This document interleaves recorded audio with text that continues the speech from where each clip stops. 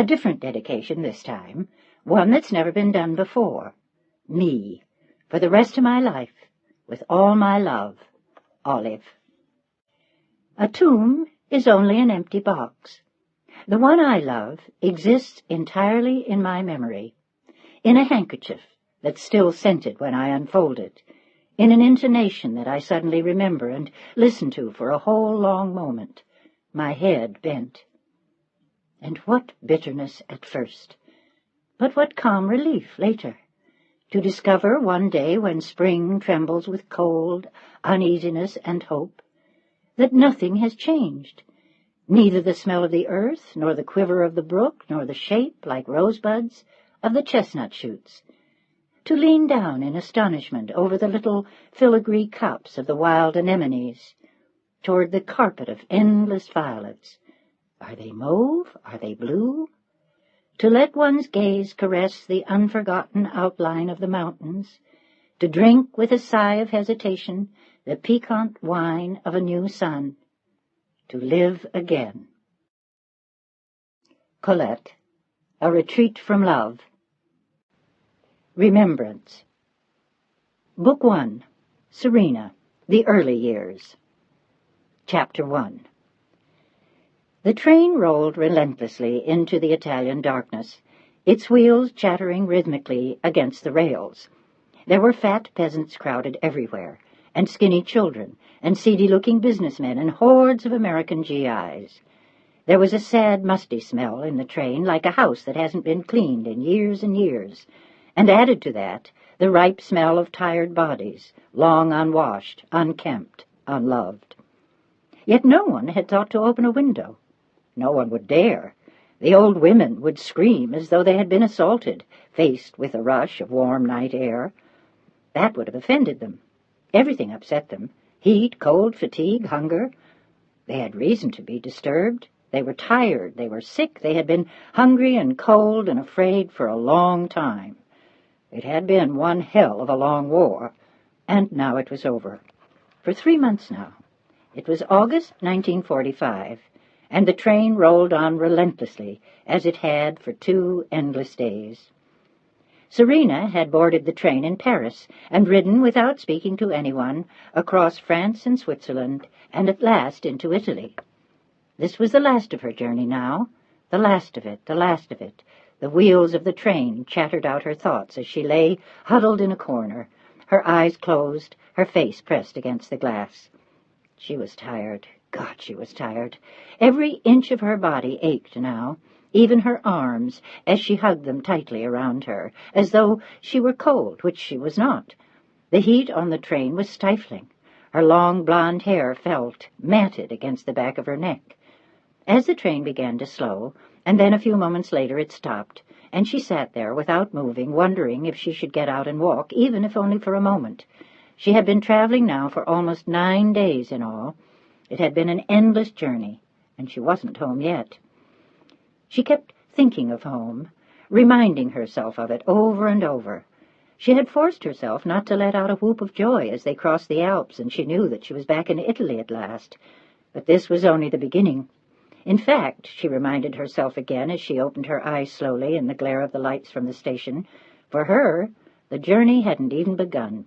It wouldn't begin until sometime the next morning, when she reached her destination, and then she would see. She would find out, at last. Serena unraveled herself sleepily, stretching her long, graceful legs under the seat in front of her. Across were 2 old women, sleeping, a very thin one and a very fat one, with a scrawny child pressed between them like a pathetic offering of pink meat between 2 loaves of old stale bread. Serena watched them, expressionlessly. One could read nothing in her eyes. They looked like icy-cold green pools of very fine emeralds, incredibly beautiful, but with very little warmth. But there was something about the depth of the young woman's eyes. One was drawn to them, as though one had to look into her, had to discover what she was thinking, as though one had to see inside her, and could not. The doors to Serena's soul were firmly shut, and there was nothing to see except the perfect precision of her finely carved aristocratic face. It had the translucence of white marble. Yes, it was not a face one would have dared to touch. Despite her obvious youth and beauty, there was nothing inviting about her, nothing beckoning, nothing warm. She had surrounded herself with an aura of distance that carefully masked tenderness and vulnerability. "Scusi," she murmured, the word softly, as she tiptoed past the sleeping woman and over an old man. She felt wretched sometimes for what she thought, but she was so tired of old people. She had seen nothing but old people since she had arrived. Was there no one else left then? Only old women and old men, and a handful of children cavorting crazily everywhere, showing off for the GIs. They were the only young men one saw now. The Americans, in their drab uniforms with their bright smiles and good teeth and shining eyes. Serena had seen enough of them to last a lifetime. She didn't give a damn whose side they were on. They were part of it. They wore uniforms, just like the others. What difference did the color of the uniforms make? Black or brown or green or purple, for that matter, or scarlet or turquoise? She let her thoughts run wild in the warm night air.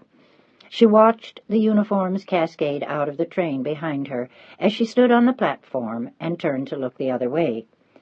Even with her back turned, she could hear them standing near her, talking to each other, laughing at some joke, or speaking softly in the late-night silence, broken only by the scraping metal noises of the train. "Smoke?" A hand reached out suddenly toward Serena, crossing her field of vision in spite of the way she had turned her back. And startled, she shook her head and hunched her shoulders as though to protect herself further from what had happened, from what had been. One had a sense of something hurt about Serena, even in all her powerful young beauty. One sensed that there was something broken, something damaged, and perhaps forever spoiled, as though she were carrying some terrible burden, or existing in spite of an almost intolerable pain. Yet there was nothing on her surface to show that. Her eyes were clear, her face unlined. In spite of the ugly, wrinkled clothes she wore, she was striking. And yet, if one looked beyond that first glance, one could not help but see pain. One of the GIs had noticed it as he watched her, and now, as he took a last drag on his cigarette and dropped it on the platform, he found his eyes drawn toward her again. Christ, she was pretty. That white blonde hair peeking out from under the dark green cotton scarf she wore tied around her head, as though she were a peasant woman. But it was unconvincing. Serena could not pass for a peasant, no matter what she wore. Her carriage gave her away almost instantly. The way she moved, the way she turned her head, like a young gazelle, bounding with grace. There was something almost too beautiful about Serena. It almost hurt to look at her for too long a time. Just seeing her in the drab clothes she wore was troublesome. One wanted to tap her on the shoulder and ask why. Why are you dressed that way, and what are you doing pressed among the dregs of humanity on this overcrowded train? And more questions. Where had she come from? Where was she going? And why was there that faraway look in her eyes?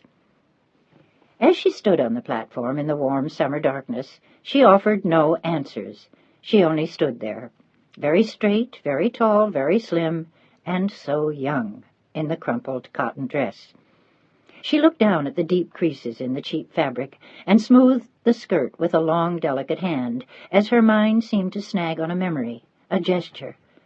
Her mother, doing the same thing, her perfectly manicured hand smoothing the skirt of a dress, a white silk dress, at a party in the garden of the palazzo. Serena squeezed her eyes closed for a moment, forcing the memory back. She had to do that often, but the memories still came. One of the GIs was watching her as she opened her eyes again and walked quietly down the platform to reboard the train. She looked as though she were running away from something, and he wondered what it was, as she put a foot on the steps up to the train and swung herself gracefully aboard again, as though she had just mounted a thoroughbred and was about to ride off into the night. He watched her closely for a long moment. The tall, thin frame, the elegantly squared shoulders. She had an extraordinary grace about her, as though she were someone important. And she was. "Scusi?" she whispered again softly, as she made her way down the aisle and back into her seat, where she let out a soft sigh and leaned her head back again. But this time she did not close her eyes. There was no point. She was bone-tired, but she wasn't sleepy. How could she sleep now, with only a few more hours before they arrived? Only a few more hours, a few more hours, a few more hours. The train began moving, and picked up the refrain of her thoughts again, as she gazed out into the darkness, feeling in her heart, her soul, her very bones, that what had happened, at least she had come home. Even the sound of Italian being spoken around her was a relief now. The countryside outside the train window was so familiar, so comfortable, so much a part of her even now, after 4 years of living with the nuns in the convent in upstate New York. Getting there, 4 years before, had been another endless journey. First, making her way across the border into the Ticino with her grandmother and Flavio, one of the few servants they had left. Once into the Italian part of Switzerland, they had been secretly met by 2 women carrying weapons and 2 nuns. It was there that she had left her grandmother, with rivers of tears pouring down the young girl's cheeks, holding tightly to the old lady for a last time, wanting to clutch her, to beg her not to send her away. She had already lost so much in Rome 2 years before, when... She couldn't bear to think of it, as she stood in the chill air of the Italian Alps, locked in her grandmother's firm embrace for a last time.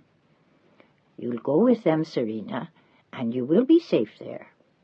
The plans had been carefully laid for almost a month now. There was America, so terribly far away. "And when it is over, you'll come home." When it is over. But when would it be over? As they had stood there, Serena felt that it had already gone on for a lifetime, 10 lifetimes. At 14, she had already lived through 2 years of war and loss and fear. Not so much her own fear as everyone else's. The adults had lived with constant terror of Mussolini. The children had tried at first to pretend that they didn't care, but one had to care. Sooner or later, events made you care. Sooner or later, it all grabbed you by the throat and throttled you until you thought you would die. She remembered the feeling, still, of watching her father, dragged away by Mussolini's men, watching him try not to scream, to look brave as he tried, helplessly, with his eyes, to protect his wife. And then the horrible sounds of what they had done to him in the courtyard of the palazzo, and the terrible noises he had made at last. They hadn't killed him then, though. They had waited until the next day and shot him along with 6 others in the courtyard of the Palazzo Venezia, where Mussolini was headquartered. Serena's mother had been there when they shot him, begging, pleading, screaming, crying, while the soldiers laughed. The Principessa di San Tibaldo, crawling as she begged them, as the men in uniform taunted her, teased her. One had grabbed her by the hair, kissed her roughly, and then spat and threw her to the ground. And it was all over moments later. Serena's father had hung limply from the post where they had tied him.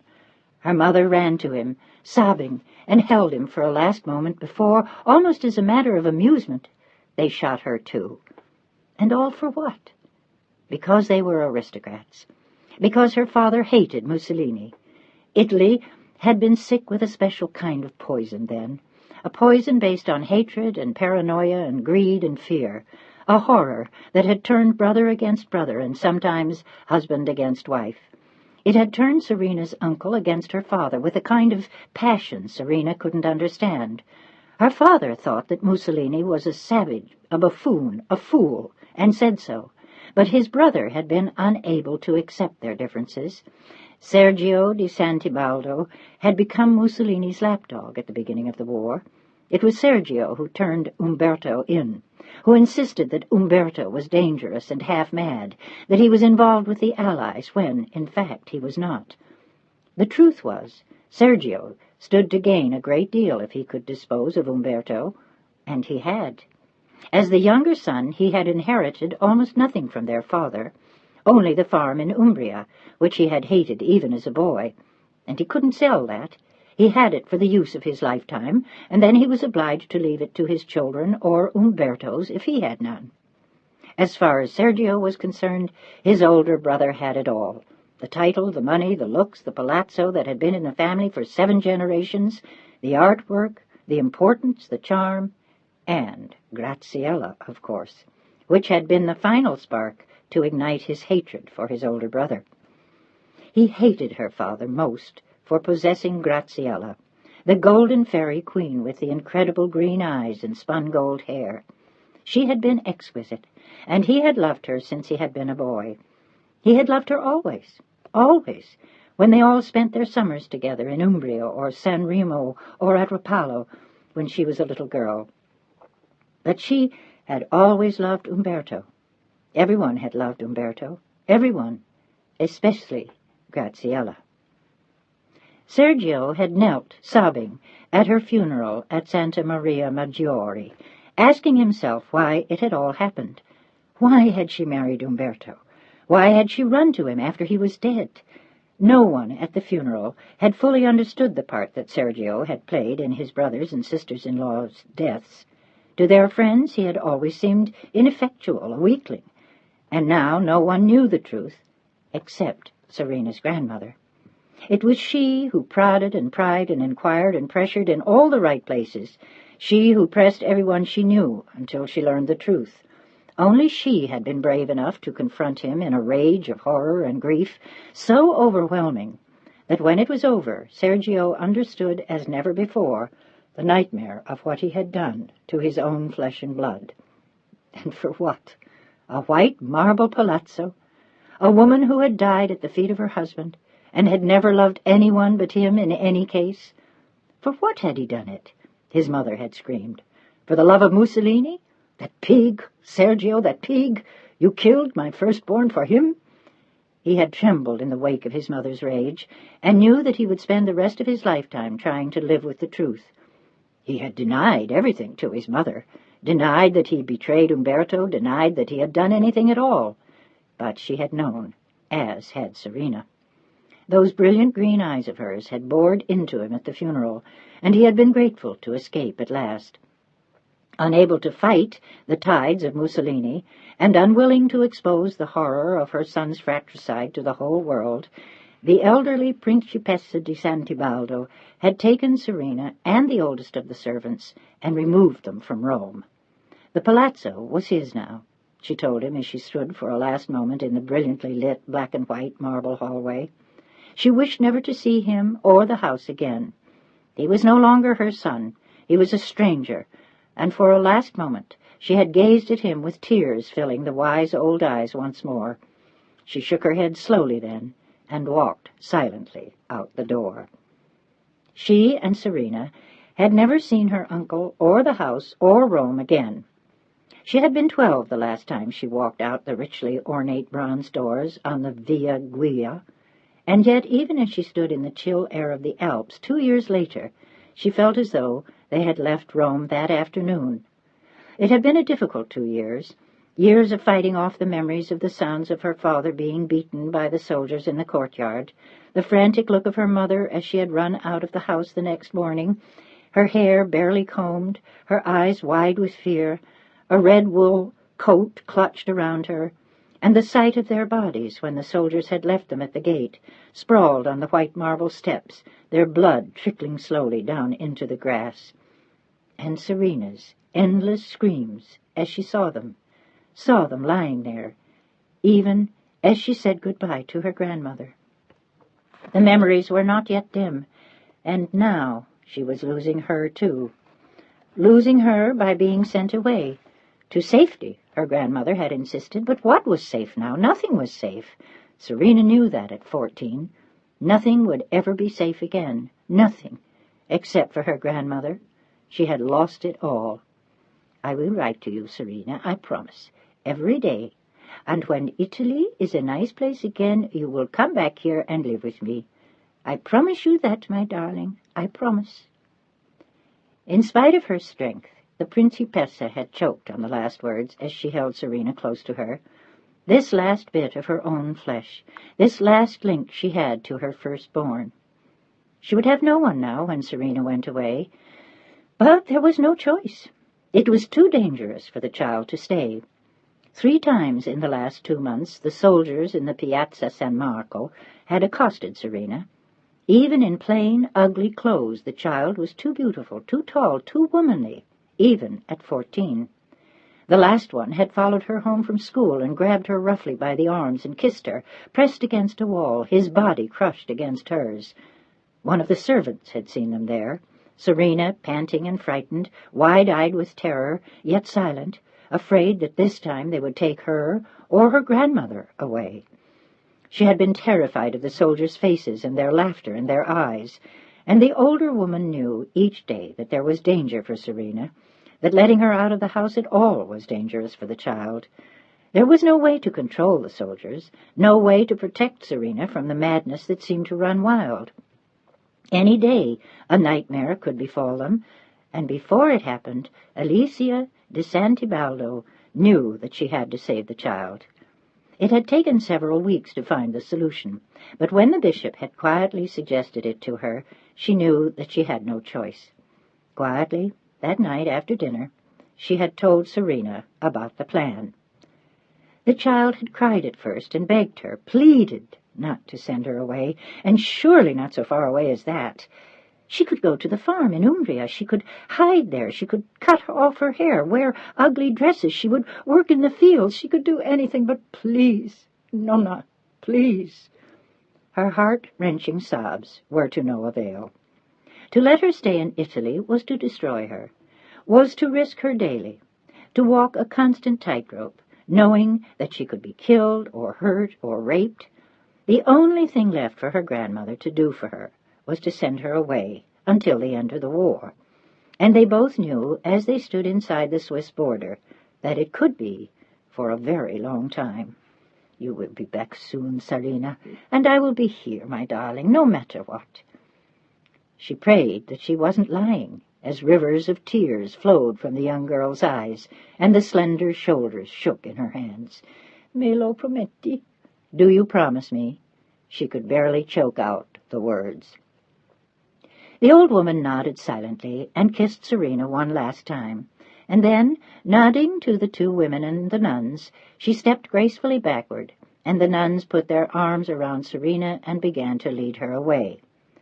She would walk for several miles that night to their convent. The next day they would take her, with a group of other children, to their sister house by bus, some 100 miles away. From there she would be passed on to another group, and eventually taken out of Switzerland. Their goal was London, and from there the States. It would be a long and difficult journey, and there was always the danger of a bombing in London or at sea.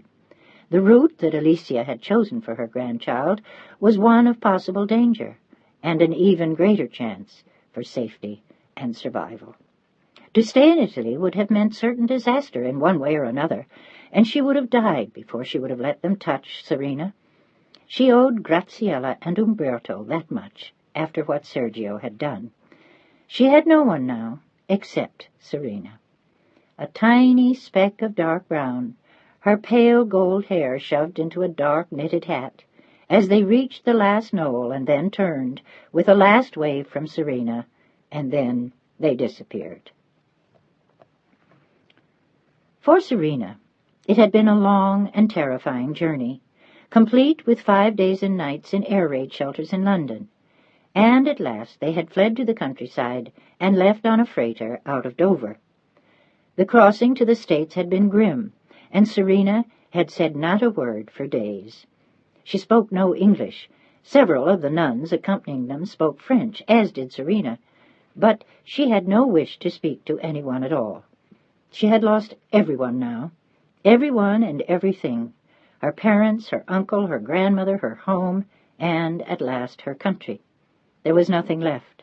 She had stood on deck, a solitary figure in brown and gray, with the wind whipping the long sheets of pale blonde hair around her head. The nuns had watched her, saying nothing at all. At first they had been afraid that she might do something desperate, but in time they came to understand her. You could learn a lot about the child simply from watching her. She had an extraordinary sort of dignity about her. One sensed her strength and her pride, and at the same time her sorrow and her loss. There were others in the group of children going to the States who had suffered losses similar to Serena's. 2 of the children had lost both parents and all their brothers and sisters in air raids. Several had lost at least one parent. All had lost beloved friends. But Serena had lost something more. When she learned of her uncle's betrayal of her father, she had lost her faith and trust in people as well. The only person she had trusted in the past 2 years was her grandmother. She trusted no one else, not the servants, not the soldiers, not the government, no one. And now, the one person she could count on was nowhere near. When one looked into the deep green eyes, one saw a bottomless sorrow that tore at one's heart, a grief beyond measure, a despair visible in children's eyes only in times of war. In time, the look of sorrow was less apparent. Once at the convent in upstate New York, she laughed, though rarely. She was usually serious, intense, quiet, and in every spare moment she wrote to her grandmother, asking 1,000 questions, telling her each detail of every day. It was in the spring of 1943 that the letters from the Principessa stopped coming. First, Serena had been mildly worried, and then it became obvious that she was deeply concerned. Finally, she had lain awake every night in terror, wondering, imagining, fearing, and then hating. It was Sergio again. He had come to Venice to kill her grandmother, too. He had done it, she imagined, because her grandmother knew the truth about what he had done to his brother, and he couldn't bear to have anyone know. So he had killed her, and one day he would try to kill Serena, too. But let him try, she thought, the extraordinary green eyes narrowing with a viciousness even she hadn't known she had. Let him. I will kill him first. I will watch him die slowly. I will— Serena? There had been a soft light in the corridor, and the Mother Superior had appeared at her door that night. Is something wrong? Have you had bad news from home? No? The walls had come up quickly as Serena sat up in bed and shook her head, the green eyes instantly veiled. Are you sure? No, thank you, Mother. It is kind of you to ask. She opened up to no one, except her grandmother in the daily letters, which had had no response now for almost 2 months. She stepped quickly to the cold floor and stood there in the simple cotton nightgown, a curtain of blonde hair falling over her shoulders, her face a delicately chiseled marble, worthy of a statue, and truly remarkable on a girl of just 16. May I sit down? The Mother Superior had looked gently at Serena. Yes, Mother. Mother Constance sat on the room's single wooden chair, as Serena hovered for a moment and then sat back on the bed, feeling uncomfortable, and her own worries still showing in her eyes. Is there nothing I can do for you, child? The others had made a home here, the English, the Italians, the Dutch, the French. The convent had been filled for 4 years now with children brought over from Europe, most of whom would eventually go back if their families survived the war. Serena was older than most of the others. Other than Serena, the oldest child had been 12 when she had arrived. The others were mostly much younger children, 5, 6, 7, 9. But the others had acquired a kind of ease about them, as though they had come from nowhere more exotic than Poughkeepsie, as though they had known nothing of war and had no real fears. The fears were there, and at times, at night, there were nightmares, but on the whole they were an oddly happy-go-lucky group. No one would have believed the stories that had preceded their arrivals, and in most cases there were no visible signs of the stress of war. But Serena had been different from the beginning. Only the Mother Superior and 2 other nuns were fully aware of her story, apprised of it in a letter from her grandmother that came shortly after she arrived. The Principessa had felt that they should know the full story, but they had heard nothing of it from Serena herself. Over the years she had never opened up to them. Not yet. What's troubling you, my child? Do you not feel well? I'm fine. There had been only the fraction of a second of hesitation, as though for an instant she had considered opening a sacred door. It was the first time, and this time Mother Constance felt that she had to be persistent.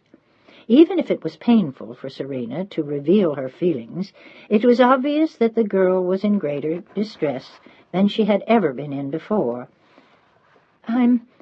It's only that Mother Constance said nothing, but her eyes reached out gently to Serena until she could resist no more. Tears suddenly filled her eyes and spilled onto her cheeks. "I've had no letter from my grandmother in almost 2 months." "I see." Mother Constance nodded slowly. "You don't think she could be away?" Serena shook her head and brushed away the tears with one long, graceful hand. "Where would she go?" "To Rome, perhaps, on family business." Serena's eyes grew instantly hard. "She has no business there any more." "I see." She didn't want to press the girl further. "It could just be that it's getting harder and harder to get the mail through. Even from London the mail is slow." During her entire stay in New York, the letters from her grandmother had reached her via an intricate network of underground and overseas channels. Getting the letters from Italy to the States had been no easy feat, but they had always come, always. Serena gazed at her searchingly. I don't think it's that." "Is there anyone else you could write to?" "Only one." There was only one old servant there now. Everyone else had had to leave. Mussolini wouldn't allow any one of the old guard to keep as many servants as the Principessa had been keeping. She was permitted one servant and one only. Some of the others had wanted to stay on without pay, but it had not been approved. And the bishop had died the previous winter, so there was no one else she could write to. "I'll write to Marcella tomorrow." She smiled for the first time since the nun had entered her room. "I should have thought of it earlier." "I'm sure your grandmother's all right, Serena." Serena nodded slowly.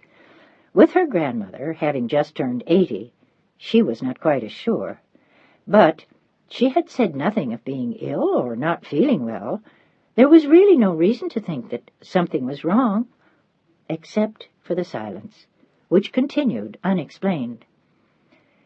The letter to Marcella was returned to Serena 4 weeks after she wrote it, unopened and undelivered, with a scrawled note from the postman that Marcella Fabiani did not live at that address any more. Had they gone to stay at the farm? Things must be worse in Venice. With a growing sense of panic, Serena grew ever more silent and strained. She wrote to her grandmother at the farm in Umbria then, but that letter came back too. She wrote to the foreman, and the letter came back marked "Deceased." For the first weeks and then months she had felt panic-stricken and desperate, but in time the terror ebbed into a dull pain. Something had happened, of that there was no doubt, but there seemed to be no way to get an explanation. There was no one left, no family except Sergio, of course, and now, in her desperation, there was nowhere for Serena to turn. All she could do was wait until she could return to Italy to find out for herself. There was still enough money for her to do that. When Serena had left, her grandmother had pressed on her a fat roll of American bills. She had no idea how the old woman had got the American money, but it had amounted to $1,000 when Serena counted it out quietly, alone in the bathroom the next day, and the nuns had received another $10,000 through elaborate international channels for her care and whatever she might need during her stay at the convent. Serena knew that there had to be a great deal of that left, and every night as she lay in her bed, thinking, she planned to use the money to get back to Italy the moment the war was over. She would go straight to Venice and find out, and if something had happened to the old woman because of Sergio, she would go directly to Rome immediately thereafter and kill him. It was a thought she had cherished now for almost 2 years. The war had ended in Europe in May of 1945, and from the very moment it ended she began making plans to go back.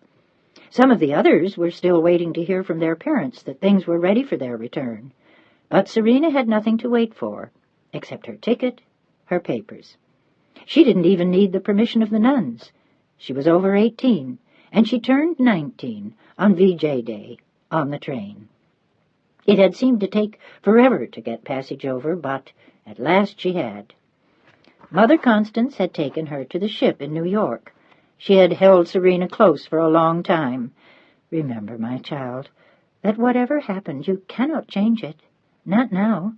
And you couldn't have then. You were where she wanted you to be, and it was right for you to be here with us."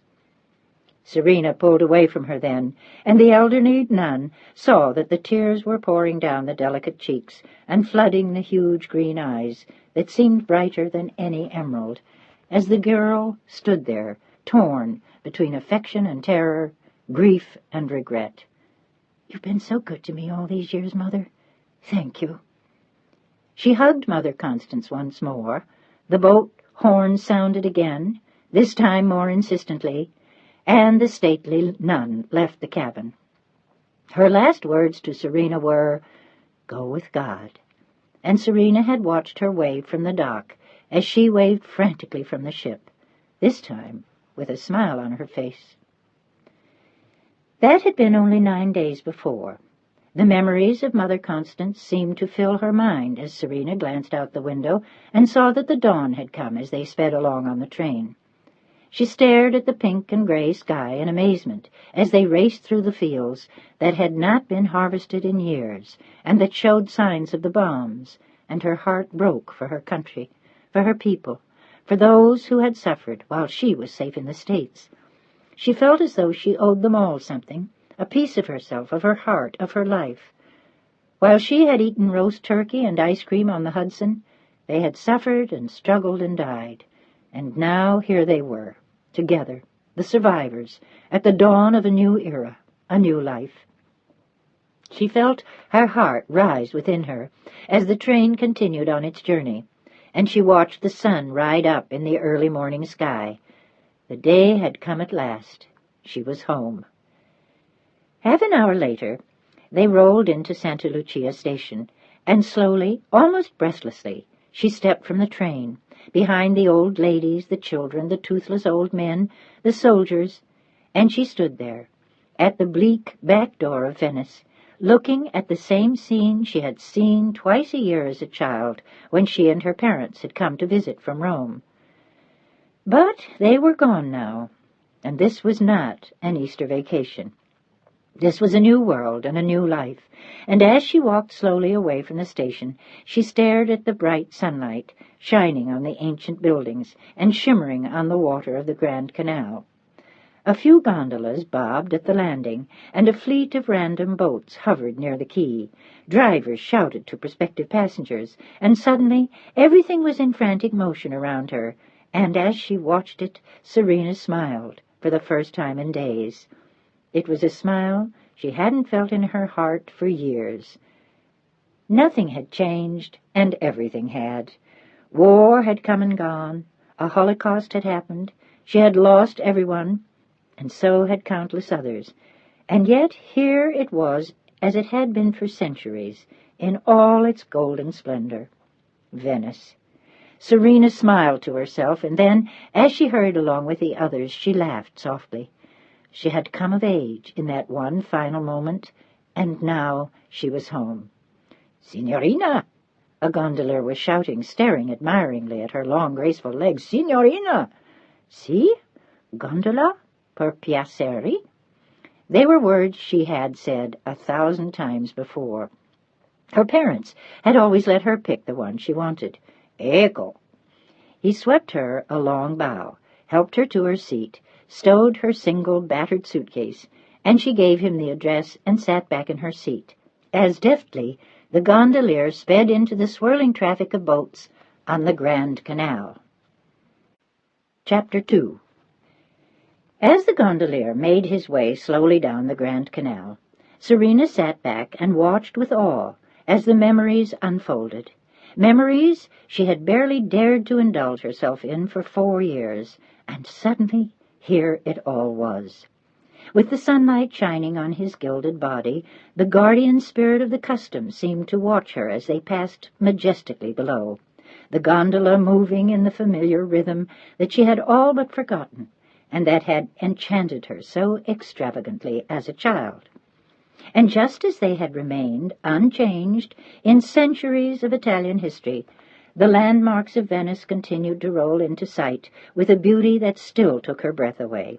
The Caia d'Oro in all its splendor, and the Caia Passaro, and tiny piazzas and small bridges, and suddenly the Ponte di Rialto, as they glided slowly beneath it, and on further into the Grand Canal, past endless palazzi, Grimani, Papadopoli, Pisani, Mocenigo, Contarini, Grassi, Rezzonico, all the most splendid and visible palaces of Venice, until suddenly they were swept gently under the Ponte dell'Accademia, past the Franchetti Palace gardens, and the Palazzo Dario, and the Church of Santa Maria della Salute, standing gracefully by on the right, as the gondola suddenly drifted in front of the Doge's Palace and the Campanile, and was almost instantly poised before the Piazza San Marco.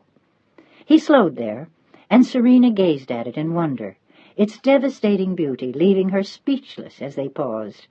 She felt as the ancient Venetians must have after their endless journeys to foreign ports, only to return to rediscover with wonder and enchantment what they had left behind. "Beautiful, eh, signorina?" The gondolier glanced at San Marco with pride, and then back at her. But she only nodded. It was extraordinary to be back after so many years, yet nothing had changed here. The rest of the world had been turned upside down, but even the war had not touched Venice. Bombs had fallen nearby, but miraculously Venice itself had remained untouched. He swept slowly under the Ponte di Paglia then, and rapidly under the illustrious Ponte di Sospiri, the Bridge of Sighs, and then drifted into the maze of smaller canals, past other less important palazzi, and ancient statues carved into the magnificent facades. There were balconies and tiny piazzas, and everywhere the ornate splendor that had drawn people to Venice for 1,000 years. But now Serena was no longer fascinated by the architecture. Ever since they had turned into the maze of smaller canals, her face had been tense and her brow furrowed as she watched familiar landmarks begin to slide by. They were coming closer now, and the answers to the questions that had tormented her for 2 years now were within reach. The gondolier turned to confirm the address with her, and then, having seen her face, he said nothing more. He knew. Others had come home before her, soldiers mostly. Some had been prisoners of war and come home to find their mothers and their lovers and their wives. He wondered who this young beauty could be looking for and where she had been. Whatever she was looking for, he hoped she found it. They were only a few 100 feet from the house now, and Serena had already sighted it. She saw the shutters falling from their hinges, boards over a few of the windows, and the narrow canal lapping at the stone steps just beneath the iron grill on the landing. As the gondolier approached the building, Serena stood up. "You want me to ring the bell for you?" There was a big, old-fashioned bell and a knocker, but Serena was quick to shake her head. He held her arm to steady her as she stepped carefully onto the landing, and for an instant she looked up at the darkened windows, knowing only too well the tale they told. She hesitated for an endless moment, and then quickly pulled the chain on the bell and closed her eyes as she waited, thinking back to all the other times her hand had touched that bell, waiting, counting the moments until one of the old familiar faces would appear, her grandmother just behind them, smiling, waiting to embrace Serena, and run laughingly up the steps with her to the main salon. The tapestries, the rich brocades, the statues, the tiny miniatures of the exquisite gold and copper horses of San Marco at the head of the stairs. And this time, only silence and the sounds of the canal behind her. As she stood there, Serena knew that there would be no answer to the bell. "Non, c'è nessuno, signorina?" the gondolier inquired. But it was a useless question. No, of course there was no one home, and hadn't been in years. For a moment Serena's eyes rested on the knocker, wanting to try that too, to urge someone from the familiar depths within, to make them open the door, to make them roll back the clock for her. "Eh, eh!" It was an insistent sound behind her, almost an aggressive one, and she turned to see a vegetable merchant drifting past in his boat, watching her suspiciously. Can't you see there's no one there?" "Do you know where they are?" Serena called across the other boats, relishing the sound of her own language again. It was as though she had never left. The 4 years in the States did not exist. The vegetable man shrugged. "Who knows?" And then, philosophically, "The war. A lot of people moved away." Do you know what happened to the woman who lived here?" An edge of franticness was moving back into Serena's voice, and the gondolier watched her face as a mailman on a barge came slowly by, looking at Serena with interest. "The house was sold, signorina," the postman answered the question for her. "To whom? When?" Serena looked suddenly shocked. Sold? The house had been sold. She had never contemplated that. But why would her grandmother have sold the house? Had she been short of money? It was a possibility that had never occurred to Serena before. "It was sold last year when the war was still on. Some people from Milano bought it. They said that when the war was over they would retire and move to Venice, fix up the house." He shrugged, and Serena felt herself bridle. Fix up the house? What the hell did he mean? What did they mean? Fix what up? The bronzes? The priceless antiques? The marble floors? The impeccable gardens behind the house? What was there to fix? As he watched her, the mailman understood her pain. He pulled his boat close to the landing and looked up into her face. "Was she a friend of yours, the old lady?" Serena nodded, slowly, not daring to say more. "Ecco, capisco, Laura." He only thought he understood, but he didn't. "She died, you know, 2 years ago in the spring." "Of what?" Serena felt her whole body grow limp, as though suddenly someone had pulled all of the bones out of her. She thought for a moment that she might faint. They were the words she had expected, the words she had feared, but now she had heard them. They cut through her like a knife. She wanted him to be wrong, but as she looked at the kind old face, she knew that he wasn't. Her grandmother was gone. She was very old, you know, signorina, almost 90. Serena shook her head, almost absent-mindedly, and spoke softly. "No, she turned 80 that spring." "No." He spoke gently, wanting to offer comfort, but not sure how. "Her son came from Rome, but only for 2 days.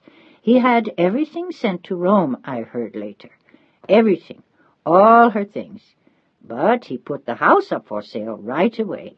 Still, it took them a year to sell it." So, it was Sergio again.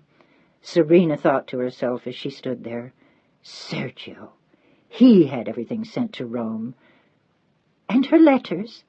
She sounded angry now, as though within her there was something slowly beginning to burn. Where did her mail go? Was it sent to him? The mailman nodded. "Except the letters for the servants, he told me to send those back." Then Sergio had got all her letters. Why hadn't he told her? Why hadn't someone written to her to tell her? For more than 2 years she had gone crazy, waiting, wondering, asking questions that no one could answer. But he could have answered. The bastard. "Signorina?" The mailman and the gondolier waited. "Va bene?" She nodded slowly. "Si, si. Grazie. I was just—" She had been about to offer an explanation, but her eyes filled with tears instead. She turned away, and the 2 men exchanged a glance. "I'm sorry, signorina." She nodded, her back still turned, and the mailman moved on. Only her gondolier waited. In a moment, after a last look at the rusting hinges on the gate, she fingered the bell-pull one last time, as though making contact with some piece of her, some tangible part of the past, as though by touching something that her grandmother had touched she could become part of her again. And then slowly she came back to the gondola, feeling as though some vital part of her had died. So, Sergio finally had what he wanted now, the title. She hated him. She wanted him to choke on his title, to rot in his own blood, to die a far more horrible death than her father, to— "Signorina?" The gondolier had watched her face contort with anger and anguish, and he wondered what agony had seized her soul to make someone so young look so tormented. "Where would you like to go now?" She hesitated for a moment, not sure. Should she go back to the train station? She wasn't ready. Not yet. There was something she had to do first. She turned slowly to the gondolier, remembering the little church perfectly. It was exquisite, and perhaps someone there would know more. "Take me, please, to the Campo Santa Maria Nuova." "Maria dei Miracoli?" he asked her, naming the church where she wanted to go. She nodded, and he helped her back into the gondola and pushed slowly away from the landing. As her eyes held interminably to the facade she would always remember and never come back to see again. This would be her last journey to Venice. She knew that now. She had no reason to come back. Not any more. She found Santa Maria dei Miracoli as she remembered it, almost hidden by high walls, and as simple externally as she recalled. It was inside that Mary of the Miracles showed her wonders, inside that the marble inlays and delicate carvings startled the newcomer with its beauty, and still entranced those who knew it well, after seeing it for dozens of years. Serena stood there for a moment, feeling her grandmother beside her, as she had every Sunday when they had come to Mass.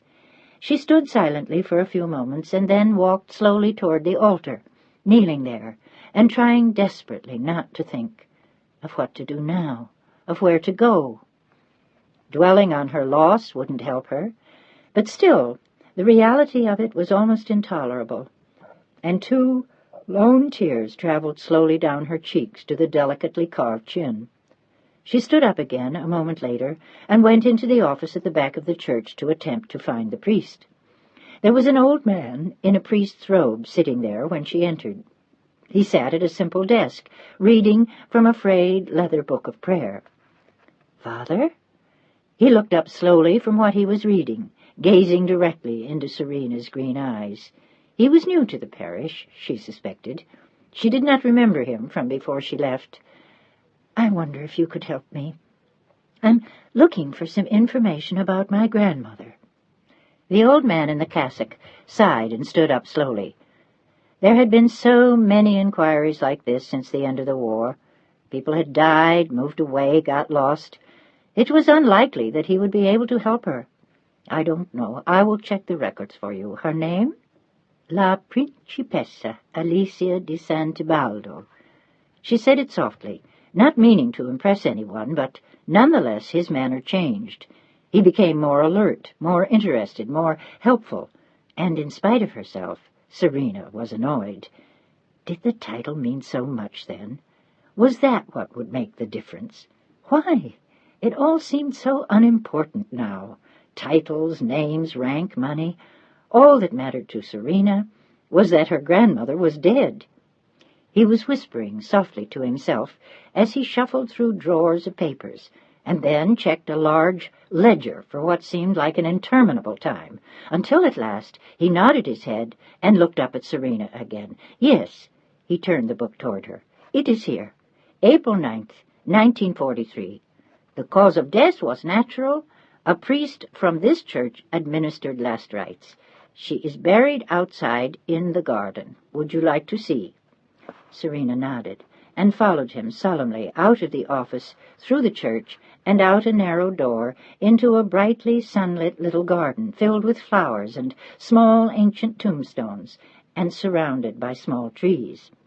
He walked carefully toward a back corner, where there were only a few tombstones, and all of them seemed to be new. He gestured gently toward the small white marble stone, watched Serena for a moment, and then turned and left as she stood there, looking stunned. The search was over. The answers had come. She was here then beneath the trees, hidden by the walls at Santa Maria dei Miracoli. She had been here all along, as Serena wrote her letter after letter, praying that her grandmother was still alive. Serena wanted to be angry as she stood there. She wanted to hate someone, to fight back. But there was no one to hate. No fight left. It was all over, in this peaceful garden, and all that Serena felt was sad. "Ciao, Nona," she whispered, as she turned to leave at last, her eyes blurred with the tears that filled them. She did not return to say good-bye to the priest, but as she made her way out through the beautiful little church again, he was standing in the doorway and came to her, looking solicitous and interested, and he shook her hand twice as she left.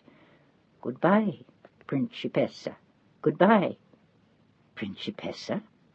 For an instant she stopped in her tracks, startled, and turned to look at him again. Princess? He had called her princess? And then slowly she nodded. Her grandmother was gone now. Serena was the Principessa. And as she ran hastily down the steps to the landing where she had left her gondolier, she knew that it didn't matter at all. As the gondolier made his way away from the church, her thoughts were spinning. Sergio! What had he done with the money he got for the house? What had he done with her parents' treasures and her grandmother's beautiful things? Suddenly she wanted an explanation, a recount. She wanted the despicable man who had destroyed her family to make up to her what he had taken from her. Yet, even as she thought of it, she knew that he could not. Nothing Sergio would ever do would make up to Serena what she had lost. But still, for some reason, she felt an urge now to see him, to demand something of him, to make him account for what was, in a sense, hers as well. And now, as she sat in the gondola, heading slowly back toward the Grand Canal and the Piazza San Marco, she knew where she was going. Venice had belonged to her grandmother. It was a part of her. It was her. But it wasn't home to Serena. It never had been. It had always been foreign and different and intriguing, exciting, a kind of adventure, even during the 2 years she had lived there after her parents' death. But now, having come this far, Serena knew that she had to go further. She had to go all the way to her beginnings. She had to go home. "Do you want to go to the piazza, signorina?" "No." She shook her head slowly. "Not to the piazza." She had finished what she had to do in Venice. 3 hours after she'd got there, it was time to move on. "No, grazie. Not the piazza. Take me back to Santa Lucia." They glided slowly under the Ponte de Sospiri, the Bridge of Sighs, and she closed her eyes. Almost instinctively the gondolier began to sing. It was a sad, plaintive song, and he sang it well. A moment later they were back in the bright sunshine, and the song went on as they rounded the bend in the Grand Canal and passed in front of the splendor of the Piazza San Marco, the Campanile, the Doge's Palace, and back down the canal past all the miracles of Venice. But this time Serena did not cry. She watched all of it as though drinking it in this one last time so that she could remember, as though she knew that she would never come back again. When they reached the station, she paid him, including a handsome tip, for which he thanked her profusely, and his eyes sought hers. "Where are you going now, signorina?" "To Rome." He nodded slowly. "You have not been back since the war?" She shook her head. "You will find it very different, but it couldn't be any more different from what she had found here.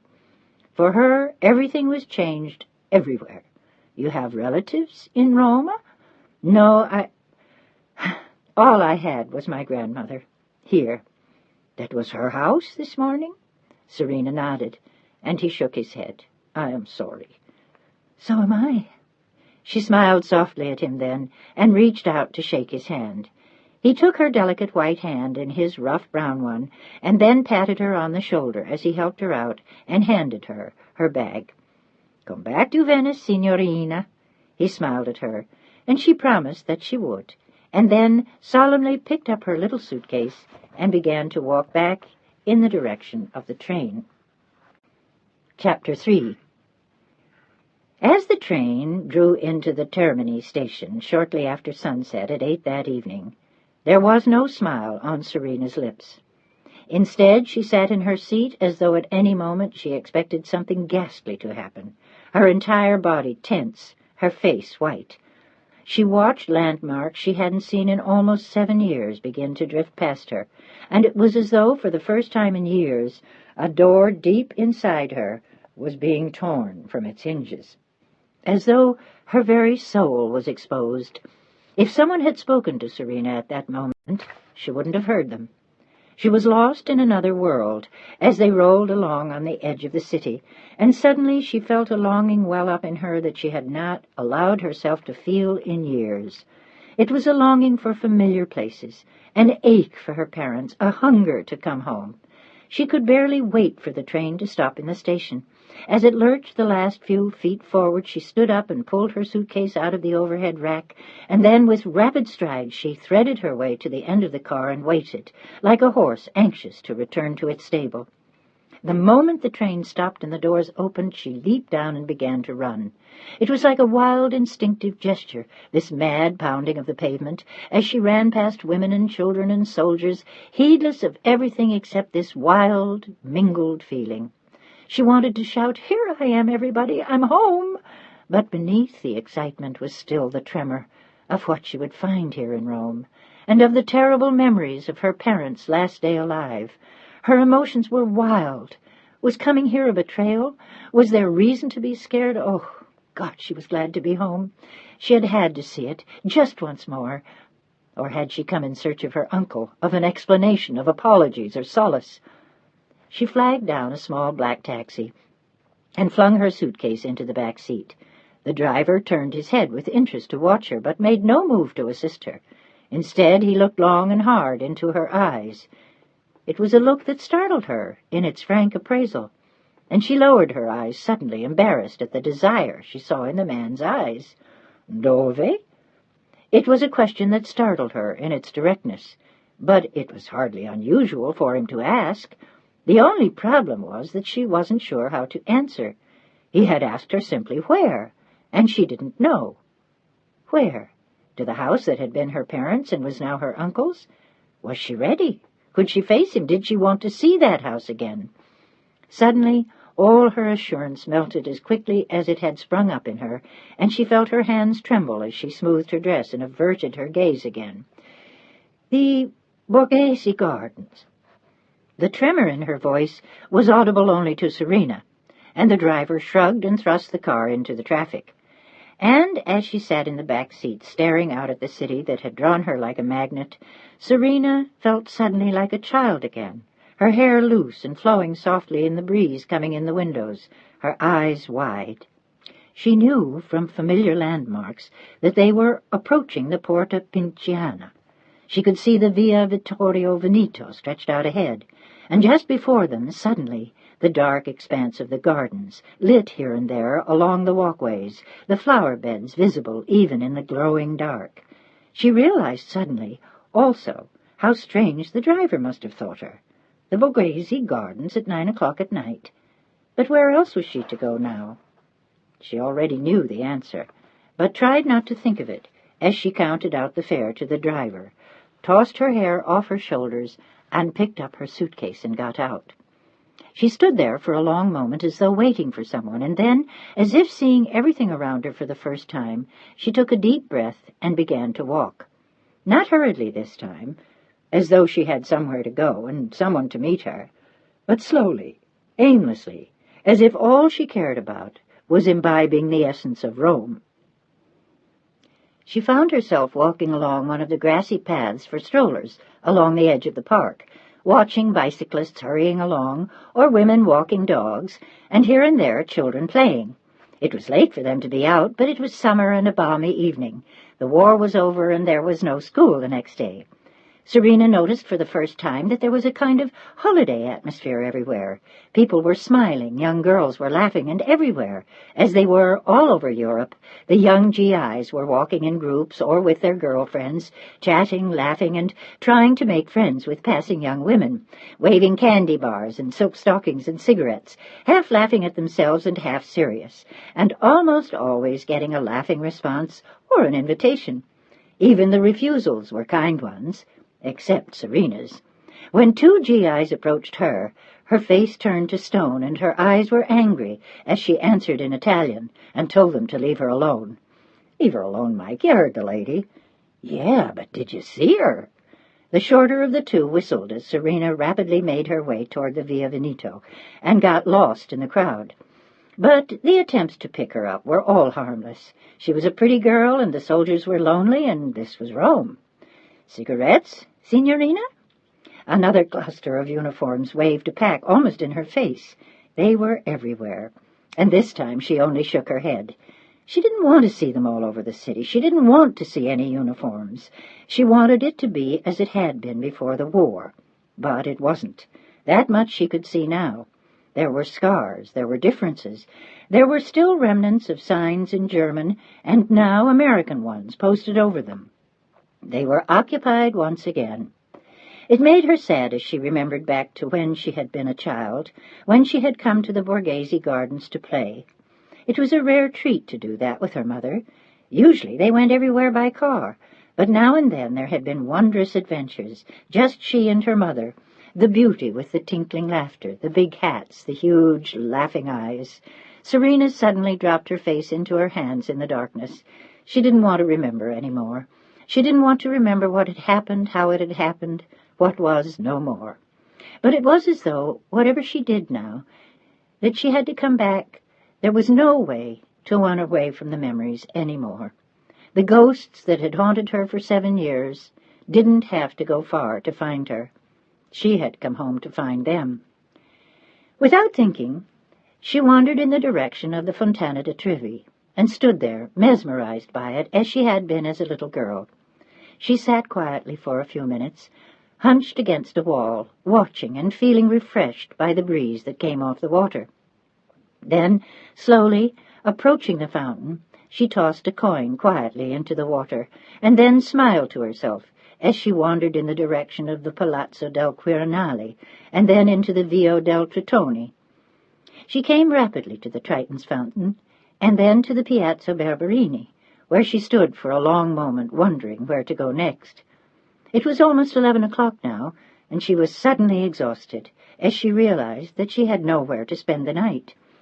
She had to find a hotel room, a pensione, a convent, someplace. But as she enumerated the possibilities in her head, her feet seemed to follow their own direction, and then, suddenly, she realized where she was going and caught her breath, knowing what had happened, what she was doing, and not wanting to continue or turn back. It was for this that she had left the peaceful convent on the Hudson, crossed the Atlantic, and taken the train from France. A tiny part of her told her to wait until morning, until she was rested and her head was clear. It had been a long, trying day, first in Venice and now here, with hours on the train. But it suddenly didn't matter. And Serena stopped letting her feet wander and stopped pretending to herself that she had nowhere to go. She did have somewhere to go, a place she wanted to go to desperately, no matter how tired she was.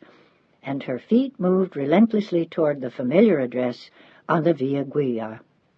She had to see it, just to stand there for a moment before she turned her back on the past forever and began the rest of her life. As she turned the last corner, she could feel her heart beat faster, and suddenly her pace quickened as she could feel the building before it even came into view. And then, suddenly, under the street lamps, just past the trees, was the gleaming expanse of white marble, with the long French windows, the balconies, the lower floors hidden by tall hedges, and the long marble steps just inside the front gate, the whole of it surrounded by a border of flower beds and lawn. My God! It was the merest whisper. In the darkness, it was easy to delude oneself that there had been no changes, that everything was as it had once been, that at any moment a familiar face would appear at a window, or her father would step outside with a cigar for some air. Serena's mother had hated it at night when he had smoked cigars in the bedroom, and once in a while he had gone for a walk in the garden. When Serena awoke at night as a little girl, sometimes she saw him there. Unconsciously she found herself looking for him now. But she saw no one, and like the house in Venice, it was shuttered. Only now she imagined her uncle sleeping here, and even though he might be inside, she had lost the urge to see him, to fight him. What difference now. She stood in front of her home for what seemed an endless time, unable to take her eyes from it, unable to go closer and unwilling to try. This was as far as the dream had brought her. She would go no closer. She had no need to. The dream was all over now. And then, as she turned slowly, her eyes filling with tears, her head held high, her suitcase still in her hand, she saw the copious form of an old woman, standing, watching her, a shawl around her corpulent shoulders, her hair pulled into a bun. As she continued to stare at Serena, as though wondering what this girl was doing here with a suitcase, gaping at the Palazzo Tebaldo in the middle of the night.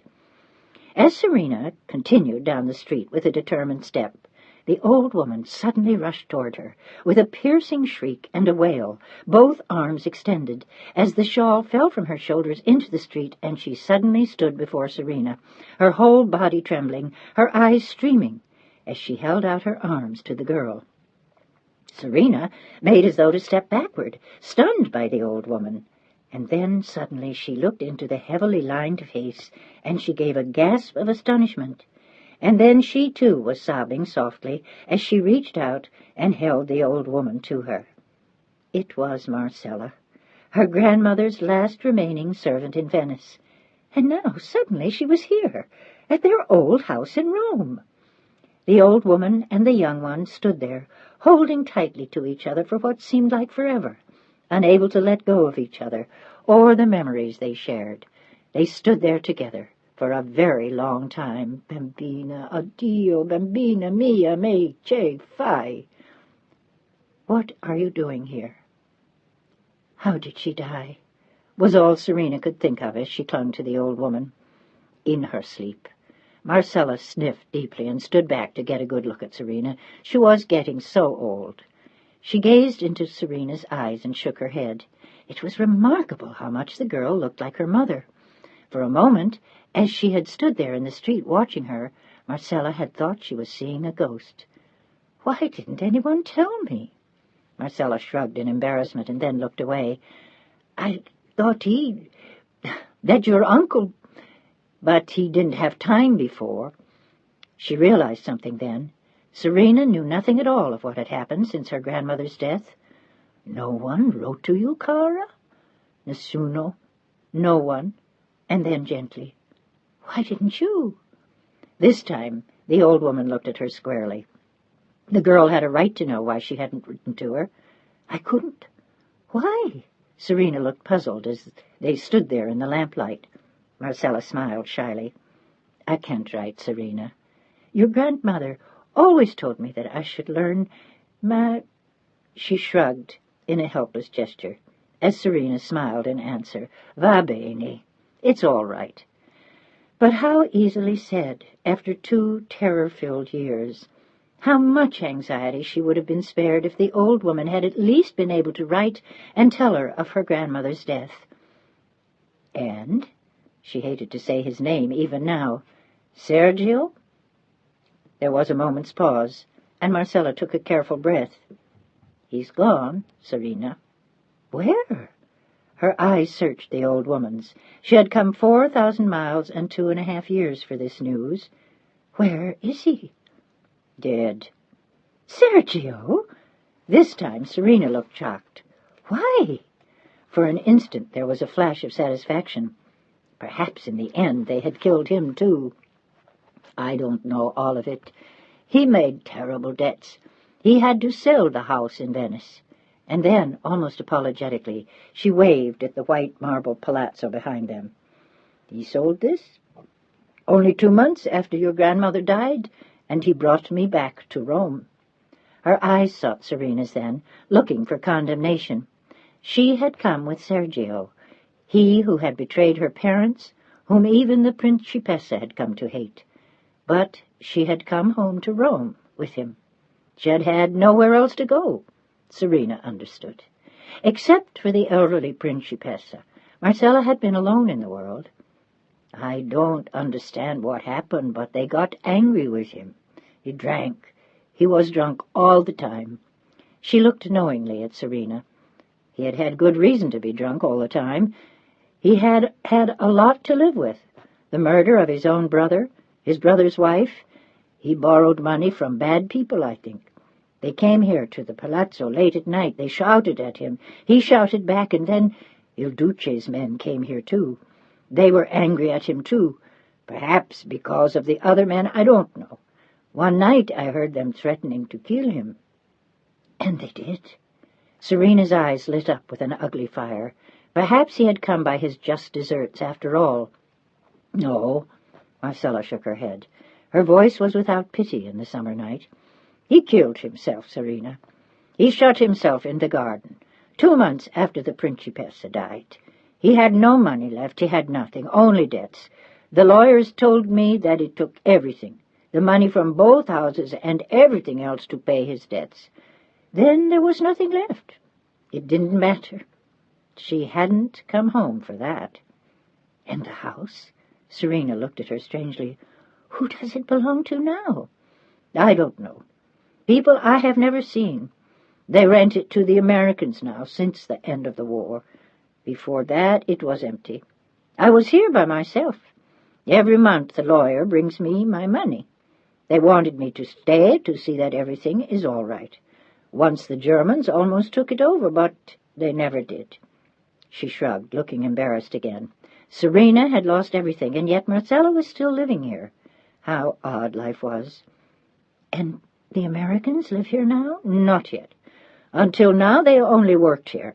Now, next week, they will move in. Before, they only used it for offices, but they came yesterday to tell me they will move in on Tuesday.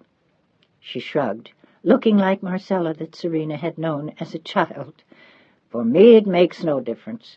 They have all of their own people, and they told me yesterday that they will hire 2 girls to help me. So, for me, it changes nothing, Serena. The old woman watched her closely. Et tu? Vai bene? What happened in all those years? You stayed with the nuns? I did, she nodded slowly, and I waited to come back. And now? Where are you staying? Her eyes glanced down at the suitcase Serena had dropped at her feet, but Serena shrugged. It doesn't matter. She suddenly felt oddly, strangely free, fettered to no place, no person, and no time. In the last 12 hours, every tie that she had ever clung to had been severed. She was on her own now, and she knew that she would survive. I was going to find a hotel, but I wanted to come here first just to see it. Marcella searched her face, and then hung her head as tears filled her eyes again. Principessa. It was a word spoken so softly that Serena barely heard it, and when she did, it sent a gentle tremor up her spine. The very word conjured up the lost image of her grandmother, Principessa. She felt a wave of loneliness wash over her again as Marcella lifted her face and dried her eyes on the apron that she eternally wore, even now. She clung to Serena's hand then, and Serena gently touched it with her own. All these years I am here, with your grandmother, and then here in this house. She waved vaguely toward the imposing building behind Serena. I am here, in the palazzo, and you, she waved disparagingly at the dismal little suitcase, like a beggar child in rags looking for a hotel. No, she said it emphatically, almost with anger, as the corpulent body shook. No, you do not go to a hotel. What do you suggest, Marcella? Serena smiled gently. It was a voice and an expression on the old woman that she recognized from a dozen years before. Are you suggesting that I move in with the Americans? But ça va, she grinned. Crazy. Not with the Americans. With me. Ego. As she spoke the last word, she snatched the suitcase from the ground, took Serena's hand more firmly in her own, and began to walk toward the palazzo. But Serena stood where she was and shook her head. I can't. They stood there for a moment, neither moving, and Marcella searched the young girl's eyes. She knew all that she was thinking. She had had her own nightmares to overcome when she had first returned to Rome after the old lady's death. At first, all she could remember here were the others, Umberto and Graziella, Serena as she had been as a child, The other servant she had worked with, the butler she had once so desperately loved, Sergio when he had been younger and not yet rotten from within, the Principessa in her prime. "You can stay with me, Serena. You must. You cannot be alone in Rome." And then, more gently, "You belong here, in your father's house." She shook her head slowly, her eyes filling with tears. "It's not my father's house any more." More gently still, "It is my home now. Will you not come home with me?" She saw in those deep green eyes the agony that had been there on the morning of the death of her father, and knew that she was not speaking to the woman, but the child. "It's all right, Serena. Come, my love. Marcella will take care of you. Everything will be all right." She enfolded Serena in her arms then, and they stood as they had in the beginning, holding tightly across the empty years. "Andiamo, caro." And for no reason she could understand, Serena allowed herself to follow the old woman. She had only come to see it, not to stay there, to stand and gaze and remember, not to try and step inside the memories again. That was too much for her. She couldn't bear it. But as the old woman led her gently toward the rear entrance, Serena felt exhaustion overwhelm her. It was as though her whole day was telescoping into one instant, and she couldn't bear it any longer. All she wanted was to lie down somewhere and stop thinking, stop trying to sort it all out.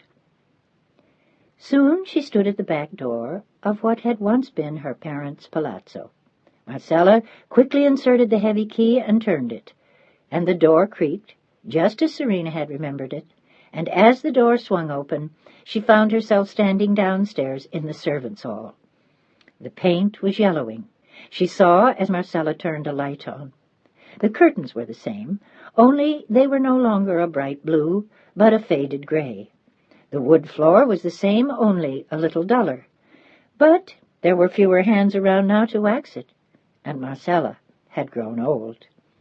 But nothing had really changed. Even the clock on the wall in the pantry was the same. Serena's eyes opened wide in amazement, and for the first time in years there was no anger and no pain. At last she had come home. She had come full circle, and there was no one left to share it with but Marcella, clucking like an old mother hen as she led her down a familiar hallway into a room that had once belonged to a woman named Teresa, who had been a young and pretty upstairs maid. Like the others, she was long gone now, and it was into her room that Marcella led Serena, grabbing old frayed sheets and a blanket from a cupboard as she went. Everything was old and growing shabby, but it was still clean, and every bit of it was familiar. Serena realized as she sat down in a chair and watched Marcella make the bed. She said nothing. She only sat and stared. "Va bene, Serena?" The old woman glanced at her often, afraid that the shock of all she'd heard and seen and learned would be too much.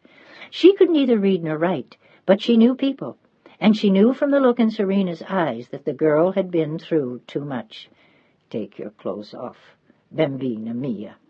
I washed them for you in the morning, and before you go to sleep, a little hot milk." Milk was still hard to come by, but she had some, and on this precious child of hers she would have lavished all she had. Serena looked content to be where she was. It was as though suddenly all of her defenses had given way at the same time, and she couldn't bear to stand up a moment longer. Coming home to Marcella was like being 9 years old again, or 5, or 2. "I'll be back in 2 minutes with the hot milk, I promise." She smiled gently at Serena, cozily tucked into the narrow bed in the simple room. The walls were white, the trim gray. There was a narrow, faded curtain in the room, a small, ancient rug that dated back to the days of Teresa and others, and the walls were bare. But Serena didn't even see them. She lay back against the pillow, closed her eyes, and when Marcella returned a moment later with the precious warm milk and sugar, she found Serena fast asleep. The old woman stopped just inside the doorway, turned out the single bulb that lit the room, and stood in the darkness, watching the young woman in the light of the moonlight, remembering how she had looked as a child. Like this, she thought to herself, only so much smaller and more peaceful. How troubled Serena had looked to her that evening, how angry and how hurt and how afraid. It hurt her to think back on all that had happened to the child, and then suddenly she realized, as she watched her, that she was gazing at the last remaining Principessa of the Tebaldos.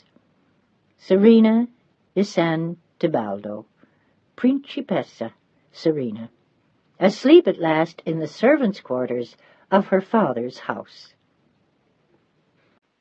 Chapter 4. When the sun streamed in the narrow window the next morning, Serena lay sprawled across the bed like a young goddess, her hair fanned out behind her like a sheet of gold. Marcella stood once more in the doorway, watching her, awed by the sheer brilliance of her beauty, and even more amazed than she had been the previous evening that Serena had come back at all. It was a miracle, she had told herself.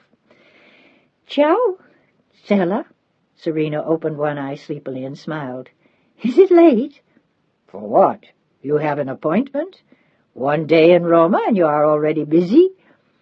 Marcella bustled toward her, and Serena sat up and grinned. Years seemed to have fallen from her in the hours that she had been sleeping.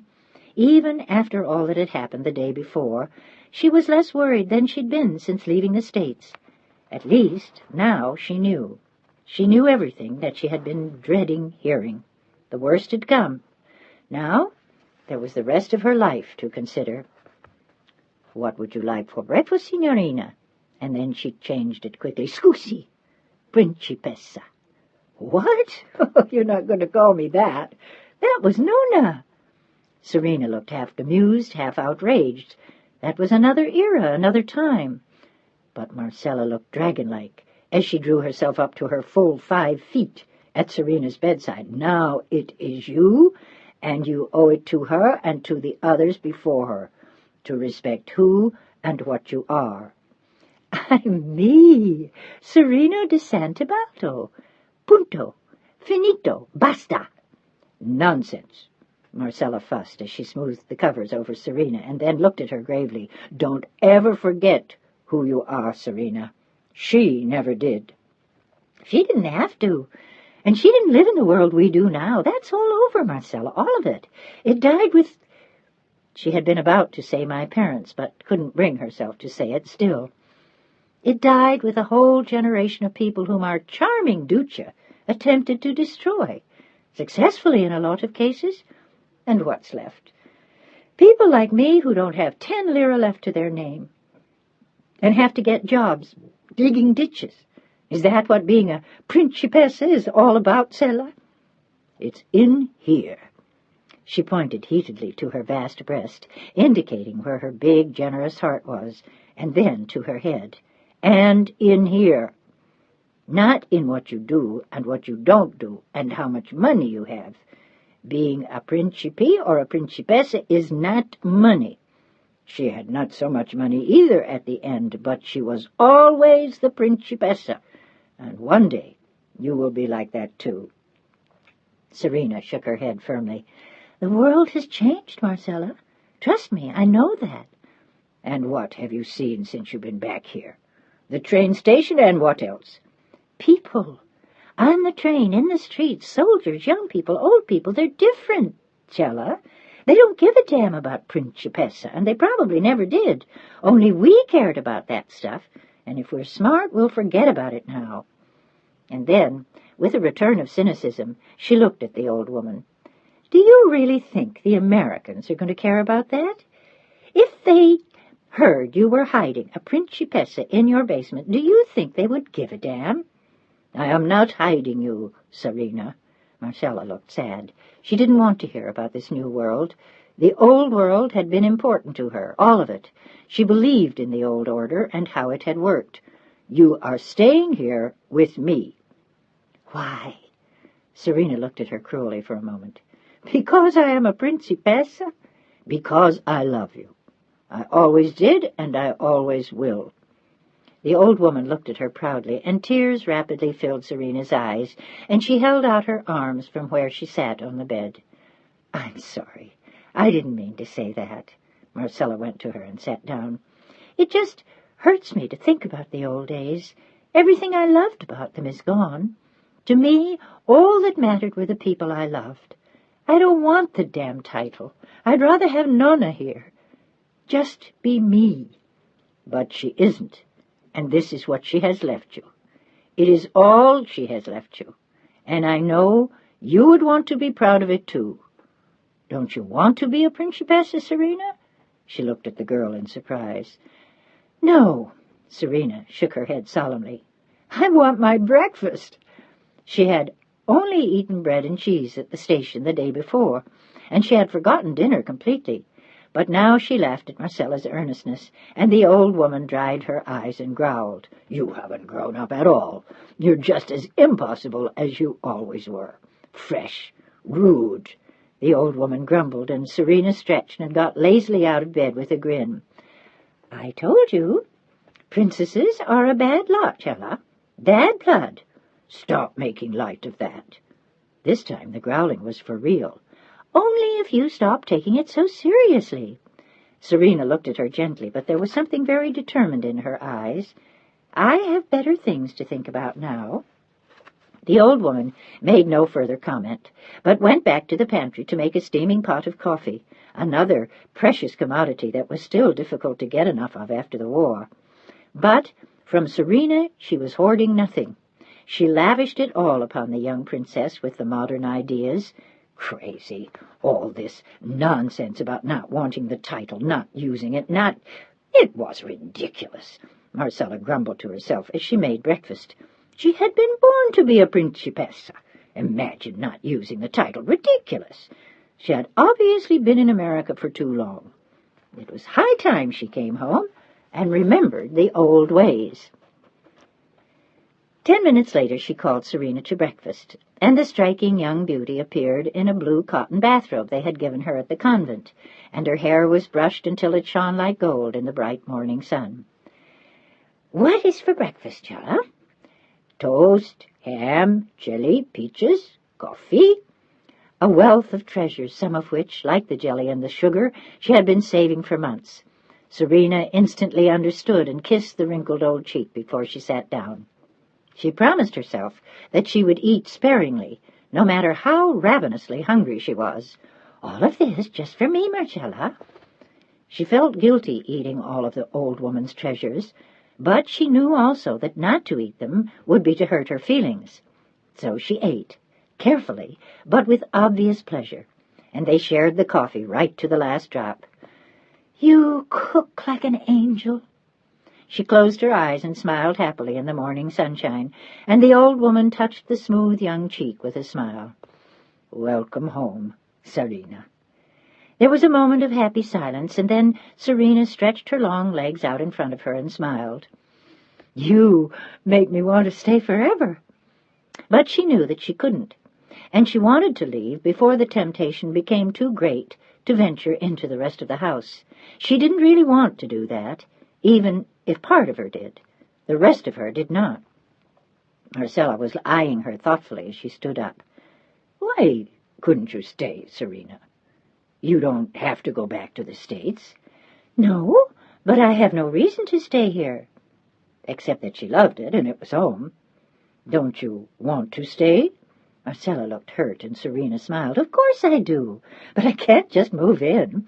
I have to have a place to live, a job, all of that. I don't know where I could find work in Rome. Why do you have to work?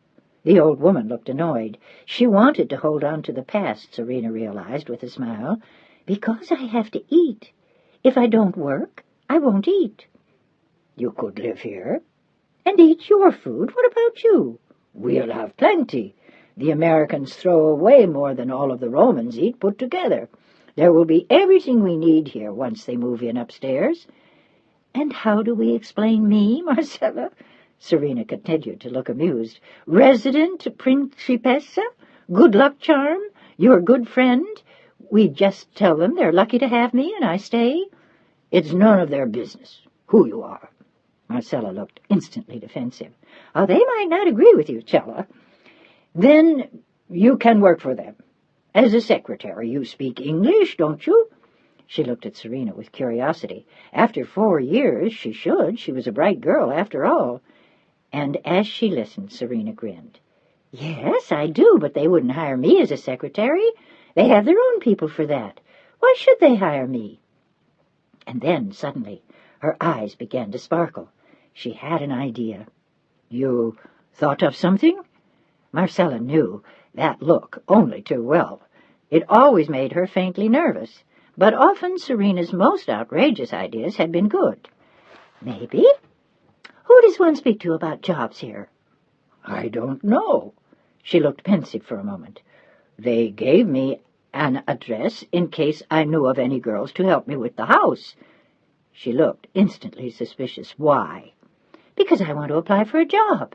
"To do what?" "Well, I'll see what they have." It was one thing to arrive, oblivious with exhaustion, and spend a night in Marcella's cozy servants' quarters. It was quite another to live eternally below stairs in a house that had once been her own, and she knew that she wasn't ready yet to go upstairs. But if they gave her a job, she would have to.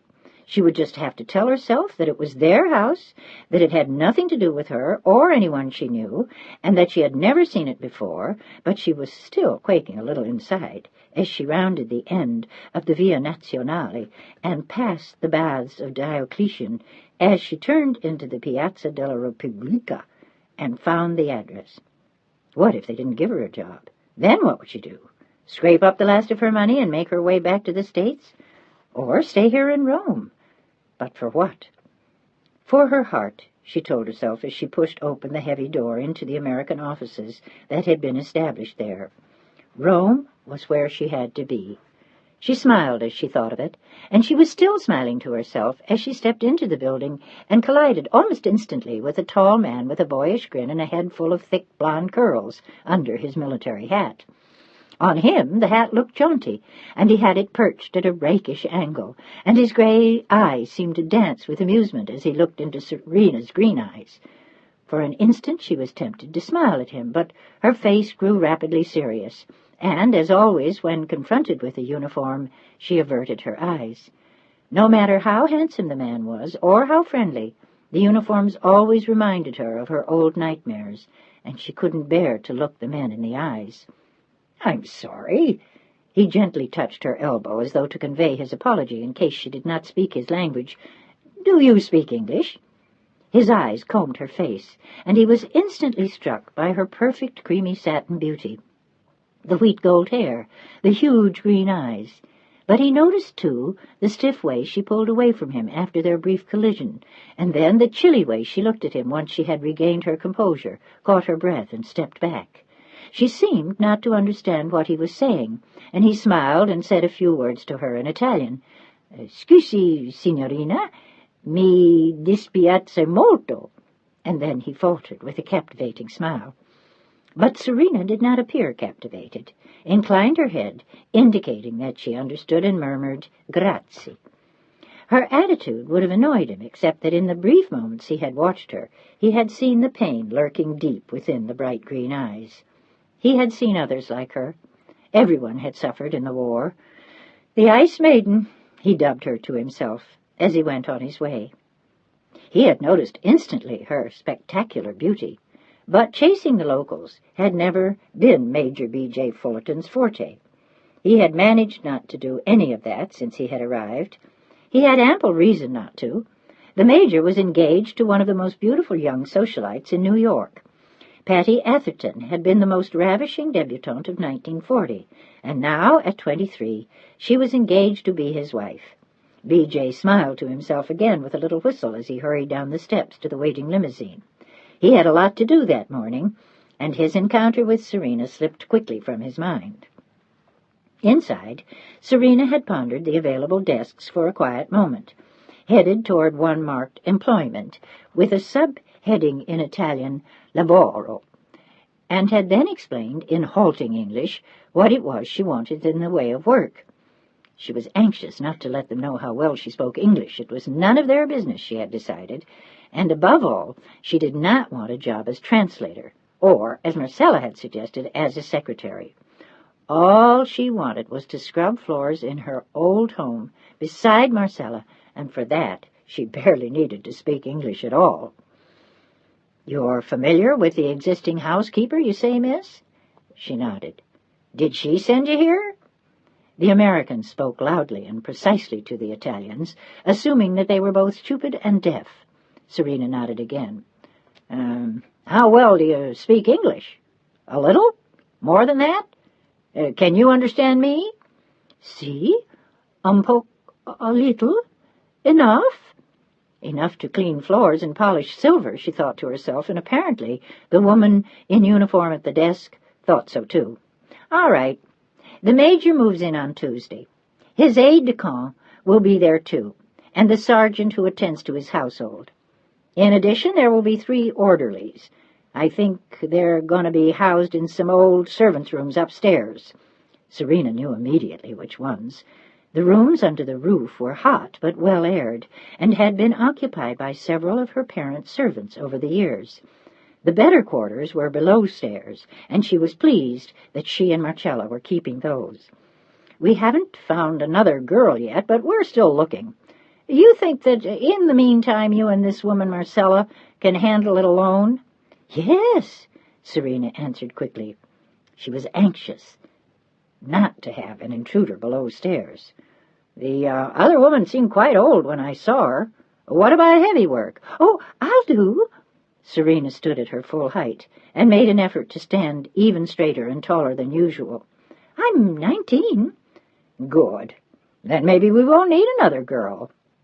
The American woman mused, as suddenly Serena realized that if she did the heavy work and discouraged them from hiring another young woman to help her, then she would be spending most of her time upstairs with them, in the rooms she had hoped to avoid. But one couldn't have everything. She would just have to brace herself and do it. It was worth it not to have a stranger around, downstairs with her and Marcella. She would have resented that more than she resented the American officers living upstairs in what had once been her house. It was crazy, really, this business of her living with Marcella in a house that had once belonged to her family and now belonged to someone else and was being rented to the American Army. What in hell was she doing there? She wasn't really sure, but for the moment it seemed to feel right. So she'd stay. "We'll send someone out to inspect the place on Monday and give you the necessary details. Please see to it that all the rooms are clean, especially the master bedroom. The Major," she smiled coquettishly, and Serena thought she looked absurd, "is used to very handsome quarters." The comment was wasted on Serena, who didn't really care. The American woman stood up then, handed Serena some papers to sign, and explained that she'd be paid in lira on the 1st and 15th of every month. $50 a month plus room and board was what it amounted to. And it sounded good to Serena. Very good. She left the building on the Piazza della Repubblica with a happy grin, and by the time she got back to her own house and stepped into her little apartment with Marcella in the basement, she was singing old familiar songs. My, so happy. They must have hired you to work for the general." "No," she grinned at Marcella. "Or should I say yes? They hired me to work for my very own general. You." For a blank moment, Marcella didn't seem to understand her. "What?" "You heard me. I will be working for you starting on Monday, or before if you'd like." "Here?" Marcella looked stunned. "In the palazzo?" "That's right." "No." Marcella turned on her, instantly outraged. "You tricked me. I gave you that address so that you could get a good job, not a job like this." "This is a good job." And then, gently, "It's good enough for you, Cella, and I want to be here with you. I don't want to work in an office. I just want to be here, in the house." "But not like that, Santa Maria, what an insanity! But you're crazy, you can't do that." "Why not?" And then it began. "Because," Marcella railed at her, "you are forgetting who you are again. Principessa." Serena's eyes began to flash green fire as she looked down at the little woman who had worked for her family for 47 years. "And you'd better forget it too, Marcella. Those days are over. And whatever my title, I don't have a dime to my name. Nothing. If it weren't for you taking me in, I'd be sleeping in some flea bag. And if it weren't for their giving me work scrubbing floors, I would starve to death damn soon. I'm no different than you are now, Marcella. That's all. It's that simple. And if I'm satisfied with that, then you damn well better be too." The older woman was silenced by Serena's speech, at least temporarily, and late that night, on tiptoe, Serena ventured upstairs at last. The visit was less painful than she had feared it would be. Almost all the furniture she had loved was gone now. All that remained were a few couches, an enormous grand piano, and in her mother's room, the extraordinary canopied antique bed. It had been left here because it would fit nowhere else. It was only that distressed Serena. That bed in which she could still see her mother, radiant and lovely in the morning, when Serena had come in to see her for a few moments before school. Only in that room did she truly suffer. In the other she stood quiet for a moment, seeing things that were no more, remembering evenings and afternoons and dinners, Christmas parties with all of her parents' friends, and tea parties when her grandmother visited from Venice, visits with Sergio, and others. It was a quiet pilgrimage from room to room, and when she came back downstairs to Marcella she looked strangely peaceful, as though she had laid the ghosts to rest at last. There was nothing left that she was afraid of. It was only a house now, and she would be able to work in it for the Americans, doing whatever she had to go on living there, in the palazzo, and to stay in Rome. Chapter 5. Serena was up at the crack of dawn the next morning. She washed and pulled her golden hair into a knot at the nape of her neck, and then concealed it beneath another dark cotton scarf. She wound the piece of navy blue cloth around her head, bandana fashion, and then slipped into an old blue cotton dress which she had worn at the convent in upstate New York to go berry-picking with the younger girls. It had already been patched in a number of places, and it was faded to a color that suggested long years of use. Beneath the dress, Serena put on thick, dark stockings, sturdy shoes, and over the front of the blue dress she tied a clean white apron, and then looked into the mirror with a serious face. It was certainly not an outfit for a principessa, but even with the dark blue bandana there was no concealing the beautiful face. If anything, it seemed to provide a contrast for the pale peach hue of her cheeks and the brilliant green of her eyes. "You look ridiculous in that outfit." Marcella looked at her with instant disapproval as she poured their coffee, and the first hint of daylight crept over the hills. "Why don't you wear something decent, for God's sake?" But Serena said nothing to the old woman. She only smiled as she sipped the hot coffee and closed her eyes in the hot steam as she held the cup in her hands. "What do you think the Americans will think of you wearing that old dress, Serena?" "They will think that I'm a hard worker, Marcella." The green eyes met hers quietly over the top of a cup, and she looked older and wiser than her years. "Ah, nonsense." She looked more annoyed than she had the night before. She thought the whole thing was ridiculous. Worse than that, she felt guilty for suggesting to Serena that she get a job at all. She was still hoping that Serena would forget herself and speak to her new employers in good English, and that by the next morning she would be working for the commanding officer as his secretary, in one of the large, handsome rooms upstairs. But half an hour later, even Marcella had forgotten those hopes. They were both busy running up and down stairs, helping the orderlies to carry boxes and figuring out what to put in what rooms. It was mostly Serena who helped them.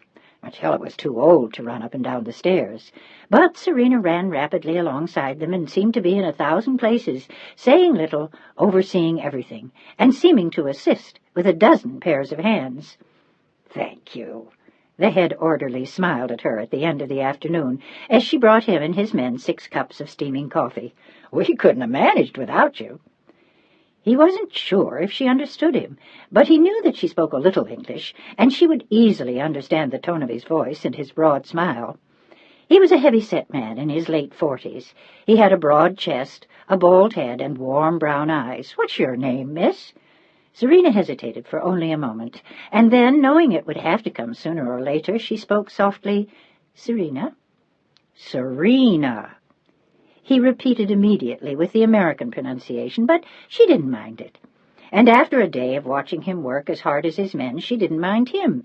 He was a good man and a hard worker, and he had helped her often, taking heavy boxes from her in spite of her protests.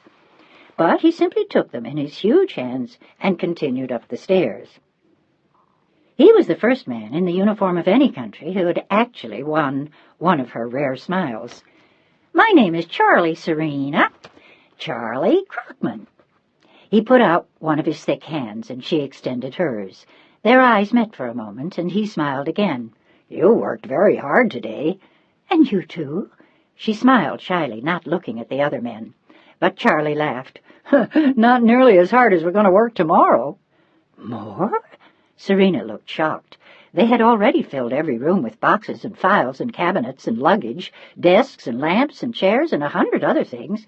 Where on earth would they put anything more, she wondered. But Charlie Crockman shook his head. No, nothing like that. Tomorrow we get down to the real work here. The Major will be here tomorrow morning." He rolled his eyes with another grin. "And we damn well better have everything unpacked and moving by noon."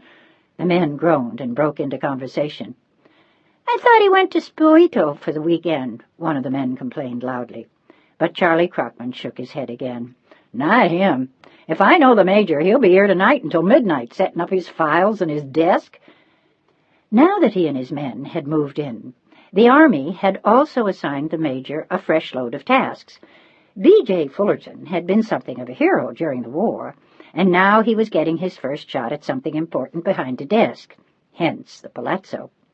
"Shit," Serena heard one of the men say it and appeared not to hear them, and a few minutes later, as they continued the conversation, she slipped away. In the cozy kitchen she found Marcella soaking her feet and sitting back in a chair with her eyes closed. Serena slipped her hands onto the old woman's shoulders and began to massage gently as Marcella smiled. "C'est tout? Who do you think it is?" "My little angel." They both smiled. It had been a long day. "Why don't you let me cook dinner tonight, Cella?" But the old woman wouldn't hear of it. She already had a tiny chicken in the oven, and there was pasta bubbling softly on the stove. There would be fresh lettuce from the garden, and some carrots and some basil, and the little tomatoes Marcella had just started to grow. It was a delicious meal when it was all over, and Serena could hardly keep her eyes open as she helped clear the table and urged Marcella to go to bed. She was too old to work as hard as she had. "And tonight I'm making you hot milk and sugar, and that's an order." She smiled at the woman, who had taken her in only days before, and the old woman inclined her head. "Ah, Principessa, you are too good." But Serena was quick to bridle. Her eyes flashed as she took a step back and straightened her head. "Now stop that, Marcella." "Oh, I am sorry." Tonight the old woman didn't argue. She was too tired, and she ached all over. It had been years since she worked so hard. Even if Serena had done most of it with the Americans, just being there trying to help had exhausted Marcella. She felt guilty for having let Serena do so much. She had tried in the beginning to keep her from it with whispers of "Principessa," but Serena had silenced her rapidly with a ferocious scowl and gone on with her own work. Go on. Go to bed, Cella. I'll bring you the milk in a minute." With a sleepy yawn, the old woman complied and shuffled off, and then, with a glance over her shoulder, she remembered something and paused in the doorway with a frown. "I have to go back upstairs." "Why?" "To lock up. I don't know if they know how to do it. I want to check the front door before I go to bed. I told them I would, and they told me to make sure that all of the indoor lights are out." "I'll do it for you." She hesitated for a moment and then nodded. She was too tired to argue, and Serena could do that. "All right, but just for tonight." "Yes, ma'am." Serena smiled to herself as she poured the milk into a cup and went to get the sugar. A few minutes later she stood in the doorway to Marcella's tiny bedroom, but the gentle snores from the bed told her that it was already too late. She smiled, and then took a sip of the warm liquid, and then slowly she walked to the kitchen, sat down, and drank the milk herself. When she finished, she washed the cup and saucer, dried them, and put away the last of the dishes. And then, with a sigh, she opened the door to their basement quarters and walked slowly up the back stairs. She found everything in order in the main hallway. The grand piano still stood there as it had for decades, and the chandelier in the entry burned as brightly as it had when her parents were there.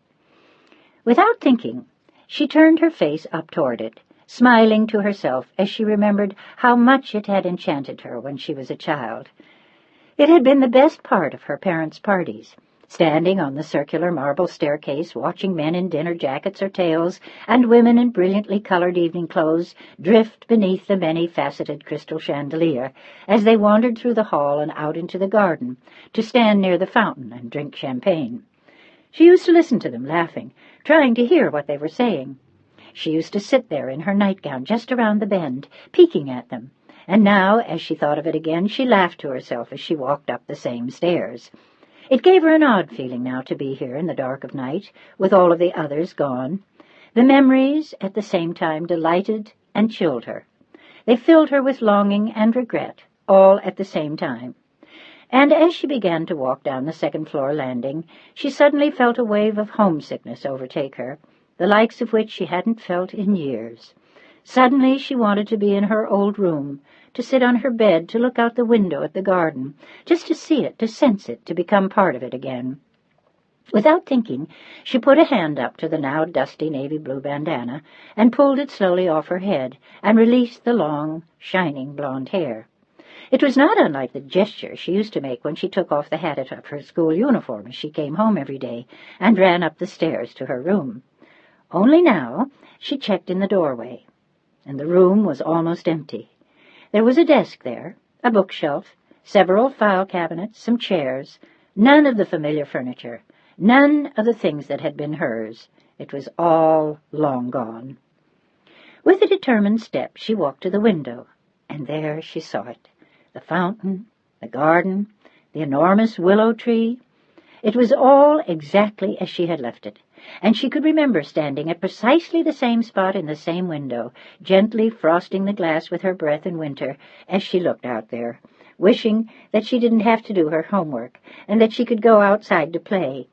And if she closed her eyes very tightly, she would hear them, her mother and her friends, laughing outside, talking, wandering along, playing croquet in the springtime, or gossiping about their friends in Rome. She would see her there in a blue linen suit, or a silk dress, or a big picture hat, perhaps holding some freshly cut roses, looking up to Serena's windows and waving, and, "Who are you?" The voice she heard behind her sounded ominous, and with a small scream, Serena flung out her arms and jumped in terror, wheeling around quickly and clutching the wall behind her with both hands.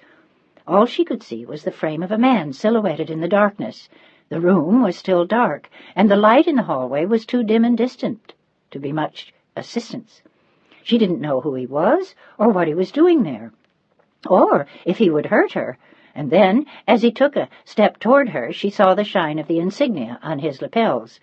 He was in uniform, and suddenly she remembered what the head orderly had said earlier that evening about the major being there until midnight, setting up his desk. "Are you—" It was barely a croak as her entire body trembled. "The major? The question I asked was, who are you?" His voice sounded terrifyingly firm, but neither of them moved, and he did not turn on the light behind him. He just stood there, looking down at her, wondering why she seemed so familiar. He sensed something about her, even in the moonlight filtering in from the garden. He had the impression that he had seen her somewhere before. He had been watching her since she had entered the room that was to be his office. He had just turned off the light when he heard her footsteps on the stairs. At first his hand went automatically to the pistol lying on his desk, but he had decided quickly that he didn't need it, and now he only wondered who she was and where she'd come from and why she was here at the Palazzo Tebaldi, in his office at 10 o'clock at night. I'm sorry, I came upstairs to turn off the lights." For an instant she had almost wanted to say, "Sir," and then she was annoyed at her own reactions. It was something about the uniform that she could see more clearly now, the clustered insignia on his lapel and the imperious tilt of his head. "I'm sorry." "Are you? Well, that still doesn't answer my question." His voice was cold and even. "I asked who you were." "Serena, I work here." Her English was better than she wanted it to be, but under the circumstances she decided not to play any games with him. It was better that he understood her. Otherwise, God forbid, he could have had her arrested or fired, and she didn't want that. I'm a maid here. What were you doing upstairs here, Serena? His voice was gentler than it had been at first. I thought I heard sounds, noises. Her eyes darted from his in the darkness. Perhaps she would have to play games with him after all. I came to see what was wrong. I see. He looked at her more closely and knew that she was lying. He had made no sound at all for several hours, not even when he turned off the light. You're very courageous, Serena. His eyes mocked her, and she knew it. And what would you have done if I had been an intruder? He looked down at the slim shoulders, the long, graceful arms, the delicate hands, and she understood the look he gave her. I don't know. I would have called for someone to help me, I suppose. He continued to watch her, and slowly walked toward the light he had turned off only moments before. Now he switched it on again and turned to look at her more closely. She was a strikingly beautiful girl, tall and graceful and lovely, with eyes of green fire and hair like Bernini's gold. I suppose you know that no one would have come to help you. There is no one here. But this time it was Serena who bridled as she watched him. Was that a threat he had just made her? Would he dare to assault her in this room? Did he think that they were alone? She looked at the tall, lean young American, and she could sense that even in the uniform he was something more. This was not just another American major. This was a man who was accustomed to command and to having his wishes granted. And if what he wanted now was her, she knew that he would see to it that that was what he got. You are mistaken. This time she felt no urge to add sir. We are not alone here. She spoke with precision and certainty, and a look of fury building in the green eyes. Aren't we? He seemed surprised. Had she brought someone with her? She was a cheeky little thing if she had, but nothing would surprise him. Perhaps she and her boyfriend had come to the lovely palazzo to make love. He raised an eyebrow, and Serena took a step back. No, we are not alone. You brought a friend? I live here with my Zia, my aunt. She faltered again on purpose. Here? In the palazzo? She is waiting for me at the foot of the stairs. It was a brazen lie, but he believed her. Does she work here, too? Yes. Her name is Marcella Fabiani. She just hoped that the major had never met her.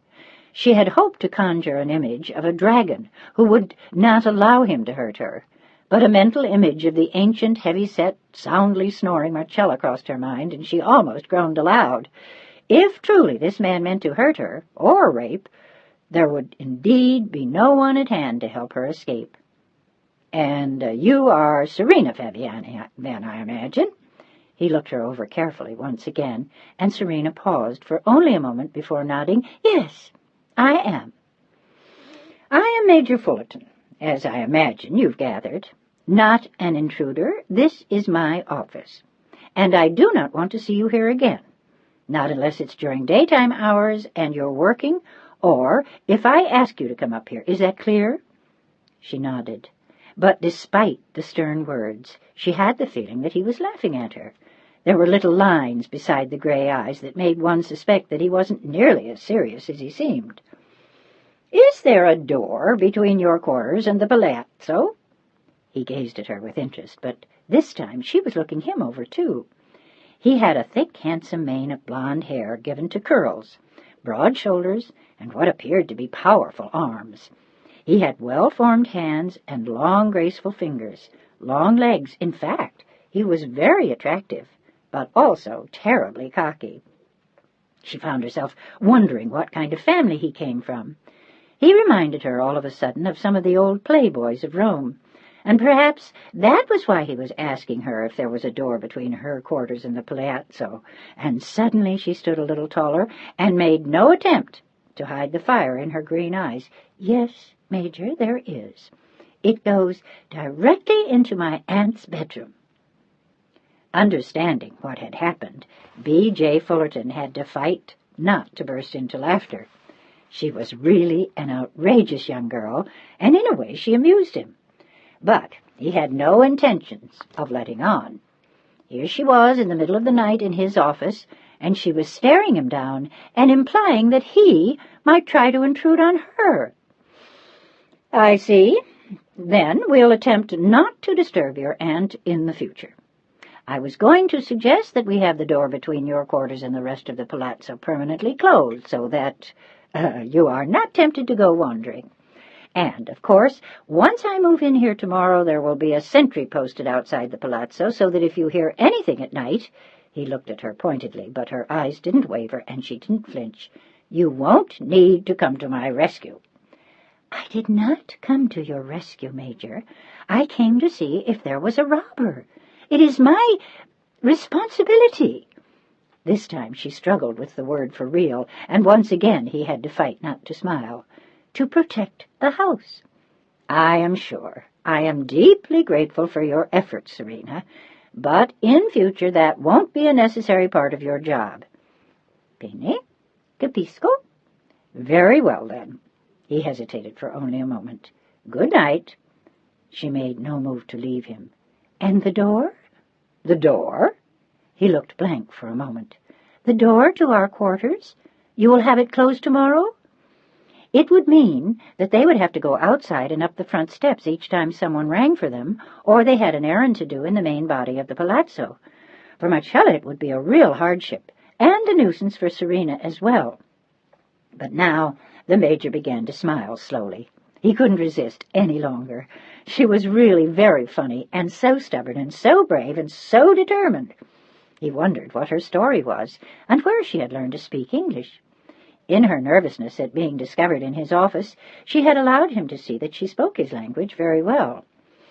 "Oh, I think we could let the door go for the moment, as long as you can resist the urge to wander up here at night. After all," he said, looking at her mischievously for an instant, "you might accidentally wind up in my bedroom, and that would be awkward, wouldn't it? I don't recall your knocking tonight before you came in here." This time he saw her blush almost purple, and for the first time since he had spoken to her in the darkness, she lowered her eyes from his. He was almost sorry that he had just teased her. He suddenly realized that she was probably even younger than she looked. For all he knew, she was a tall girl of 14 and just looked a few years older. But you never knew with Italian women. He realized now that he was being unfair to Serena. She was still looking in the direction of her sturdy convent shoes and dark stockings, and he cleared his throat and walked to the door, held it open, and this time said firmly, "Good night." She walked out without looking at him again, and with her head held high she answered, "Buonanotte." He heard her clatter down the stairs a few seconds later, and then walk across the endless marble hall. He saw all of the lights go out beneath him, and then, as he listened, he heard a door close gently in the distance. The door to her aunt's bedroom? He grinned to himself, remembering the outrageous story. She was a strange girl, also quite a beauty. But she was also a headache he didn't need.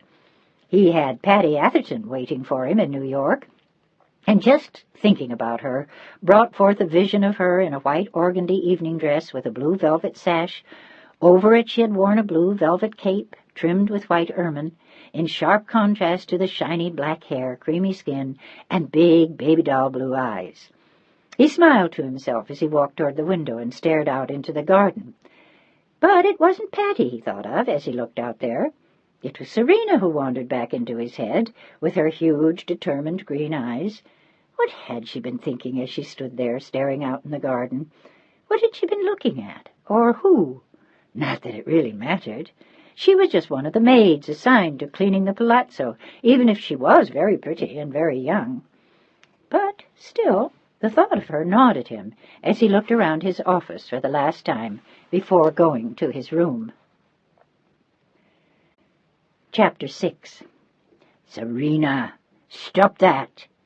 It was Marcella whispering fiercely over her shoulder as Serena stooped to scrub the bathroom floor in the room occupied by Charlie Crockman, and seeing her that way was something Marcella could still not bear. "Marcella, va bene!" She waved the old woman away like a big friendly dog, But the woman stooped down again and attempted to take the cloths from Serena's hand. "Will you stop that?" "No, I won't." And this time Marcella's eyes filled with mischief as she sat down on the rim of the tub and whispered to Serena, "And if you don't listen to me, Serena, I'll tell them." "Tell them what?" Serena brushed a long strand of blonde hair from her eyes with a grin. "That I don't know what I'm doing? They probably already know that themselves." She sat back on her heels with a smile of her own. She had been working for the Americans for almost a month now, and it suited her perfectly. She had food in her belly, a bed to sleep in at night, she was living with Marcella, who was the only family she had left, and she was living in what had once been her home. What more could she want, she asked herself daily. A great deal, she answered now and then, but that was neither here nor there. This was what she had. She had written to Mother Constance that everything had worked out well. She had told her of her grandmother's death. She went on to report that she was living once again in her parents' home in Rome, though she did not explain under what circumstances. "Well, Serena?" "What are you threatening me with now, you old witch?" The two were bantering in whispered Italian, but it was a pleasant break. Serena had been working ceaselessly since 6 o'clock that morning, and it was almost noon. "If you don't behave yourself, Serena, I'll expose you." Serena looked at her amused. "You mean you'll steal all my clothes?" "Shame on you." "No. I tell the Major who you are." "Oh, that again." "Marcella, my love, to tell you the truth, I don't even think he'd care.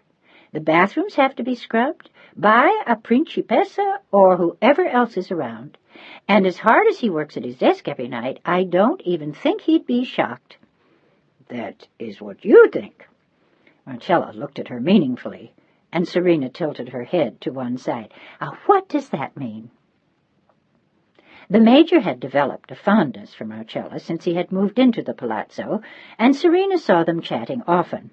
A few nights before, she had even seen Marcella darning his socks, but she herself had steered clear of him since their first meeting. She had never quite been sure of his intentions, and he seemed a little too quick and too perceptive for Serena to want to hang around him very much. He had been curious about Serena during his first week in the palazzo. She had seen him watching her on several occasions with too many questions in his eyes. Thank God her papers were in order in case he checked. "Have you been hanging around the Major again?"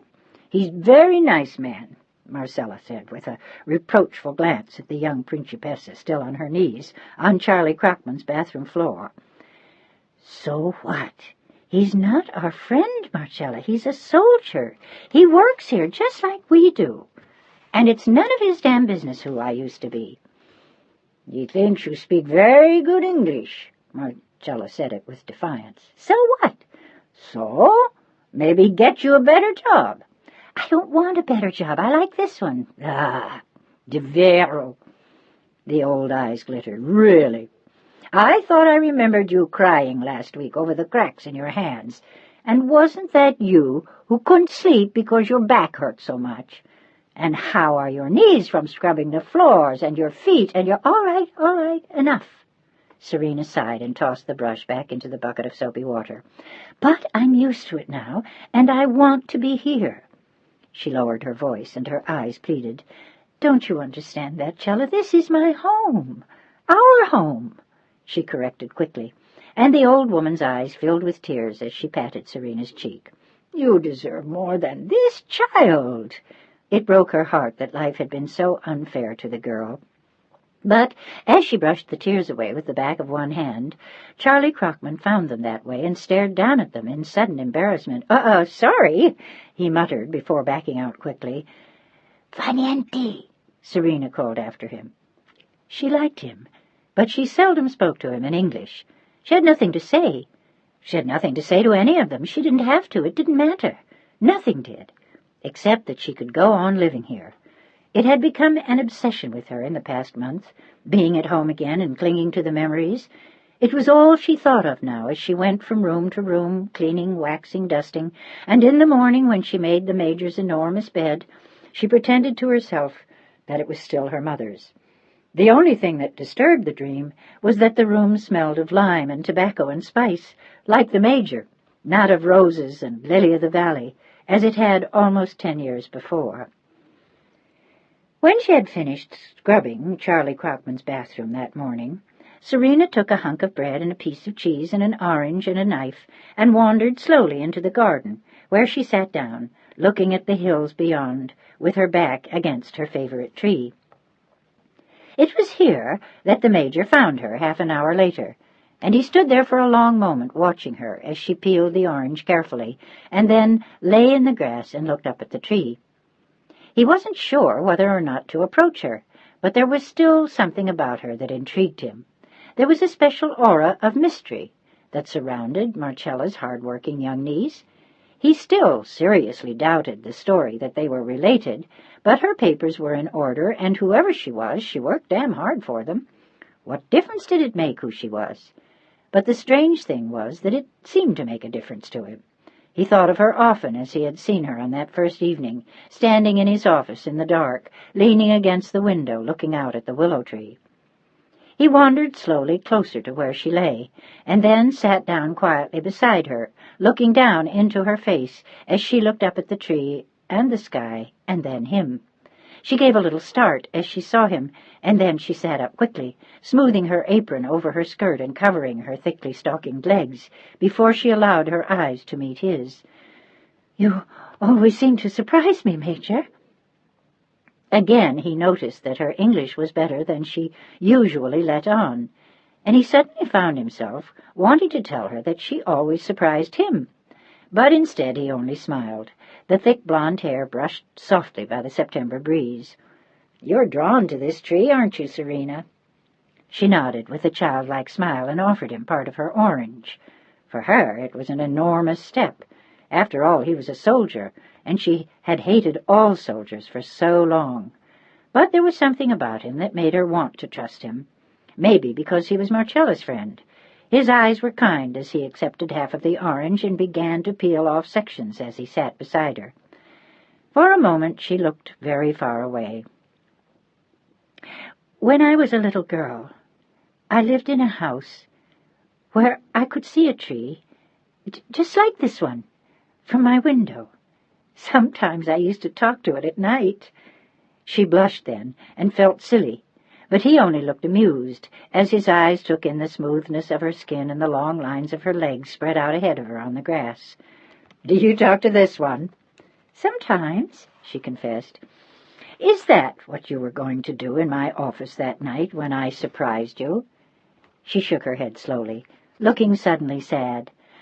"No, I just wanted to see it, my window." She seemed to pull herself back. The window of my room looked out just as this one does." "And that room?" He looked at her gently. "Where is it?" "Here, in Rome." "Do you still visit it?" He didn't know why, but he wanted to know more about her. She shrugged in answer. "Other people live in the house now." "And your parents, Serena, where are they?" It was a dangerous question to ask people after a war, and he knew it. She turned slowly with a strange look in her eyes. "My family are all dead, Major. All of them." And then she remembered, "Except Marcella." "I'm sorry." He hung his head and riffled the grass with his hand. He had lost no one in this war, and he knew that his family was grateful that they had not lost him. Friends of his had died, but no cousins, no brothers, no uncles, no distant relations. It was a war that had barely touched the world he had lived in, and one of these days he knew that he would be going home too. Not yet, though. He was still enjoying his work in Rome. An orderly had come then and interrupted them. There was a phone call from General Farnham, and he had to come at once. He looked at Serena regretfully over his shoulder for a moment, and then he hurried inside, and she didn't see him again. When she climbed between the cool sheets that night, after bidding good night to Marcella, she found herself thinking of the interlude that afternoon in the garden, of the long, slender hands playing with the grass, the broad shoulders, the gray eyes. There was something so startlingly handsome about him, as though one expected him to be in evening clothes or playing football. He looked like other Americans Serena had seen in her 4.5 years on the Hudson, but he was far more beautiful than any she had seen. Oddly, her thoughts were not unlike what Bradford Fullerton was thinking at that precise moment about her. He was standing alone in his office with the lights off, his jacket cast over a chair and his tie on the desk, looking out at the willow tree. He could still see the sun reflected in her eyes as she handed him half of the orange, and suddenly, for the first time in a long time, he felt a physical yearning, an overwhelming hunger, his body craving hers, as it had craved no one else's for a long time. He had been home on leave once for a week at the end of the war, and he had made passionate love to Patty, but he had been faithful to her since coming back, and he really had no desire to stray. Until now. All he could think of as he stood there was Serena, the shape of her neck, the grace of her arms, the way her waist narrowed to almost nothing beneath the starched white apron strings. It was insane. Here he was, engaged to the most beautiful woman in New York, and he suddenly had the hots for an Italian maid. But did that matter? He knew that it didn't, that he wanted her, and he didn't just want her physically. He wanted something more from Serena. He wanted her secrets. He wanted to know what lay in the deep, mysterious shadows of those huge green eyes. He stood there for what seemed like hours, staring out the window, his eyes glued to the tree. And then, suddenly, he saw her, like a vision, a magnificent ghost darting past the tree, and then sitting quietly in the darkness, the long hair flowing in the breeze behind her, almost silver in the moonlight, the delicate profile turned up as though to sniff the night air, her eyes closed and her body shrouded in what looked like a blanket as she stretched out her legs on the grass. He could see that her legs and feet were bare, and as he watched her, he suddenly felt his whole body grow tense, as everything within him surged toward the mysterious girl. Almost as though he had no control over his actions, he turned and left the room, closing the door softly behind him, and hastily he ran down the long flight of marble stairs.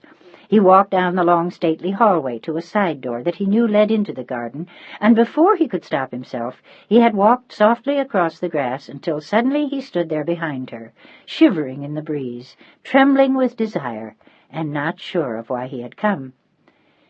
As though she sensed him standing there, she turned and looked up at him with wide, startled eyes, but she said nothing. And for a long moment he stood there, and their eyes met, and she waited, and silently he sat down beside her on the grass. "Were you talking to your tree?" His voice was gentle, as he felt the warmth of her body beside his. He wasn't sure what to say to her, and it seemed foolish, but as he looked down into her face, he saw now that it was shimmering with tears. "Serena? What's wrong?" For a long time she didn't answer, and then she shrugged with a little palms-up gesture and a lopsided smile. It made him want to take her in his arms, but he still didn't dare to. He wasn't sure what she would think, and he still wasn't sure what he thought himself. What's the matter? She sighed then, and almost without thinking she rested her head on his shoulder and closed her eyes. "Sometimes," she spoke softly in the cool darkness, "sometimes it is very lonely after a war." Her eyes burned into his then. "There is no one, not any more." He nodded slowly, trying to understand her pain. It must be very hard. And then, unable to resist the questions that always plagued his mind, "How old are you, Serena?" 19. Her voice was like velvet in the darkness, and then, with a small smile, "And you?" He smiled too. 34. He wasn't sure why, but he suddenly felt that she had accepted him as a friend now. It was as though something different had begun to happen between them that afternoon. She shook her head from his shoulder, and he found that he missed the gentle pressure, and more than ever he found himself desperately hungry for her, as his eyes lingered over her lips and her eyes and her face. "Serena?" He wasn't sure of how to say it or of what he wanted to tell her, but he knew that he had to say something about what he felt. "Yes, Major?" He laughed then. "For God's sake, don't call me that." It reminded her of when she scolded Marcella for calling her Principessa, and she laughed too. "All right, then what do I call you?" "Sir?" She was teasing now, and suddenly more woman than girl.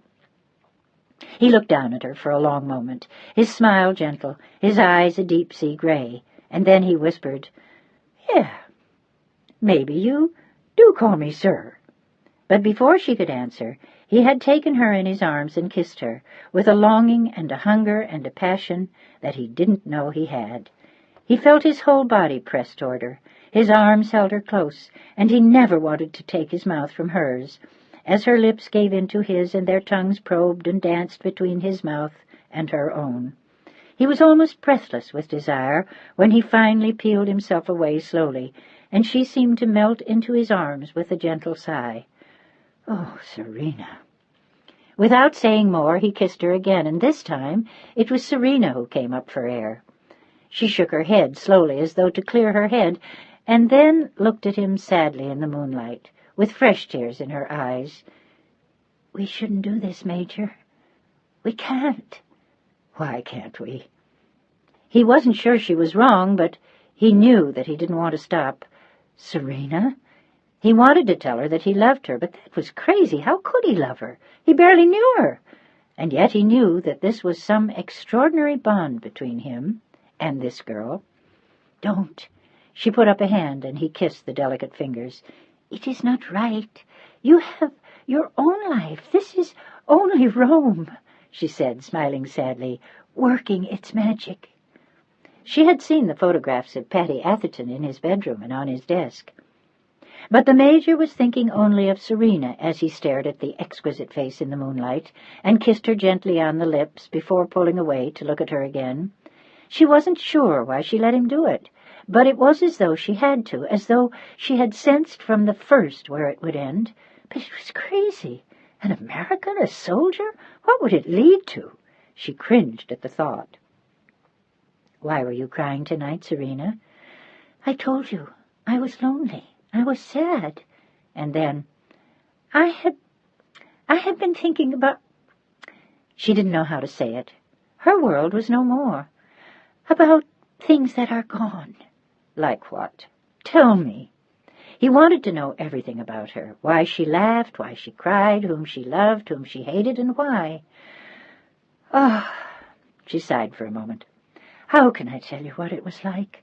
A lost world, another time, filled with beautiful ladies and handsome men." She thought suddenly of her parents and their friends, so many of them dead now, or having fled.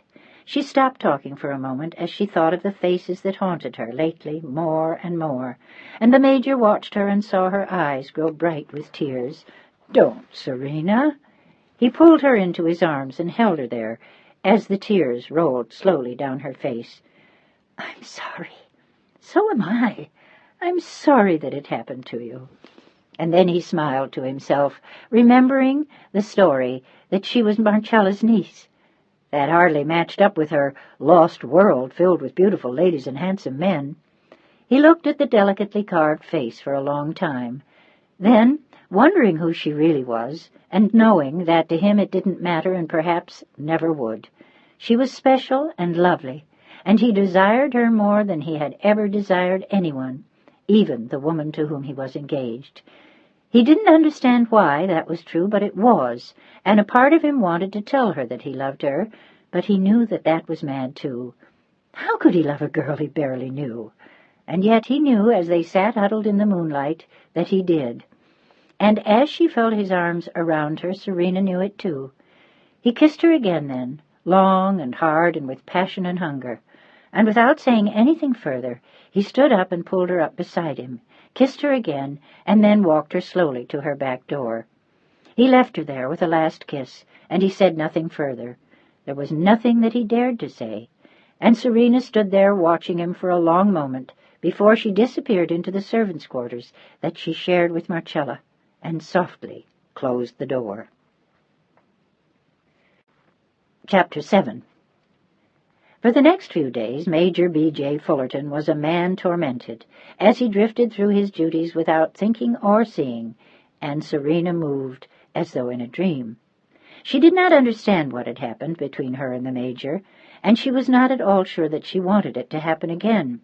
For years now she hated wars, soldiers, uniforms, any army, and yet suddenly there she had been in the arms of the Major, wanting no one else but him. And what did he want with her? She knew the answer to that question, or she thought so, and it made her bristle with anger each time she remembered the photograph by his bed of the New York debutante. He wanted to sleep with his Italian maid, was what he wanted. A casual wartime story, and yet, even as she bridled, she remembered his touch and kisses beneath the willow tree, and knew that she wanted more of him. It would have been difficult to say which of them looked the most unhappy, as each struggled through their duties, observed by all, yet understood by only two. The Major's orderly, Charlie Crockman, had exchanged a speaking glance with Marcella 2 days later, and yet the two had said nothing.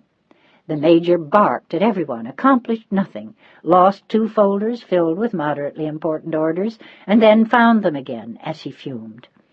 Serena waxed the same patch of floor for almost 4 hours, and then walked off, leaving all her cloths and brushes abandoned in a central doorway. She stared right through Marcella and went to bed without eating dinner. They had not spoken to each other once since the night beneath the willow tree. By the next morning, Serena had known that it was hopeless, and the Major had been consumed with both guilt and fear. He was certain that Serena was innocent in every way, and surely a virgin, and the girl had suffered enough without adding a wartime affair with a soldier to her pains. In addition, he had his fiancée to think of. But the problem was that it wasn't with Patty that his thoughts were filled each morning and each evening and for a dozen hours in between.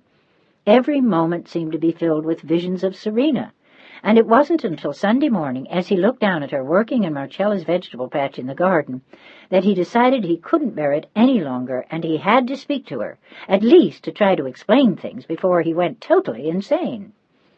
He hurried downstairs in khaki slacks and a light blue sweater, his hands in his pockets, and she stood up, surprised to see him, and pushed the hair out of her eyes. "Yes, Major." For an instant he thought there was accusation in her tone, but a moment later she was smiling and he was beaming, and he knew that he was so damn glad to see her that he didn't care if she threw all her gardening tools at him. He had to talk to her. It had been agony, attempting to avoid her for the past 4 days. "I wanted to talk to you, Serena." And then, almost shyly, "Are you busy?" "A little." She looked very grown-up suddenly as she put the tools aside and stood up, her green eyes meeting his gray. "But not very. Do you want to sit down over there?" She pointed to a small wrought iron bench, chipping but still pretty, left over from better days. She was relieved to speak to him now, and there was almost no one around to observe them. All of the orderlies were off on Sunday. Marcella had gone to church and to visit a friend. Only Serena had stayed home to tend the garden. She had gone to church early that morning, and Marcella didn't even try to drag her to visit the elderly friend. On the street side of the house were the 2 usual sentries, but other than that, they were alone. The Major followed her quietly to the little bench, and they sat down together. He lit a cigarette and stared into the distance, at the hills. "I'm sorry. I think I've behaved very badly this week, Serena. I think I've been a little crazy." The gray eyes looked into hers frankly, and she nodded slowly.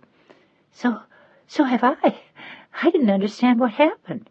"Were you angry?" He had wondered for 4 days now. Or was she frightened? He knew he was, but he was not entirely sure why. "Sometimes I was angry," she smiled slowly and then sighed. "And sometimes I was not. I was frightened and confused, and—" She looked at him, saying nothing, and once again he felt an overwhelming desire to hold her, to touch her, and an even greater urge to make her his, right there, under the trees in the autumn sunshine, on the grass. He closed his eyes as though in pain, and Serena reached out to touch his hand then. "What is it, Major?" "Everything." He opened his eyes slowly. "I don't understand what I'm feeling, what's happened." And then suddenly, with his whole mind and soul and being, he knew that he couldn't fight it any longer. "I love you. Oh, God!" He pulled her to him. "I love you." And as his lips found hers, she felt desire surge up within her, too. But it was more than that. It was a quiet longing to become his forever, to be a part of him, in order to become whole. It was as though here in her parents' home, in their garden, she had found her future, as though she had belonged to this tall, blonde American major from the beginning, as though she had been born for him. "I love you, too." It was the merest whisper, but she was smiling as she said it, and at the same time there were tears in her eyes. "Will you come inside with me?" She knew what he was saying, but he didn't want to take her, to sweep her off her feet and carry her inside. He wanted her to know what she was doing. He wanted her to want it too. Slowly she nodded and stood up beside him, her face turned up to his, her eyes larger than any he had ever seen, and solemnly he took her hand in his, and they walked across the garden together. And Serena felt, in an odd way, as though they had just been married. "Will you take this man?" "Yes." She felt her own voice ring out deep within her soul as they mounted the stairs together, and he closed the door behind her as they stepped inside. He put an arm around her waist then, and they walked slowly up the main staircase together to the bedroom that had been her mother's, and then, as she stood on the threshold, she began to tremble, her eyes riveted to the enormous four-poster, her eyes wide with memory and fear. I can't." She spoke barely above a whisper, and he nodded. If she couldn't, then he wouldn't force her. But he wanted only to hold her, to caress her, to feel and touch her, and let his lips linger across her exquisite flesh. "You don't have to, my darling. Never. I won't force you. I love you." The words tumbled amid the extravagant satin of her hair as his lips moved to her neck and her breasts, and he gently pushed open the dark cotton dress with his lips, lusting after every inch of her, tasting her like nectar as his tongue traveled everywhere, and she began to moan softly, "I love you, Serena. I love you." It was no lie. He both loved and wanted her as he had loved no woman before, and then, forgetting what she had said in the doorway, he picked her up gently and laid her on his bed, and slowly he peeled away her clothes, but she did not fight him, and her hands gently searched and held and nestled until he felt the powerful thrust of his own desire, and he could barely hold back any more. "Serena," he whispered her name hoarsely, "I want you, my darling. I want you." But there was a question in his words as well, and he watched her face now as her eyes sought his, and she nodded. And then he slipped off the last of her clothing, and she lay before him naked. He shed his own, and almost instantly he lay beside her and held her close to him as his flesh pressed against hers. And then, ever so gently at first, and then with ever greater hunger, he pressed inside her, pushing himself deeper and deeper into her center until she cried out in pain, and he lunged forward, knowing that it must be done at once, and then the pain was over, and she clung to him, and he began to writhe mysteriously as he carefully taught her love's wonders, and with great tenderness they made love, until this time she arched her back suddenly and gave a shout, but not of pain. It was then that he let himself go unbridled, until he felt hot gold shoot through him, until he seemed to float upon it in a jewel-filled sky. They clung together like that, drifting for what seemed like a lifetime, until he found her lying beside him, as beautiful as a butterfly, having lighted in his arms. "I love you, Serena." With each passing moment the words had ever deeper meaning, and this time, with the smile of a woman, she turned toward him and kissed him, gently fondling him with her hands. It seemed hours before he could bring himself to pull away from her, and he lay in the huge, handsome bed, propped up on one elbow, and smiling at this incredible golden mixture of woman and child. "Hello." He said it as though he had just met her, and she looked up at him and laughed.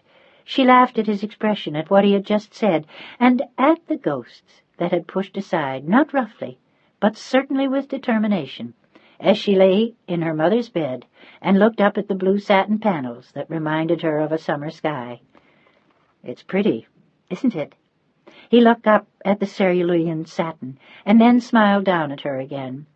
but she was grinning strangely, and her laughter was that of a mischievous child. "Yes," she kissed the end of his nose. "It always was pretty." "What?" He looked confused. "This bed? This room?" He smiled at her gently. "Well, did you come here often with Marcella?" He asked the question in all innocence, and Serena could not restrain a gurgle of laughter. She had to tell him now. She had to. They had been secretly married in the garden by friendly spirits and consummated their union in her mother's bed. It was time to tell him the truth. "I didn't come here with Marcella." She hung her head for a moment, touching his hands and wondering how to say the words. And then she looked into his eyes again. "I used to live here, Major." "Do you suppose you could call me Brad now, or is that too much to ask?" He bent to kiss her, and she smiled afterward as she pulled away. "All right, Brad. What do you mean you used to live here? With Marcella and your folks? Did the whole family work here?" She shook her head solemnly, with a serious expression in her eyes. She sat up in bed then and pulled the sheets around her as she held tightly to her lover's hand. "This was my mother's room, Brad, and your office was my room. That was—" Her voice was so soft he could barely hear her. "That was why I went there that night, the first time I saw you, that night in the dark." Her eyes bore into his then, and he stared at her in astonishment. "Oh, my God! Then who are you?" She said nothing for a long moment. "You're not Marcella's niece?" He grinned. He had suspected that long before. "No?" There was another pause, and then Serena drew a breath and hopped from the bed to drop him a deep and reverent curtsy. "I have the honor to be the Principessa Serena Alessandra Graziella de Santibaldo." She rose from the curtsy then, and stood before him in all her extraordinary elegance and beauty, naked in her mother's room, as Brad Fullerton stared at her in amazement. "You're what?" But he had heard it all. As she began to repeat it, he put up a hand quickly, and suddenly he began to laugh. So this was the Italian maid he had worried about seducing, Marcella's niece. It was wonderful, and perfectly insane, and delightfully crazy, and he couldn't stop laughing as he looked at Serena, and she was laughing too, and then at last she lay in his arms in her mother's bed, and he grew pensive. "What a strange life for you, my darling, living here, working for the army." He suddenly let his mind run over the work she had had to do in the past month, and it no longer seemed so funny. In fact, it seemed desperately cruel. How in hell did it all happen? And then she told him, from the beginning, how it had been, from the days of descent between her father and Sergio, her parents' death, the time in Venice, her flight to the States, and her return. And she told him the truth, that she had nothing, that she was no one now except a maid in the palazzo. She had no money, no belongings, nothing, except her history, her ancestry, and her name. "You have a great deal more than that, my love." He gazed at her gently as she lay on the bed. "You have a magical gift, a special grace that few people have. Wherever you are, Serena, it will serve you well. You will always stand out. You are special. Marcella is right. You are a principessa, a princess.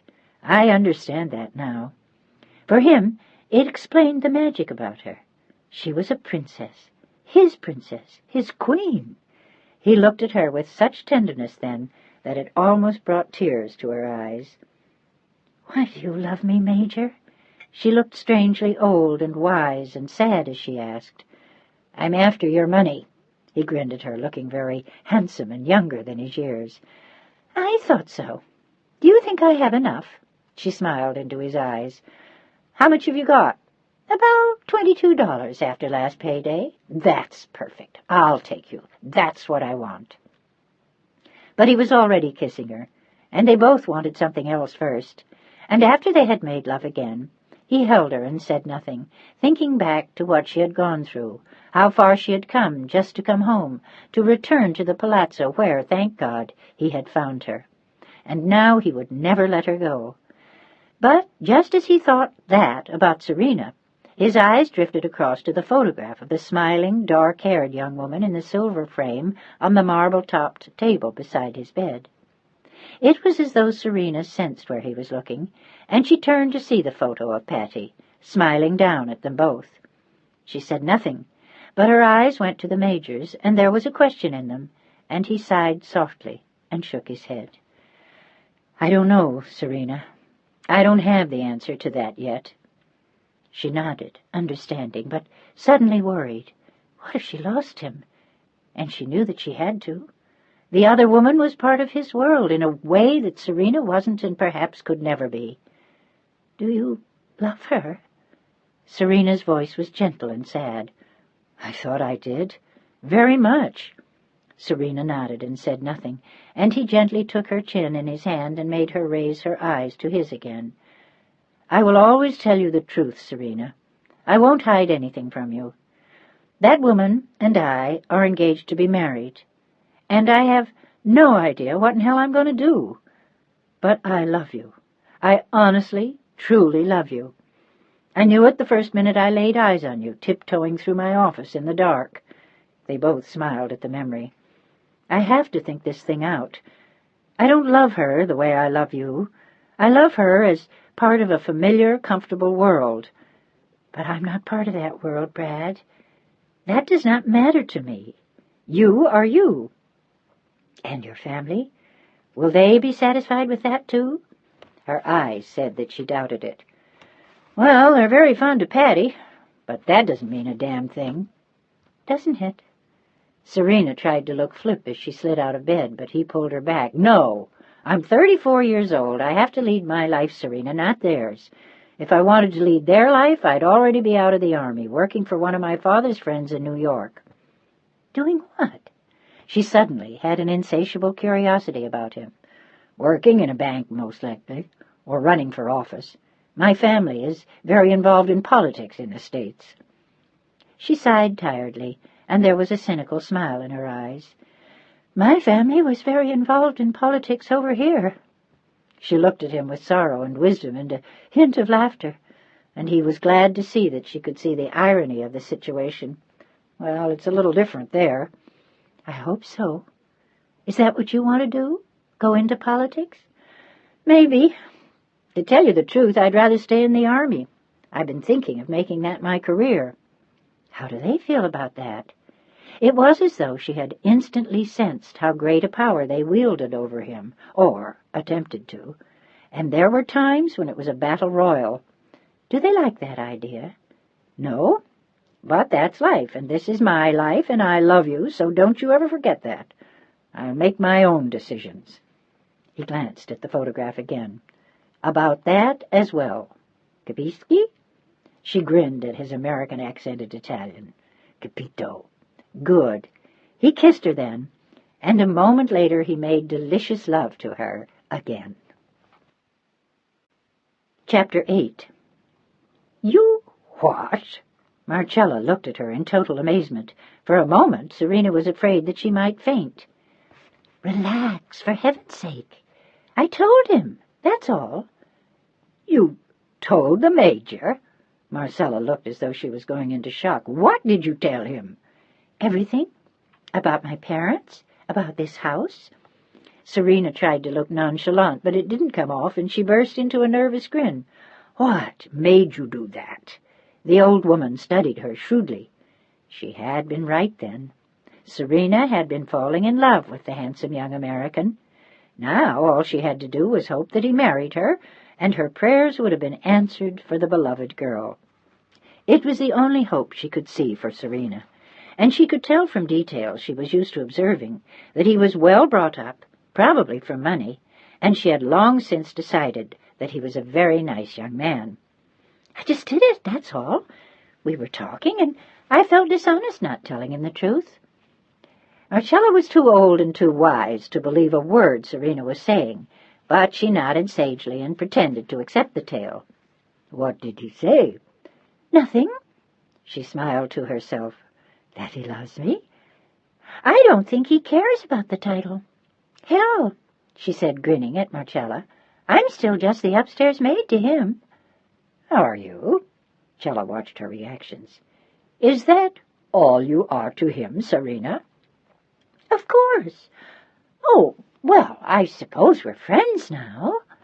Her words drifted off, and Marcella considered for a moment and then decided to push for an answer to the question that was on her mind. "Do you love him, Serena?" "Do I? Oh, why, that's—" She began to bluster, and then, dropping the pretense, she nodded slowly. "Yes, I do." The old woman went to Serena to take her in her arms. "Does he love you, too?" I think so. But she sighed deeply and pulled free of the old woman's arms to wander about the room. "It doesn't mean anything, though, Cella. I have to face the truth. He's here. It's the romance of Rome, the war. One day he'll go back to the world he knows." "And he will take you." The old woman said it with pride. This special girl was, after all, like a part of herself. "I don't think so. And if he did, it would be out of pity. It would be because he would be sorry to leave me here." "Good. Then go with him." As far as Marcella saw it, everything was set. But Serena saw a great deal more than that. It's not that simple. "It is, if you want it to be. Do you? Do you love him enough to go with him?" "Of course I do. But that isn't the point. He has a life there, Cella. He isn't the kind of man to take a war bride home." "War bride?" Marcella jumped to her feet. "War bride? Are you crazy? Sei pazza? You're a princess, or don't you remember? Did you remember to tell him that, too?" She looked suddenly anxious, and Serena laughed. "Yes, I told him. But that's not everything. I have nothing, Cella, not now. Nothing at all. No money, nothing. What will his family think if he comes home with me?" She had overnight become wise in the way of things, but Marcella didn't want to hear it. "They will think he is very lucky, that's what they will think." Maybe, but Serena didn't believe it. She was remembering the faces she had seen so often in the pictures. "My family is very fond of Patty," she could hear him say. But would they be fond of her? It seemed unlikely. She felt ashamed now, as though she had been disgraced along with her Uncle Sergio and Il Duce. Her country had fallen apart around her, and her life had too. She wandered out into the garden then, and Marcella watched her go. October was a dream month for Serena. She and Brad had worked out their affair with miraculous precision, and every night after dinner he went to his room as Serena waited in hers. When Marcella went to bed, the orderlies had usually retired, and she tiptoed softly into the main house and made her way quietly up the marble staircase to his bedroom, where he waited for her with things to tell her, funny stories, sometimes a letter from his younger brother, white wine or champagne or a plate of cookies or photographs he had taken of her the previous week, which they sifted through. There was always something to share, to chuckle over, to enjoy, to discuss. And then, inevitably, a little while later, there was the miracle of their love-making, the endless discoveries and pleasures she found in his arms. Eventually, the photographs of Patty had been relegated to his office, and now she never saw them at all. They spent the nights cozily tucked into his bed, and then they rose together before the rest of the household just before 6 in the morning. They sat for a moment, watching the sun come up, looking down at the familiar garden, and then, with a last kiss, a last touch, an embrace, she went back to her quarters, and they each began the day. In a strange way, it was like being newly married, because each lived to return to the other at the end of the day. It was on a day at the very end of October that Serena came to him and found him upset and vague. He seemed jumpy when Serena put her arms around him, and when she said something to him about it, he appeared not to hear. "What?" He looked at her from the chair where he'd been sitting, as he stared into the fire with a distant expression. I'm sorry, Serena. What did you say?" "I said that you looked worried about something, my darling." Her voice was a whisper on his neck, and he sighed deeply and laid his head against hers. "Oh, not really. Just distracted." As she looked at him closely, she thought again what a proud head he had, what fine gray eyes, and now she knew also that he was both intelligent and kind, sometimes too much so. He was a man whose greatest virtue was compassion, and he always struggled to understand and assist his men. Sometimes it made him not quite firm enough as a leader. He was never heartless. He always cared. "What are you distracted about, B.J.?" He smiled at the nickname his men used. Serena seldom used it.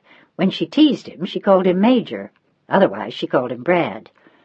He looked at her thoughtfully now, and then decided that he had to tell her. He had wanted to wait until the next morning, but what was the point? There was never going to be a right time. "Serena." Her heart stopped as she heard the way he said it. She knew what was coming. He was leaving Rome. "I had a telegram this morning." She closed her eyes as she listened, fighting back her tears. She knew she had to be brave when she heard it, but her insides had just turned to jelly. Her eyes fluttered open again quickly, and she saw the pain in her eyes mirrored in his own. "Now, come on, sweetheart, it's not that bad." He took her in his arms and let his lips roam slowly over the soft spun gold hair. "You're leaving?" It was a hoarse whisper, and quickly he shook his head. "Of course not. Is that what you thought?" He pulled away from her gently, his eyes loving, yet at the same time sad. "No, darling, I'm not leaving. This is nothing official." And then he decided to plunge ahead and tell her, "It's Patty. She's coming over. I'm not sure why. She says the trip is an engagement present from her father. Frankly, I think she's worried. I haven't been writing much lately, and she called here the other morning right after... I don't know, I couldn't talk to her." He stood up and wandered slowly across the room, his eyes troubled and vague. "I couldn't say the things she wanted." And then he turned to face Serena. "I couldn't play the game with her, Serena. I don't know. I'm not sure what to do. I probably should have written to her weeks ago to break the engagement, but..." He looked desperately unhappy. "I just wasn't sure." Serena nodded slowly, the knife of pain slicing swiftly through her very core. "You still love her, don't you?" It was more a statement than a question, and B.J. looked at her with fresh anguish in his eyes. "I'm not sure. I haven't seen her in months now, and that was all so unreal. It was the first time I'd been home in 3 years. It was all so heady and so romantic, and our families were cheering us on. It was like something in a movie. I'm not sure it's something in real life." "But you were going to marry her?" He nodded slowly. "It's what everyone wanted." And then he knew he had to be honest. "It was what I wanted, too. It seemed so right at the time, but now..." Serena closed her eyes for a moment as she stretched out in front of the fire, trying to bear the pain of what she knew would come. And then she looked at him again, not in anger but in sorrow. She knew that she couldn't fight the pretty dark-haired woman. She had already won him, and Serena was no one. Just the upstairs maid, as she had said to Marcella. The ugliness of it all was that it was true. "I know what you're thinking." He said it miserably as he dropped into a chair near the window and ran a hand through his already tousled, curly hair. Before she had come to him that evening, he had been sitting there for hours, thinking, weighing, asking himself questions to which he didn't have answers.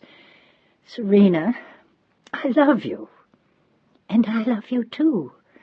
But I understand also that this is very romantic, that it is wonderful, but it is this, Brad, that is not real.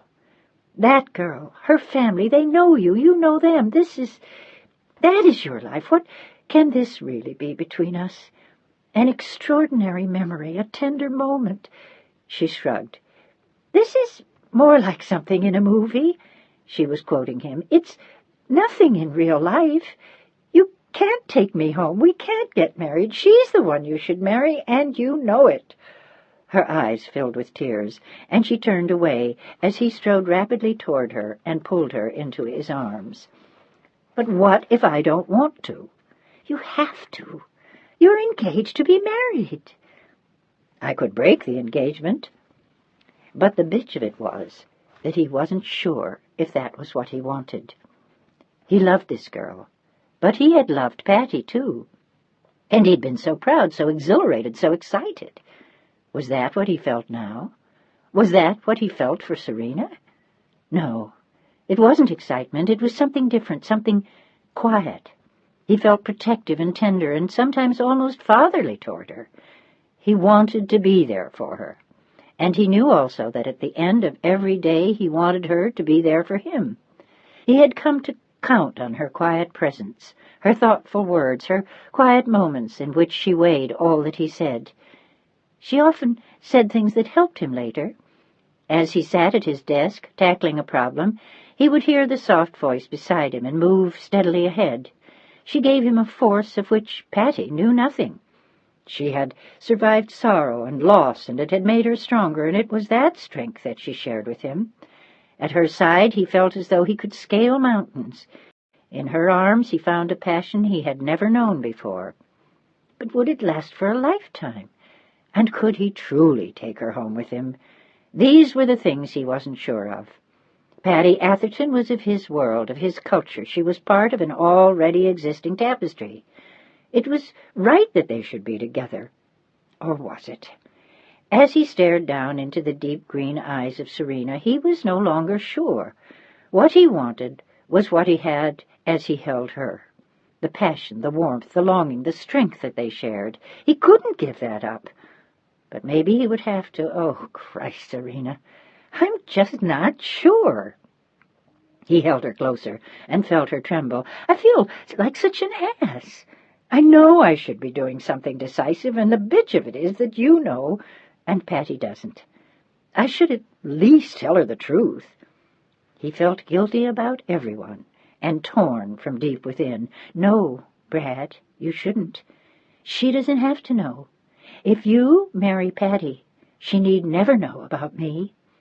It would be just another wartime affair, a soldier and an Italian. There were certainly enough of them around, Serena thought bitterly for a moment, and then she forced the anger from her mind. She had no right to be angry. She had given her heart to him and herself, done what she had done, knowing that there was another woman, and knowing full well that the affair might come to naught. She had gambled and probably lost, but she didn't regret the game. She loved him, and she knew that. Whatever he felt for his fiancée, he also loved her. When is he coming? Her eyes burned into his, and he took a deep breath. Tomorrow. Oh, my God. This was to be their last night, then. Why didn't you tell me? I wasn't sure exactly when she was coming until tonight. I just got another telegram. He pulled her into his arms. Do you want me to go now? It was a small voice of bravado, and Brad was quick to shake his head and pull her closer still. No, oh, God, don't do that. I need you. And then he felt suddenly guilty again as he realized how unfair he was being. He pulled back from her slowly. Do you want to go? This time it was Serena who shook her head. Her eyes locked into his. No. Oh, baby. He buried his face in her neck. I love you. I feel like such a weakling. You're not. You're only human. These things happen. I suppose, she sighed wisely, that they happen every day. But nothing like it had ever happened to him before. He had never felt this confused. There were two women he wanted, and he had no idea which one was the right way to turn. Come. Serena stood up and took his hand then, and when he looked up at her, she seemed more a woman to him than she ever had before. The idea that she was only 19 was preposterous. She was as old and as wise as time as she stood there, smiling gently, holding out her arms to him, and slowly he stood up. You look tired, my darling. She was aching inside, but she didn't let him see that. Instead, all that she showed him was her love for him and her quiet strength. It was the same strength that had allowed her to survive the death of her parents, her banishment to the States, and the loss of her grandmother during the war. It was the same strength that allowed her to return and live in the palazzo in the servants' quarters, scrubbing bathroom floors and forgetting that she had ever been a principessa. Now it was that strength that she gave to him. She led him silently into the bedroom, stood beside her mother's bed, and began to take her clothes off slowly.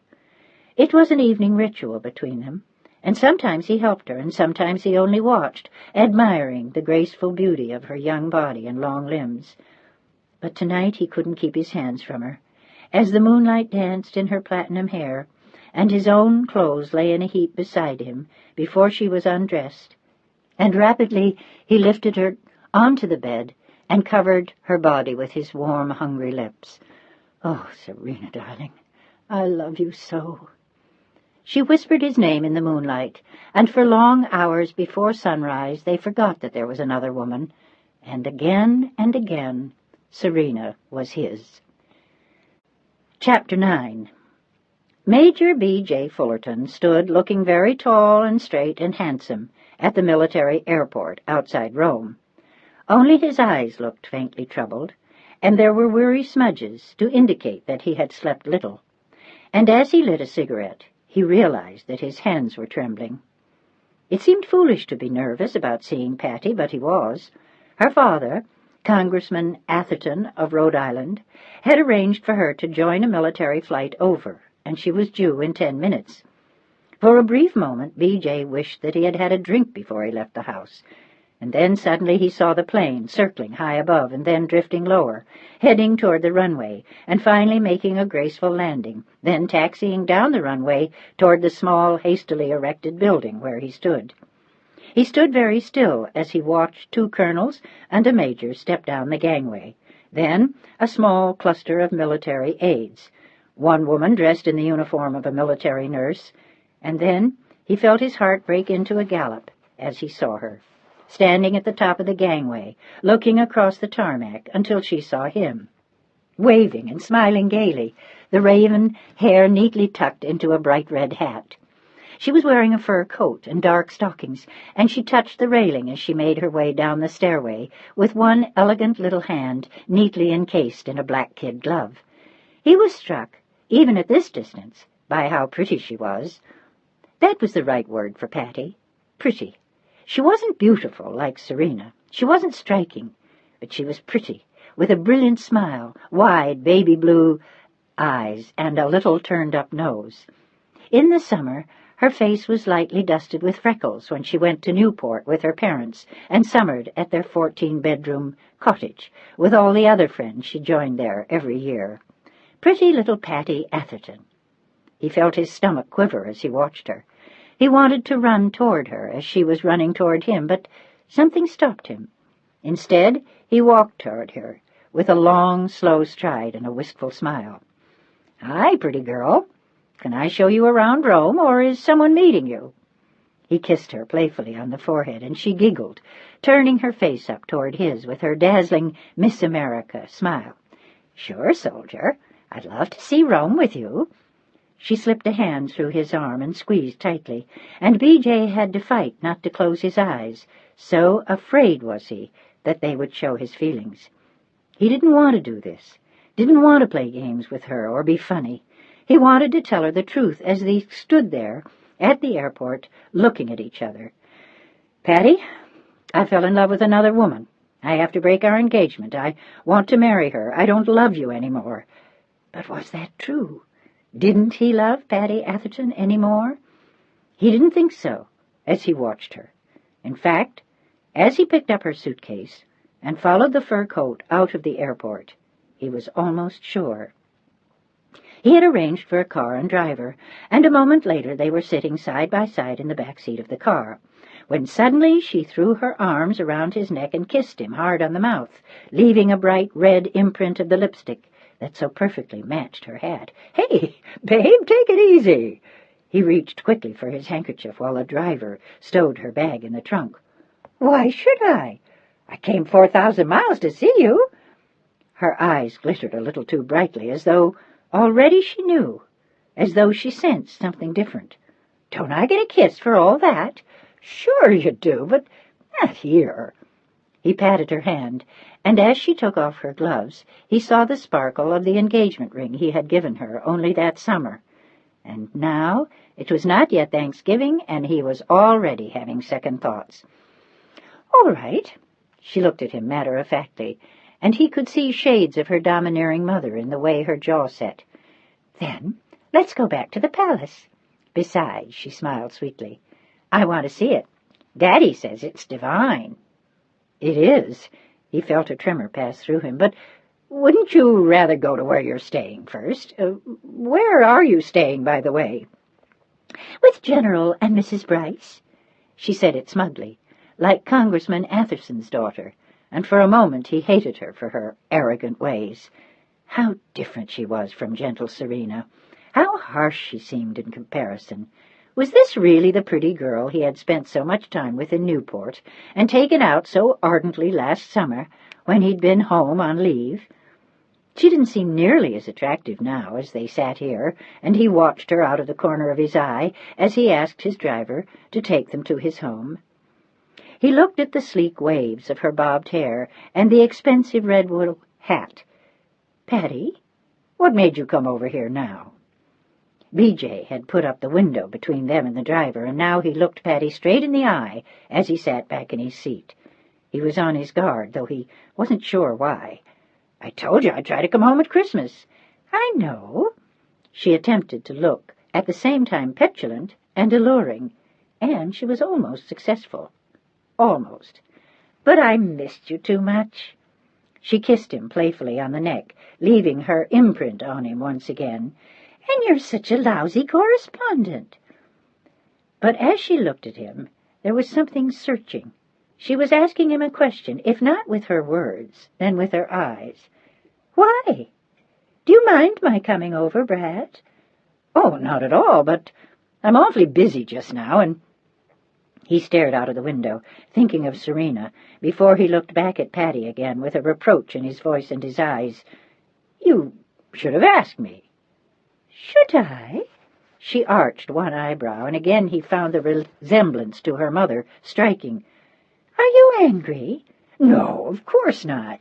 He patted her hand. "But, Patty, 6 months ago this was a war zone. I have work to do here. It won't be easy having you around."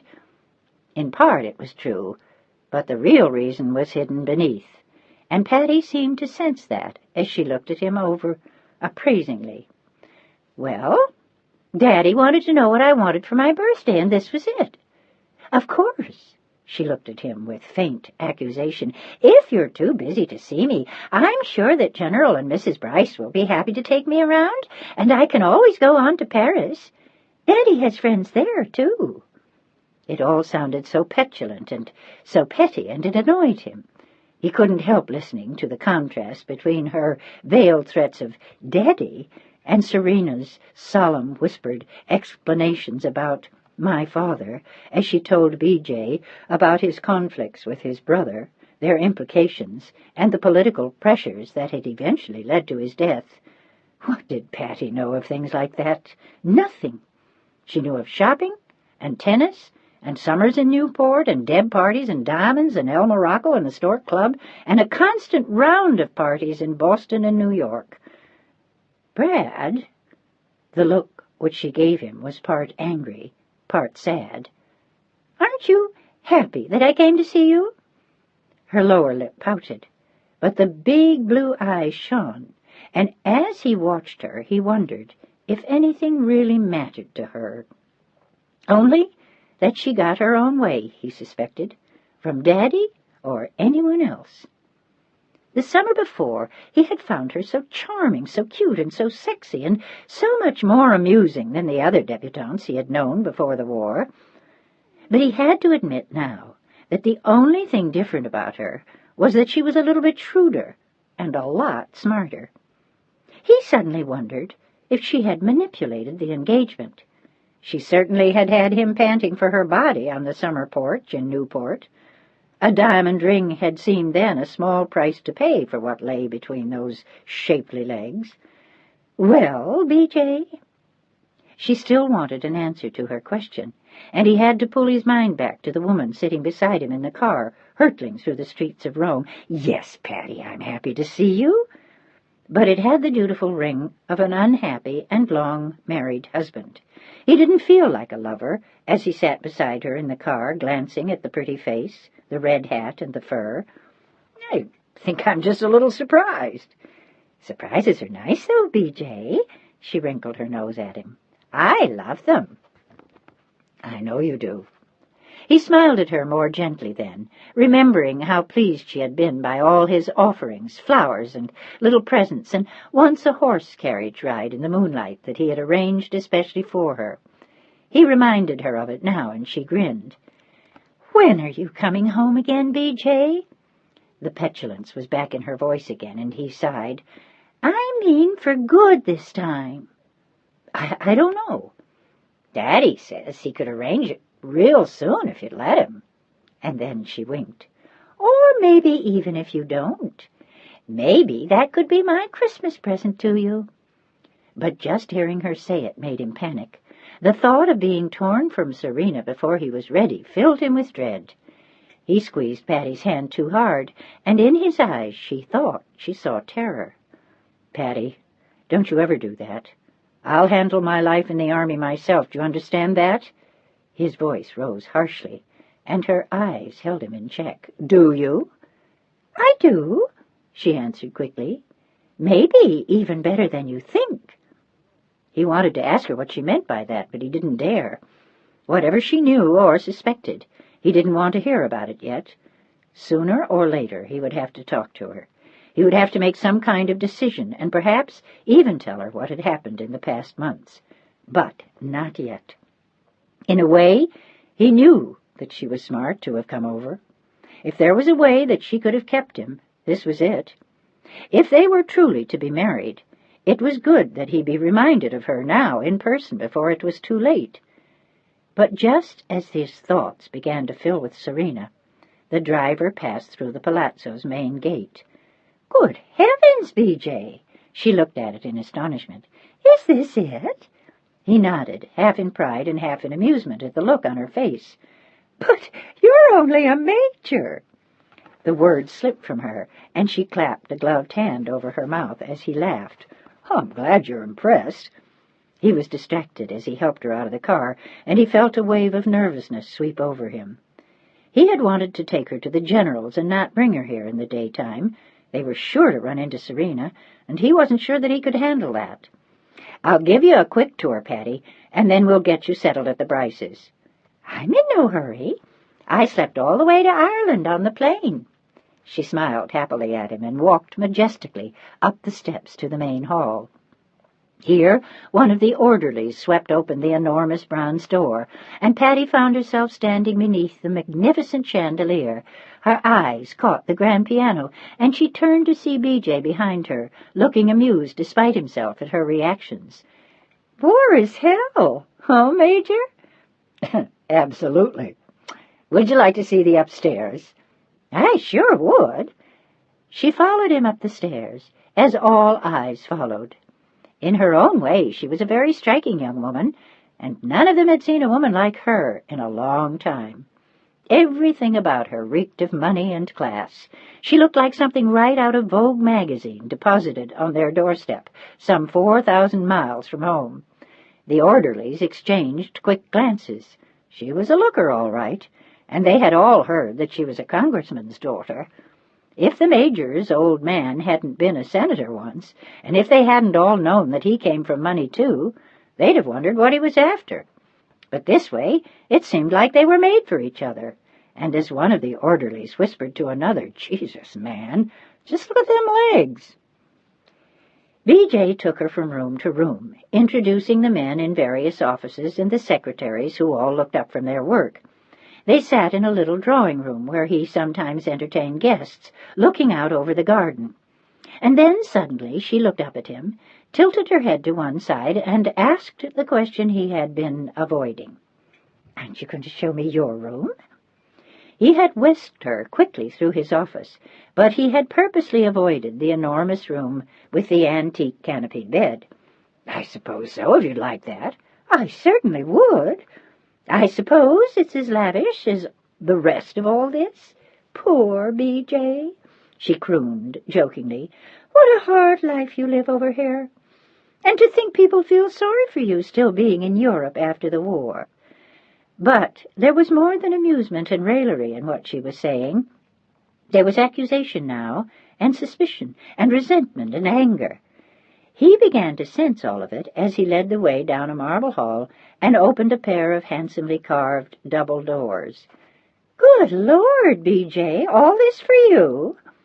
She turned to face him too quickly, and suddenly she saw him blushing to the roots of his hair.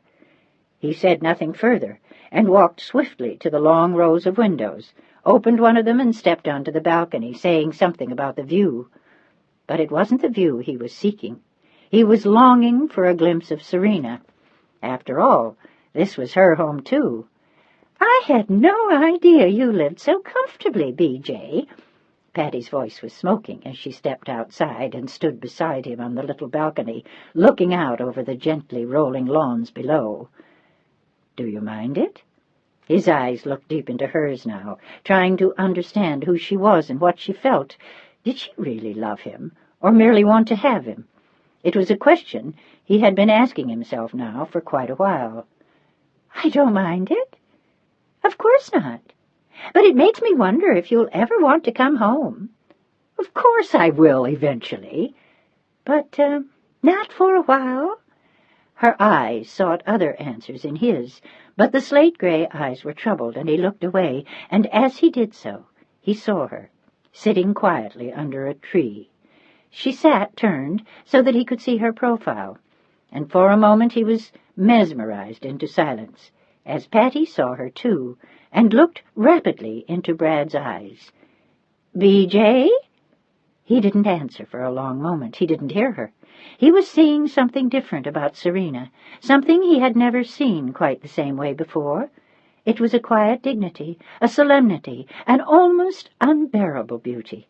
As he realized that watching her was like looking at the sky reflected in still waters, and being with Patty was like being constantly tossed in a turbulent sea. "I'm sorry." He turned toward Patty in a moment. I didn't hear what you said just then." But there was something strange in her eyes once he turned toward her, and there was something very different in his. "Who is she?" Patty's eyes began to smolder, and her full pouting mouth seemed almost instantly to form a thin line. "I'm sorry." "Don't play the game with me, B.J. You heard me. Who is she? Your Italian whore." A torrent of jealousy coursed through her, and without knowing anything for certain, she was almost trembling with rage. But B.J. was suddenly angry, too. He grabbed Patty's fur-covered arm in one powerful hand and squeezed it until she felt his grip. "Don't ever say anything like that to me again. She is one of the maids here, and like most people in this country, she has been through one hell of a lot. More than you'd ever understand with your ideas about war work, dancing with soldiers of the USO, and going to El Morocco with your friends every night." "Is that right, Major?" Her eyes blazed into his. "And just why is she so important to you, if she isn't your little whore?" She spat out the word, and without thinking, he grabbed her other arm and began to shake her, and when he spoke again, his voice was loud and harsh. "Stop calling her that, damn you!" "Why? Are you in love with her, B.J.?" And then, viciously, "Do your parents know that? Do they know what you've been doing here, sleeping with some goddamn little Italian maid?" He pulled an arm back to slap her, and then stopped himself just in time, trembling and pale, as instinctively he looked toward Serena, and found her standing just below them, a look of horror on her face, and tears brilliant in her eyes. "Serena!" He called out her name, but she disappeared instantly, and he felt a swift slice of pain. What had she heard? Patty's ugly accusations? Her raging speech about his parents and some goddamn little Italian maid? He was horrified at what had happened, but only because it might have hurt Serena. He suddenly realized that he didn't give a damn about Patty Atherton anymore. He let go of her arms and stood back carefully with a grim look on his face. "Patty, I didn't know this when you sent the telegram that you were coming, or I would have asked you not to. But I'm going to marry that woman you just saw there. She isn't what you think she is, but it really doesn't matter. I love her. I'm sorry I didn't tell you before." Patty Atherton looked at him in mingled shock and horror, and began to shake her head slowly, as tears sprang to her eyes. "No, you can't do this to me, damn you! I won't let you. Are you crazy? Marrying a maid? What will you do? Live here? You can't take her back to New York with you. Your parents would disown you, and you'd embarrass everyone." She was spluttering, and there were tears beginning to slide from her eyes. "That's not the point, Patty. This is my life, not my parents', and you don't know what you're talking about." His voice was suddenly quiet and firm. "I know that she's one of the maids here." He nodded slowly, and then looked long and hard at Patty. "I don't want to discuss this with you, Patty. The issue is us, and I'm sorry. I made a mistake last summer, but I don't think either of us would have been happy if we'd got married." "So you're going to ditch me, is that it?" She laughed shrilly through her tears. "That's simple. Then what? Bring home your little whore? Jesus, you must be crazy, B.J. And then, with eyes narrowed, "Or maybe I was to believe the line of crap you gave me. All that chunk about how much you loved me. I did then, and now you don't." She looked as though she would have liked to hit him, but she didn't dare. But B.J. stood his ground. He was sure. "Not enough to marry you, Patty." His voice was gentle now, in spite of everything she had said. "It would be a terrible mistake." "Oh, really?" She pulled the ring from her finger and shoved it into his hand. "I think you just made a terrible mistake, buddy, but I'll let you figure that out for yourself." He said nothing, but followed her into the room, where she saw her picture, which, in a moment of cowardice, he had reinstalled. She walked across the room, picked up the silver frame, and hurled it against the wall. The sound of the glass shattering broke the silence between them, and as B.J. watched her, she began to cry. He moved toward her and put his hands on her shoulders. "I'm sorry, Patty." "Go to hell!" She spun on her heel to face him, and then, in a tone of viciousness which hit him like a blow, "I hope you rot. In fact, B.J. Fullerton, if I can ever do anything to help screw up your life the way you loused up mine, I'd be happy to help out any time." "Don't say things like that, Patty." He felt compassion for her, and wanted to believe that she didn't mean it. "Why not? Don't you think I mean it?" "I hope not." He looked more handsome than ever as he stood there, and she hated him as she looked at him for a last time. "Don't kid yourself, B.J. I'm not some two-bit dago tramp. Don't expect me to fall at your feet and beg you, and expect me to forgive you either, because I won't." And with that she turned and left the room. He followed her quietly down the stairs, and in the main hallway he offered to accompany her to the Bryces', but she looked at him in cold fury and shook her head. "Just have your driver take me there, B.J. I don't want to see you again." "Will you stay on in Rome for a few days? Maybe we could talk a little more quietly tomorrow. There's no reason why we can't be friends in a while." "I know it's painful, Patty, but it's better this way." She only shook her head. "I have nothing more to say to you, B.J. You're a skunk, a louse." Her eyes overflowed. "And I hate you. And if you expect me to keep quiet about this, you're crazy." Her eyes narrowed viciously again. "Everyone in New York is going to know what you're doing over here, B.J., because I'm going to tell them. And if you bring that girl back with you, God help you, because they'll laugh you out of town." It was obvious from the way he looked at her that he wasn't afraid of Patty, but he was angry at what she had just said. "Don't do anything you'll regret. Someone should have told you that before you ditched me." And with that, she walked past him and out the door. She slammed it behind her, and B.J. stood there for a long moment, wondering if he should go after her, and knowing that he could not. The orderlies had discreetly disappeared when they heard them coming, and a moment later B.J. quietly went back upstairs. He needed a moment to himself to think over what had happened, but he knew even then that he wasn't sorry. He didn't love her. Of that he was now certain. But he did love Serena. and now he would have to make all right with her.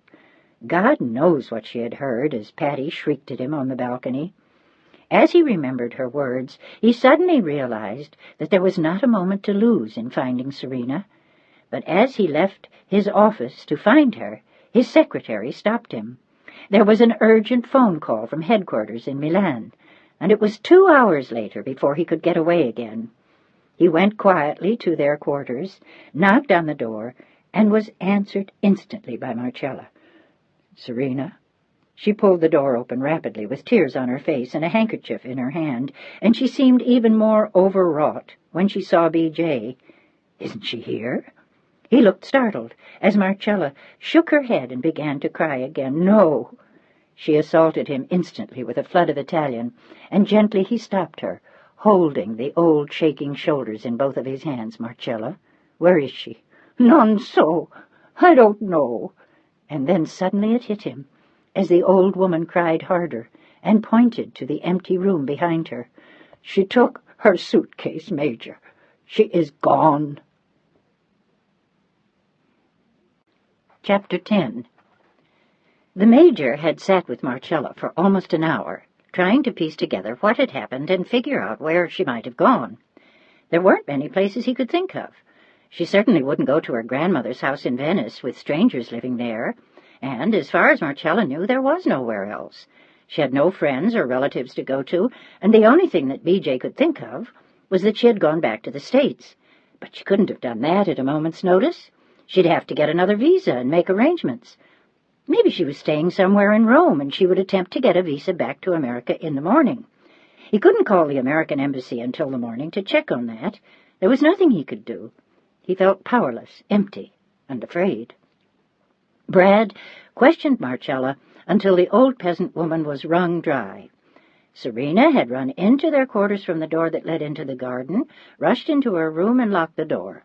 Marcella knew that because she had tried to go in when she heard her crying, but Serena wouldn't let her in. Half an hour later, Serena had emerged, red-eyed, pale, and with her suitcase in her hand. She had told Marcella simply that she was leaving, and in answer to the old woman's tears and entreaties, she had said only that she had no choice. At first, Marcella thought that she had been fired. At this, the old woman cast a sidelong glance of apology at the Major, explaining that she had thought that it was all because of him. But Serena had insisted that it wasn't, that it was a problem that had nothing to do with him, and that she had to leave Rome at once. Marcella wondered if she was in danger, because the girl had looked so distraught that it was hard to tell if she were only upset or also frightened. And, with tears and kisses and a last hug, Serena fled. Marcella had been sobbing hopelessly in her room for almost 2 hours when she heard the Major's knock on the door, and hoped that it was Serena having changed her mind. "And that is all I know, Major." Marcella dissolved in tears again and clung to the sympathetic young American. "Why did she go?" "Perché? Non capisco, non capisco." All he could do was comfort her. How could he explain any of it to Marcella? He couldn't. He would have to live with that hell himself. "Marcella, listen to me." The old woman only sobbed more loudly. "Shh, now listen. I promise you I'll find her. Domani vado a trovarla." "Ma dove?" But where? It was a hopeless wail. All those years of not seeing Serena, and now she was back and Marcella had lost her again. "Non so dove, Marcella." "I don't know where, but I'll find her." And then he squeezed the old shoulders and went quietly back to his own rooms. He sat in the darkness for what seemed like hours, thinking, turning things over in his mind, remembering snatches of conversation he had had with her. But no matter how deep he dug, how far into the memories, he came up blank. She had no one now except Marcella, and he realized once again how devastated she must have been to leave the old woman in the only home she had. A shaft of guilt shot through him again as he remembered the argument he had had with Patty. He thought of what it must have sounded like at a distance, of what Serena must have thought, watching them, seeing them together, and then listening to the American woman's angry words. After hours of painful, endless questions running around and around in his mind, he gave up. There was nothing he could do except wait and wait. He went into his bedroom and stood for a long moment staring at the bed. Tonight he had no desire to sleep beneath the blue satin of the canopy. The bed would seem painfully empty without the woman that he loved. And what if you don't find her, he asked himself. Then I'll keep looking. He'd find her if he had to comb all of Italy and Switzerland and France. He'd go back to the States. He'd do anything. And eventually he would find her, and he would tell her that he loved her and ask her to be his wife. He was entirely sure of his feelings as he lay there, and not a single thought of Patty crossed his mind as he whiled away the hours, lying there thinking of Serena and wondering again and again where she could have gone. It was only when a cock crowed in the distance at 5:30 that he suddenly shot up in bed with a look of amazement and stared out the window. Oh, my God! How could he have forgotten? It should have been the first place he thought of. With lightning speed, he threw back the covers, ran into the bathroom, showered, shaved, and by 10 minutes before 6 he was dressed. He left a note for his secretary and his assistants, explaining that he had been called away on a matter that was urgent. And for his secretary, he left an additional note asking him to be kind enough to cover his ass.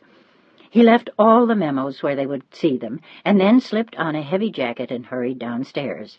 He had to speak to Marcella, and he was relieved to see a light under her door when he got downstairs. He knocked softly twice, and a moment later the old woman opened the door to him, at first with a look of astonishment to see him there, and then one of confusion when she saw that he was in civilian garb and not the uniform she was used to seeing him in every day.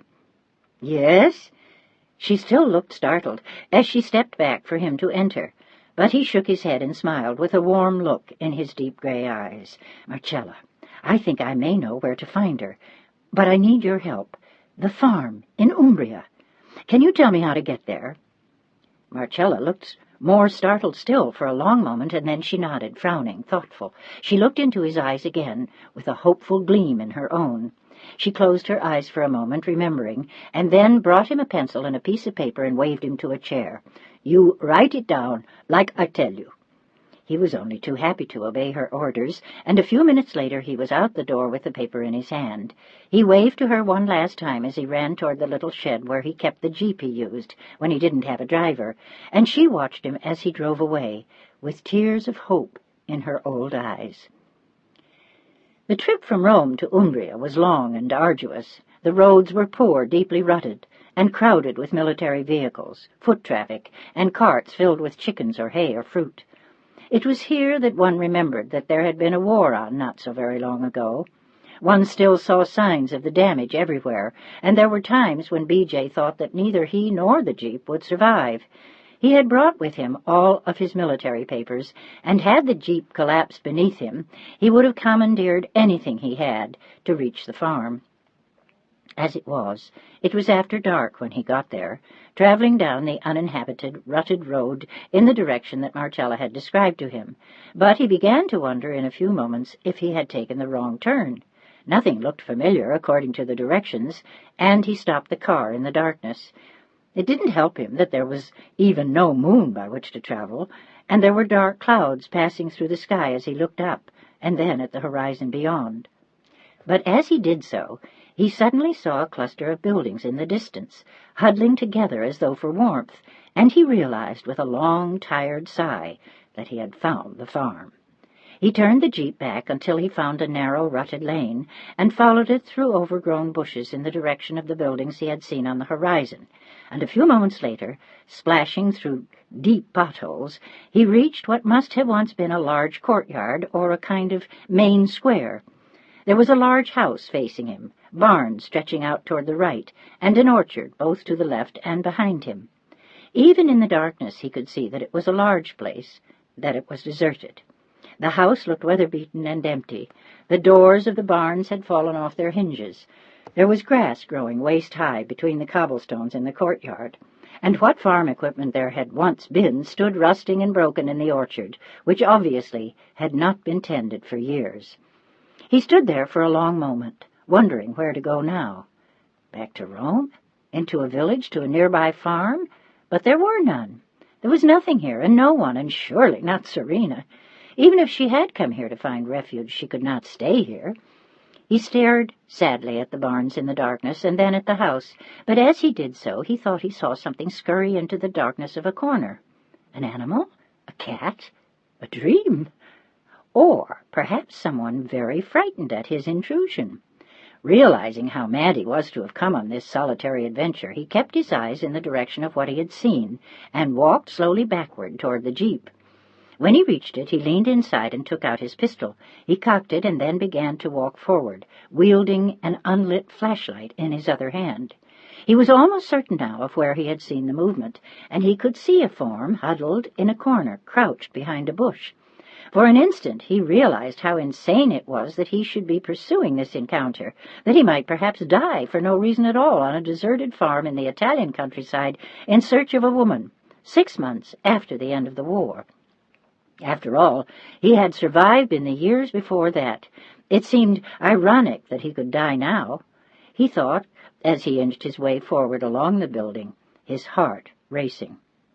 When he had come within a dozen feet of where he had seen the movement, he pressed himself into a narrow nook, took what refuge he could find, and instantly shot one arm forward with the flashlight held aloft.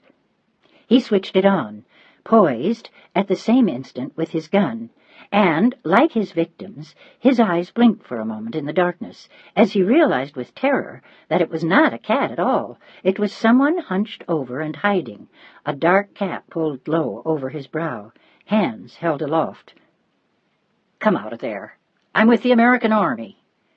He felt a little foolish saying the words, but he hadn't been sure what else to say, and the form, a tall, angular shape in dark blue wool, moved forward and stood staring at him now, as he gave a whoop and then grinned. It was Serena. She stood wide-eyed, her face white with terror, and then with astonishment as he approached. "Come here, damn you! I told you to come out of there!" But B.J. didn't wait for her to move. He ran toward her, and before she could say a word, he had enfolded her in his arms. "Goddamn crazy girl, I could have shot you." The green eyes were wide and brilliant in the moonlight, as she looked up at him, still dumbfounded by what had happened. "How did you find me?" He looked down at her and kissed her gently on both eyes and then her lips. "I don't know. It came to me this morning, and Marcella gave me directions." He frowned at her then. "You shouldn't have done it, Serena. You had us all worried sick." She shook her head slowly then and pulled away from him. "I had to. I couldn't be there any longer." "You could have waited to talk it over." He held her hand, although she stood a few feet from him now, her foot pushing a small stone on the ground. "There is nothing to talk over, is there?" She looked into his eyes with all the hurt that had driven her from Rome. "I heard what she said, about me, about your family. She's right. I'm only your Italian whore, a maid." She didn't even flinch as she said it, and he pressed her hand. "She is a bitch, Serena. I know that now. I didn't see things as clearly before. And what she said is not true. She was jealous, that's all." "Did you tell her about us?" "I didn't have to." He smiled gently at her, and they stood for a long time in the silence and the darkness. There was something eerie about being at the deserted farm alone. "This place must have been quite something before." "It was," she smiled at him. "I loved it. It was a perfect place to be a child. There were cows and pigs and horses, lots of friendly workers in the fields, fruit in the orchards, a place to swim nearby. My best childhood memories are of here." "I know. I remember." They exchanged a speaking look, and Serena sighed.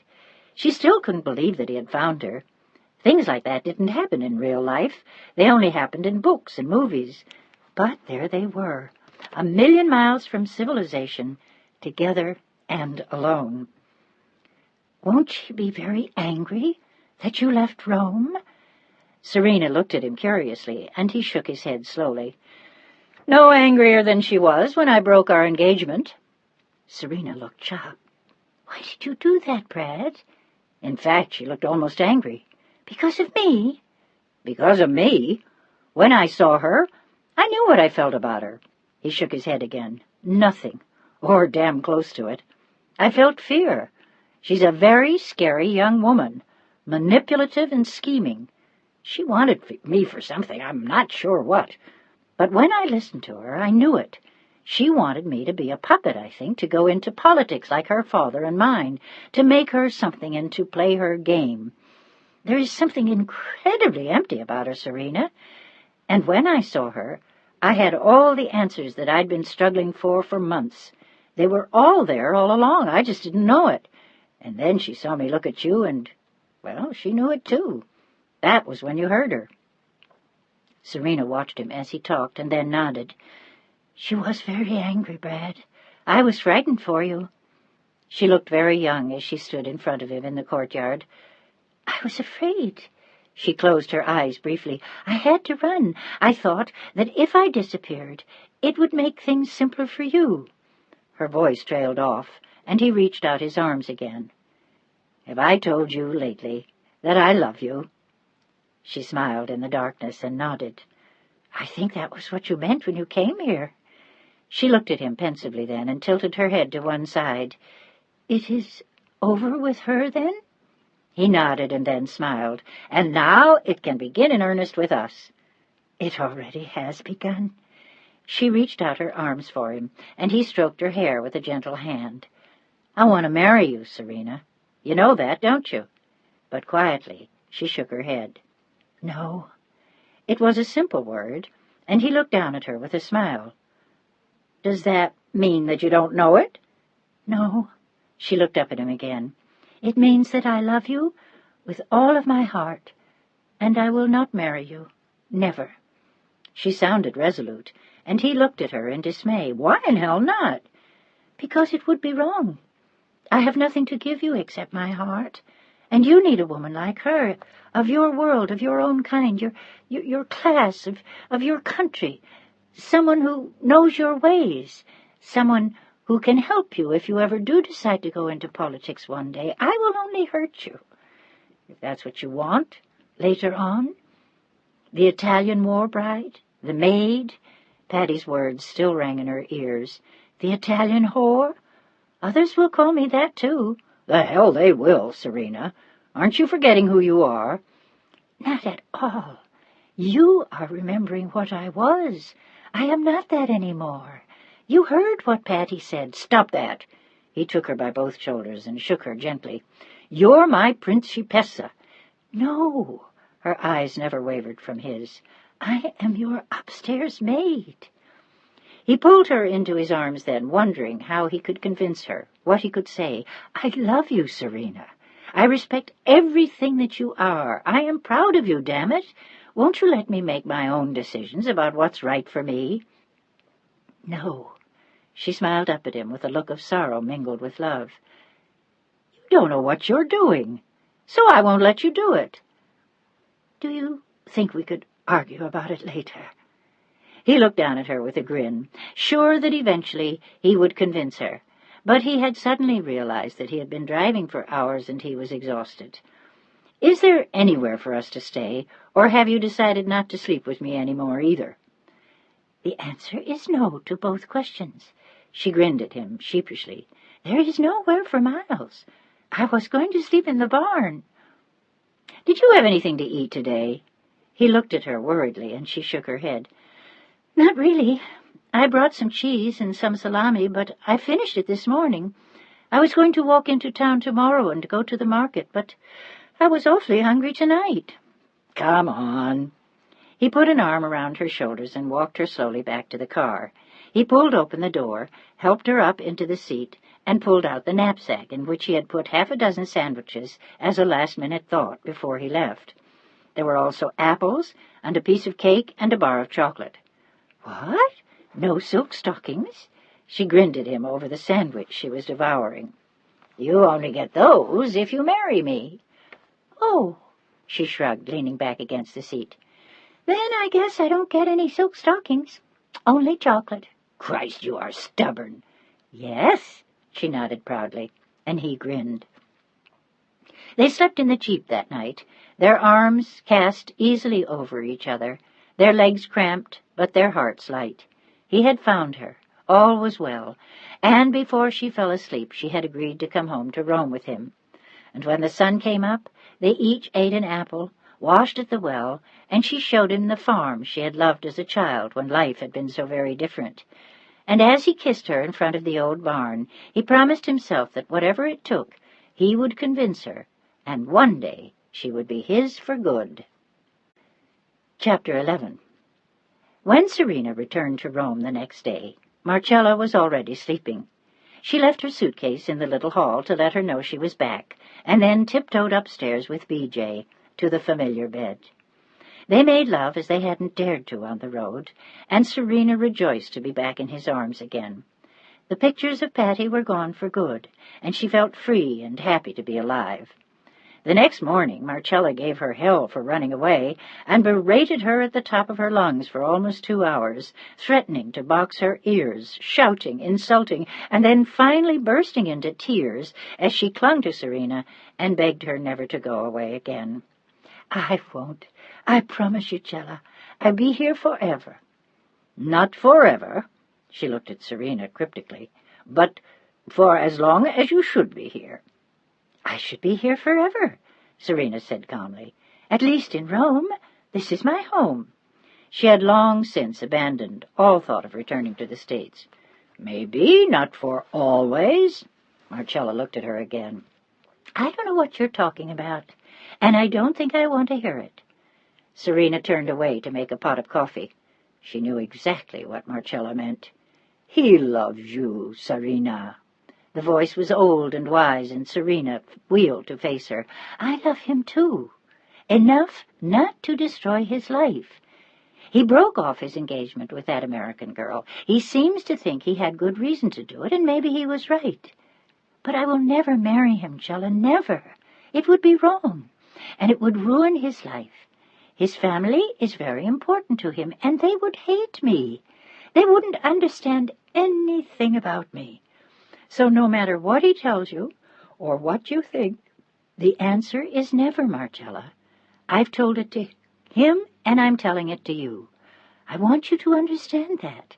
You have to accept it, just as I do. And I have accepted it, so I think you can too." "You are crazy, Serena. His parents would be lucky to have you." "I'm sure they wouldn't think so." She could still hear Patty's words. She handed Marcella her coffee and went back to her own little cubicle to unpack. After that, life was peaceful all the way through November. She and Brad were happier than they had ever been. Marcella settled down, and it was as though nothing could ever go wrong with the world. She and Brad shared a private Thanksgiving dinner. He taught her how to make a turkey and stuff it. He had commandeered some chestnuts and some desperately rare cranberry jelly, and Marcella made sweet potatoes and peas and creamed onions for them, and together they had a rare feast. It was Serena's first Thanksgiving dinner. To the first of many. He toasted her happily with a glass of white wine with their dinner, while secretly she knew that this would be her last. Within the year he would surely be transferred home, and moments like this would not come again. Now and then she thought of that time, and wished that she would become pregnant. But Brad was determinedly careful that nothing like that would happen. So Serena knew that when B.J. left Rome, that would be the end of it. There would be no Brad, no baby to remember him by, only memories like this one to keep her warm. "What were you thinking about just then?" he asked her as they lay in front of the fire and he watched the brilliant emerald eyes. "You? What about me?" "That I love you, and I'll miss you unbearably when you're gone." She never said it, but the thoughts were always there. "If you really loved me," he began to tease and wheedle, and she grinned, "you'd marry me." It was a game they often played, but he knew he had months to convince her. At least he thought so, until the next day. He sat at his desk, the envelope on the floor, staring at his orders, and fighting back a strong desire to cry. The idyll in Rome was over. He was being transferred in 7 days. "You can't be." Her face had gone pale, just as his had when he read it. "So quickly. I thought they always gave you a month's notice." "Not always. Not this time. I leave for Paris a week from today." At least it was only Paris. He could come back to see her. She could come to see him. But it wasn't all that easy. and they wouldn't have the normal routine of their life anymore, their nights in the big canopied bed, the early mornings together, the constant looks and glances throughout the day, and the stolen moments when he came to her quarters after lunch, just for a kiss, for a word, for a hello, a joke, just to see her, and feel her, and hear her. They would have none of that, and as he thought of it, he wondered how he would live. He looked at her frankly, and asked her for the 10,000th time, "Will you marry me and come with me?" Slowly she shook her head. "I can't marry you, and you know why." "Even now?" "Even now." She tried to smile bravely at him. "Couldn't you just take me along as your personal maid?" He looked angry as she said it, and he shook his head as though to shake off what she had just said. "That's not even funny. I'm serious, Serena. For Christ's sake, realize what's happening. It's all over for us. I'm leaving. I'm going to Paris a week from today, and God knows where after that. Probably back to the States, and I can't take you with me unless we're married. Will you please come to your senses and marry me so we don't lose the one thing we both care about?" I can't do it." There was a lump in her throat the size of a fist as she said it, and that night, after he fell asleep in her arms, she cried for hours on her side of the bed. She had to let him go for his sake. She knew that she had to, if she really loved him, and she did. But she knew that it would be the hardest task of her life to peel her heart from his. She steeled herself for it daily, but when the last night came, she felt such terror in her heart at the thought of losing him that she didn't know if she could bear it. For days Marcella had been hounding her, tormenting her, pleading with her, begging, and in his own way, B.J. had been doing the same. But Serena was so certain that to marry him would ruin his life that she was unwilling to listen. She knew what she had to do, and however unbearable it was, she would do it. Even if she died when he left, it wouldn't matter then. She had nothing left to live for anyway. There would never be a man that she loved as she loved B.J., and knowing that on the last night made it all the more bittersweet as she held him and stroked him, and smoothed a gentle hand across his hair, wanting to engrave the moment forever in her memory as a way of holding on to him. "Serena?" She had thought he was sleeping, but his voice was a whisper in the canopied bed, and she leaned forward to see his face. "Yes, my love. I love you so much. I will always love you. I could never love anyone else like I love you." "Nor I, Brad. Will you write to me?" There were tears in his eyes as he asked her. He had finally accepted that he was going to leave Rome alone. "Of course I will. Always." Always forever. The promises of a lifetime, which she knew only too well would dim in time. One day he would marry and he would forget. He would want to forget then, and it would finally be over between them. But she knew that for her it would never be over. She would never forget him. "Will you write to me?" There were tears in her eyes. There always was the threat of tears this past week for both of them. "Of course I will. But I'd rather take you with me." "In your pocket, perhaps, or a secret compartment, or a suitcase." She smiled down at him and kissed the end of his nose. "Paris is so pretty. You're going to love it." "You're coming to visit in 2 weeks, aren't you? I ought to be able to get the papers for you as soon as I get there."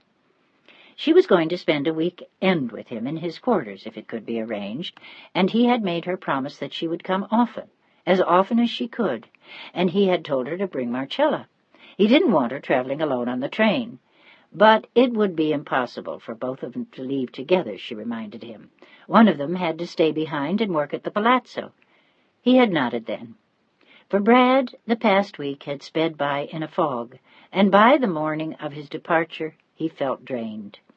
He sat up in bed before sunrise and looked at Serena, lying in the canopied bed beneath a vast fan of her silky blonde hair. He touched her hair and her face and her arms and her breasts, and then gently he woke her, and they made love again, and as he held her close to him in their bed, he realized that he had just made love to her for the last time in Rome.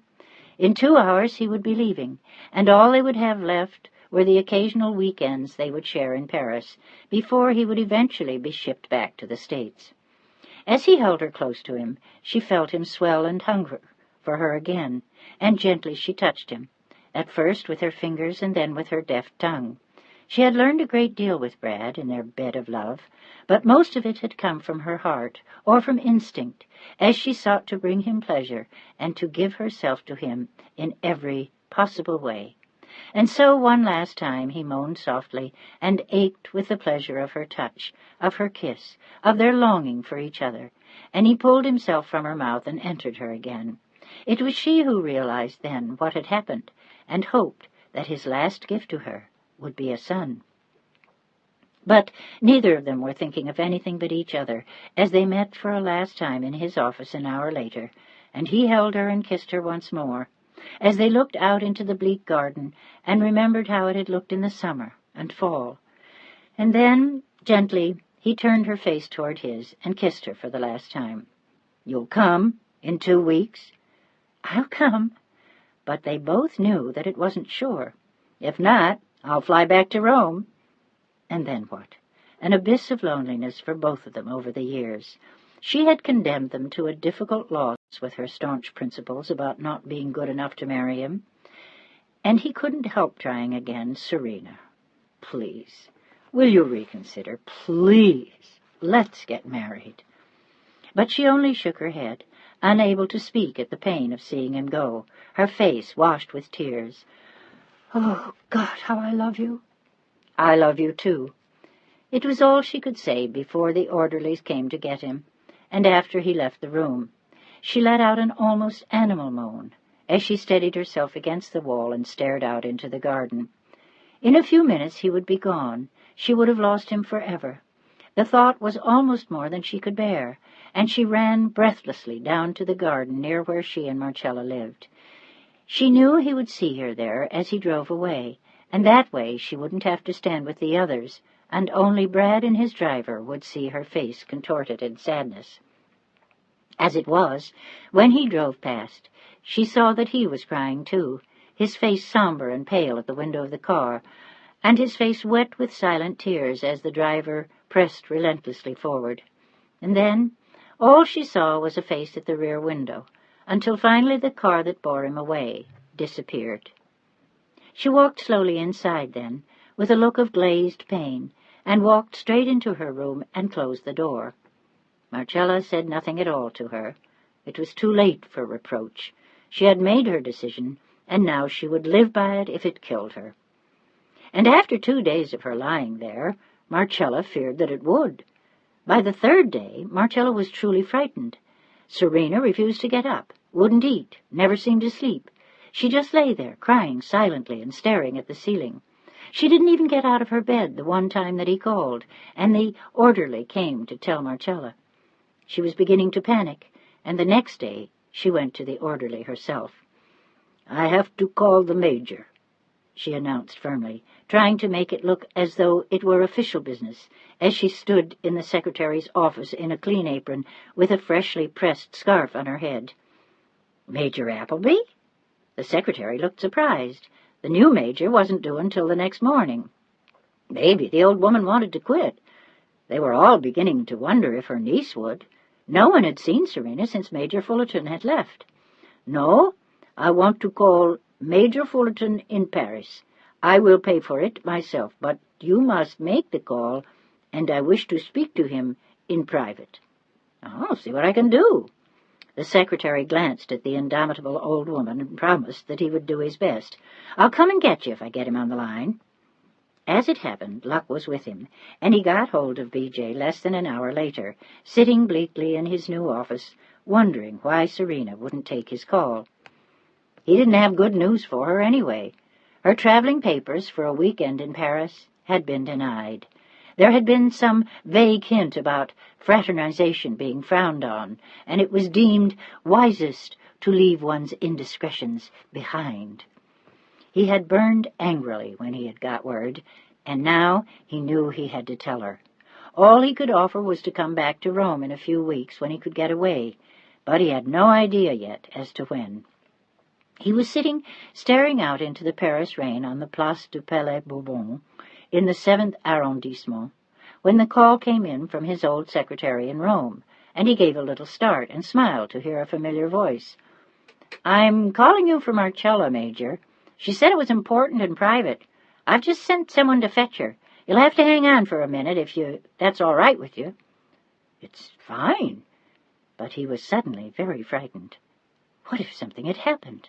Serena could have had an accident, or she could have run off to that godforsaken farm again, and this time he wasn't there to go and get her. She could fall in the well. She could break her leg. Is everything all right there, Palmers? He spoke to his secretary with concern, and the junior man smiled. "Fine, sir." "Everyone still on board?" He was asking about Serena, but didn't quite dare say her name. "Pretty much. We haven't seen much of Marcella's niece. In fact, we haven't seen her since she left, sir, but Marcella says she's sick and she'll be fine in a few days." Oh, Christ! It could have meant anything. But before Brad could give much thought to his worst fears, the secretary spoke again. "Here's Marcella now, sir. Think you can manage with her English, or do you want someone on an extension to help?" "No, we'll manage on our own, thanks." B.J. found himself wondering how many of them knew.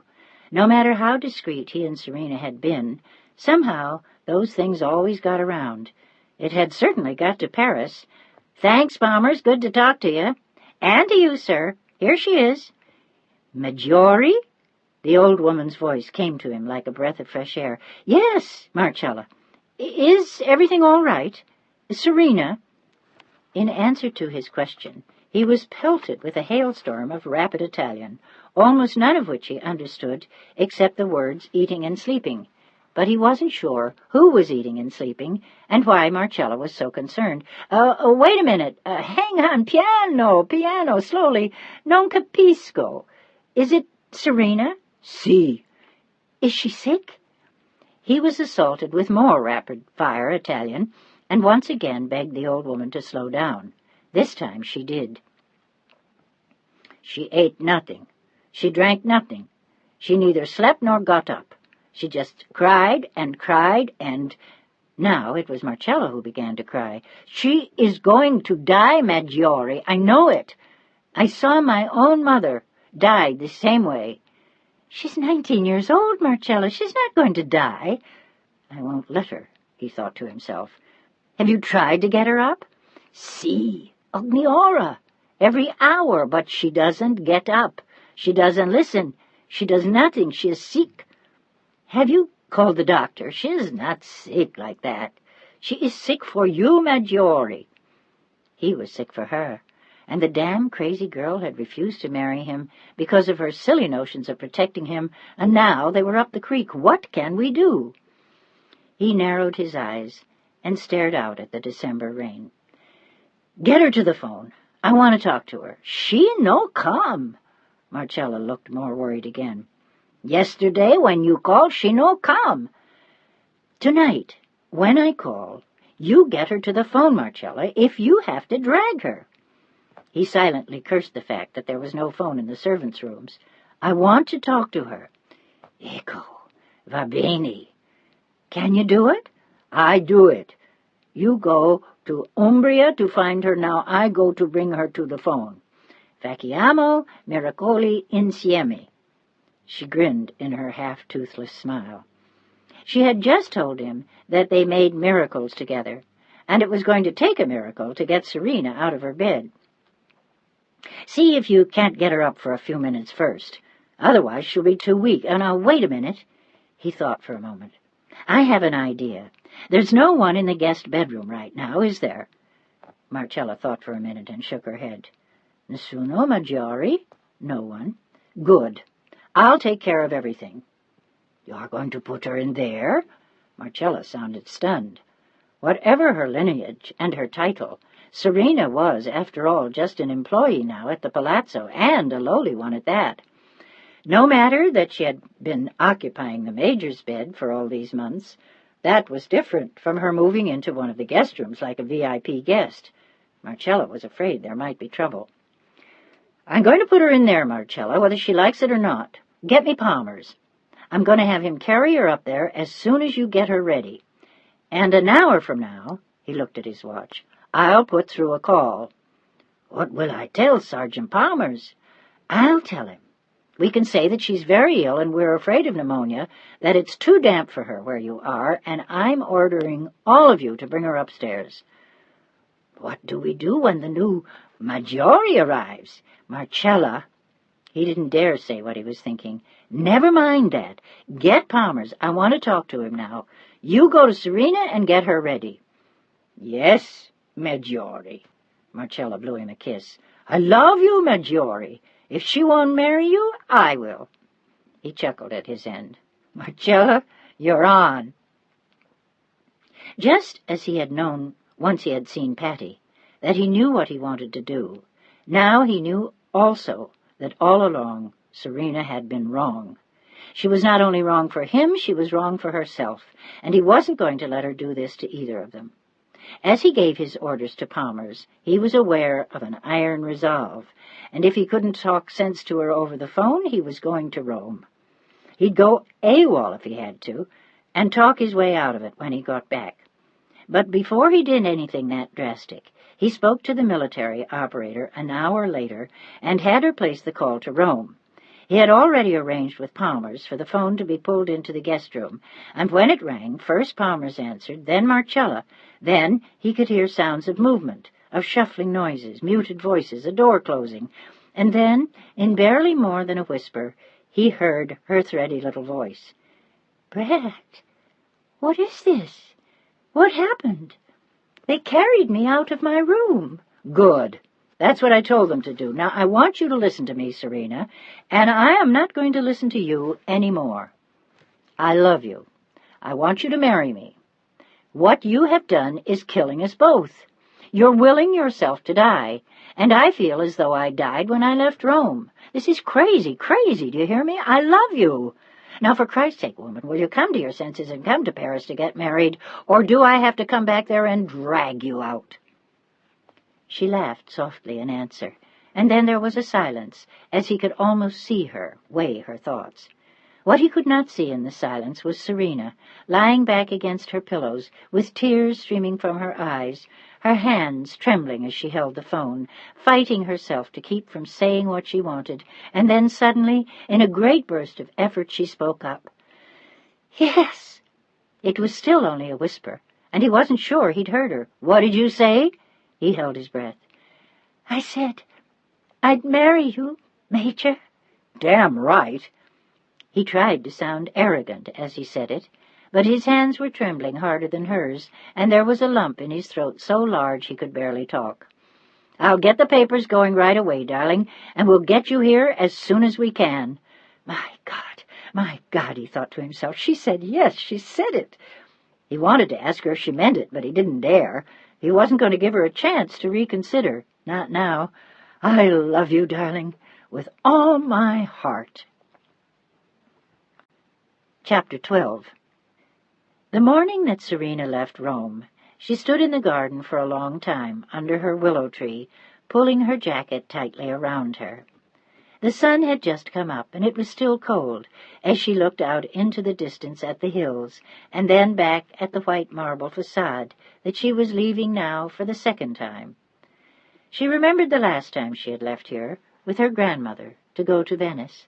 That time the plans had been made in a hurry, and the atmosphere had been frightening and grim. She had just lost her parents, and as she had hurried down the marble steps on the way out, she had wondered if she would ever see her home again. Now she found herself wondering the same thing as she stood there, but the atmosphere surrounding her departure was different this time. She was going to be married, and this time she felt ready to leave. After all, the palazzo was no longer hers and never would be again. It was pointless to pretend that this was really still her home. Only the tiny quarters she shared with Marcella were really theirs, and even those rooms were only on loan as long as she continued to dust and sweep and wax floors. She sighed gently to herself as she looked up at what had been B.J.'s office, her old windows, and then her eyes drifted to the balcony outside her mother's bedroom, the room she had shared with him. "Addio." It was a whisper in the wind as she stood there. Not arrivederci or arrivederla, until I see you again. But adieu. Goodbye." The final moments as she left the house were frantic and painful. A last hug from a crying Marcella, as they both laughed through their tears. Marcella had turned down Serena's proposal that she accompany her to Paris. Rome was the kind old woman's home, and she knew her princess was now well taken care of. Serena promised to write to her often, and knew that someone would read her the letters, and if B.J. could arrange it, she would call. And moments later she was being whisked down the driveway, then passing familiar sights on the way to Termini Station, from where she would leave Rome. She caught a quick glimpse of the Fontana di Trevi, the Spanish Steps, the Piazza Navona, and then she was there, in the bustle of people hurrying to catch trains, carrying suitcases and packages, looking hopeful or tired or excited like Serena, who suddenly looked terribly young as she took her suitcase from the orderly who had brought her to the station, and then stuck out her hand to shake his before she boarded the train. "Thank you. Grazie mille." She was beaming at him. The tears she had shed with Marcella were long gone, and all she could think of now was B.J.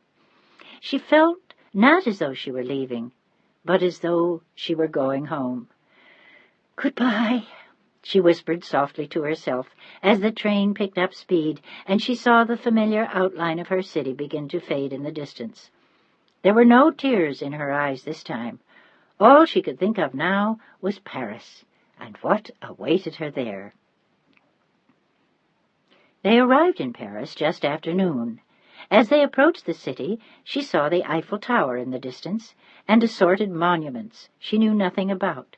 And then slowly the train drew into the Gare de Lyon, and as it rolled slowly the last feet to the station, Serena stood up and pressed her face against the window, peering into the distance to see if she could find B.J. waiting for the train. There were small clusters of people waiting, but nowhere could she see him, and she began to worry that she wouldn't find him at all. It was a big station, and she felt suddenly very much alone. She picked up her suitcase as the train came to a full stop, and reached for the little basket Marcella had put her provisions in, and then slowly she filed out of the compartment with the others, and stepped hesitantly off the train.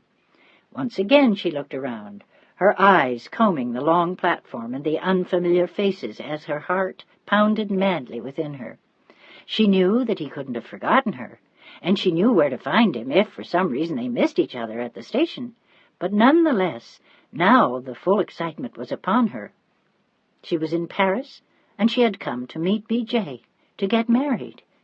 As she stood there, she knew that a whole new life for her had begun. "Think he forgot you?" A young G.I. she had talked to on the train the night before looked down at her with a friendly grin, and just as Serena shook her head, she saw the young G.I. snap to attention and salute someone just behind her. And as though she sensed him near her, she wheeled to face B.J., her eyes wide, her face filled with excitement, her throat choked with a gurgle of laughter, and before she could say anything at all, Major Bradford Jarvis Fullerton had taken her in his arms and lifted her right off the ground. The young American disappeared behind them, with a shrug of his shoulders and a smile. Chapter 13. Paris had put on all her prettiest colors for Serena that morning.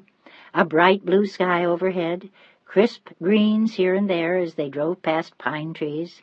The monuments were the same familiar streaky gray they had been for hundreds of years, but here and there were facades of white marble and gold leaf, and rich patinas, and everywhere the people looked happy and excited in knit caps and red scarves, their faces pink with the chill air, their eyes bright. It was almost Christmas, and however much confusion there still was in Paris, it was the first Christmas in peacetime, the first time in 6 years that the Parisians could truly celebrate with joy. Hand in hand, as they rode in B.J.'s staff car, they rolled down the broad boulevards and through narrow streets. They passed Les Invalides and Notre Dame, and the extraordinary spectacle of the Place Vendôme, and up the Champs-Élysées, around the Arc de Triomphe, into the maelstrom of traffic around L'Étoile, the circular intersection where 12 main streets all met at the Arc de Triomphe, and everyone raced madly for the boulevard, where they would exit again, hopefully, without crashing into another car.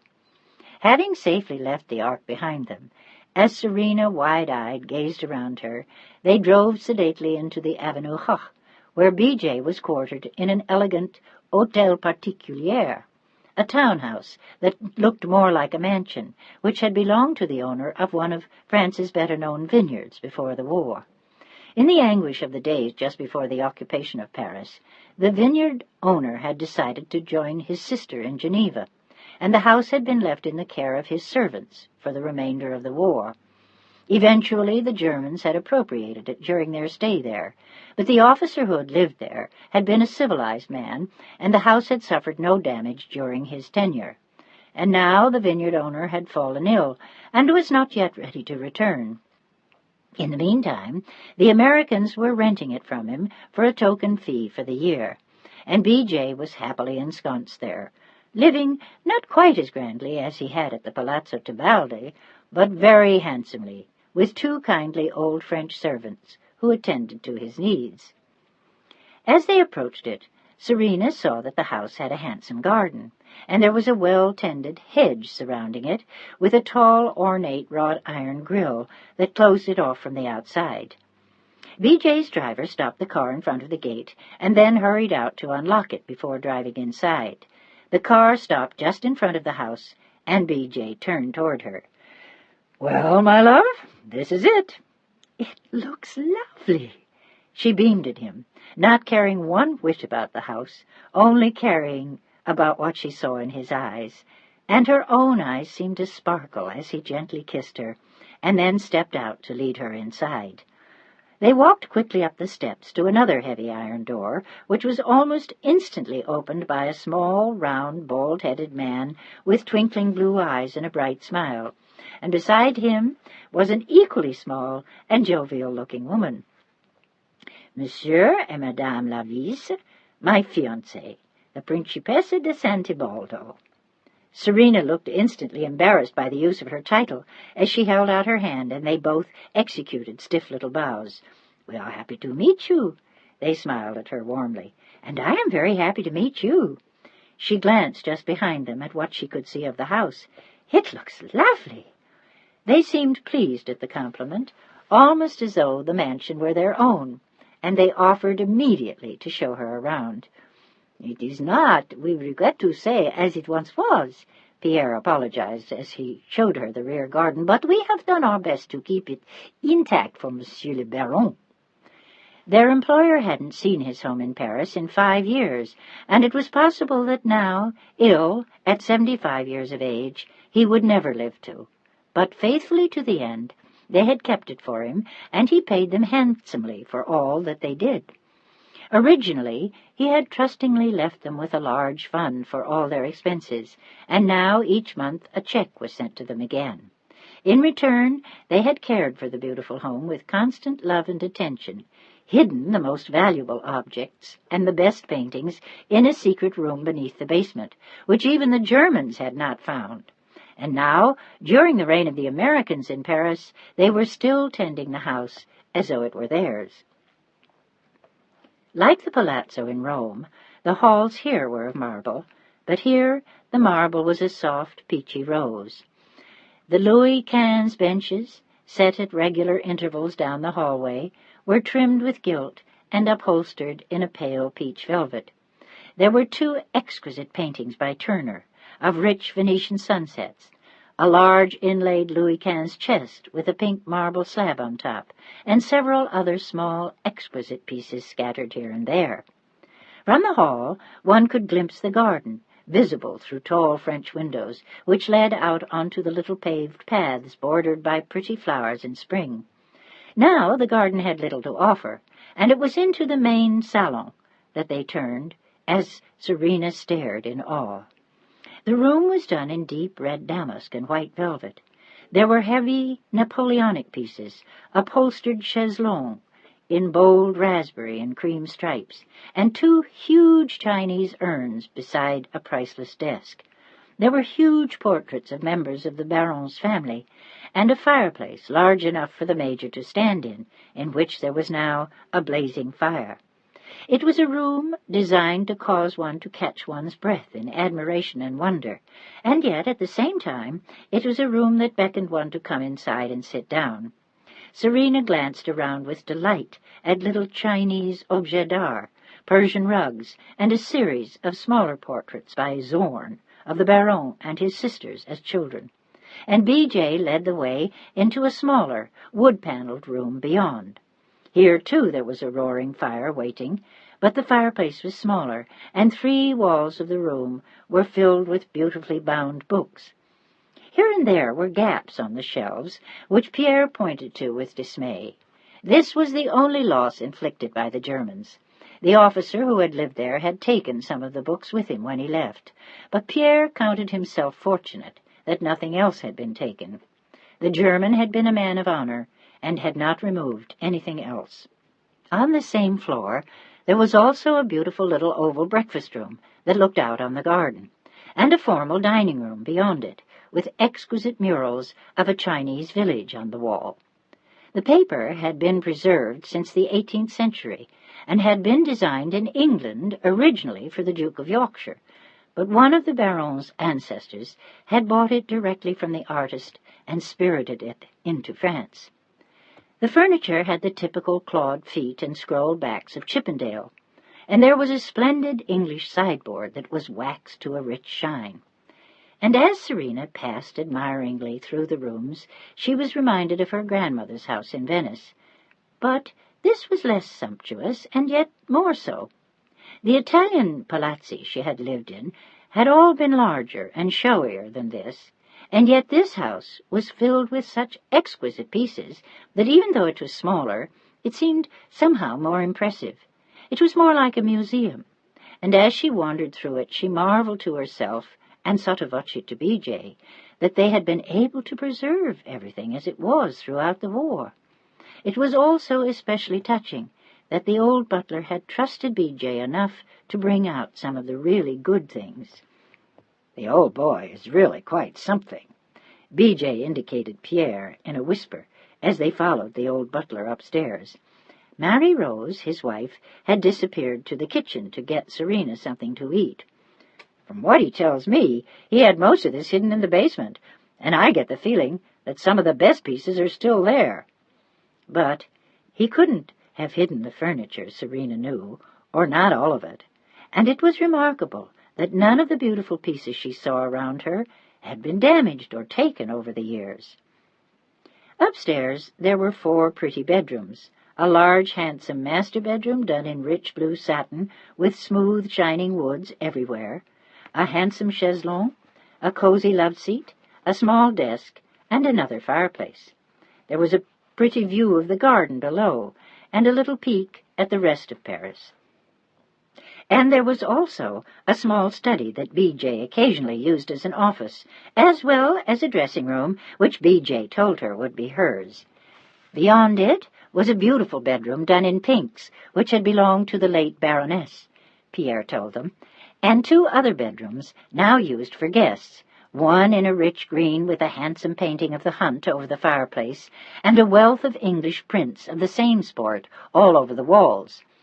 The bedroom beyond was done in grey, with toile de Jouy on the walls, showing pastoral scenes and shepherds, all in grey on a muted beige fabric that had been applied to the walls.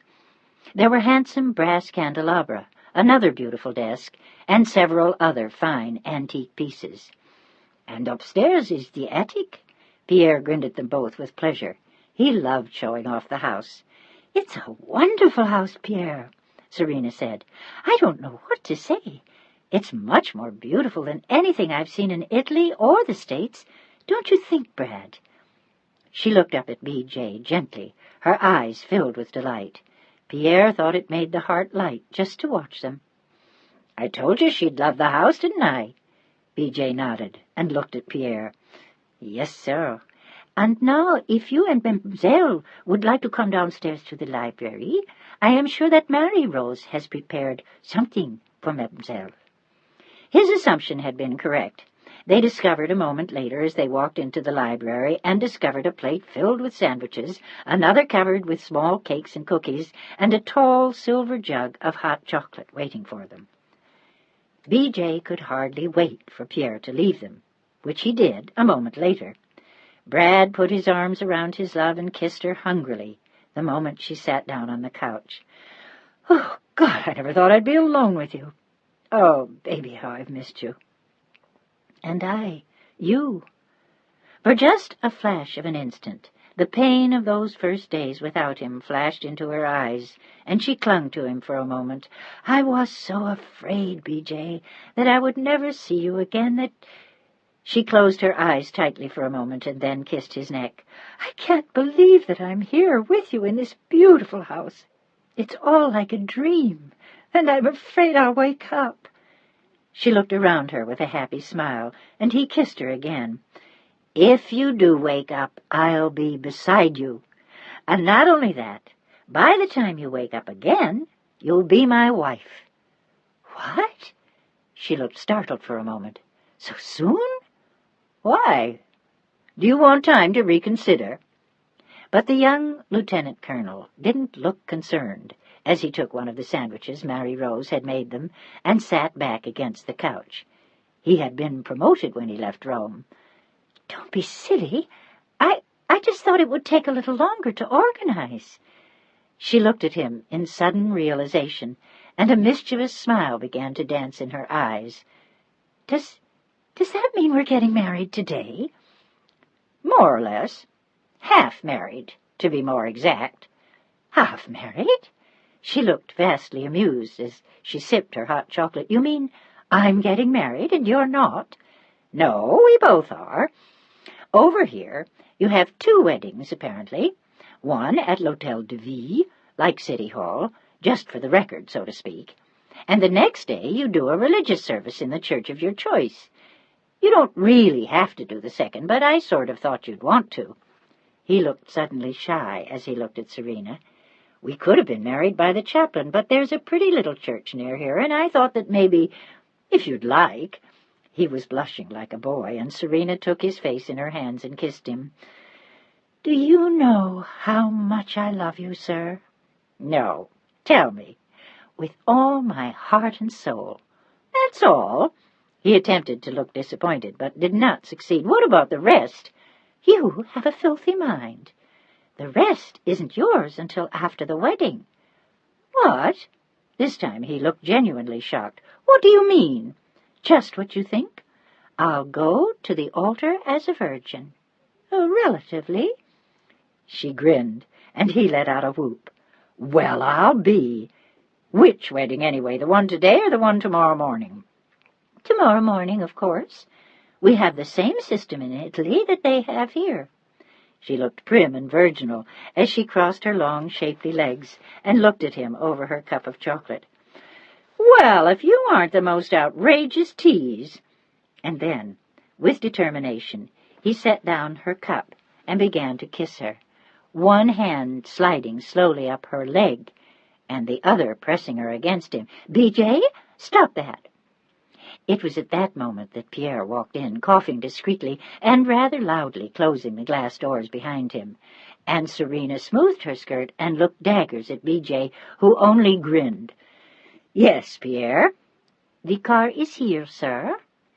B.J. looked gently at Serena then. He had barely had time to explain, and it was already about to happen. "Darling, this is it, round 1. Do you want to go upstairs for a few minutes and wash your face or something before we go?" "Now? Already?" She looked suddenly panicked. "But I just got off the train. I look awful." "Not to me." He smiled at her, and she knew he meant it. But she stood up hurriedly and looked at him for only an instant before hurrying to the door, where she turned and looked at him distractedly. "I'll be right back. Don't leave without me." She heard him laughing as she disappeared into the pink marble hall, and then he heard her rushing up the stairs. To him it seemed as though she were gone forever, but in fact she was only gone for 10 minutes, and when she returned she looked lovely and almost like a bride. The weeks before, in Rome, Marcella had made her a simple white wool dress with broad shoulders, a plain rounded collar, short sleeves, and a tiny waist above a softly flaring skirt. The fabric was beautiful, and Marcella had bought it with her savings of the past months as a gift for Serena. She had asked her to wear it at her wedding. Now, walking slowly down the stairs, her golden hair swept into a smooth figure-8 knot, her eyes bright and beautifully made dress swirling gently around her, she looked like a principessa to the very tips of her toes. She stood very tall as she came toward B.J., and he saw that she was wearing a single strand of pearls and matching pearl earrings in her ears. Then she turned her face up toward his, and he kissed her lips. "You look beautiful, Serena." She smiled at him, wishing for only a moment that she could have had a wedding like those she had gone to with her parents years ago. Fairy princesses sweeping grandly down marble staircases in gowns that looked like white clouds, trimmed with lace and trailing behind them yards of white satin. But those were other times, and suddenly here was her wedding day, and she was sure that she felt no different than those other brides. It was extraordinary to realize that when she had woken up that morning on the train, she hadn't known that this would be her wedding day. She had known that it would be soon, but not 4 hours after she arrived. She looked happily at B.J., and he reached for the brown coat she had been carrying over her arm. But suddenly Pierre stepped forward discreetly and shook his head. "Non, Colonel, non." "No? What no? Is something wrong?" "Oui." The old butler nodded resolutely, held up a finger like the leader of a symphony orchestra, and instructed them both, "Please wait. Just a moment, I come right back." He had disappeared then into the pantry, and a distant clattering of heels told them that he had gone downstairs. B.J. shrugged, not sure of what was going on, and Serena's heart was beginning to pound with excitement. In half an hour she would be Mrs. Bradford Jarvis Fullerton III. "I can't believe it." Suddenly she giggled and grinned up at him like a little girl. "What, love?" He was glancing at his watch. He hoped that Pierre wouldn't make them too late. But Serena seemed unconcerned. "I can't believe we're getting married. It's like a fairy tale. I mean, who would believe—" She rattled on as they waited, and then she looked up at him again. "Do your parents know?" She had just thought of that again, but she assumed that he had already let them know. "Sure." But his answer was a little too quick, and Serena looked at him in sudden suspicion. "Brad?" "Yeah." "Did you tell them?" "I told you, yes." Her voice was suddenly more subdued as she sat down on one of the peach velvet banquettes. "What did they say?" "Congratulations." He grinned lopsidedly at her, and she made a face. "You're impossible." "I'm serious. Were they angry?" "Of course not. They were pleased.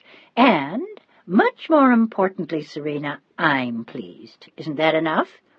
He looked earnestly at her, and she stood up to kiss him again. "Of course that's enough." And at precisely that moment Pierre returned, bustling with excitement, and with Mary Rose in tow, carrying a black satin bag draped over something on a hanger. As Mary Rose stopped talking, Pierre took the cumbersome object from her, held the hanger high, and unzipped the black satin bag, revealing within a sumptuous dark brown fur coat, which, as it emerged from the satin, turned out to be sable. Serena stared at it in silence, confused as to why it was there. "Mademoiselle? Principessa?" Pierre beamed at her with an official air.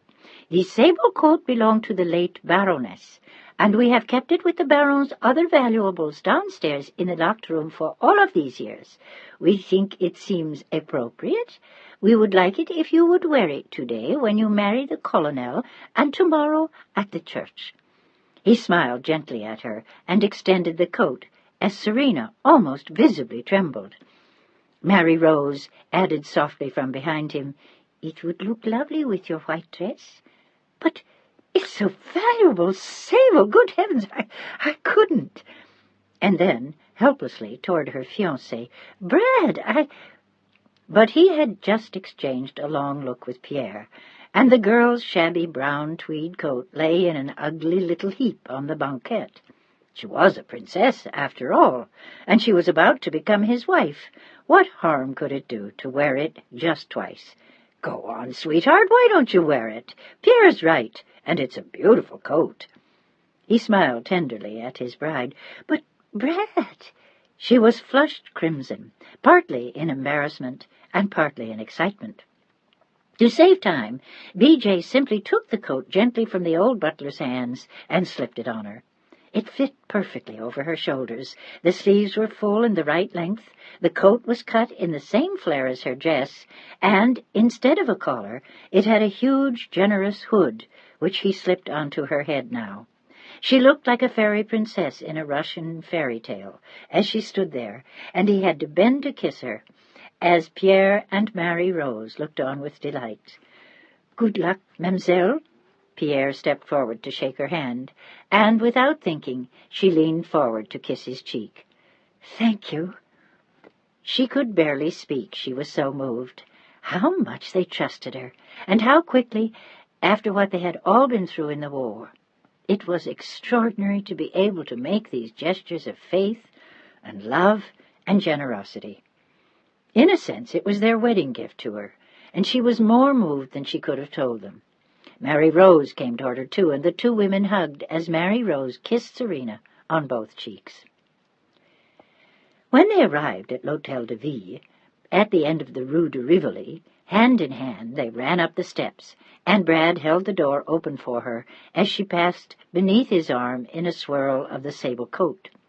She noticed a few heads turn as she and Brad walked solemnly down a gold and mirrored hallway, stopped at an office, and he extracted a sheaf of papers from his coat pocket and handed them to a young woman who seemed to be fully up to date on the entire proceeding.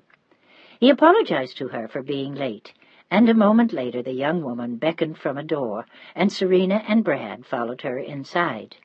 Here they were met by a heavy-set clerk of some kind, who asked them to sign an enormous ledger. He looked over their papers again, checked their passports, and then stamped several documents with an official-looking seal.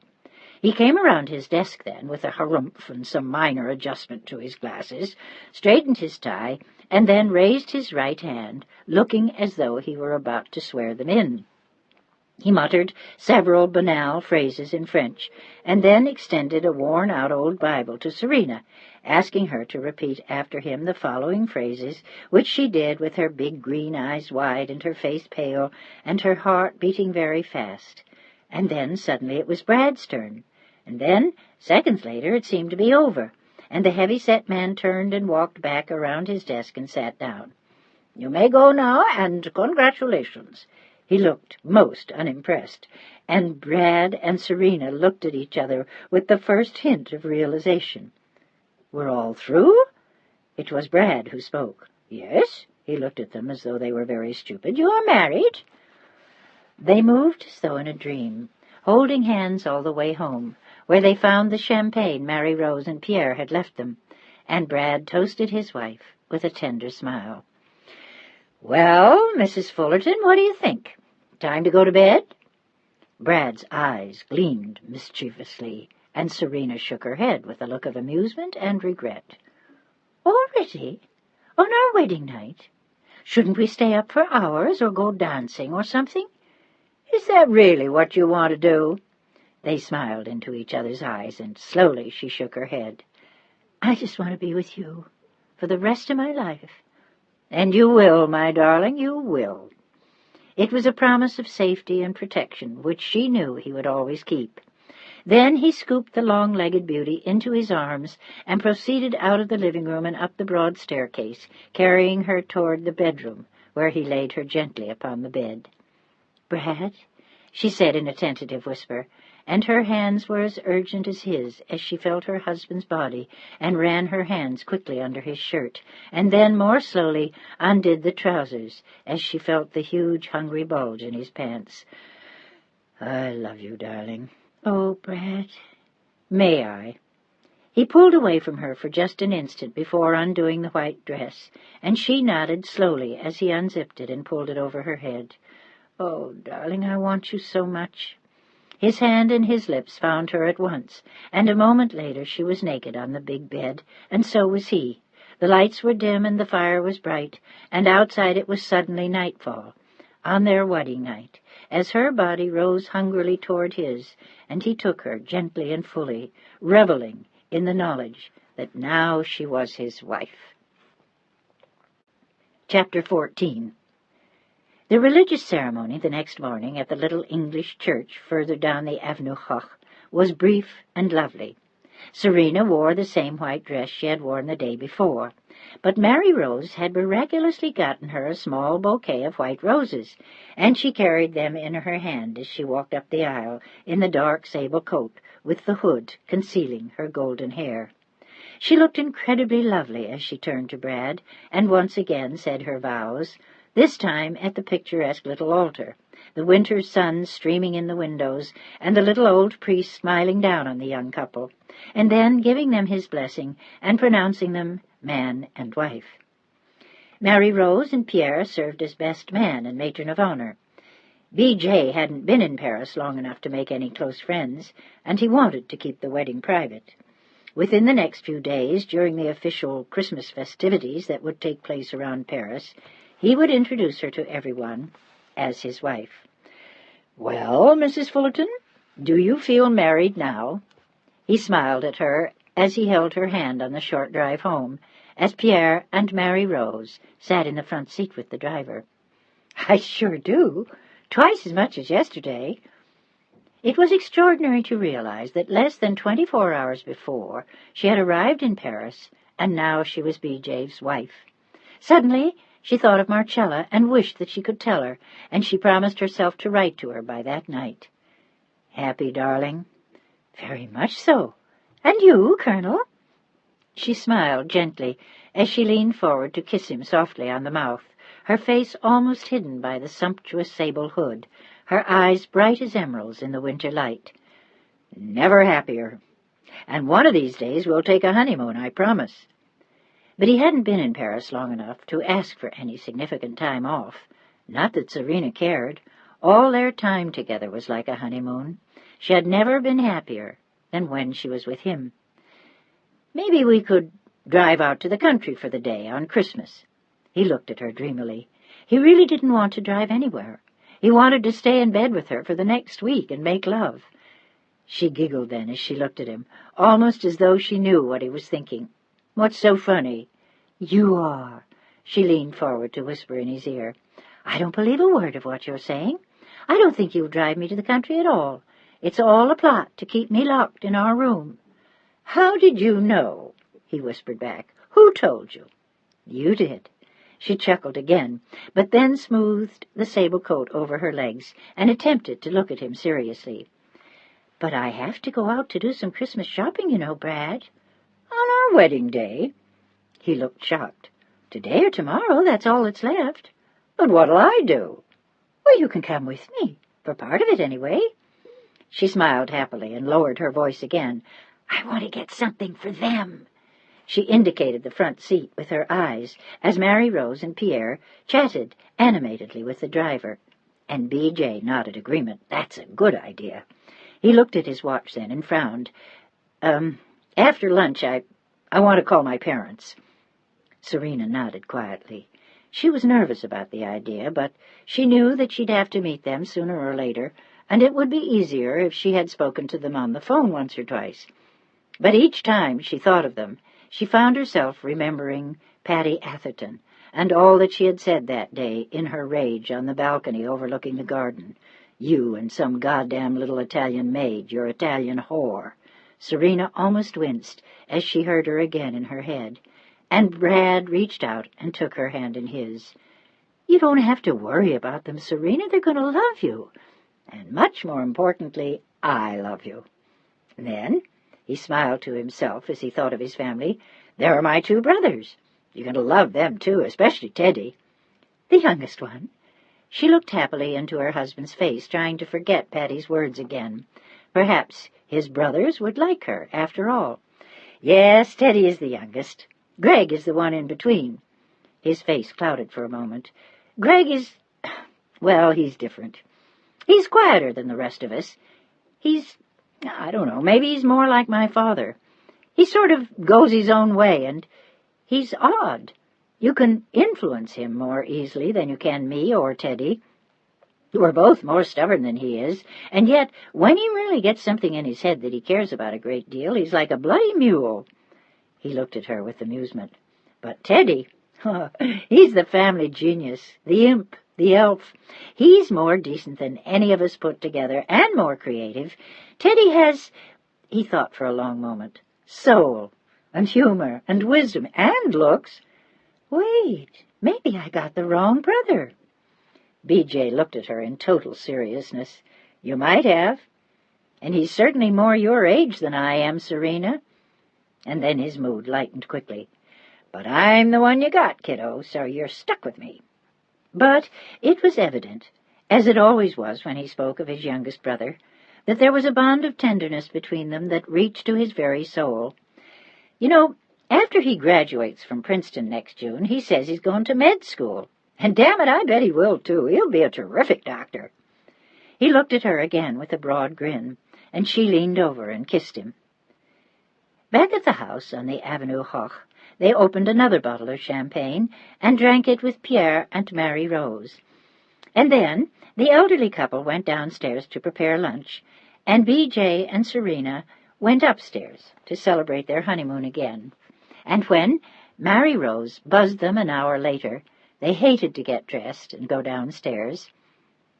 Eventually Serena was dressed in a gray skirt and gray sweater, once again wearing her single strand of pearls.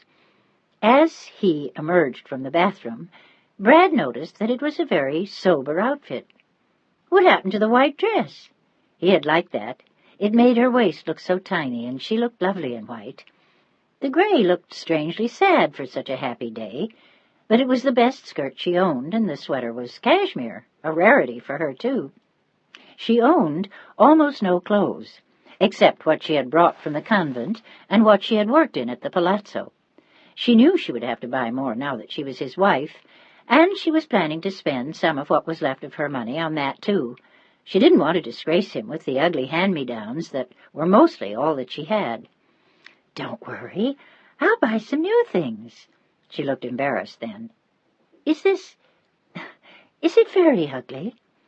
She glanced in the mirror and realized how drab it seemed. It was a far cry from the white dress and the borrowed sable, but this was all she had. She blushed faintly, and he went to her and took her in his arms again. "I'd love you wrapped in a blanket, you big silly. Nothing you ever wear looks ugly. You just looked pretty in the white and the sable. Why don't we take you shopping this afternoon and get you some pretty new things?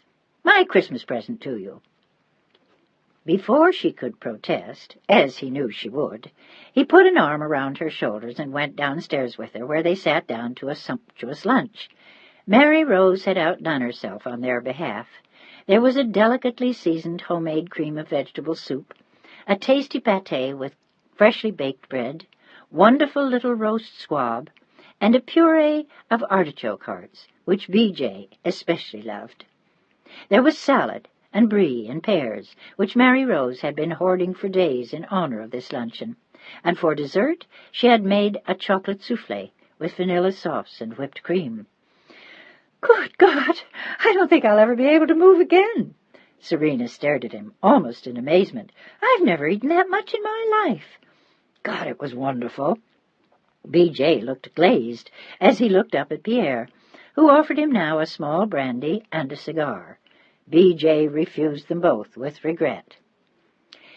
And after Pierre had left them, B.J. stood up and stretched in the warm winter sunshine streaming through the long French windows, and then he went to Serena and rubbed her shoulders gently with his strong hands as she dropped her head back and looked up at him.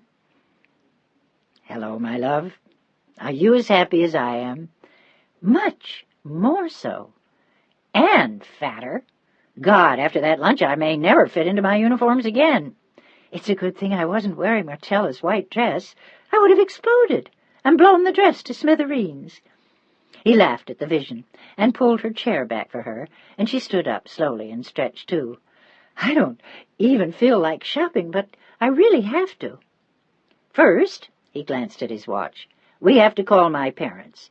It may take a while to get through, but it's important. I want to introduce them to my wife. He kissed her then and walked her into the library, where he picked up the phone on the desk, dialed the operator, and began, in halting French, to give her the number he wanted in New York. "You want me to do that for you?" She whispered it to him, and he whispered back. "It makes me feel competent to make myself understood in French." But he knew that his French was barely tolerable, and Serena's was fluent, but nonetheless he managed, and a moment later, having given the operator all the information, he hung up. Pierre had started a fire in the fireplace before lunch, and now it was blazing along at a good clip. B.J. went to sit in front of it and beckoned to Serena, who came to sit beside him and hold his hand. She looked worried, though, as she came to him, and he gently stroked her hair, as though hoping that that would calm her worries. "Do you think they'll be very angry, Brad?" "No. Surprised, maybe." He was staring into the fire as he spoke. At that precise moment he was thinking of his mother. "But you said you told them we were going to get married." "I know I did." He turned to her then with a quiet look in his eyes, as though he were not afraid and were very sure of what he was doing. It was in moments like that she became aware of his strength again and his self-confidence.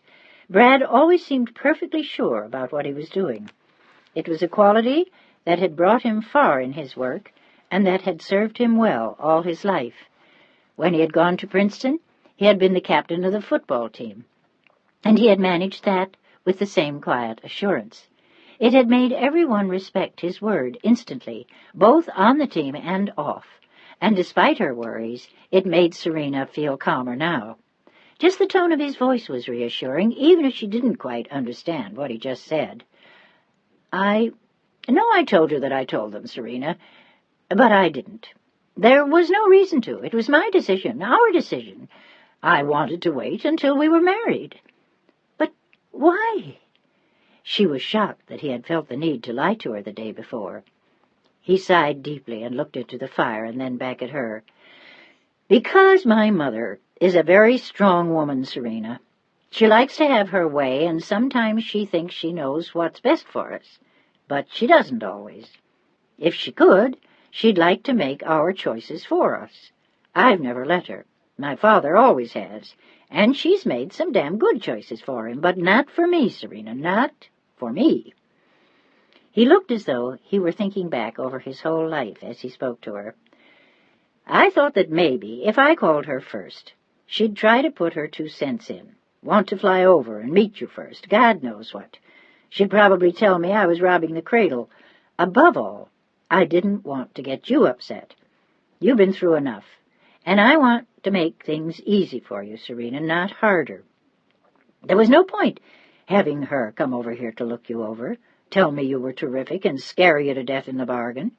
So I thought we'd get our life all squared away by ourselves, and then tell her when it was a fait accompli." He waited a moment, and then, "Do you forgive me?" "I suppose so." He made sense, but the worry had not quite left her eyes. "But what if it makes her so angry she dislikes me?" "She couldn't, darling. How could she dislike you? She'd have to be crazy. And my mother is a lot of things, but not that." And then, as though on cue, the phone rang, and it was the French operator announcing to him that she had his transatlantic call for him. At the other end was a nasal-sounding operator in New York who was just about to get his call on the line. He heard the phone ring 3 times, and then it was answered by B.J.'s youngest brother. He accepted the call and roared into the phone over the static. "How the hell are you, old boy? Christ, how is Paris? I sure wish I were there." "Never mind that. How's school?" "Same as ever. Dull as hell. But I'm almost out, thank God, and I got accepted to Stanford Med School for September." He sounded like an excited schoolboy, and B.J. grinned. "That's terrific, kid. Hey, listen, is Mom around?" He seldom asked for his father. His father had been the invisible man for 30 years. In some ways, their father had a lot in common with their middle brother. Mr. Fullerton was somewhat more enterprising than Greg. After all, for one term he had been in the Senate. But he had coasted more on family prestige, good connections, and lots of campaign money than on any personal charisma of his own. In truth, it was Margaret Fullerton who should have been in politics. B.J. used to tease her that she should have been the first woman president. She would have, too, if she could have got away with it. But she had settled for pushing her husband, being in the circles that such people as Eleanor Roosevelt were in. "Yeah, she's here. You okay, Brad?" "Just great. All of you? Greg, Dad?" "Greg got his discharge a few weeks ago." But it was no great shakes, as they all knew. He had served out the entire war at a desk at Fort Dix, New Jersey, spending weekends at home or in Southampton in the summer. He had felt desperately guilty about it, as he had finally told his younger brother. But because B.J. had been so quick to get himself sent overseas, and had several times had assignments in dangerous zones, their parents had been able to pull strings so that only one of their children was jeopardized. Greg had been safe in New Jersey at all times, and Teddy, of course, had been in college since 1941, with every intention of joining the Army when he got out. "What's he going to do now?" "Why don't you ask him?" Teddy said with faint hesitation, and then, "Dad's going to take him into the law firm. What about you, Brad? Aren't you ever coming home?" "Eventually." "Nobody's said anything to me about it yet over here." "Are you ready to come home yet?" There was an odd, questioning tone in Teddy's voice, and Brad suddenly wondered what he knew. "Maybe not. It's damn nice over here, Ted. Listen, if I'm still here next spring when you graduate, why don't you come out to see us? Me," he corrected quickly with a rapid glance at Serena across the desk. "You, think you'll still be there then?" Teddy sounded disappointment. "Hell, aren't you ever going to muster out, B.J.? There was a moment's pause. "I don't think so, Ted. I like the Army. I never thought I would, but I think this is just right for me, and—" He looked at Serena with tenderness in his eyes. He wanted to tell Teddy about her, but he felt he ought to tell his mother first. "Listen, I'll talk to you later. Go get Mother, Ted, and listen," B.J. said as an afterthought. "Don't say anything to them, Ted. Mom's going to have a fit when I tell her I'm staying in the Army." "Brad," there was that strange tone in his voice again. "I think she knows." It was as though he were warning his older brother of something. "Anything wrong?" Brad was suddenly tense. "No." He'd find out soon enough. I'll go get Mom." As it so happened, she was in the dining room having breakfast with Greg and Patty Atherton, who had come for a special pre-Christmas breakfast with them all. When Ted went to the doorway and beckoned his mother urgently, she came quickly, with a worried frown. "Is something wrong, Ted?" No, Mom, it's Brad on the phone. He called us to wish us a Merry Christmas." And as he said it, he hoped that his mother would allow it to remain merry. She took the phone from her youngest son, smoothing a hand over her snowy white hair, and sat down quickly in her desk chair. She was dressed elegantly, in a black Dior suit that did extremely well by her still streamlined, youthful figure. She was a woman of 58, but she could easily have concealed 10 or 12 of those years had she chosen to, which she never did. She had B.J.'s same slate-gray eyes, and the features were much the same, too.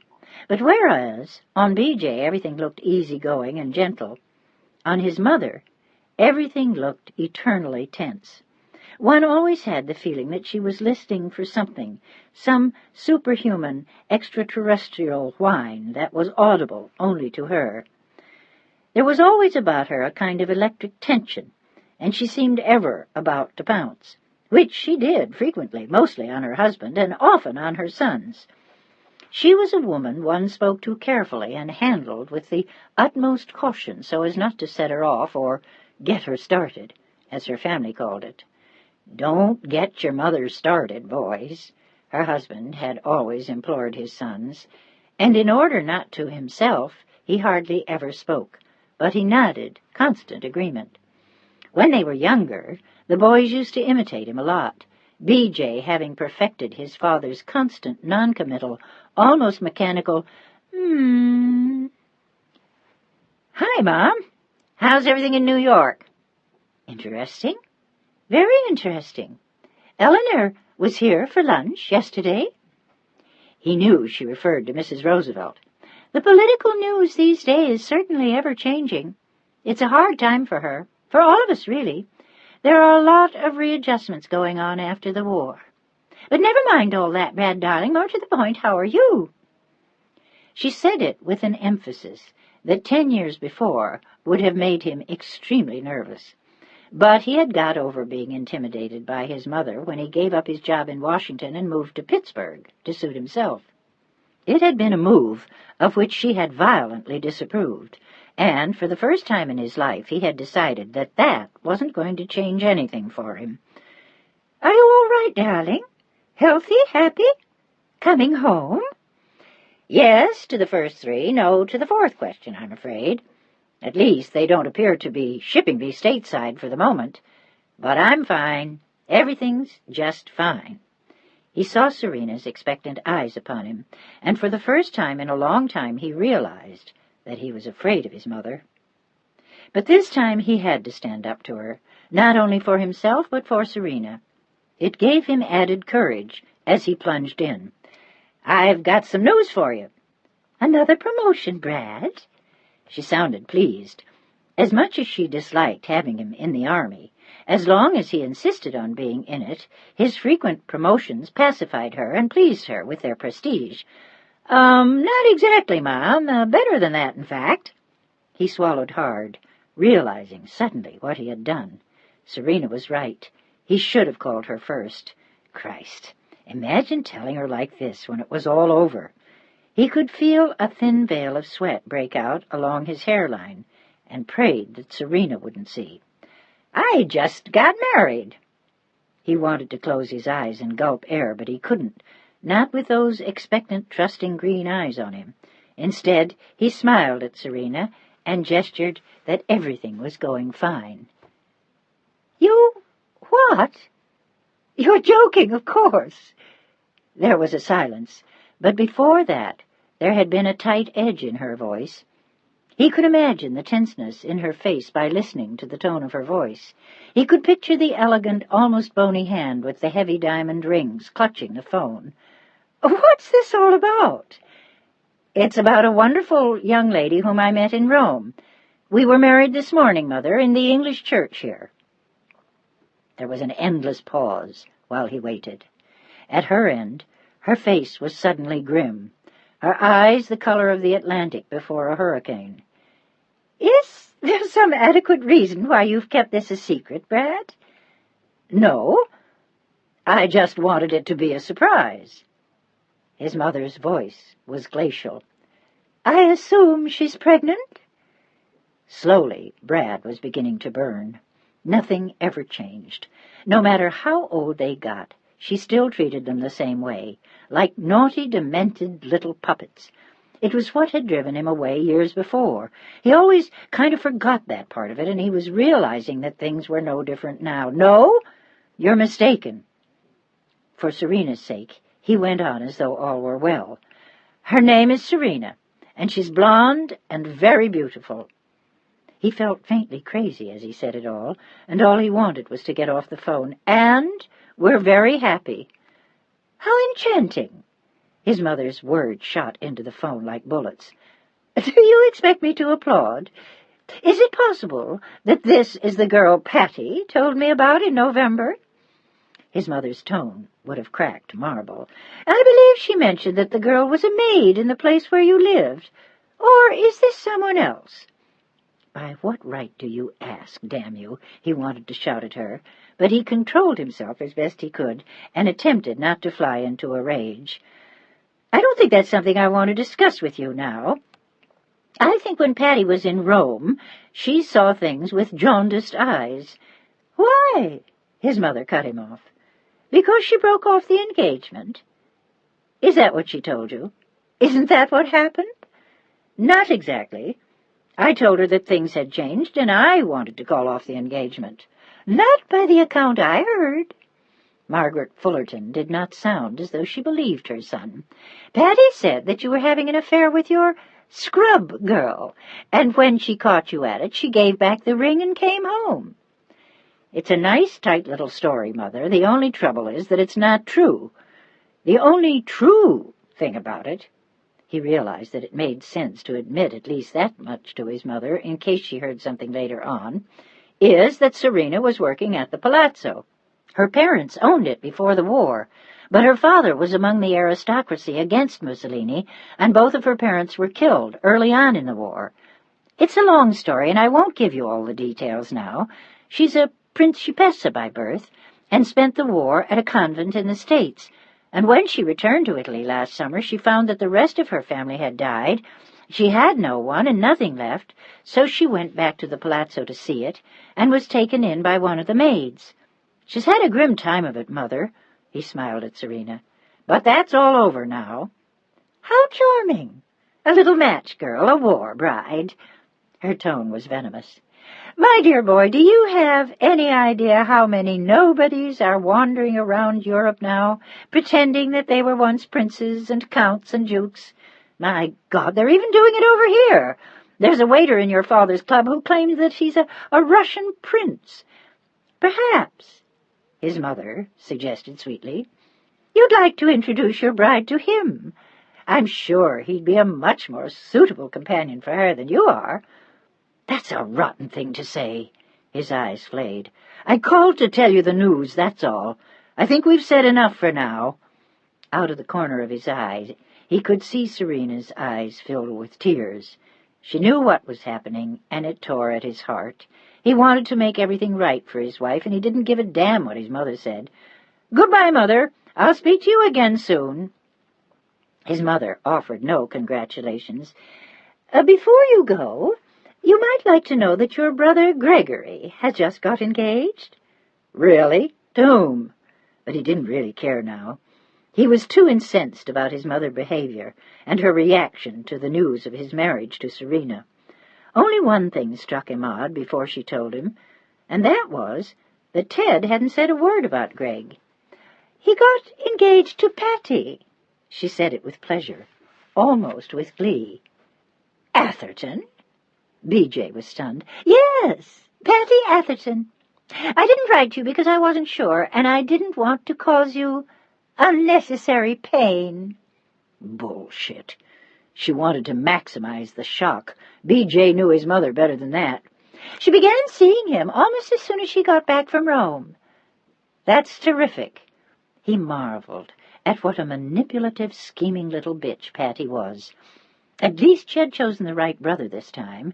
Greg would do everything she wanted him to. She had made the right choice for herself. But B.J. found himself wondering if she would destroy his brother. He hoped not, but he was almost sure that she would.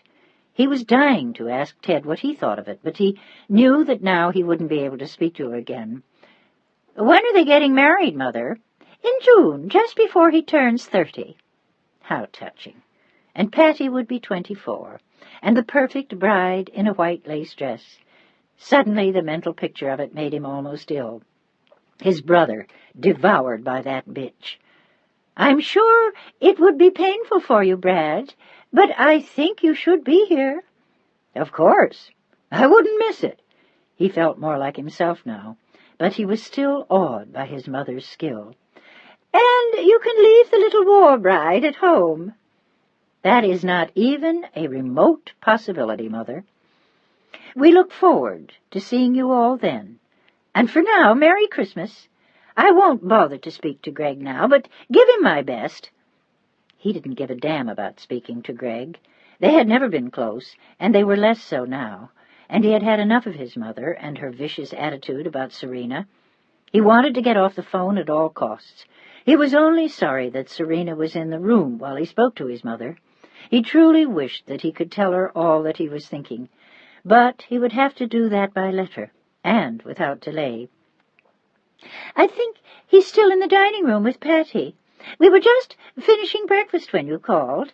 Patty came by early today. They're going to Tiffany's first thing this morning to pick out the ring." "Marvelous." "It could have been you, Brad." I'm glad it's not." There was a pregnant silence. "I wish it were, instead of what you've just done." "You won't feel that way when you meet Serena." There was an odd silence. "I don't normally socialize with maids." Brad wanted to explode at her reaction, but he knew he could not for Serena's sake. "You are a fool, Brad," she rushed on into his silence. "You ought to be ashamed. A man with your connections and your chances. And look what you've just done with your life. It makes me want to weep for what you're throwing away.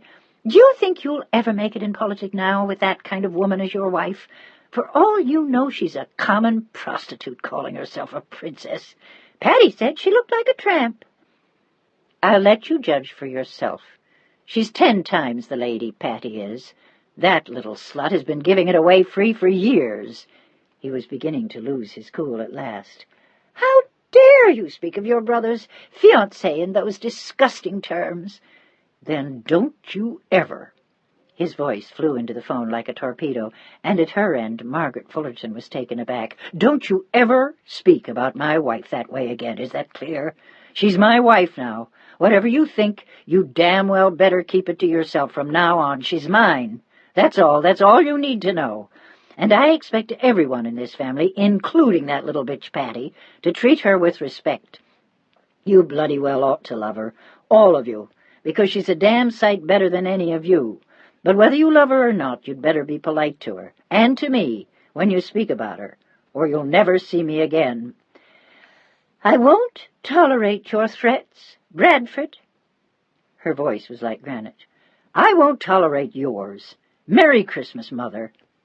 And with that, he quietly hung up the phone. When he turned to look sorrowfully at Serena, he saw that she was sitting beside the fire, her face in her hands, her shoulders shaking. And when he went to her and forced her to look up, he saw that her face was drenched with tears. "Oh, darling, I'm so sorry you heard all that." "She hates me. She hates me. We broke her heart." "Serena." He pulled her into his arms and held her against him. "She has no heart, my darling. She hasn't for years. It's something everyone in the family knows, and I should have told you. My mother has a mind like a whip and a heart of stone. She is tougher than most men I know, and all she wants is to make everyone do what she wants them to do. She has settled for pushing my father around for 36 years, and she's tried for years to push me around, too. She has better luck with my brother Greg, and I'm not sure yet how Teddy is going to survive all this.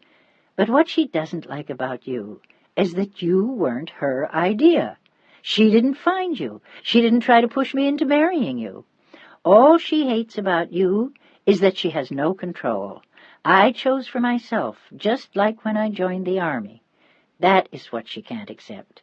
It has nothing at all to do with you. It has to do with a battle between me and her that has gone on for years."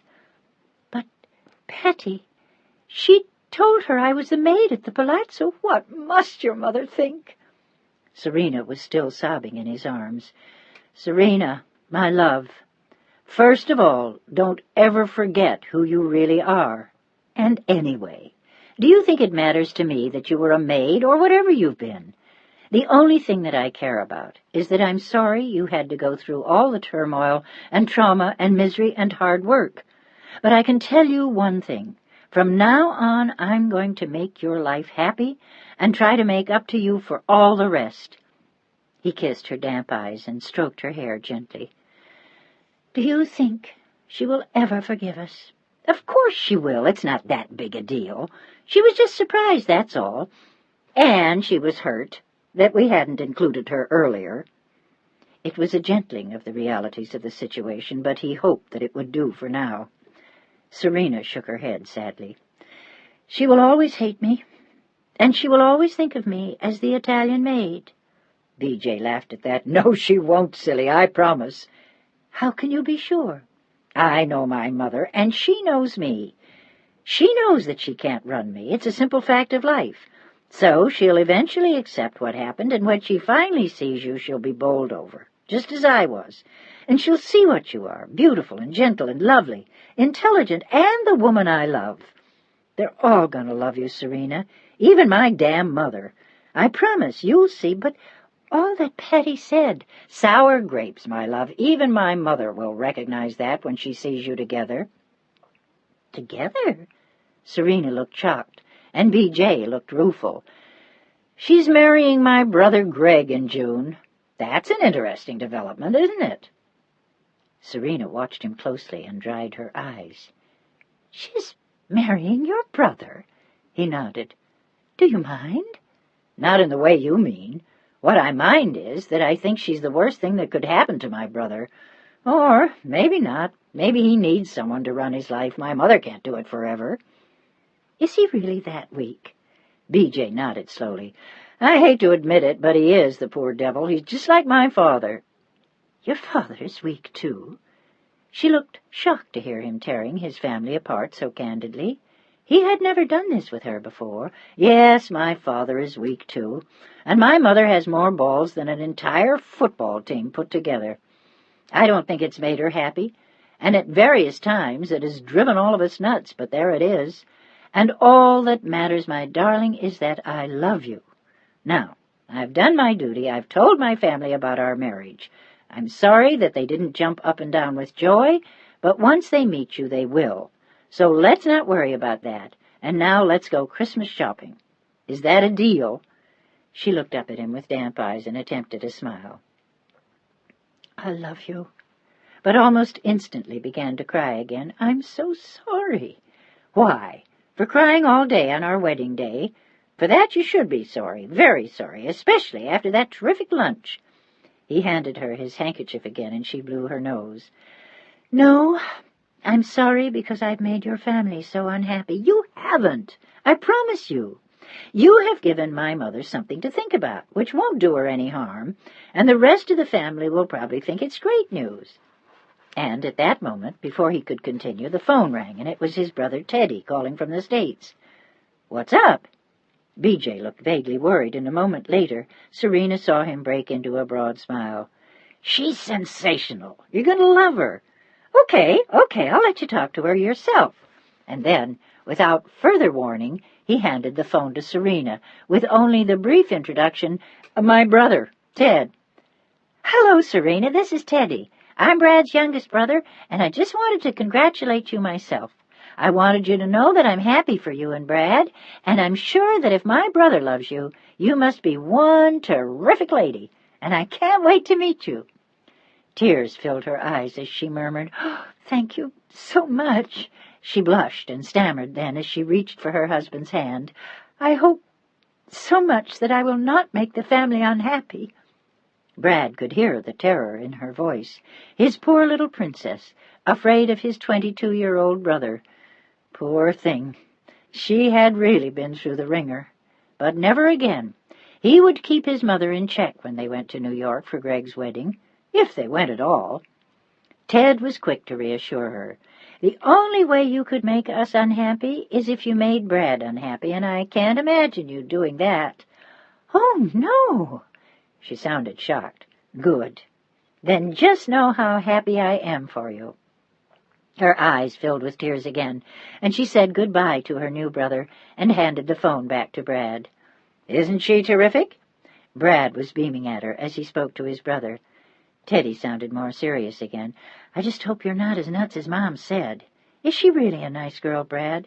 The best. You love each other? Yes, we do. Then I wish you the best, Brad. I wish I were there to tell you myself. I wish I'd been there to share it with you. And Brad knew that Teddy meant it. So do I. But we'll make up for it when we get together. What's this insanity about Greg, by the way? You heard it. I guess Patty figured that if she couldn't have you, she'd have him. I'm just lucky she didn't decide to grab me, I guess. Luckier than you know, kid. I suspect as much. I hope old Greg holds up. So do I. They both sounded worried as they thought about Greg's impending marriage. Anyway, I just wanted to congratulate you both and wish you luck and tell you that I love you. You're a great kid, Teddy, and one hell of a fine brother. I love you. His voice was hoarse as he said the words. My love to you both. Ted said gently, and then said goodbye. Brad turned to Serena with a look of great tenderness after he'd hung up. "I got some baby brother. He sounds wonderful." "He is. I can't wait for you to meet him."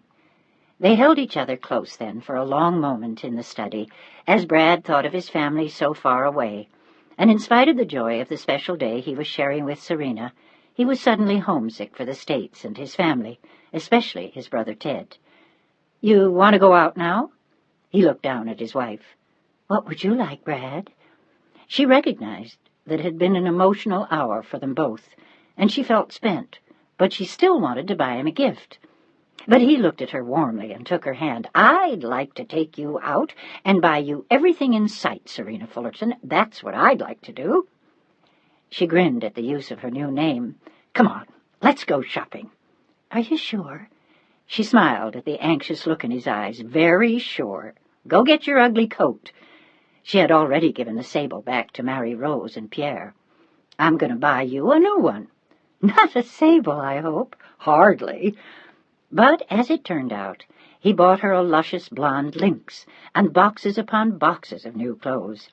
When they staggered home at 6 o'clock, he had bought her at least a dozen new dresses, 2 suits, half a dozen hats, the lynx coat, gold earrings, a black wool coat as well, shoes, handbags, scarves, underwear, nightgowns. She was totally overwhelmed by the avalanche of expensive goodies he bought her, and her own gift to him seemed so small in comparison. But it had taken almost the last of her savings. She had bought him a gold cigarette case and lighter, and later, after she gave it to him, she would have his name engraved and the date. She planned to give it to him the following evening, on Christmas Eve. The driver helped them deposit all their loot in the front hallway, and slowly Serena and Brad walked upstairs arm in arm as he looked down at her with pleasure again, and she turned her face up to his with a look of amazement. Who was this man she had married? Was it possible that he had such means? She had not seen such riches since before the war. It made her wonder if his family would think she had married him for his money. "Something wrong, Mrs. Fullerton?" He was anxious that she be cushioned from the harshness of his mother's cruelty. "No, I was just thinking how lucky I am to have you." "Funny. I was thinking the same thing about you." He stopped her then at the top of the stairs and picked her up gently, enveloped in her new lynx, which she had insisted on wearing out of the store, her blonde hair blending with it, almost the same color, and he carried her over the threshold of their bedroom. "What are you doing?" She said it sleepily against his shoulder. It had been a long day filled with emotions and excitement. Their wedding, his mother, their enormous wedding lunch, all the shopping. It was no wonder that she was exhausted. "I'm carrying you over the threshold. It's an American custom to celebrate the fact that we're newly married. I can also think of other ways to celebrate the same fact." She giggled at him, and he set her down on the bed and kissed her, and moments later the coat was shed along with the rest of her clothes, and they made love until they were both spent, and fell asleep peacefully in each other's arms. Mary Rose sent up their dinner that night on a tray on a dumb waiter, as Brad had suggested. But they never woke up after their love-making, or went to get the sandwiches and cocoa she had made them. They slept on like 2 children in each other's arms. Chapter 15. 2 days later, Serena awoke before her husband, and scampered quickly out of bed to find the 2 boxes she had concealed in her dressing room the night before. And as he looked at her, sleepy-eyed and happy, stretching lazily as she came toward him, he held out both arms. "Come to me, my lovely wife." She did so gladly, and held him for a moment, the presents still clutched in her hand. "Merry Christmas, my darling." "Is it Christmas?" He feigned surprise and a lapse of memory as he pulled her back into bed beside him, her warm flesh smooth against his own. "Isn't it tomorrow?" "Oh, shut up. You know it isn't." She was giggling at him, remembering all of the wonderful gifts he had bought her. "Here, these are for you." This time his surprise was genuine. "When did you do that, Serena?" He had been so intent on his shopping for her that he hadn't noticed when she had purchased them at Cartier while he bought her earrings. "You are a sneaky one, aren't you?" For a good cause. Go on, open them." He kissed her first, and then slowly unpacked the first present with an enervating lack of speed. He was teasing both her and himself, and she laughed at him, until at last the wrapping fell away, and the smooth, silky beauty of the gold cigarette case lay in his hand. "Serena, baby, how could you?" He was shocked at the fortune she must have spent. He hadn't even known if she had that kind of money in her reserves, and he knew all too well that if she did, he was now holding the last of it in his hand. But a gold cigarette case had always been, in Europe, a standard wedding gift for a young man, and an important one. It was the same wedding gift she would have bought him if her parents had been alive. The difference would have been perhaps sapphire initials or an elaborate message engraved inside, and there might have been an additional gift of sapphire cufflinks or studs for his dinner jacket in black onyx with handsome diamonds sparkling inside. But Serena's gift of the simple gold case was both handsome and impressive, and B.J. was touched beyond words as he leaned over to kiss his bride. "Darling, you're crazy." "About you?" She giggled happily and handed him the other gift, which he opened with equal delight. "Good God, Serena, you spoiled me." For a fraction of an instant, the huge green eyes looked sad. "I wish I could have spoiled you more if—" But he took her in his arms before she went on. "I wouldn't be happier than I am now. I couldn't be. You're the best present I've ever had." And as he said it, he disengaged himself slowly from her arms and hopped out of bed to go to his own chest of drawers in a far corner, as she watched him with interest. "What are you doing?" "Oh, I don't know. I thought maybe Santa Claus may have left something for you." He looked over his naked shoulder with a broad grin. "Are you crazy? After all the presents you bought me yesterday?" But he was walking determinedly toward her with a small silver-wrapped package in his hand. It had a narrow silver ribbon, and the box was intriguingly small as he extended it to her. "For you, darling." Serena shook her head with disapproval then. "I don't deserve more presents." "Yes, you deserve the best. You are the best. Got that?" "Yes, sir." She gave him a mock salute, and her eyes grew enormous as she began to unwrap the present. Even the wrapping looked expensive, and the small black suede case looked more so, and when she opened it, to reveal the shining black lining and what lay nestled on it, she could only gasp. Her hand trembled, and she looked almost frightened as she saw it. "Oh, Brad, do you like it?" He took it quickly out of the box for her, and reached for her trembling hand to put it on her. It was a flawless pink diamond in an oval shape, surrounded by smaller white diamonds on a narrow gold band. The entire ring was of exquisite proportions, and the color and brilliance of the ring were truly remarkable on her narrow, elegant hand. "Oh, my God!" She was almost speechless as she stared at it. Even the size was right. "Oh, Brad!" Tears rapidly filled her eyes, and he smiled at her, pleased that she was so obviously delighted. "You deserve dozens like that, Serena. The Germans didn't leave much of that in Paris. When we get back to the States, we're going to buy what we can. Lovely things for you, pretty clothes, furs, lots of jewelry, hats, all the things that you'll enjoy. You'll be a princess, my princess, always." It seemed to Serena, in the months that ensued, that she merely passed her time all day wandering in the Bois de Boulogne, going to still half-empty museums, looking aimlessly into shops, anxiously waiting for B.J. to come home at night. All she wanted was to see him. All that meant anything to her was her husband, and B.J. discovered in her a passion he had never even begun to suspect before. They spent hours together, lying side by side in their library, staring into the fire, talking and kissing and hugging and holding, and then racing each other upstairs like two kids. But they were far from being children once they got upstairs. Their love-making was expert and endless, as the winter drifted into the spring. Brad was busy with his job, but there was far less to do now. The most pressing post-war problems had begun to be resolved, and the long-term ones wouldn't be completely taken care of for years. So what remained was a pleasant lull, a kind of easy-going limbo in which he would actually daydream at his desk, meet his wife for lunch, go for long walks in the parks, and hurry home with her for another passionate adventure before returning to his desk. "I can't go on meeting you like this," he grinned at her sleepily one afternoon in May, as he lay in her arms happy and spent. "Why not? Do you think your wife will object?" Serena was grinning, and she looked more mature now than she had 5 months before when she had arrived in Paris on the train from Rome. "My wife?" B.J. looked at her, her hair tousled. "Hell no, she's a sex maniac." Serena laughed out loud.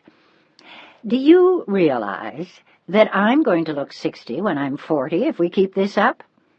But he didn't look as though he minded, and Serena looked at him archly. "Are you complaining, then?" But there was a strange gleam in her eye today, as though there were something she wasn't telling. He had thought that he noticed it when he first met her for lunch, but he had forgotten about it as they talked. Later, he would press her about it, but first he had something to tell her. "Are you complaining, Colonel?" "Not really. But I think you ought to know that I won't be able to do quite as much of this when we go back to the States." His eyes were twinkling strangely, and Serena cocked her head to one side. "Is that true?" He nodded, but looked indecisive. "Well, Americans just don't behave like this, after all." "Don't they make love?" Serena looked mock horrified, still with that wicked gleam in her eye. "Never." "You're lying." "I am not." He was grinning at her. "Hell, we can't go on making love like this when we go back. My lunch hours won't be as long."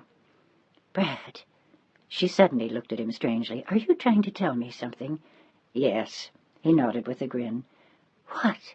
But she already thought she knew. "We're going home, Princess." "To the States?" She looked stunned. She had known that it would come eventually, but she hadn't thought it would be so soon. "To New York?" "Only for a 3-week leave. After that, my love, we go to the Presidio in San Francisco, and I become a full colonel. How do you like that, Mrs. Fullerton?" At 34, Brad knew it was quite an accolade, and she knew it too. "Brad!" She looked elated for him. "How wonderful! And San Francisco!" "You'll love it. Not only that, but Teddy will be nearer since he's going to Stanford Med in the fall, and we'll even get home for Greg's wedding. That wraps it all up pretty nicely, wouldn't you say, my love?" "More or less." She lay back against their pillows again with that same mysterious grin. "More or less? I get promoted, we get sent home, we get one of the best posts in the country, and you say more or less? Serena, I ought to spank you." He mockingly pulled her toward him to turn her over his knee, but she held out a hand. "I wouldn't do that." Her voice was oddly gentle, and her eyes very bright, and something in her face made him stop pulling her toward him, as though he knew, as though he sensed it even before she spoke. "Why not?" "Because I'm having a baby, Brad." She said it so gently that it brought tears to his eyes as he moved toward her and held her. "Oh, darling, I hope it's a boy." She clung happily to him, and he shook his head firmly. "A girl, one who looks just like you." "Don't you want a son?" She looked startled, but he was looking down on her as though she had just performed a miracle, not really concentrating on her words, just stunned by the total fulfillment he felt. Chapter 16. The car arrived to take them to Le Havre at 8 o'clock in the morning. Their bags were packed and waiting in the front hall, and Marie Rose and Pierre stood beside them, looking very starched and stiff and pale. Marie Rose had been dabbing at her eyes ever since she had served Serena her breakfast tray that morning, and Pierre had the mournful look of a father losing his only son as he shook B.J.'s hand for the last time. It was the first time since before the war that they had cared so passionately for the people they had worked for, and the young couple who had inspired their love stood before them now, with regrets of their own. For B.J. it was the end of an era, the beginning of a whole other lifetime, as he knew only too well. During the war, he had got lost. He had become someone new, found out who he was in the anonymity of a uniform, with an ordinary name, Fullerton.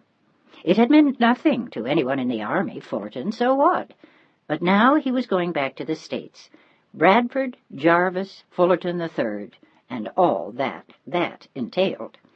He would see his mother, his father, his brothers, their friends, go to Greg's wedding, and attempt to explain to everyone why he was staying in the army, why it suited him, and why he no longer wanted out. He would have to justify why he didn't want to go into politics like his father, or work in the family law firm, why he was sure of his decision. And he knew as well that the silent question no one would dare ask, but which he would have to justify as well, was why he had married Serena.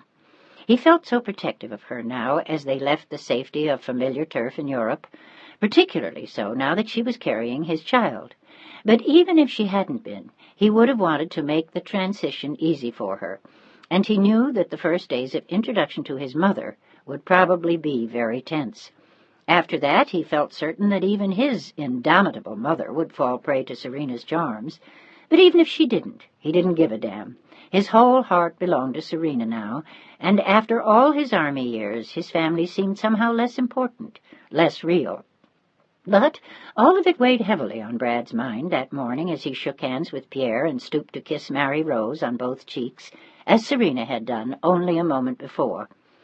"You promise that you will send a picture of the baby?" It was almost exactly the same thing Marcella had said the night before on the phone from Rome. "We'll send dozens of pictures, I promise." Serena squeezed her hand, and afterward gently smoothed her own hand over the slight bulge in her lilac silk suit. Brad had already taken to feeling her stomach to see if it had grown, almost daily, and she teased him about his fascination with his son. "My daughter," he always corrected emphatically, and Serena laughed at him. She wanted a boy to carry on his name, but he always insisted that he didn't give a damn about the name. All he wanted was a little girl that looked just like her. The Fullertons shook hands with the couple for a last time and waved as the car drove away, and for an instant Serena leaned her head against Brad's shoulders as they drove down the Avenue Hoch toward l'Étoile. As she had in Rome, Serena found herself wondering when she would see these familiar sights again. "You all right?" Brad looked at her with concern as he saw the serious expression in her eyes and wondered if she were feeling ill. But she nodded and smiled at him. "I'm fine." And then, after another glance out the window, "I was just saying goodbye. Again." He touched her hand and then held it gently in his own. "You've done a lot of that, my love." He looked into her eyes. "Hopefully, now we'll settle down and have a home, at least for a while." He knew that it was possible that he might stay at the Presidio in San Francisco for as much as 5 years, or possibly even longer. "We'll make the house pretty for the baby and dig our heels in, I promise." And then he glanced at her again as he spoke softly. "Will you be very homesick for all this, my love?" "Paris?" She thought for a moment, but he shook his head. "I mean all of it, not just Paris. Europe." "Yes, Brad.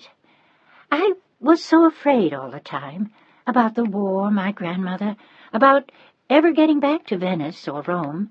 I felt like a prisoner over there. Now everything will be different." And the truth was that she had no one in Europe any more. Other than Marcella, the only person Serena had was her husband, and she knew that her place was with him. She had called Marcella yesterday and told her that they were leaving. She had told her about the baby, too, and Marcella was so happy that she laughed and cried. But she had refused Serena's invitation to go to the States with them. Serena had Brad now, and Marcella felt that she belonged in Rome. "It's different, leaving this time." She shrugged, and he smiled. She looked suddenly very Italian. "I'm sad to go, but only because I know it here, because it's familiar, because I speak the language." "Don't be silly. You speak English almost as well as I do. As a matter of fact," he grinned at his wife, "better." "Oh, I don't mean that way. I mean they understand my life, my spirit, my soul. It's different in the States. People don't think the way we do." "No." He thought about it as she said it. "They don't." And he knew also that most people would not understand her background. They wouldn't even begin to guess at the beautiful things she'd been surrounded with as she grew up. The extraordinary sculptures and tapestries and paintings, the palaces in Venice and Rome that had been a matter of course to her as a child, the people she had known, the way she had lived, all of it was lost now. Yet an enormous part of all that had stayed within her, woven into the fabric of her being. It made her gentle and cultured and quiet and wise all at once, as though the beauty of all that she had known as a young girl had actually become a part of her. But B.J. had questioned for a long time how well all of that could be translated into his own culture. It was one of the reasons why he had been in no hurry to go back to the States. But now the moment had come, and in order to make the transition more gentle, he had arranged to take part of his leave on the way home. He had booked passage on the Liberté, which had just been awarded to France from Germany after the war, and he had arranged for a first-class cabin on one of the upper decks. B.J. had decided against the boat train to Le Havre because he thought that the trip would be too tiring for Serena, and he preferred to have one of his orderlies drive them down quietly.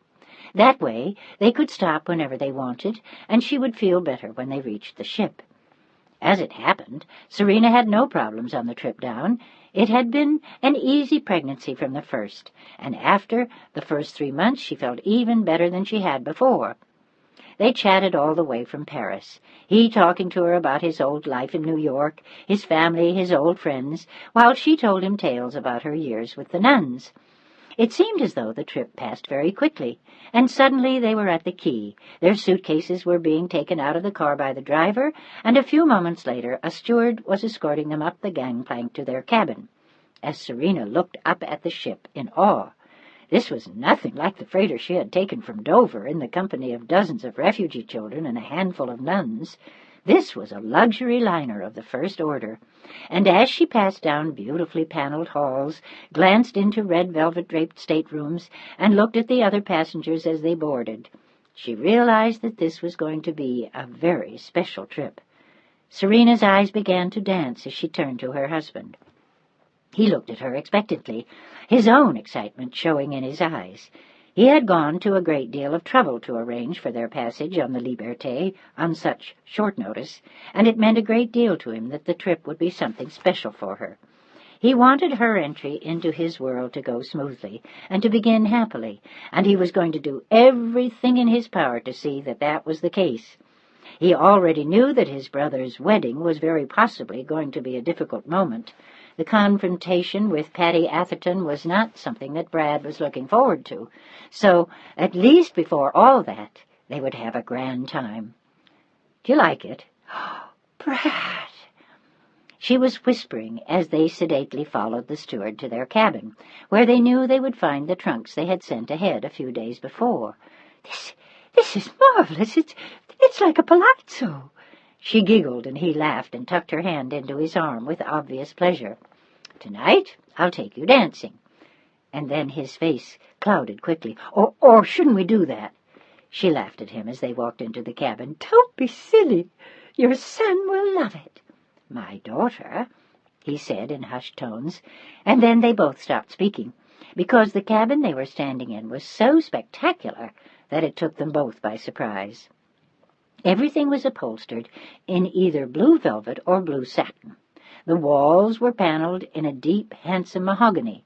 The furniture was of the same richly burnished wood, and everywhere were small brass ornaments and fixtures, beautiful little lanterns, handsome antique English mirrors, and large, airy portholes rimmed in highly polished brass. It was the perfect spot for the honeymoon they had never taken, and the whole room had an aura of comfort and luxury that made one want to stay for a year, not a week. Their trunks were already neatly placed on racks in convenient places, and their suitcases were added to them now, as the steward made a neat bow. "The maid will be along in a moment to help Madame unpack the suitcases." He then indicated a huge bowl of fresh fruit, a plate of cookies, and a decanter of sherry on a narrow sideboard. "We will be serving lunch shortly after we sail at 1 o'clock, but in the meantime perhaps the Colonel and Madame would care for some refreshments." It was all done to perfection, and they both looked enchanted as the steward bowed once more and left the room. "Oh, darling, it's wonderful!" She catapulted into his arms and gave him a hug.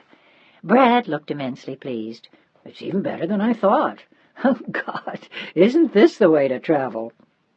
He poured them both a small glass of sherry, handed her one, and lifted his in a toast.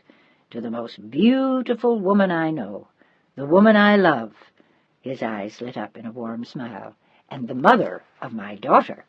"Son," she corrected, as she always did, and did now, with a grin. "May your life in the States bring you happiness, my darling, always and always." "Thank you." She looked into the glass for just a moment and then at him. "I know it will." She took a sip and then held up her glass to toast him. "To the man who has given me everything and whom I love with all my heart, may you never regret bringing your war bride home." There was something sad in her eyes as she said it, and he took her quickly in his arms. "Don't say that." "Why not?" "Because I love you. And when you say things like that, you forget who you are. You can't ever forget who you really are, Serena. Principessa Serena." He smiled gently at her, and she shook her head. "I'm Mrs. Fullerton now, not Principessa anything, and I like it that way." And then, after a moment's pause, "Don't you try to forget who you really are, Brad." It was an impression she had had for several months now. She had begun to catch on to his game of anonymity, in staying both in the army and abroad. "Don't you really do the same thing I do?" "Maybe." He looked out the porthole for a long moment. "The truth is, where and who I come from has always been a burden to me, Serena." He had never admitted that to anyone before, and it was an odd thing to admit to her now, just before they went home. "I've never quite fit. I've always been that old cliché, the square peg in the round hole. I don't know why, but that's the way it's been. I don't think that either of my brothers feels that way. Teddy would fit in anywhere, and Greg would force himself to, whether he did or not, but I can't do that. I just don't believe in all that bullshit anymore. I never did. The values of people like Patty Atherton, my mother, my father, everything is for self-importance, for show. Nothing is ever done because it feels good, because it's what you want, because it means something. It's what looks good to everyone else that counts. Well, I can't live like that anymore." "That's why you're staying in the army?" "That's exactly why. Because I'm halfway decent at what I do in the army. I can live in some damn pleasant places, probably at a good healthy distance from New York, unless I get assigned to Washington at some point." He rolled his eyes in mock horror. "And I don't have to try and play the family game anymore, Serena. I don't want to be B.J. Fullerton III. I want to be me, the first, me, Brad, B.J., my own person, someone we can both respect. I don't have to go to my father's clubs or marry the daughter of my mother's friends to feel good about myself, Serena. I never did feel good about any of that, and now I know why. Because I just wasn't cut out for that. But you," he looked at her tenderly, "you were born to be a princess. You can't run away from it, hide from it, change it, give it up, pretend it isn't there. It's you, just like those splendid green eyes." "How do you know that I don't dislike it as much as you dislike what you were born to?" "Because I know you. The only thing you don't like about it is being conspicuous, showy. You don't want to appear to be a snob, but you don't have basic differences with your very roots, Serena. You belong in that world, and if that world still existed, I would never have taken you from it, because right now America is a place where the people don't understand the kind of world you come from. But it's the best we've got, kiddo, and all we can do is explain it to them. And if they've got any smarts at all," he smiled gently, "we won't have to explain a damn thing, because what you are, the beauty and the grace and the goodness and the sheer elegance of it all, is written all over you, Principessa or no. It wouldn't matter if you called yourself Mrs. Jones, my love. You are a princess to your very soul." "That's silly." She was smiling and blushing faintly in embarrassment. "If I hadn't told you, you'd never have known." "I certainly would." "You would not." She was teasing him now, and he set down his glass and took her in his arms in the beautiful blue velvet and mahogany cabin, and he kissed her hard on the mouth and then swept her into his arms with one powerful gesture and deposited her on the room's large, handsome bed. "Don't move. I have to fix something." She smiled at his retreating back as he marched to the door of the cabin, took off the Do Not Disturb sign, opened the door, and slipped it on the knob on the other side. "That ought to take care of the maid." He turned to her with a broad grin, closed the curtains, and began to loosen his tie. "And just what does that mean, Colonel?" She looked at him archly from the bed. "Every inch a princess, except that there was laughter bubbling over in her eyes. Just what do you think it means, Mrs. Fullerton?" "In broad daylight? Here? Now?" "Why not?" He sat down on the edge of the bed and kissed her again. "Good God! I'll get pregnant." "Terrific. We'll have twin girls." "Oh, don't say—" But he never let her finish her sentence. His mouth was pressed down hard on hers, and a moment later they had pulled back the handsome blue satin covers to reveal white linen sheets with the monogram of the French line neatly embroidered in blue. The sheets were smooth and cool against her flesh, and his hands were warm on her breasts and her thighs as he pressed against her, and she found herself hungering to feel him inside her. She moaned his name softly, and he ran his lips across her mouth and her eyes and her hair as his hands worked magic, and then, suddenly, lunging toward her, he took her, almost by surprise. "Oh!"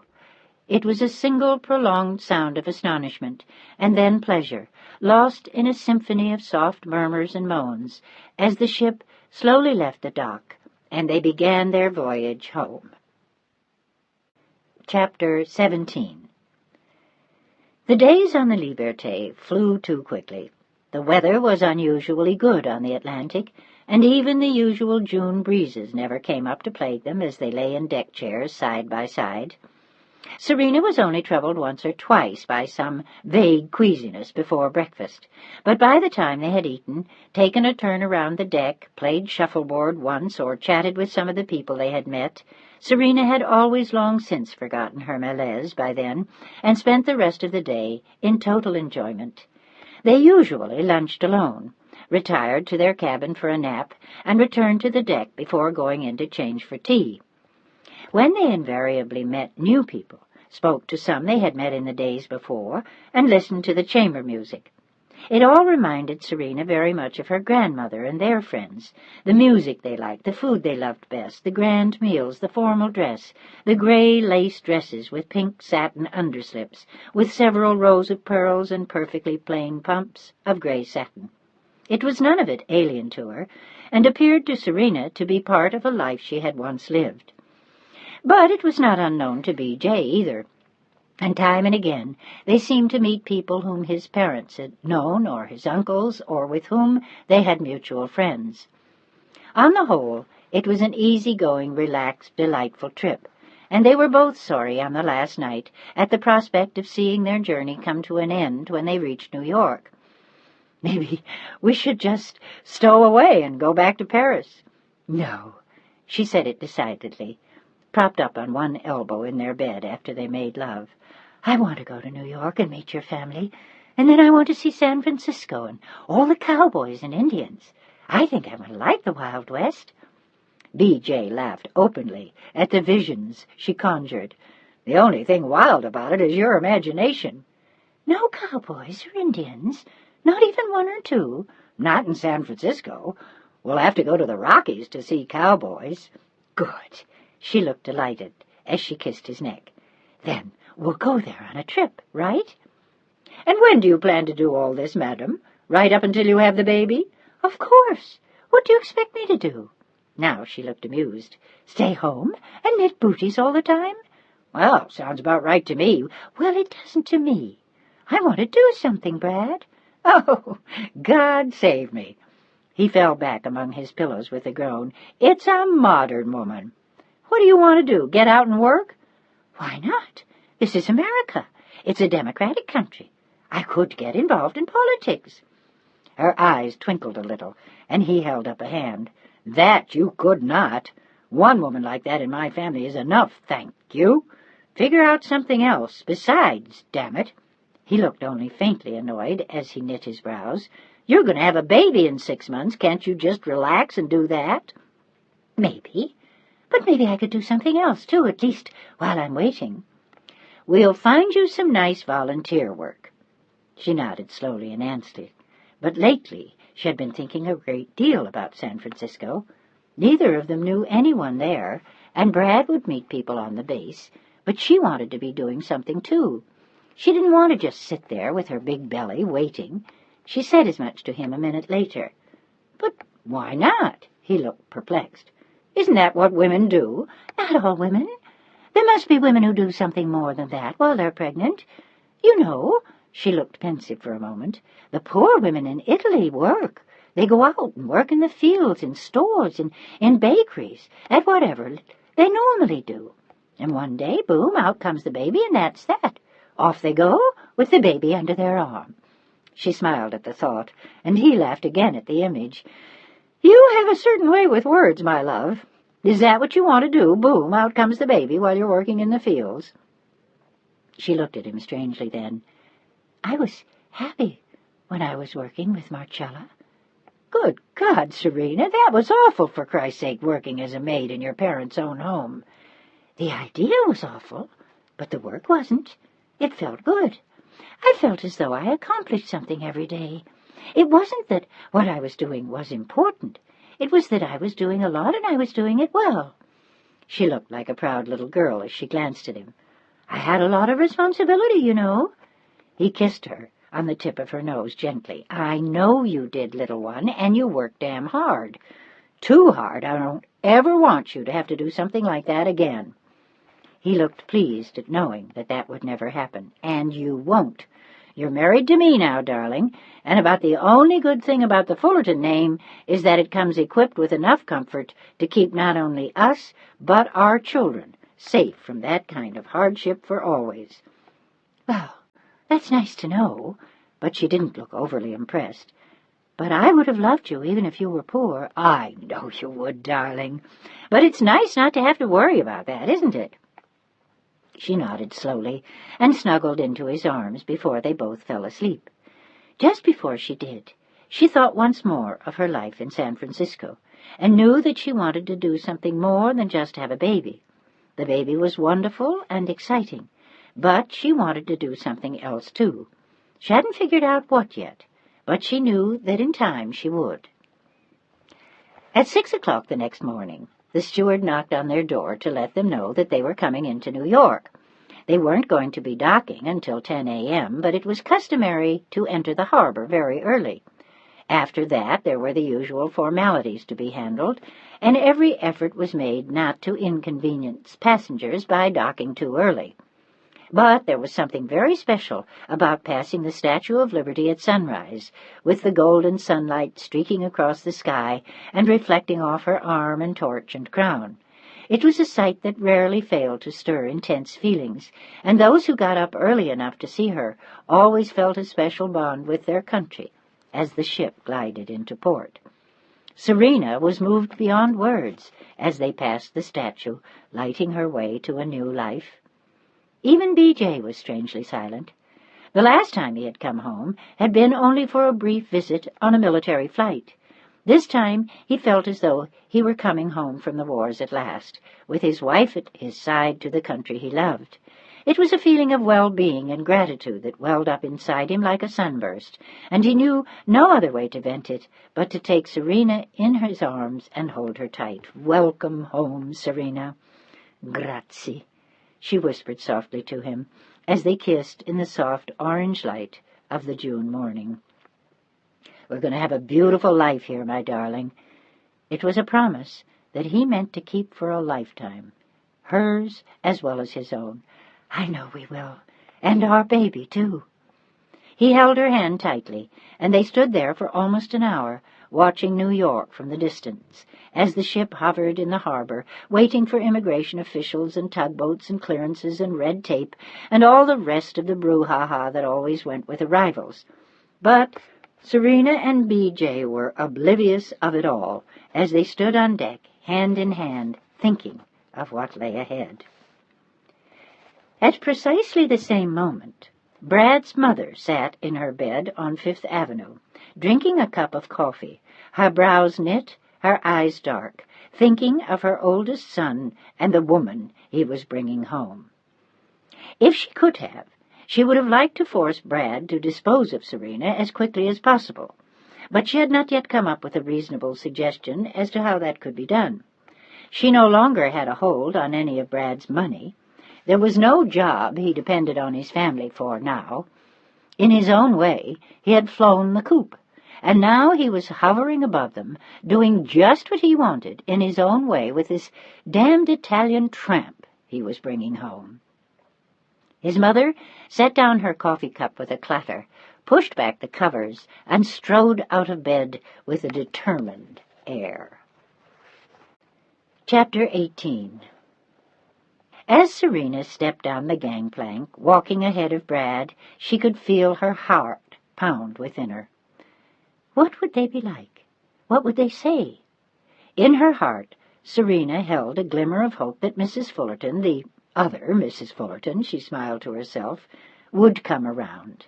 The pressure of it all weighed on her like a 1,000-pound weight as she stepped off the boat in a cream-colored linen suit with an ivory silk blouse and her hair done in the familiar figure-8 bun. She looked terribly young and strikingly lovely, and there was something so vulnerable and so fresh about her, like a white rose standing alone in a crystal vase. One wanted to reach out and touch her, yet no one would have dared. Her white kid gloves were impeccable on her hands as she barely touched the railing, and she looked back once at Brad, and he could read everything in her eyes. He leaned toward her with a word of encouragement as they got closer to land. "Don't look so worried. They won't attack you, I swear it." To himself he silently added, "They wouldn't dare." But in truth, he knew that some of them would. His mother, Patty, Greg, if he was under the influence of either of those women, his father, he wasn't sure. Only Teddy was someone that one could be sure of. The steward had given her 2 very pretty gardenias as they left the ship that morning, and she was wearing them both on her lapel. He could smell the rich fragrance as he walked behind her. "Cheer up, kid." She glanced back at him again, and this time he could see that she was pale with fear. It wasn't fair to put her through something like this. For a moment he hated his mother. Why couldn't she have been some fat, kindly old lady, instead of the sleek, feline queen of the jungle that she was, a perfect panther, waiting to stalk her prey? B.J. could imagine her waiting, cat-like and predatory, prowling the dock impatiently. He had to shake his head to rid himself of the image. But when they reached the section of the dock labeled F, in which they had to stand to wait for their trunks and meet the customs inspectors, Brad realized there was no one there to meet them. He saw neither of his parents and no familiar faces. It was a far cry from the raucous reception he had got at the airport a year before, and he felt an odd mixture of both disappointment and relief wash over him as he took Serena's hand. "You can relax. They're not here." Her brows knit into a worried frown. "Don't you think they're coming?" Would they shun him entirely because of her? It was what she had feared all along. Why, at first she had insisted on not marrying him, and had stayed on to mourn him in Rome. "For heaven's sake, Serena, you look like someone died. Stop that. They're probably just busy as hell with the damn wedding. We'll just take a cab and go to the house." But even to him it seemed an oddly casual return after all this time. And then he saw him, standing 50 yards away, watching them, a grin lighting up his face, making the blue eyes dance. Brad knew, without even seeing him closely. He could already imagine the little wrinkles near his eyes when he smiled. He had a way of smiling that lit up his whole face and made 2 deep dimples that had been his misery as a child. He was wearing white flannel slacks, a blue blazer and a boater, and he looked wonderful to Brad as he hurried toward them. Suddenly, all he wanted to do was hug him tight. But it was to Serena that Teddy was hurrying, a huge bouquet of red roses tucked into his arms, the smile Brad loved lighting up his face, and his eyes only for her, like a long-lost brother or friend. He stopped dead in front of her, looking dumbstruck at her overwhelming elegance and beauty, and threw his arms around her in a hug that took her breath away. "Hello, Serena. Welcome home." He said it with an emphasis and enthusiasm that brought smiles to their faces and tears to their eyes, and Serena returned his hug with equal strength as he held her. It was like being enfolded by someone who had always loved and wanted to be loved. "I'm so glad you're both here." He looked over her shoulder at his favorite brother, and Brad couldn't wait a moment longer. He threw his arms around them both, and they stood there laughing and crying, the three of them locked in a bear hug and standing beside the huge ship that had brought them home. It seemed ages before Teddy let her go, and she stood back to look up at the younger brother she had heard so much about. He was even taller than Brad, and in some ways better looking, and yet not, she realized as she looked at their faces while they chattered eagerly about everything, the wedding, their parents, the trip. Brad's features were more perfect, his shoulders broader, and he seemed a great deal more sophisticated as she looked at her husband with pride. Yet Teddy had something special, and it was impossible not to see it. It was almost a kind of glow, a kind of excitement that lit up his soul and everyone who came within his sphere. There was a joy and a warmth and a love about him that bubbled over the edges and exploded like fireworks on the 4th of July. It was impossible not to like him, not to want to reach out and become part of his life. And Serena felt the pull of it, too, as she stood back and watched him. But she felt something else as well, a wave of admiration from him that was so overpowering she wasn't sure how to react. Despite the rapid-fire conversation between the brothers, Teddy hadn't taken his eyes off Serena since he'd arrived. And finally he spoke to her again. "Serena, you are so beautiful." He seemed knocked right off his feet, and Serena could only laugh.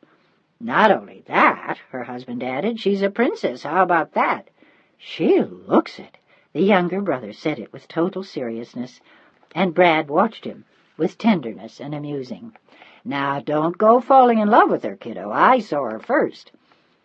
But there was a kind of total, overwhelming awe in Teddy's face that almost made you want to look away while he gazed at Serena. "My God, you're lovely!" He couldn't take his eyes off her face. But it was Serena who broke the spell. She whispered at him over the armful of roses he handed her after they embraced. "Actually, I'm not really Serena. I'm a girl Brad met on the ship, and he asked me to take her place." "Cute, though, isn't she?" Brad put a mildly possessive arm around his bride. After all, his brother was 12 years younger than he and only 3 years older than his wife. He didn't want the boy to get carried away. By the way, how is our charming sister-in-law to be?" Teddy's sunny face clouded over for a long moment. "Fine, I guess." His voice was both vague and subdued as Brad and Serena watched him. "Greg's been drunk every night for the past 2 weeks. I'm not sure what that's supposed to mean. Good times or terror?" "Maybe a little of both." Brad was watching his brother's eyes. But Teddy was always honest with him. "I don't think Greg knows what he's doing, Brad. Or maybe he doesn't want to know, which is even worse." "Are you suggesting that someone stop this thing now?" Brad looked upset as he asked. "I don't know. Mother's sure as hell not going to do it. Greg is rapidly becoming her great white hope, ever since you've decided to become a professional soldier." He looked disparagingly at his brother, but Brad only grinned. "And it's obvious that I'll never play the family game. It looks like Greg is it." Poor kid. For a moment, Brad didn't say more, and then the customs official arrived to check through their trunks and look at their passports. He asked for Teddy's as well, but Teddy quickly pulled out a special pass. One of his father's political friends had got it for him from the mayor of New York, and it allowed him to meet friends at ships and not have to wait until they cleared customs. It was convenient at times like this, but the customs man felt patronized by Teddy's inadvertent show of rank. "Special privileges, huh?" Teddy looked mildly embarrassed. "Just this once. My brother hasn't been home since the war." He waved at Brad, and the customs man's face immediately softened. "Coming home on the Liberté, son? Not a bad way to travel." "Not at all. We managed to turn it into a honeymoon. Your wife go over to meet you?" He had only checked the luggage. His partner had handled the passports and seen that Serena was Italian, but this man had no way of knowing. She hadn't said a word. "No." Brad looked down at her proudly. "I met my wife over there, in Rome." "Italian?" The customs man's eyes narrowed as he looked her over, in all her perfect ivory and golden beauty, the gardenias on her lapel and the sun glinting on her hair, as he stood in his grayed uniform with spots on the tie and dirt under his nails. "Yes, my wife is Italian. From Rome," Brad repeated with a smile, as the other man began to glare. "Plenty of girls in this country to marry, sonny. Or didn't you remember? Christ, some of you young guys got over there and forgot what was back home." He glared at all three of them, and then hurried away to inspect someone else's bags. There was an angry light in Brad's eyes and blind fury in Teddy's, but Serena put a hand on each of their arms and shook her head. "Don't. It doesn't matter. He's just an angry old man. Maybe someone jilted his daughter. Maybe someone ought to smash his face." Teddy was quick to volunteer, but Brad looked as though he would have liked to help him. Never mind. Let's go home." The two men exchanged a look. Brad sighed slowly and then nodded. "Okay, Princess, you win." But he looked at her almost sadly. "This time?" And then he bent to kiss her. "I don't ever want anyone saying things like that around you again." "But they will." It was only a whisper. "Maybe it'll take time." "Bull," Teddy spoke, and she laughed at him then, and they hailed a porter and began the final leg home. Chapter 19. Teddy had left his parents' chauffeur waiting patiently outside the pier area in the midnight blue Cadillac limousine his father had bought for his wife's use the previous Christmas. But most of the time, Margaret Fullerton still preferred driving her own car, a handsome bottle-green convertible Lincoln Zephyr, which she drove almost every day. To her son's delight, however, that left the Cadillac and the elderly chauffeur free for their use, and Greg made free use of the car, except when Teddy beat him to it, as he had today. His mother had had a meeting of the board of the American Red Cross, final details to attend to for the rehearsal dinner the next day, and a luncheon with another board she was on, all of which had kept her from meeting Brad and Serena at the ship. And Greg had had an important meeting downtown with his father, which had left only Teddy to meet B.J. and his bride in the elegant midnight blue car. My, is this new?" "Yeah, a Christmas present from Pop." "For you?" Brad looked stunned. "Hell no," Teddy grinned. "For Mother." "Oh, well, that figures. Get to use it much, or only for state occasions?" "Only when Greg's not around." "Oh, well, that figures, too." But before they could say more, the old chauffeur had got out of the car and was hurrying toward them. He pulled off his cap, and a smile lit up his face from ear to ear.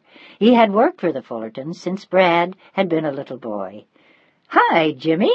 B.J. clapped him on the shoulder, and the old man chortled with delight and hugged him. "You look good, boy. Good to see you back."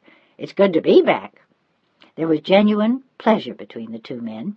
"Jimmy, I'd like you to meet my wife."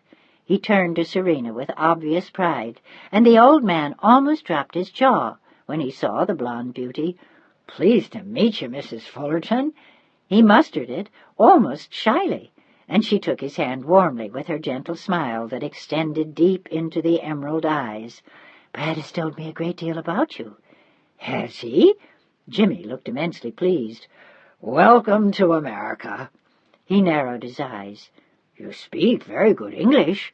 Have you been here before?" She nodded. "I was here during the war, in upstate New York." "That's a good thing." Jimmy smiled warmly. Serena gave him an answering smile, and he waved them all inside the car. "I'll take care of this, miss. You kids relax." But only Teddy and Serena got inside the car, and Brad stayed out to help his old buddy sort through their assorted trunks and belongings. Inside, Teddy still seemed unable to take his eyes off Serena. "How was the trip over?" He wasn't quite sure where to begin, and it was so odd being alone with her. He just wanted to reach out and touch her, but it was different now that Brad was not there with him. He wanted to touch the creamy skin, the extraordinary golden hair, and then suddenly he felt a mad urge to kiss her, but not as a brother or even as a friend. As the thought crossed his mind, he flushed deeply, and a thin veil of perspiration broke out on his forehead. "Are you all right?" Serena was looking at him strangely. "Are you ill?" "No, I'm sorry. I don't know, I think it's just excitement, seeing Brad back, meeting you, Greg getting married, graduating last week." He wiped his brow with a white linen handkerchief and sat back beside her. "Now, where were we?" But all he could think of was that face, those eyes. It was almost as though they bore through him. He had never seen a woman as lovely as this. But Serena was looking at him gently, her face riveted with concern and unspoken understanding. "Please," she faltered for only a moment, "you're upset about me, aren't you? Is it so great a shock? Am I so different, really?" She sounded almost consumed with distress and guilt. But Teddy nodded slowly. "Yes, you are, but not in the way you think, Serena." He sighed and reached for her hand. "What the hell? Brad wouldn't kill him. You're the most beautiful woman I've ever seen. And if you weren't my brother's wife, I'd ask you to marry me right this minute." For a moment she thought he was joking, and then she saw something almost heartbreaking in his eyes. Her own eyes widened in surprise as she looked at him. "Making time with my wife, little brother?" B.J. opened the door of the elegant limousine and hopped inside with a casual look of unconcern, which belied the faint tremor he had felt while he busied himself outside. Teddy had always been the best-looking of the brothers, and he was certainly more her age. But that was crazy thinking, and he knew it. Serena was his wife. She loved him, and she was having his child. But Teddy only laughed and shook his head as he ran a hand through his hair. "I think you just saved me from making a total ass of myself, Brad. Want me to get out so you can try again?" "No!" Teddy and Serena said it in unison, and with that they looked at each other, and both of them began to laugh like hysterical children, and the uncomfortable moment was broken. They laughed half the way home, suddenly began teasing each other and Brad, and the friendship began in earnest that morning. Teddy gave them a brief rundown of what the wedding would be like and what was expected of them and who was coming to the rehearsal dinner. Brad already knew that he was going to be the best man, and Teddy was an usher. In addition, there were to be 10 other ushers, 11 bridesmaids, and a maid of honor, 2 children as ring-bearer and flower girl, and the ceremony was to be at St. James Church on Madison Avenue, with an enormous reception at the Plaza Hotel immediately afterwards. It was expected to be a grandiose affair, and the Athertons were spending a fortune. The rehearsal dinner, on the other hand, was being given at their father's club, the Knickerbocker, and there were to be a mere 45 guests, in black tie, for a formal dinner. "Oh, Christ," Brad groaned aloud. "When's that again?" "Tomorrow." "And tonight? Can we have some time to ourselves, or do we have to perform some other tribal dance with the whole troupe?" "Mother is planning a small family dinner. Just Mother and Dad, Greg and I, and, of course, Patty." A flicker of worry showed in Teddy's eyes. "That ought to be cozy." The last time Patty had seen Serena, she had called her a whore, and he had broken their engagement, and not even a year had gone by since then. A moment later they pulled up in front of the awning of their building, and the doorman rushed forward to open the door as Jimmy stepped out to take over. Is Mother upstairs?" Brad wanted the meeting over with. His eyes bored into Teddy's as if trying to take support and energy from his younger brother to help protect and buffer his wife. "No, not yet. She won't be home till 3. We'll have the place to ourselves while Serena gets acquainted." It was a kind of blessing. Serena meekly followed her husband and brother-in-law inside into a richly paneled, tapestry-hung lobby, with high ceilings and marble floors, immense plants, and a chandelier worthy of Versailles twinkling down at them. Brad and Ted whisked her into the elevator and up to the top floor, where the hallway led to a single apartment, the penthouse overlooking Central Park, where all three boys had grown up, and which sent a little shiver of excitement down Brad's spine now, as Teddy unlocked the door and stood aside for them to enter. Two maids in black uniforms with lace aprons and caps were frantically dusting the main hallway. It was paneled in extraordinarily beautiful Japanese screens. The floors were a harlequin black and white marble, and here again was a beautiful chandelier, but this one was much more so than the one in the lobby. It was a Waterford piece, over 200 years old, and a work of art in itself, which matched the elaborate sconces along the walls. The whole entrance reminded Serena of a brilliantly lit ballroom. The maids were quick to welcome Brad home, and they went off to report to the cook that he was back, and he promised to go out to the kitchen to see her in a minute, but first he wanted to show Serena the apartment where he had grown up. In its own way, it reminded her of the palazzo. It was smaller, of course, and it was, after all, an apartment, yet it had a grandiose quality to it more typical of a house, and the way it was decorated looked not unlike the assorted homes in which she had grown up. There were delicately shaded Aubusson rugs, damask drapes, and rich brocades, a grand piano in the library, as well as 3 walls of rare books, and in the dining room there was an impressive collection of family portraits. The living room was subtle and lovely, and very French. There were 2 Renoirs and a Monet, a great deal of Louis XV, rivers of white silk and grey damask, accented with a little dusty rose, and a vast quantity of gilt and marble. It was certainly not a little apartment by anyone's standards, and its main virtue in Serena's mind was that it gave her the impression she had already seen it all before. It was just like all the palazzi she had known as a child. It was in better condition, and there were some very fine things, some even lovelier than what she had seen in Venice, and yet it had that familiar ring that one finds in Paris and London and New York and Rome, Munich or Barcelona or Lisbon or Madrid, the look of a vastly expensive home filled with priceless things, the rich gilts of Louis XV, the needlepoint scenes of Aubusson, the shapes and the colors and the smells that all looked so familiar. It was almost as though she wanted to sigh in relief and say, "It's all right. I've already been here." Teddy had noticed the look of release on her face and immediately teased her. "What did you expect? Lions and tigers and a woman with a whip and a chair?" But Serena laughed at him. "Oh, not quite, but there was teasing in her face as well. Close, huh? Well, you're in luck. We only feed the Christians to the lions on Tuesday. You're 2 days late." "Oh, it's a beautiful place." Brad was looking around him as though seeing it for the first time, and he smiled at them both. "You know, I'd forgotten how nice it all is." It had been 10 months since he'd been home on leave, and that had been so hectic that he'd never really noticed his home the whole time he was there. "Welcome home, big brother." "Thanks, kid." He squeezed his younger brother's shoulder and put an arm gently round his wife. "You all right, sweetheart? Not too tired?" Just the way he said it warned Teddy of something. Something wrong? He looked at them both worriedly, and Brad shook his head with a smile, but there was a look in his eyes that Teddy had never seen there before, a look of tenderness and pride and excitement. "What's up? Or am I being nosy?" "I guess not. I wanted to tell everyone tonight, but I'd like to tell you first." He had a right now to hear this first. B.J. reached for Serena's hand and smiled at Teddy. "We're having a baby."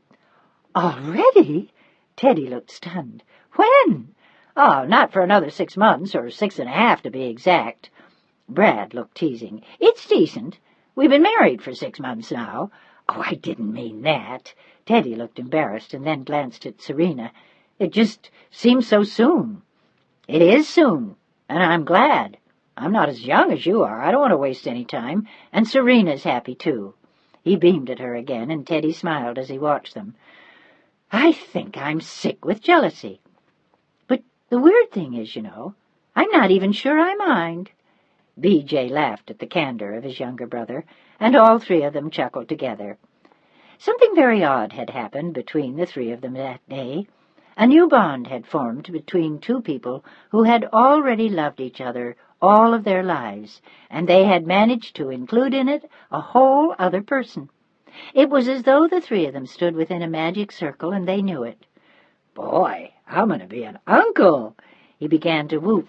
Serena laughed, and B.J. tried futilely to get him to quiet down. "Don't tell the whole household yet, for Christ's sake. I want to tell Mother first."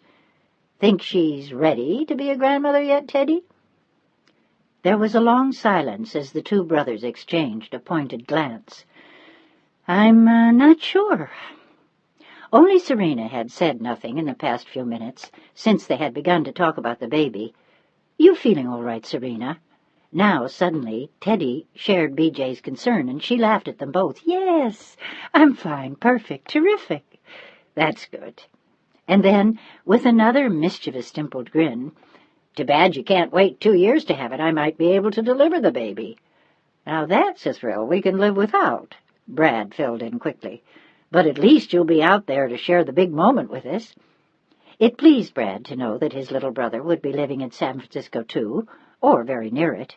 For 4 years he was going to Stanford University Medical School, and he hoped that they would see a lot of each other. He told him so now, and Teddy nodded his head emphatically. "Especially now. I want to come and see my nephew." "Nope." Brad looked strangely firm. "No?" It was Teddy's turn to look surprised. "I can't see him?" "You can see her. It's a niece." "A niece? You want a girl?" He looked shocked.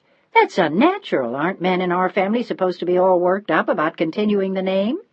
"Yep, and I'm going to have a daughter, and she's going to marry a guy named Obadiah Farthingblitz, and I'm going to be happy as hell for her at the wedding."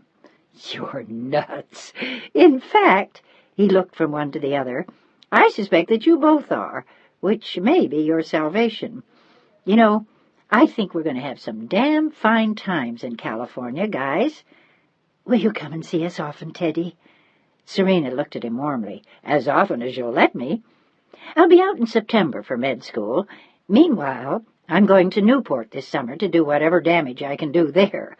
I'm stopping in Chicago on the way out, and I should reach you by the last week in August. I'll come and stay." He said it with the assurance of family, and Brad laughed.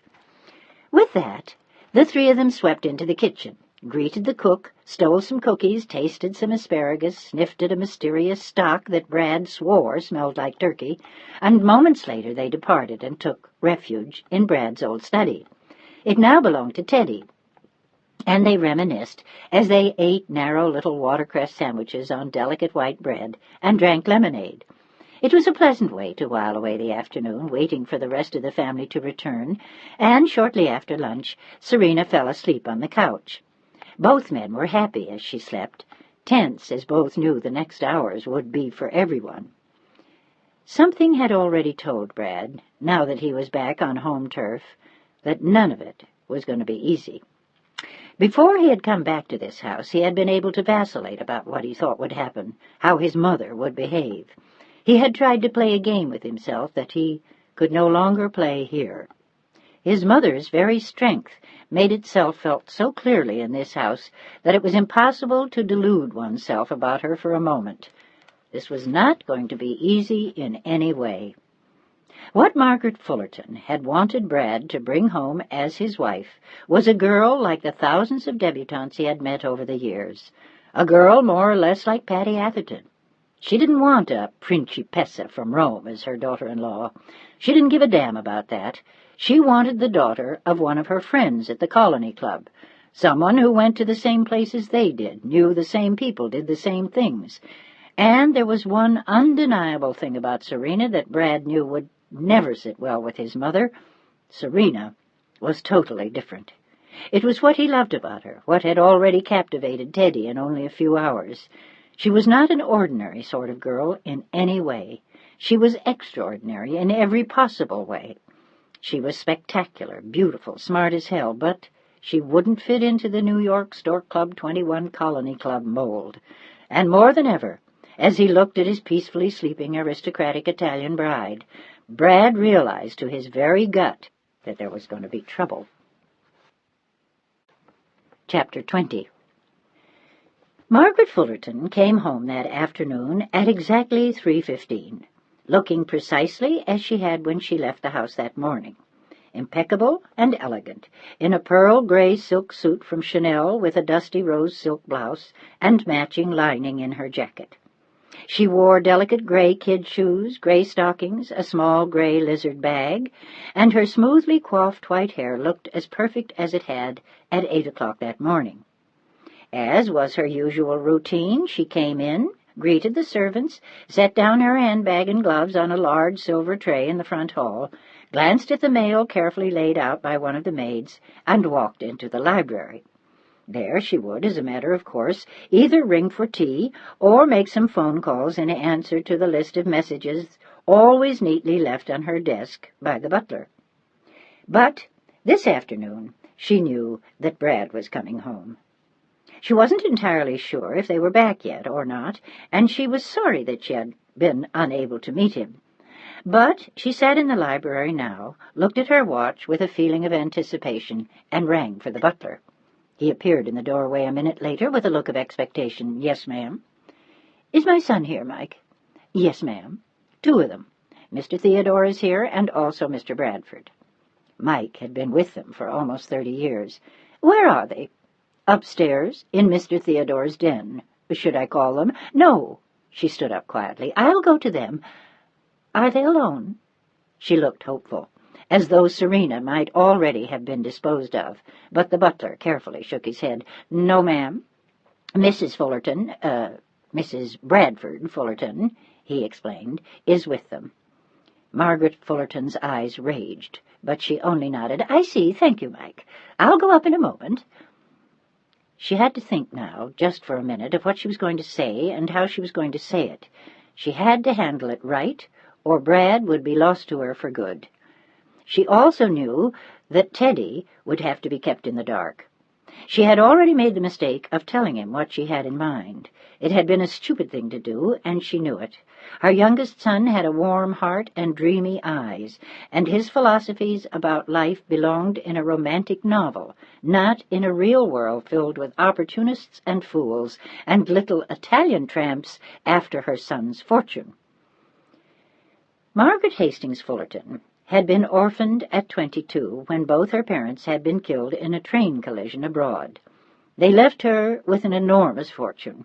She had been well counseled by the partners in her father's law firm, and a year later she had married Charles Fullerton and merged her fortune with his. Hers had been born of the country steel mills, and had been sweetened over the years with important landholdings and the acquisition of numerous banks. Charles Fullerton, on the other hand, was of a family whose money had been derived from more genteel sources. They had made a fortune in tea in the previous century, had added to it enormous profits from coffee, had huge holdings in Brazil and Argentina, England and France, Ceylon, and the Far East. It was a fortune that had boggled even her mind, and Margaret Hastings Fullerton didn't boggle easily. She had always had a remarkable understanding of the financial world, a fascination with politics and international affairs, and had her parents lived, her father would probably have seen to it that she married a diplomat or a statesman, possibly even the President of the United States. As it was, she met Charles Fullerton instead, the only son of Bradford Jarvis Fullerton II. Charles had 3 sisters, all of whose husbands had gone to work for Charles's father.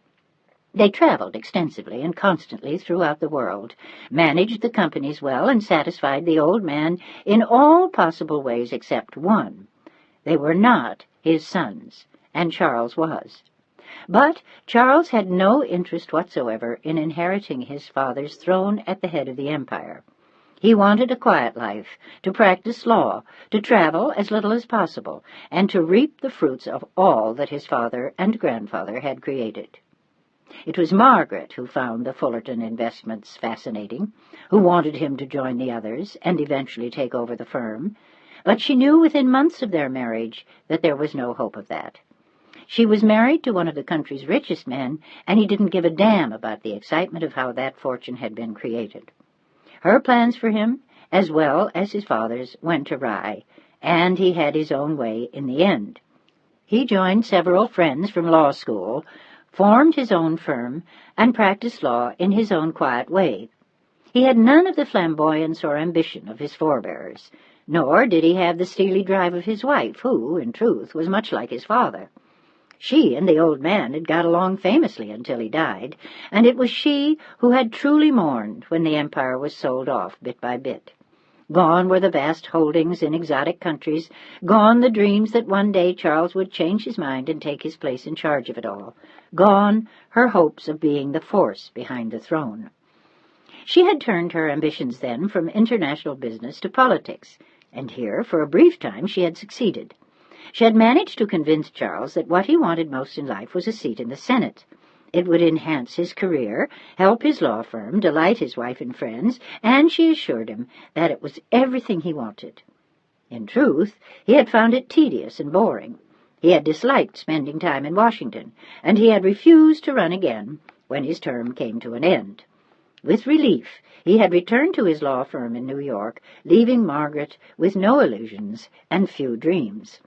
He had carved a niche for himself that he wanted, a quiet spot behind a desk in New York, and he wanted nothing more. If it was not enough for her, it was nonetheless more than adequate for him. All that remained for Margaret Fullerton was to turn her hopes toward her sons.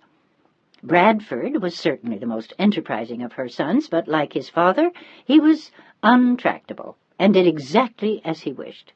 None of the jobs he had had so far had been what Margaret would have called important. He refused to use the connections he had, and although he had some interest in politics, she was beginning to doubt that it was enough ambition in that direction to make him alter the course of his life. What he wanted, not unlike his father, Margaret had often thought with dismay, was a life that was pleasant and meant something to him. He had no interest in power, as she saw it, industry or commerce on a grand scale, or an empire like that of his ancestors. Greg, on the other hand, was a great deal more malleable. Though he was not as bright as Brad, in him she saw more hope, and by marrying a congressman's daughter, he would certainly be in the right circle to pursue politics, if that was the direction in which he was pushed. And Margaret knew that she could count on Patty to get Greg moving. Teddy was another matter entirely, and Margaret had known that about her youngest child almost from the day he was born. Theodore Harper Fullerton moved at his own pace, in his own time, in precisely the direction he wanted. He had his mother's drive, but in none of the same veins. And now he was about to pursue his career in medicine with the same kind of energy and determination that she would have had if she'd had a career of her own. One couldn't help but respect Teddy, but she steered clear of him, too. He was not someone she could influence or even move at times, and it was with him that she locked horns constantly. They disagreed about everything, from politics to the weather, particularly this recent business about Brad's little harlot from Rome. She had told the entire family exactly what she thought about that nonsense, and, more specifically, she had told her husband precisely what she thought needed to be done. It was a shame that nothing could be done before he brought her to New York, but with Greg's wedding coming so quickly, she didn't have time to go to Paris to see them. She would just have to take care of it when they came to New York. And she was sure that there would be no problem. It was obvious that the girl was after his money, from what Patty had said, but it still wasn't too late to buy her off. They would pay her passage back to Europe, give her a handsome sum to unload her, and the annulment proceedings would be begun at once. If she was smart and willing to cooperate, Brad didn't even have to know about their arrangement. All she had to tell him was that she had changed her mind about everything and was going home. As Margaret made her way upstairs now to Teddy's den, she thought about the papers in her desk downstairs.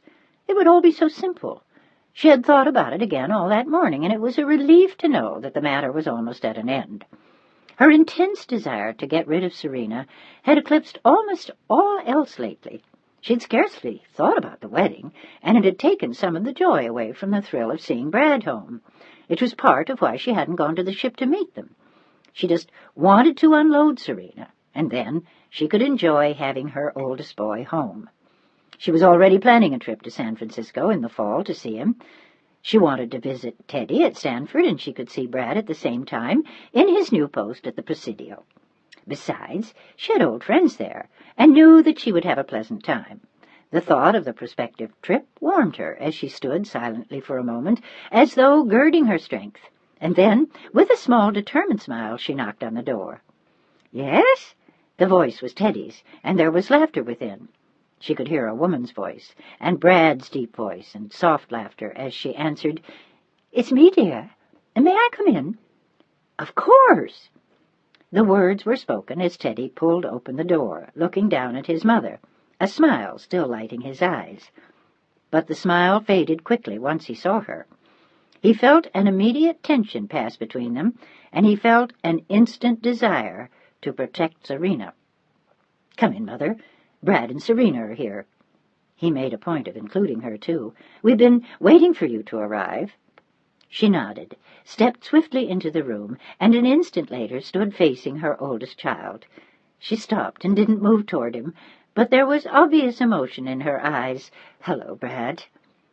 Without any sign of strain, he moved toward her and gave her a warm hug. "Hello, Mother."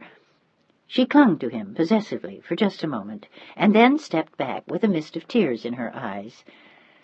"My God, it's good to have you home, safe and sound." "Yep, here I am, all in one piece, home from the wars at last." He grinned cheerfully at her, and then stepped aside, and with a single loving gesture he waved to the tall, graceful blonde woman standing just behind him, in the ivory silk suit with the enormous emerald eyes. "I'd like you to meet my wife, Mother. Serena, this is my mother." He executed a stiff little bow, and for an instant there was no movement whatsoever in the cozy room. There was total and absolute silence, as though everyone were holding his breath while the two women met. But it was Serena who broke the ice. She came forward very quickly, with a graceful hand extended, and a nervous but friendly smile. "Mrs. Fullerton, how do you do?" She looked exquisite as she stood there, and the older woman's eyes seemed to narrow as she looked Serena over carefully from head to foot. "I'm very happy to meet you." Margaret Fullerton put forth her hand with a look of ice. "How do you do? I hope you had a pleasant trip." There was no suggestion that this was her daughter-in-law she was meeting for the first time. She was a total stranger, and Margaret intended to see that nothing changed that. "Sorry not to meet you at the ship, Brad." She turned toward her son with a smile. "I got bogged down with things, and I thought I'd leave that honor to Teddy. But we'll all have dinner together tonight. And tomorrow—" She ignored Serena completely in her description of their plans. "And then, of course, on Saturday there's the wedding. You've got a rehearsal for it tomorrow, and, half a dozen other things. You'll have to stop in to see your father's tailor in the morning. He used your old measurements for a cutaway and striped trousers, but you'd better let him check you over quickly tomorrow while he can still make some changes before it's too late." "Fine." There were fine lines of tension around Brad's eyes. He didn't give a damn about the cutaway and striped trousers. He wanted his mother to give some sign that she had accepted his wife. "What about the three of us having lunch tomorrow, quietly somewhere?" "Oh, darling, I can't. You can imagine how mad everything is just before the wedding." Her eyes gave nothing away, but Brad felt his whole body go tense. "Well, isn't that all supposed to be the Athertons' problem? I thought the bride's mother was the one with all the headaches."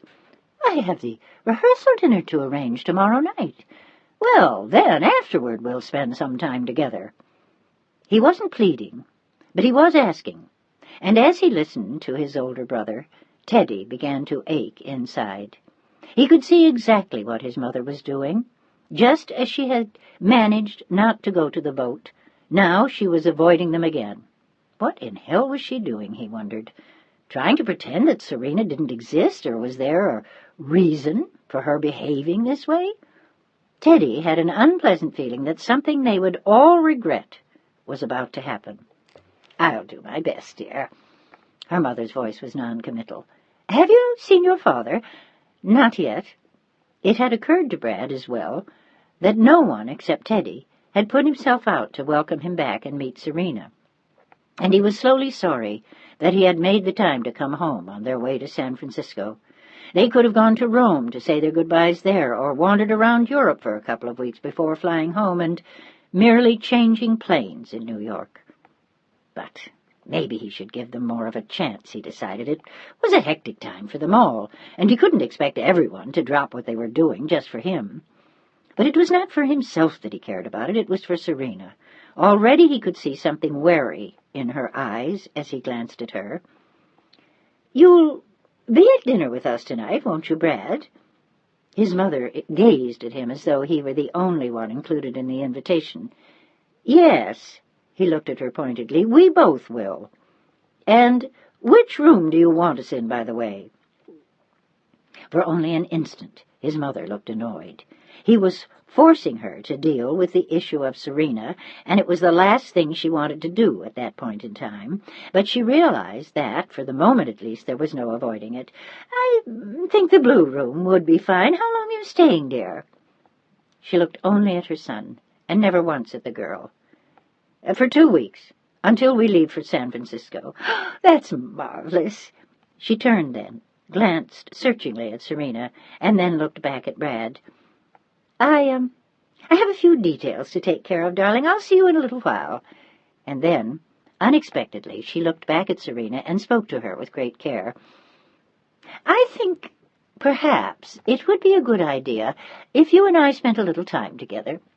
If you could come to my boudoir for half an hour before dinner, I think we might speak alone."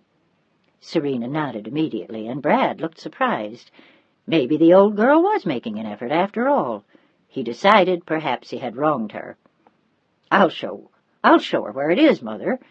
For an instant Brad looked pleased, but, unnoticed by the others, there was terror in Teddy's eyes. Their mother left them a few minutes later, and Teddy looked strangely worried. Brad teased him about it, and Serena sat down with a long, nervous sigh, staring at them both. Why do you suppose she wants to see me alone?" Serena looked worried, and her husband smiled. "She just wants to get to know you. Now, don't let her intimidate you, love. We've got nothing to hide." "Should I tell her about the baby?" "Why not?" Brad looked proudly at her, and they exchanged a smile, but Teddy was quick to intervene. "No, don't." They both looked at him, startled, and he blushed. "Christ, why not?" B.J. looked almost annoyed. He had only been home for a few hours, and he was already feeling unnerved by his family. What odd people they were, he remembered now, and all the intrigues and plots and tensions and insults. His mother always kept them all at fever pitch, and it annoyed him severely to become a part of that again now. Why shouldn't Serena tell her? Why don't you tell her together? Oh, what difference does it make? I'm not sure, but she might say something to upset Serena. Brad thought about it for a moment and then nodded. "All right. Anyway," he looked pointedly at his wife, "don't let the old bag push you around, love. Just be yourself, and she won't be able to resist you." He bent down to give her a hug and thought that he could almost feel her tremble. "You're not afraid of her, are you?" Serena thought about it for a moment and then nodded at him. "Yes, I think I am. She's a very striking, very strong woman." She had also been much prettier than Serena had expected, and much tougher. Serena had never met anyone quite like her. Her grandmother had been a strong woman, but in a much purer sense. Her grandmother had had quiet strength and determination. Margaret Fullerton had something different. One sensed instantly about her that she used her strength to get what she wanted, and perhaps in ways that were occasionally ugly. There was something that ran just under the surface of Margaret Fullerton that was as cold as ice and hard as nails. "There's nothing to be afraid of, Serena." He said it gently as he pulled her off the couch and prepared to take her to the blue room, where his mother had said they would be staying. And as Teddy followed them upstairs, he was praying that his brother was right. Chapter 21. As it turned out, Brad was still in the tub at the hour of Serena's appointed meeting with his mother. and the butler led the way downstairs, down a hall with walls covered with small, exquisite paintings, 3 tiny Corrots, a small Cézanne, a Pissarro, 2 Renoir sketches, a Cassatt.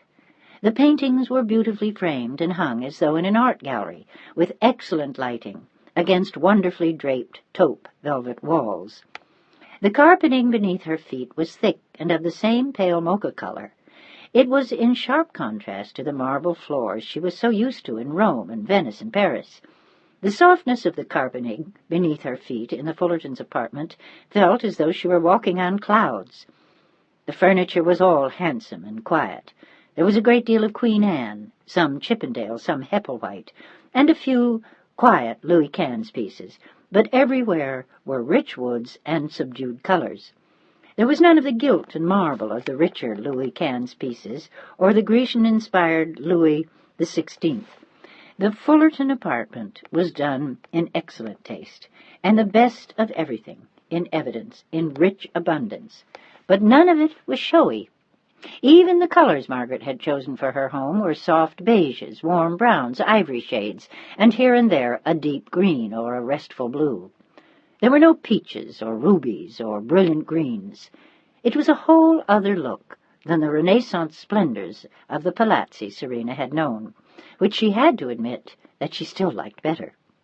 Yet this had a certain warmth to it, and it was all as elegant and restrained as Margaret Fullerton herself. When the butler stopped at her boudoir door, he stepped aside for Serena to knock, and then bowed rapidly and disappeared as Serena entered. She found her mother-in-law sitting in a small room at a beautiful little oval table, a butler's tray from the era of George III, with a drink in her hand, and a heavily carved crystal decanter and another glass on a silver tray, waiting for Serena's arrival. There was a large portrait over the small ivory couch on which she sat, and the man in it wore a huge moustache and pince-nez over dark turn-of-the-century clothes, and his eyes seemed to leap out of the portrait and ask 1,000 questions. "My husband's grandfather," she explained as Serena felt his eyes on her and glanced toward the painting. "He is responsible for almost everything that your husband has." She spoke pointedly, as though Serena would understand her, and to the young Italian girl standing before her it seemed a very odd thing to say, "Please, sit down." Serena did as she was told, and sat very primly on the edge of a small Queen Anne chair, in the black velvet dress she had chosen for dinner. It had a low square neckline and broad straps, a slim skirt, and over it she wore a short white satin jacket. It was a suit that Brad had bought her just before they left Paris, and Serena knew that she wouldn't be able to wear it for much longer. Her ever-growing waistline would soon refuse to be restricted by the small waist of the dress. But for tonight it was perfect, and she wore it with pearl earrings and her pearl necklace, and she looked very grown-up and very pretty, as Margaret Fullerton looked her over again. Even she had to admit that the girl was pretty, but that wasn't the point. The fact was that if she didn't go back to Europe, she was going to destroy Brad's life. "Would you care for a drink?" Serena shook her head quickly. The baby had made it impossible in recent weeks to even so much as sniff wine. While Margaret poured herself a drink, Serena studied her. She was an amazingly distinguished-looking woman, and tonight she wore a rich sapphire-colored silk dress, set off by a handsome necklace of sapphires and diamonds, which her husband had bought her at Cartier's in Paris after the First World War. Serena's eyes were held for a long moment by the necklace, and then her glance shifted to the enormous sapphire earrings and the matching bracelet on her arm. With an assumption of understanding, Margaret Fullerton nodded and decided that it was time to make her move. "Serena, I'm going to be very candid with you. I don't think that there's any reason for us to mince words. I understand from friends," Margaret Fullerton hesitated for only a moment, "that you met Brad while you were working for him in Rome. Am I correct?" Yes, I got the job when I came back to Rome." "That must have been a fortunate circumstance for you." "At the time it was. I had no one left in Rome except—" She struggled for a way to explain Marcella. "An old friend. I see. Then the job at the palazzo must have been a godsend. She smiled, but her eyes were frighteningly cold. It was, and so was your son. Margaret Fullerton almost visibly flinched as the young woman sat very straight in her chair, the pretty ivory face framed by the collar of the white satin jacket, her eyes bright, her hair brushed until it shone. It was difficult to find fault with Serena, but Margaret was not to be fooled by appearances. She already knew exactly what she thought of this girl. She went on now with a look of determination. "That was exactly the impression I had, Serena, that you needed Brad's help, and he came to your rescue, perhaps, in getting you out of Italy, all of which is quite admirable of him, and perhaps even very romantic. But I think that getting married may have been carrying things more than a little bit too far, don't you?" For an instant, Serena didn't know what to say, and whatever came to mind, Margaret did not give her the chance to say it. "We all know that men sometimes get involved in unusual situations during wartime, but—" Her eyes blazed for a moment as she set down her glass. "It was mad of him to bring you home." "I see." Serena seemed to shrink visibly in her chair. "I thought that perhaps, when we met—" "What did you think? That I'd be fooled?" "Hardly. Oh, you're a very pretty girl, Serena. We both know that. But all that nonsense about being a princess is precisely that. You were a charwoman working for the American army, and you latched onto a good thing. The only unfortunate thing is that you weren't smart enough to know when to let go."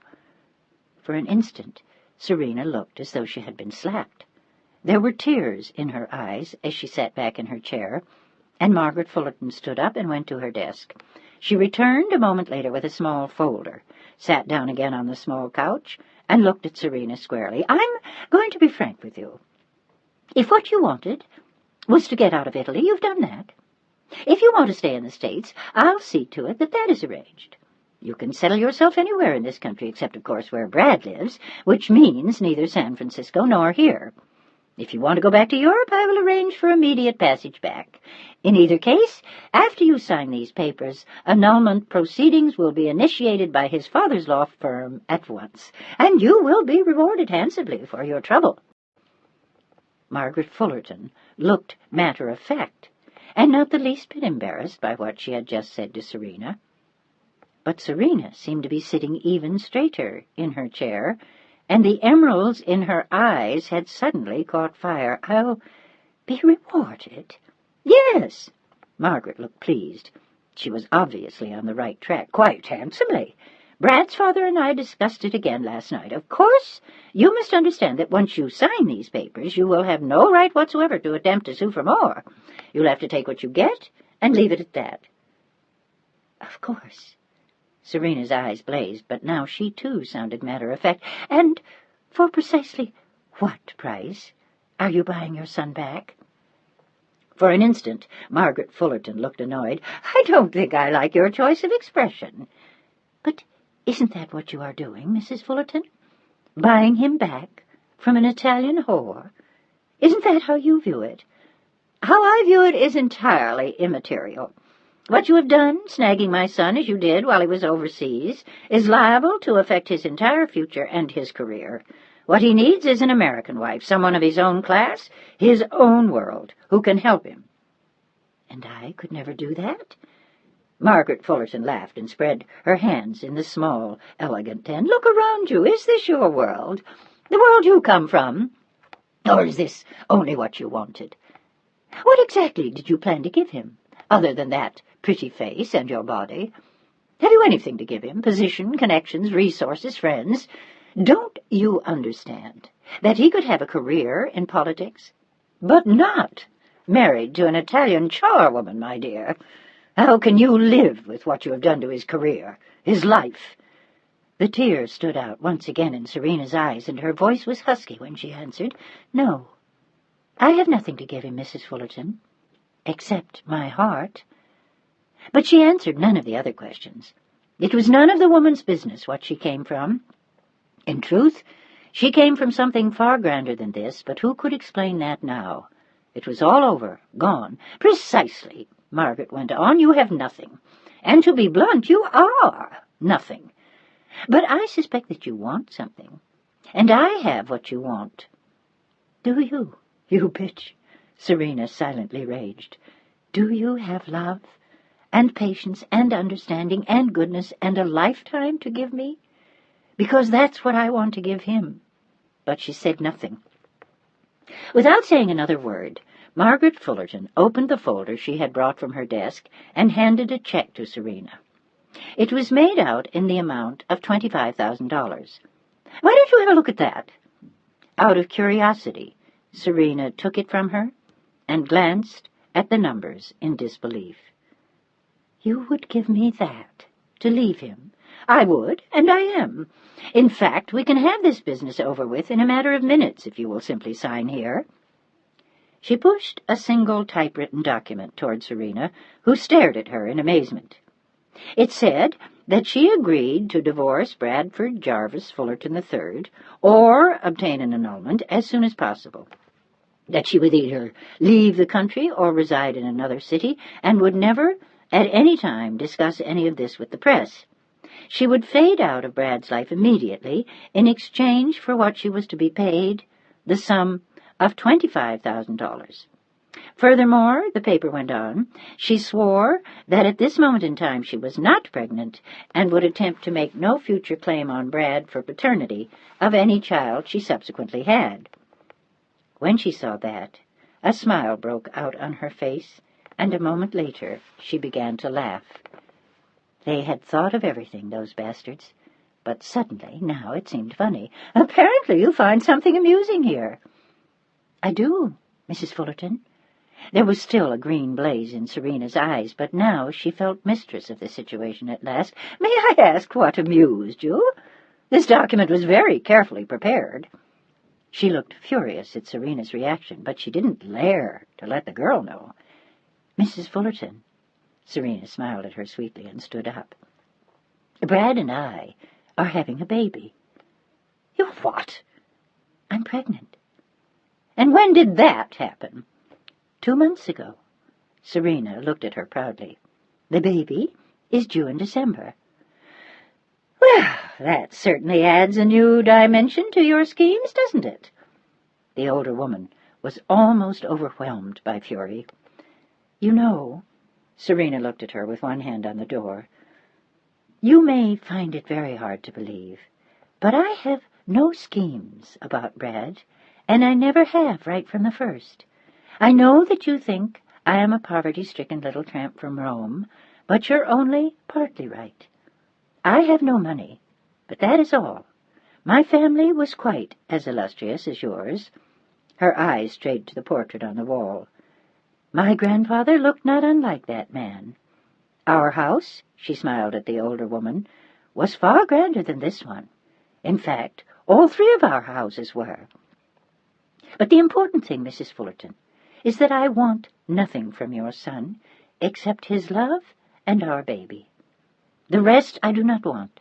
Not his money, or your money, or his father's money, or that check for $25,000. I will never take anything from any of you except," she spoke very softly, "my husband's love." And with that she slipped quietly out of the room and closed the door, as Margaret Fullerton stared at it with sheer fury. And an instant later anyone passing her boudoir would have heard the shattering of breaking glass. She had thrown her glass of sherry at the fireplace, but as far as she was concerned, the battle wasn't over. Before Brad left New York for San Francisco, she would see to it that Serena was gone, baby or no baby. And she had 2 weeks in which to do it, and she knew she would. Chapter 22. The family dinner that night was an event of intriguing auras and currents. Margaret sat at the head of the table in her sapphire-blue silk, looking beautiful and charming. There was no sign of what had come before the meal, and if she avoided any conversation with Serena throughout, it went unnoticed. At the opposite end of the table sat Charles Fullerton, pleased at having all 3 of his sons home at once, which was a first since the war, and he toasted all three of them handsomely, as well as the two young women who were new additions to the family, as he put it. Greg seemed unusually expansive at dinner.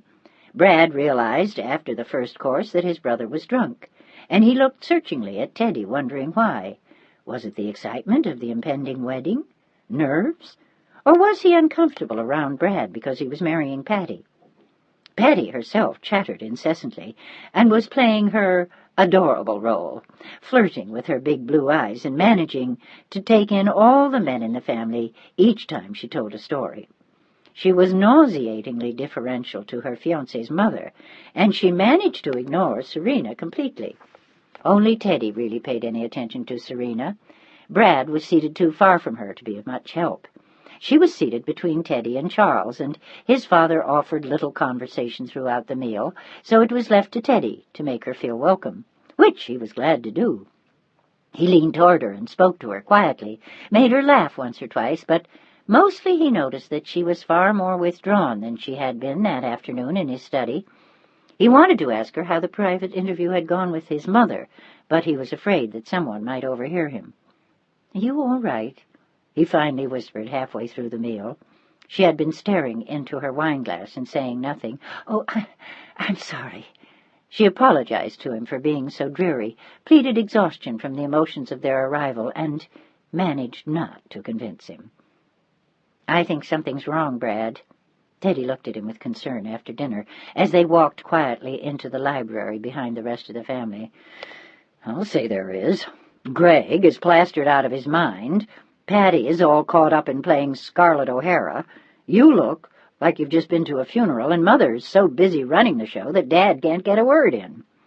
Brad looked discouraged by his first night back home. "You mean you remembered it different?" Teddy tried to look amused. "Or were you hoping it had changed in your absence?" "Well, maybe a little of both. Don't hold your breath. It can only get worse over the years." As he said it, he glanced at Greg and Patty. "Has she said anything to you at all?" "Only thank you, when I congratulated her and Greg." And then, as he knit his brows, "She didn't say a single goddamn word to Serena at dinner, and neither did Mother." "I didn't expect Patty to, but Mother—" Teddy looked troubled, and then touched his brother's arm. "Brad, something was wrong with Serena at dinner. I don't know if she just wasn't feeling well because of the baby or what, but she was awfully quiet." "Do you think it was Mother?" The two brothers exchanged a glance. "You'd better ask her." "Did you see her after she was with Mother before dinner?" "No, I didn't see her until we were all at table." Teddy nodded thoughtfully, with a worried look in his eyes. "I don't think I like it." But Brad smiled at the look on his younger brother's face. "Oh, come on, old man. You worry more than all of us put together. Why don't you have a drink and relax for a change?" "Like Greg?" Teddy looked at him pointedly in annoyance. "How long has he been doing this number?" 2 or 3 years now." Teddy spoke in an undervoice, and his older brother looked shocked. "Are you kidding?" "No, not a bit. He started drinking when he went into the Army. Dad says it's boredom. Mother says he needs a more challenging job now, like something in politics maybe. And Patty is pushing him to go work for her father." Brad looked chagrined, and then met his wife's eyes, and forgot what his little brother was saying. "I'll be back in a minute, Ted. I want to make sure Serena is all right." He was standing beside her a moment later, and leaned down to whisper in her ear, "You feeling okay, sweetheart?" "Fine." She smiled up at him, but it was not the usual dazzling smile that left him aching to kiss her and almost breathless. There was something very subdued about her tonight, and he knew that his brother was right. Something was wrong with Serena. "I'm just tired." She knew that he didn't believe her, but what could she tell him? The truth? She had promised herself that she wouldn't do that as soon as she had left his mother's room. She wanted to forget what the woman had told her and shown her, the check, the paper, the unkind words, the accusations, all of it. For a moment, as she had left the boudoir, she had felt like a tramp, just from the assumptions that had been made. Now she wanted to forget it and put it behind her. "Do you want to go upstairs?" he whispered to her, still with the same worried frown. "Whenever you're ready," she whispered back. In truth, it had been a very depressing evening. Mr. Fullerton was precisely as Brad had described. Weak, a man with no spine. She had been literally unable to look at his mother. Patty had filled her with terror as she had chirped and flirted her way through the evening, and Serena had been frightened that she could create a scene and call her some of the things she called her from the terrace in Rome. Greg had been pathetic, drunk before the first course. Brad had been seated too far away to be of much help, and only Teddy had helped her get through the evening. Suddenly, she had to admit that she felt drained, and for a moment as she sat there in her chair in the library looking out over the park, she felt as though she might faint or burst into tears. She had been through too much in the past 3 hours, and she suddenly felt it. "I'm taking you upstairs." Brad had seen it too, and standing close enough to overhear him, Teddy nodded his approval. "She looks beat." Brad nodded and offered her his arm, which she took with a grateful look as he made his excuses to the rest of the group, and a moment later they were on the stairs, and at last in their room, and as Brad closed the door behind them, Serena lay down on the bed and burst into tears. "Baby, Serena, honey, what happened?" He looked stupefied as he stood staring at her. It took a moment to register what had happened, and then he was instantly beside her, lying on the bed, cradling her gently and stroking her hair. "Serena, darling, tell me, what is it? Did someone say something to you?" But she was determined not to tell him. She only lay there and sobbed, shaking her head and insisting that it was a combination of pregnancy and exhaustion. "Well, in that case," he looked at her in growing concern when at last she stopped and wiped her eyes, "you're staying in bed tomorrow." "Oh, don't be silly. I'll be fine after a night's sleep." "Nonsense. And if I have to, I'll call the doctor." "What for? I'm fine." The prospect of being trapped in bed in his mother's house depressed her still further. What if Margaret came upstairs to torment her some more, or press her with another paper? But that was unlikely, Serena knew. What could she do now that she knew they were having a baby? I don't want to stay in bed, Brad." "We'll discuss it in the morning." But that night he held her tightly in his arms, and she had cried out in her sleep several times, and by the morning he was genuinely worried. "That's it. No discussion. I want you in bed today. We still have the rehearsal this evening and the rehearsal dinner after that. You have to rest up and get your strength." Emotionally, if not physically, he was right. But the prospect of staying in bed still depressed her. "I'll come home this afternoon right after I see the tailor, and I'll keep you company." "Promise?" She looked like a beautiful child as she sat up in their bed in the sunny room. "Absolutely." He kissed her before he left, and she lay in bed with her eyes closed for half an hour, just letting her mind drift, remembering their walks in the garden in Rome, moments in Paris, the day they got married, and she was so intent on her pleasant imaginings that she didn't even hear the knock on the door just before lunch. Yes?" She suspected that it might be Teddy, and when the door opened she was already expecting him with a warm smile. But her smile faded quickly when she saw that it was Margaret.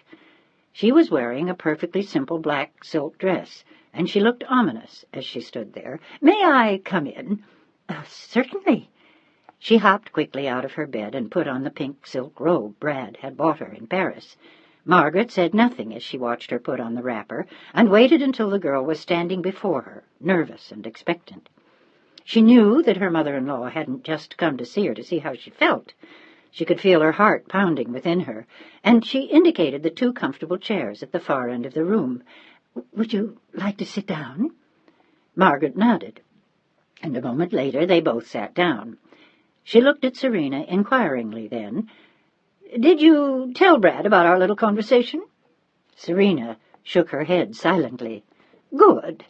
Margaret regarded that as hopeful. Surely it meant that Serena wanted to make some arrangement with her. If she were a decent girl, Margaret assumed, she would have been shocked and would have told Brad. "I have just spent 2 hours with my lawyer." "Oh?"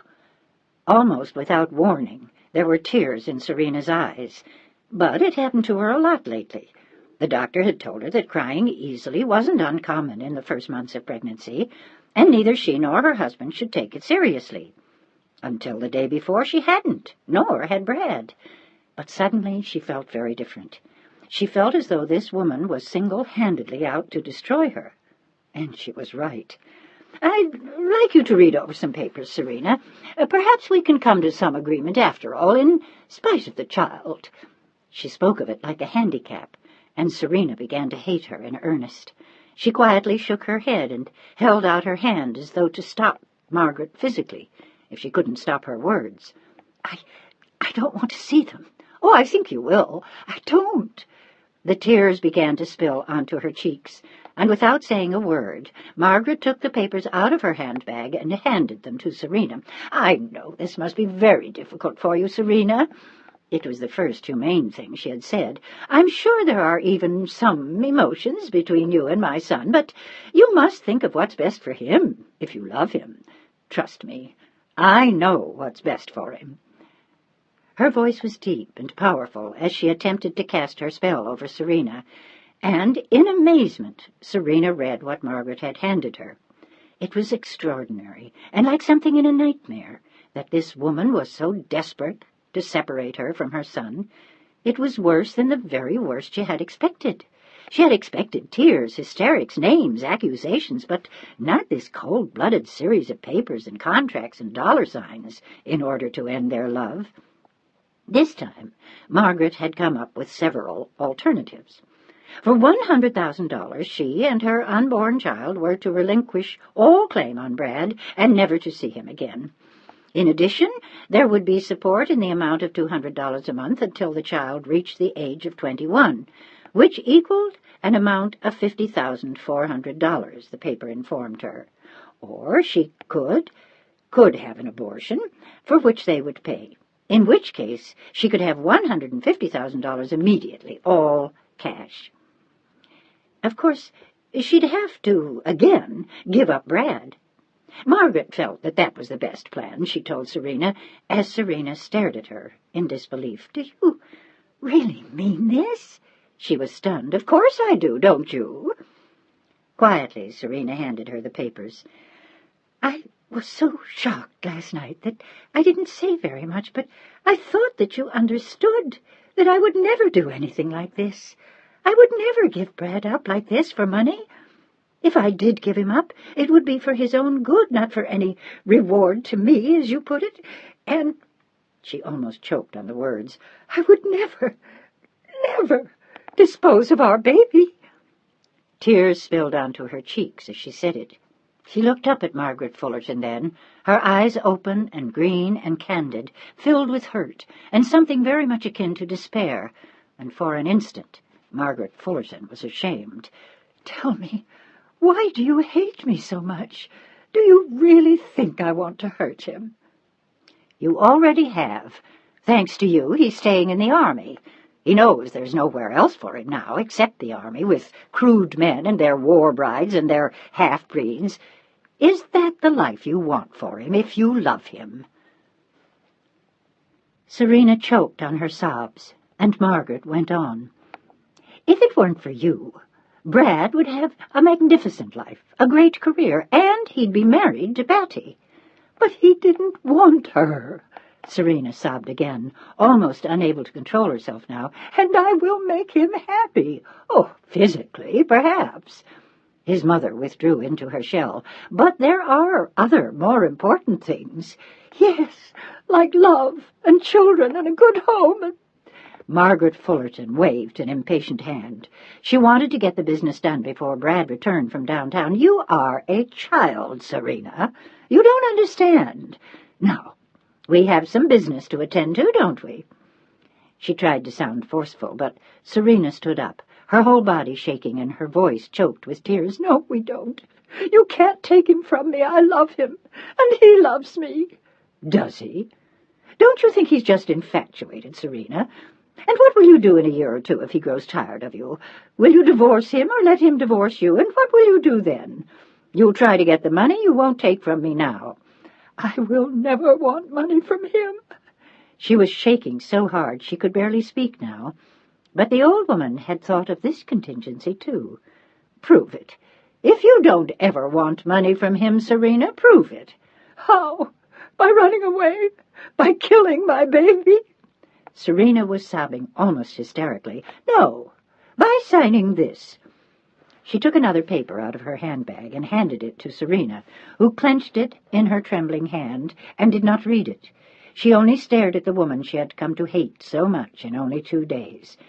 "It says that if Brad leaves you or dies intestate, that you relinquish all right to any money from him or from his estate for you or any children you may have.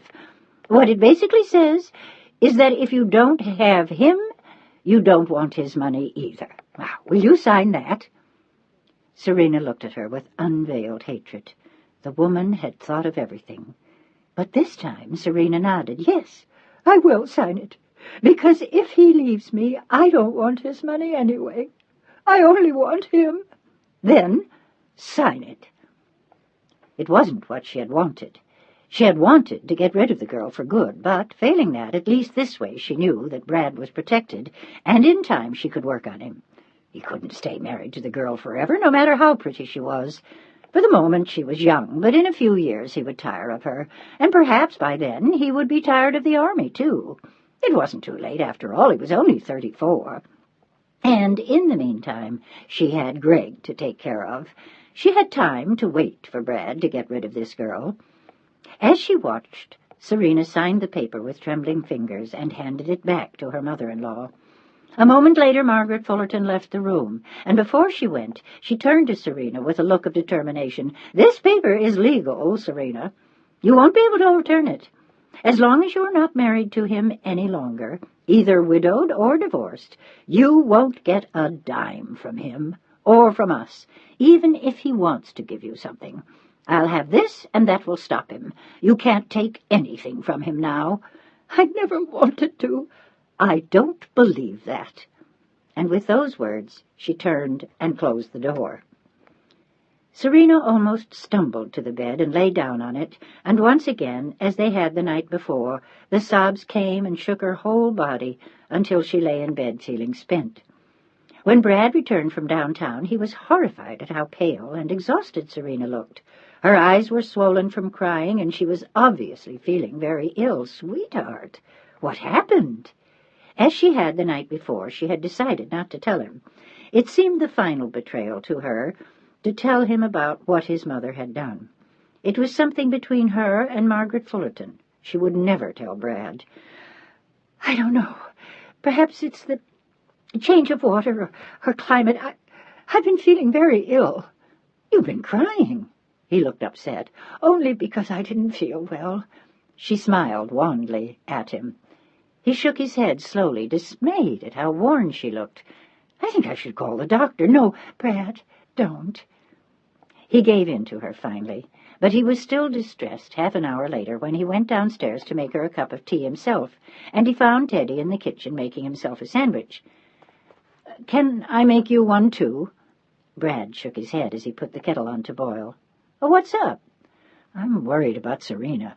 She hasn't looked right since last night." Teddy suddenly looked worried, too. "Something happened today?" "Well, not that I know of. But I just got back from lunch, and she looks awful. She looks like she's been crying ever since I left, and she's pale and shaky." He smiled sheepishly at his brother. "You don't know enough about all that yet to tell anything by taking a look at her, do you? I mean, I wanted to call Mother's doctor for her, but she won't let me. I'm afraid she might have a miscarriage or something." "Is she having cramps?" "Well, she didn't say so." "Do you suppose that's why she's been crying? Maybe she knows something's wrong and she doesn't want to tell me." He looked suddenly panicked as the water for her tea started to boil. "I'm going to call the doctor." "Now, calm down." Teddy took the kettle from him and set it back on the stove. "Why don't you ask her first? Find out if she has cramps or if she's had any bleeding." "Oh, Christ!" Brad looked pale at the thought. "If something ever happened to her or the baby—" He didn't dare finish the thought, but Teddy put a hand on his arm. "Nothing is going to happen to Serena or the baby either, most likely, so just stop getting yourself worked up. Why don't you go upstairs and see how she's doing, and I'll bring her tea up in a second. All right?" Brad looked at him with immeasurable affection. "You know something.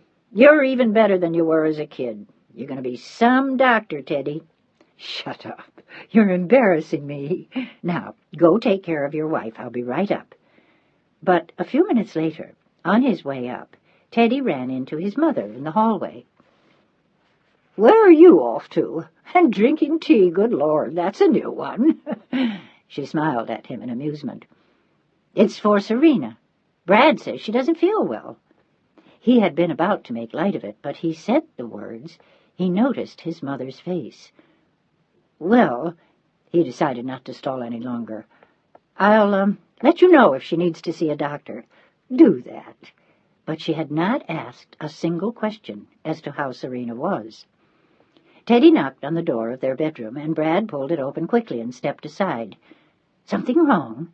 He could see the look in Teddy's eyes, but the younger brother only shook his head and covered his own concern with a smile. "No, nothing. How's she feeling?" "Better, I think. Maybe she's right. Maybe she's just exhausted." He lowered his voice. She was combing her hair in the bathroom. "She says she hasn't had cramps or bleeding, so maybe she's all right. But Christ, Ted, I'd swear she's been crying all morning." The conversation was cut short as Serena emerged from the bathroom, looking radically different than she had half an hour before. Her hair was combed, her face washed, her eyes were bright, and she was smiling at Teddy, with her pink satin robe wrapped round her, and little fluffs of pink slippers peeking beneath the hem. "My God, Serena, you look gorgeous." He kissed both her cheeks, took her hands, and sat down next to her on the foot of the bed. "Brad said you weren't feeling so hot, but you look terrific to me."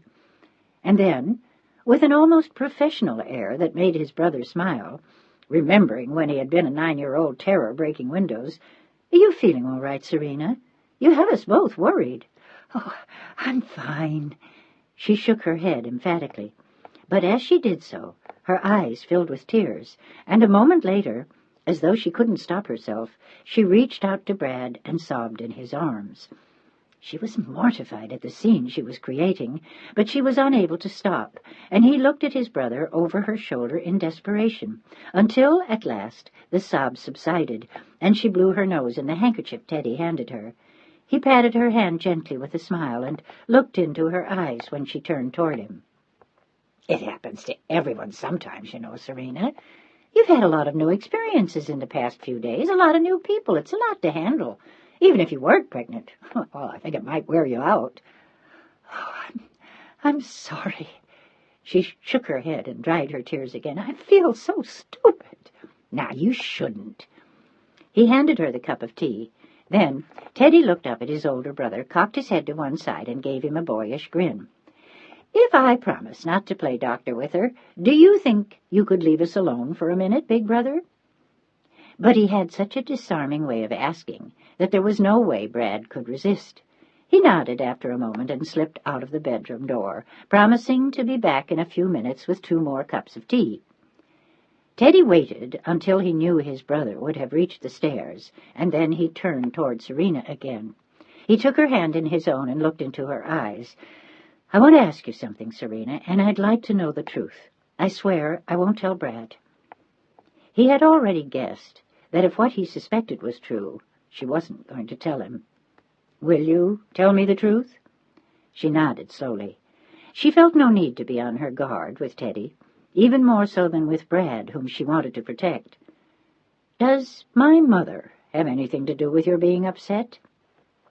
She hesitated and bumbled and blushed furiously as she pulled her hand away from his and began to walk around the room. All of her actions gave her away at once as he watched her. "Did she come to see you today, Serena?" "Yes." She turned to him quickly, "But just to see how I felt before she went out to lunch." She was playing the same game as his mother, and he knew it, but he decided to call Serena's bluff. "She didn't go out to lunch today, Serena, and she told me that she hadn't seen you at all, so both of you are lying." He looked at her pointedly, but without accusation. "Why?" It was a simple, open question, and when she saw the look in his eyes, she began to cry again. I can't tell you." "I already told you that I wouldn't tell Brad." "But I can't. It would—" She sat down on the bed and began to sob again, and this time it was Teddy who took her in his arms. She felt so soft and warm and delicate against him that it almost took his breath away as he held her. For a mad moment he wanted to tell her that he loved her, but he remembered all too quickly that this wasn't why he was holding her in his arms. "Serena, tell me. I swear I'll help you, but I have to know." "There's nothing you can do. It's just that—" She paused and then blurted it out. "She hates me." "Well, that's ridiculous." He smiled into her hair. "What makes you think that?"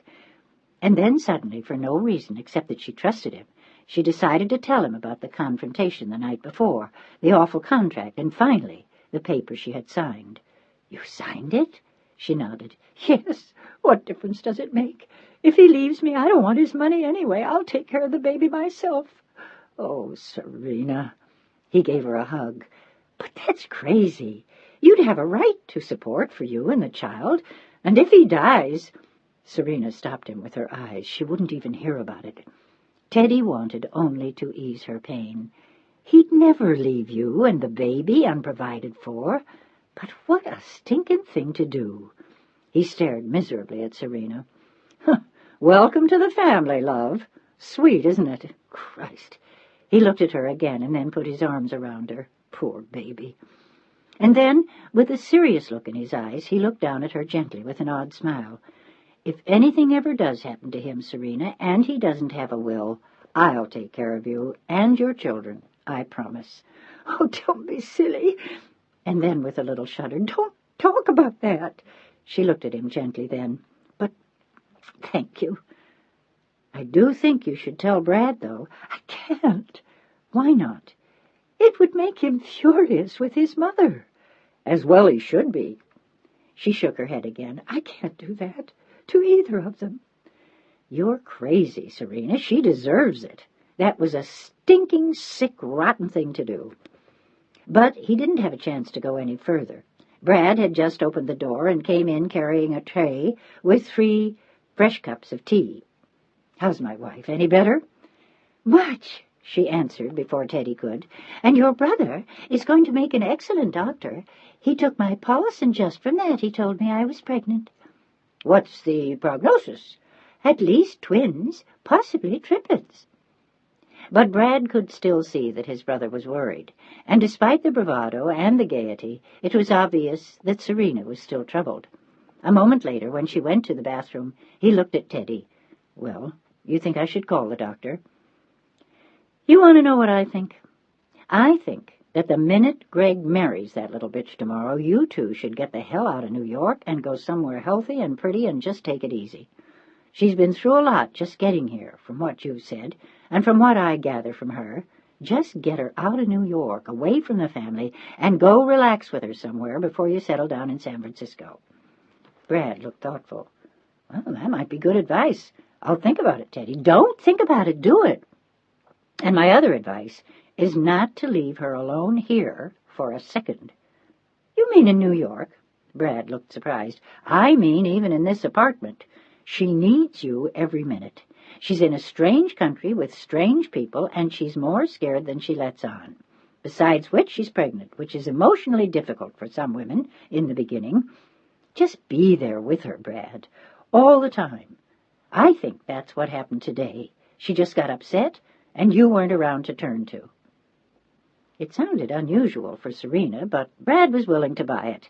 She had certainly fallen apart radically that morning in his absence, and there was no other way to explain it. "What are you two plotting?"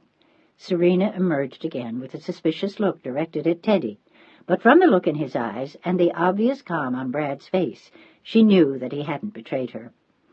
"I was telling your husband to take you on a honeymoon right away, like tomorrow." "Well, I don't think I'm eligible anymore." She looked at her stomach and pretended to pout, and her husband pulled her toward him and sat her on his lap. "You are going to be eligible for a honeymoon with me for the next 90 years, lady. Would you like that? I thought Teddy had a good idea." She nodded slowly. "Don't you want to stay here?" She looked thoughtful as she asked him, and he shook his head. "I think we'll both have had enough by the wedding." "Why don't you think about it before you decide?" But Teddy burst into the conversation with a direct look at Serena. "I think it's bad for you to be here, Serena. You need fresh air and rest, and you won't get that in New York. How about it? Are you going?" He looked at them both, and Brad laughed.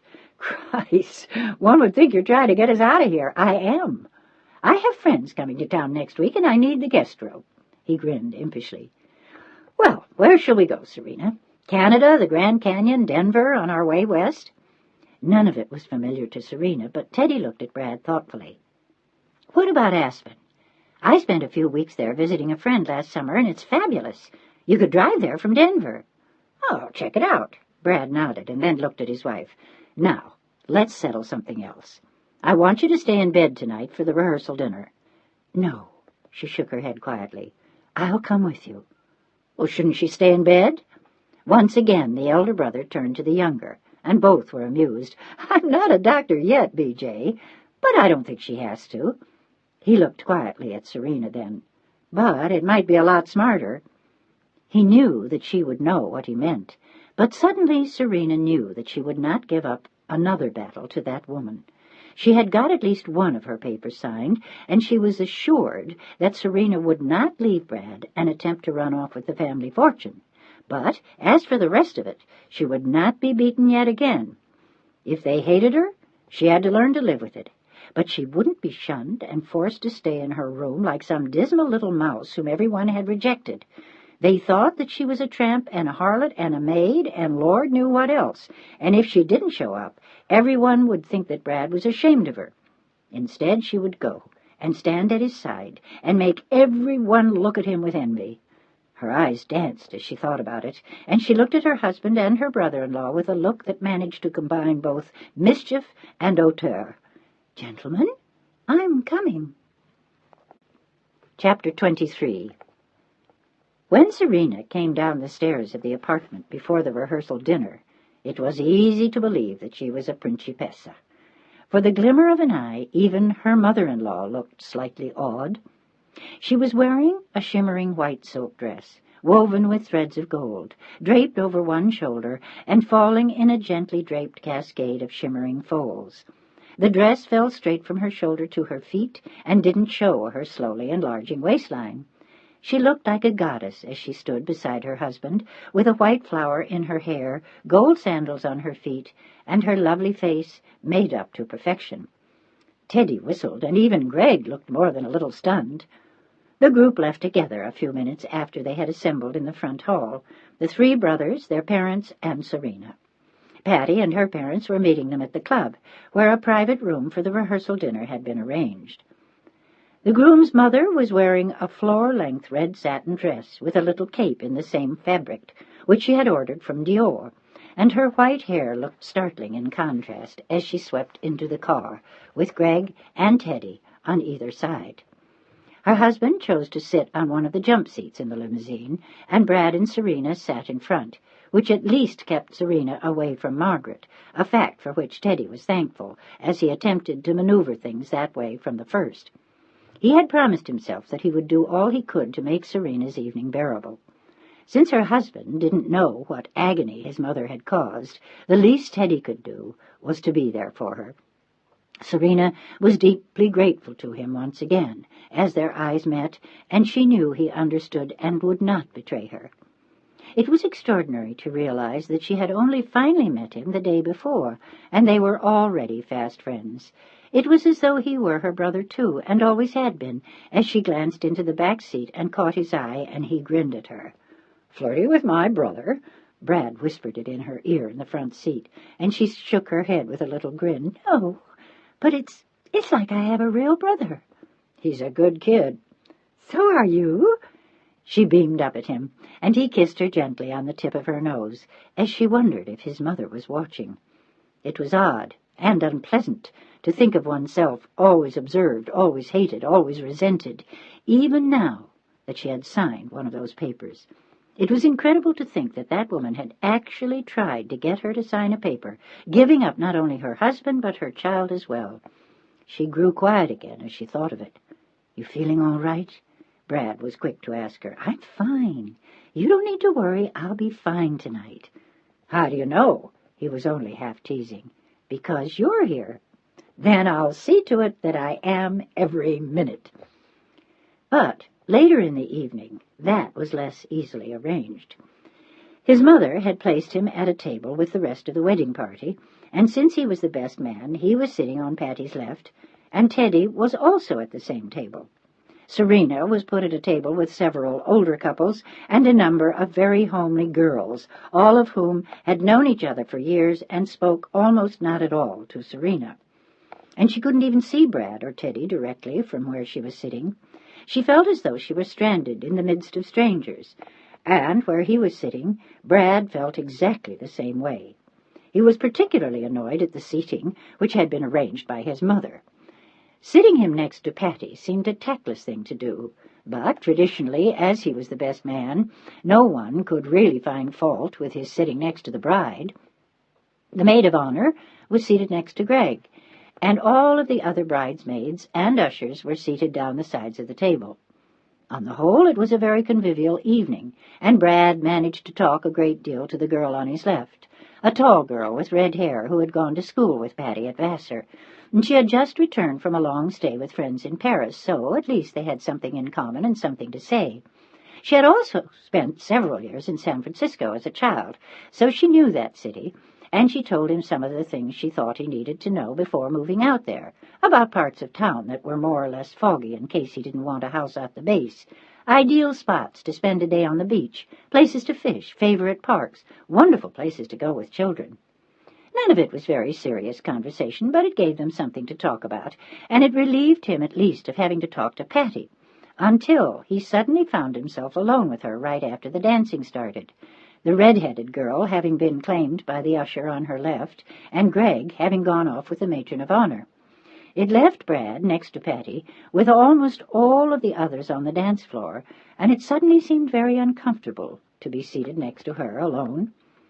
He glanced to his right and found that she was looking at him, and, somewhat ruefully, he smiled at her, trying not to think of what had happened in Rome. "Looks like we've been deserted." It was a dumb thing to say, but he couldn't imagine what to say to her. She turned her little heart-shaped face toward him, her mouth in a familiar pout. "Does that bother you, Brad?"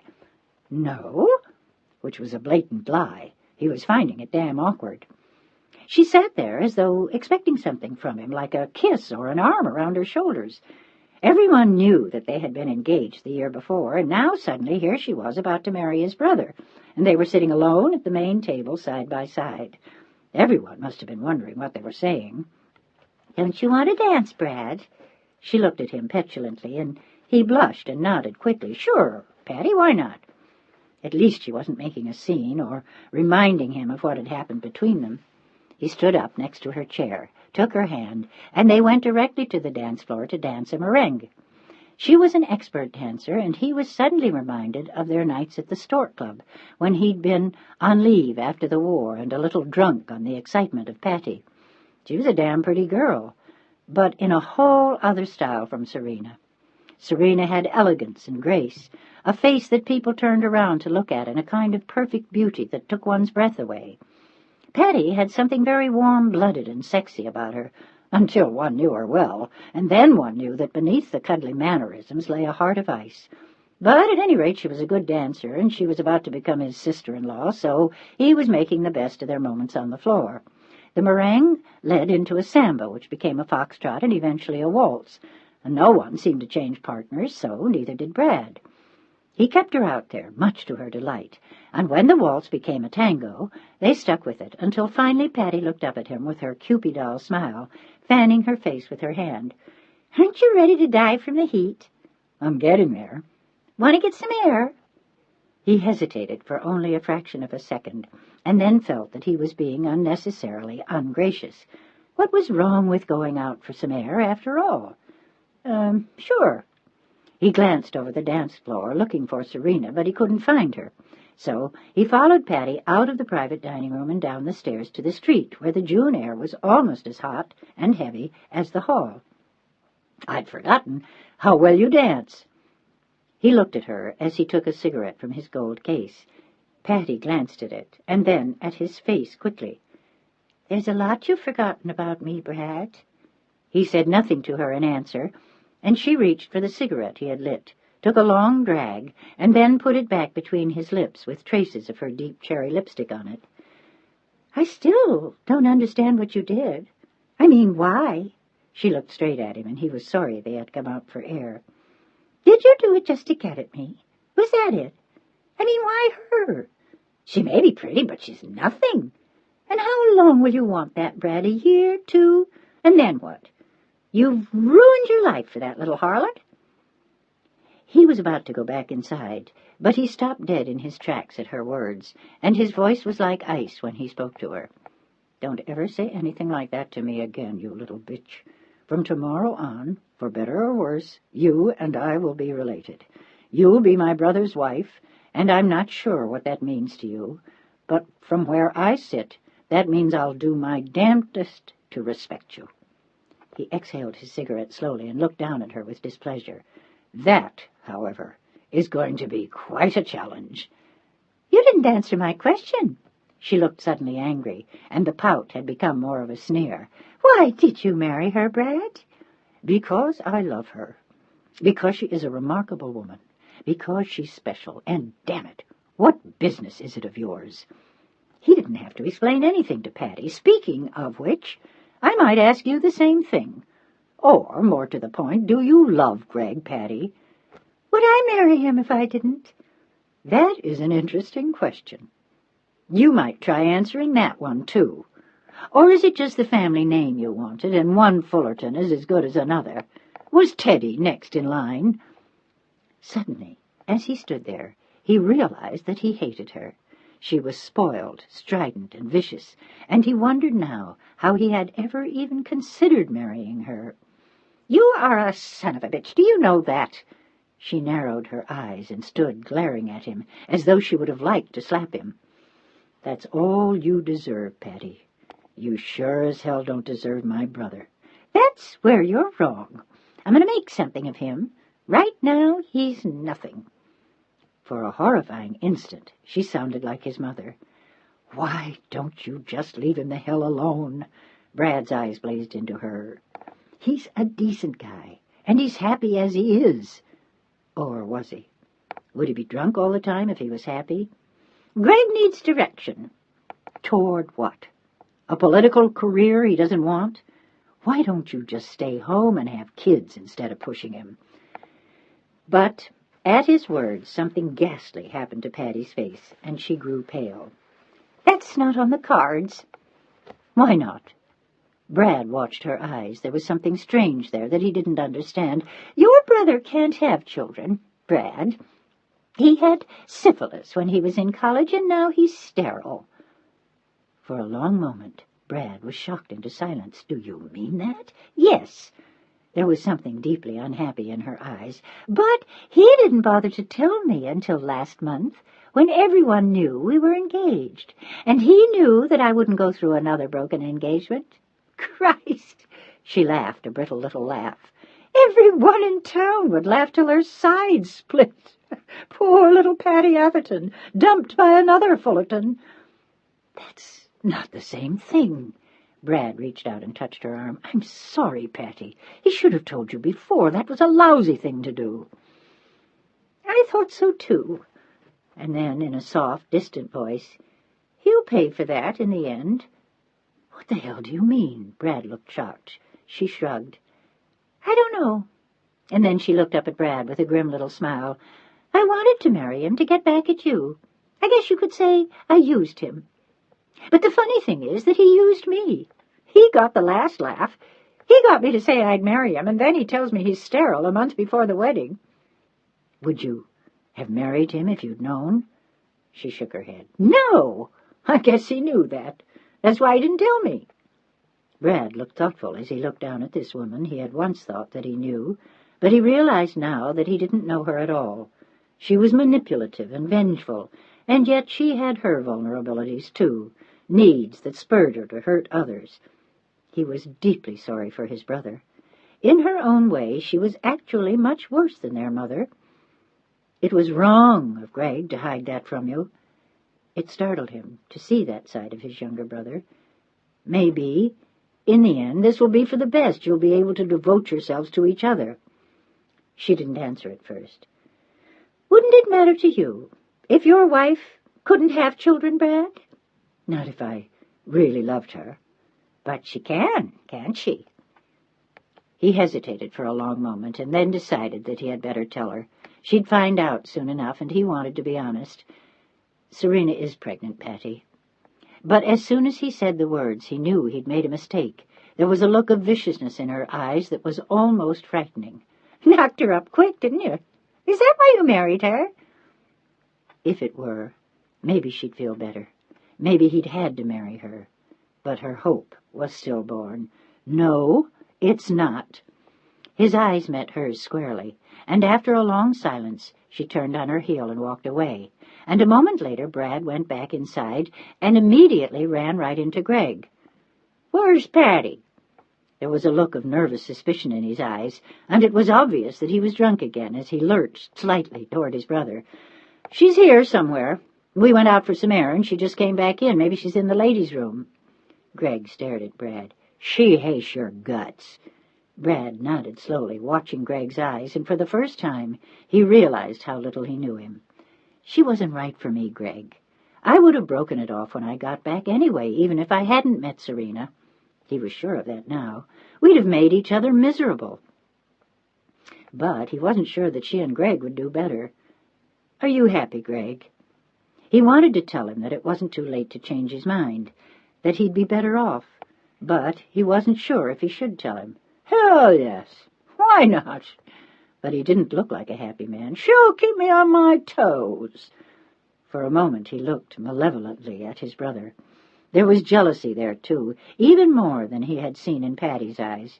"She's a firebrand in bed, you know that? Or, have you forgotten?" "I never knew." It seemed the only thing to say, as he cringed at his brother's remark. "Bullshit. She told me." "Did she? Maybe she just said that to make you jealous." Greg shrugged as though he didn't really care, but it was plain he did. All his life he had come in second best to his brothers. He knew what he was and what he wasn't. "I don't really care. Virgins are shits. I didn't even like them when I was in college." Apparently. Brad wanted to bite out his tongue for what he had just said, and his eyes instantly met Greg's. "She told you, didn't she? The bitch. Why the hell did she have to tell you?" "You should have told her before." It was an almost fatherly reproach. "And maybe you should mind your own goddamn business. I don't see you running your life so smoothly either, Brad, marrying your little Italian piece of ass. Christ, I'd expect you to have the brains to leave that where you found it." "Stop it, Greg." Brad's voice was low and gruff. "The hell I will. If you'd done what Mother expected you to, she wouldn't be on my back. You'd be in politics where you belong, and I could do what I want. But no, Big Brother has to play independent, leaving me holding the bag. And me, what do I get out of all that? I get a royal pain in the ass and a gun to my head. Now I'm the hope of their hearts, and I get stuck with all their expectations. Looks to me like you got off easy. As usual." He sounded more drunk than he had before, and infinitely more bitter. "You don't have to do what they want. You can please yourself, for Christ's sake." Brad was actually sorry for him, and at the same time he knew that Greg didn't have the guts not to face up to their mother or Patty. "The hell I can. And now there's Patty. She expects me to go and work for her father. If you don't want to, don't." Greg looked at him with bitter amusement, and his face broke into a wintry smile. "Brave words, Brad. There's only one problem." "What's that?" "I am not a brave man." And with that he drifted off, leaving Brad feeling desperately sorry for him. Chapter 24. The next morning, Serena tiptoed downstairs to make herself a cup of tea and get a cup of coffee for Brad, when she ran into her mother-in-law in a blue satin dressing gown in the kitchen. "Good morning, Serena." She said it so icily, it was worse than if she had snubbed her totally, and Serena felt instantly both rejected and subdued. "Good morning, Mrs. Fullerton. Did you sleep well?" "Relatively." She gazed at Serena, and did not ask her the same question. Her eyes were calculating and very, very cold. "I've been thinking that it might be wiser if you declared yourself ill today rather than go to the wedding. You have the perfect excuse at your disposal." She was referring, of course, to the baby, but Serena looked shocked. She had no desire whatsoever to go to the wedding, but she knew it would cause talk if she didn't go. "Well, I don't know if Brad—" "Of course, it's up to you, but in your shoes I would think that you'd be grateful to spare yourself the embarrassment. This is Patty's Day, after all. You might think of that, and not cause her more pain than you already have." Serena wanted to give in to her urge to cry, but instead she nodded in silence. "I'll think about it. See that you do that." And with those final words she left the kitchen. The servants were bustling about somewhere else, and Serena let herself down into a chair and blew her nose softly. After she'd pulled herself together, she poured Brad his coffee, made her cup of tea, put both on a tray, and walked slowly upstairs, trying to decide what to do. And when she reached their room, she knew that she had no choice. If her mother-in-law wanted her to stay away from the wedding, then she would not be there. And perhaps it was better that way. As she let herself into their room with the tray, she heaved a small sigh, and Brad looked up as he heard her. "Something wrong, love?" "No, I have a terrible headache." "Do you?" He looked instantly worried. "Why don't you lie down? It must have been all the dancing last night." Serena smiled at him. No, it's not that. I'm just tired." And then, as she lay down on the bed, she looked up at him. "You know, I feel awful saying it, Brad, but I don't think I should go." "Do you feel that ill?" He looked surprised. This morning she wasn't even pale, and she had drunk her tea very quickly, something she didn't do, he had noticed, when she wasn't feeling well. "You want me to call the doctor?" No, she sat up in bed and kissed him.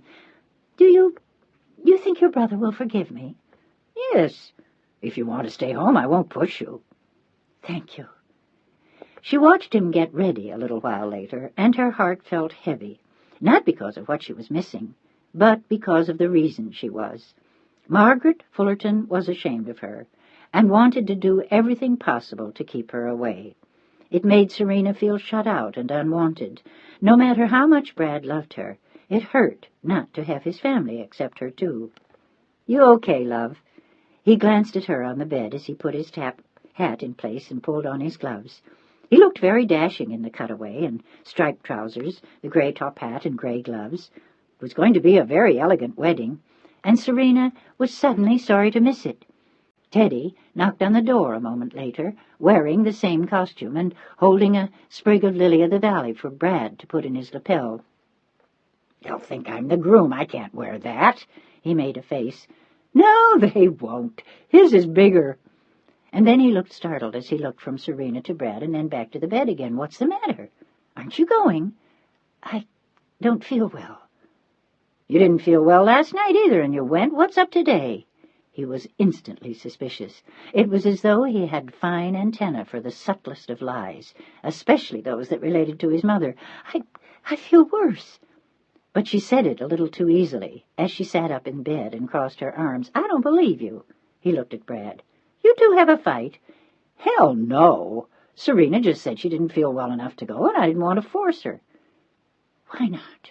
Teddy smiled as he sat down on the bed beside her. "Do you really feel sick, Serena?"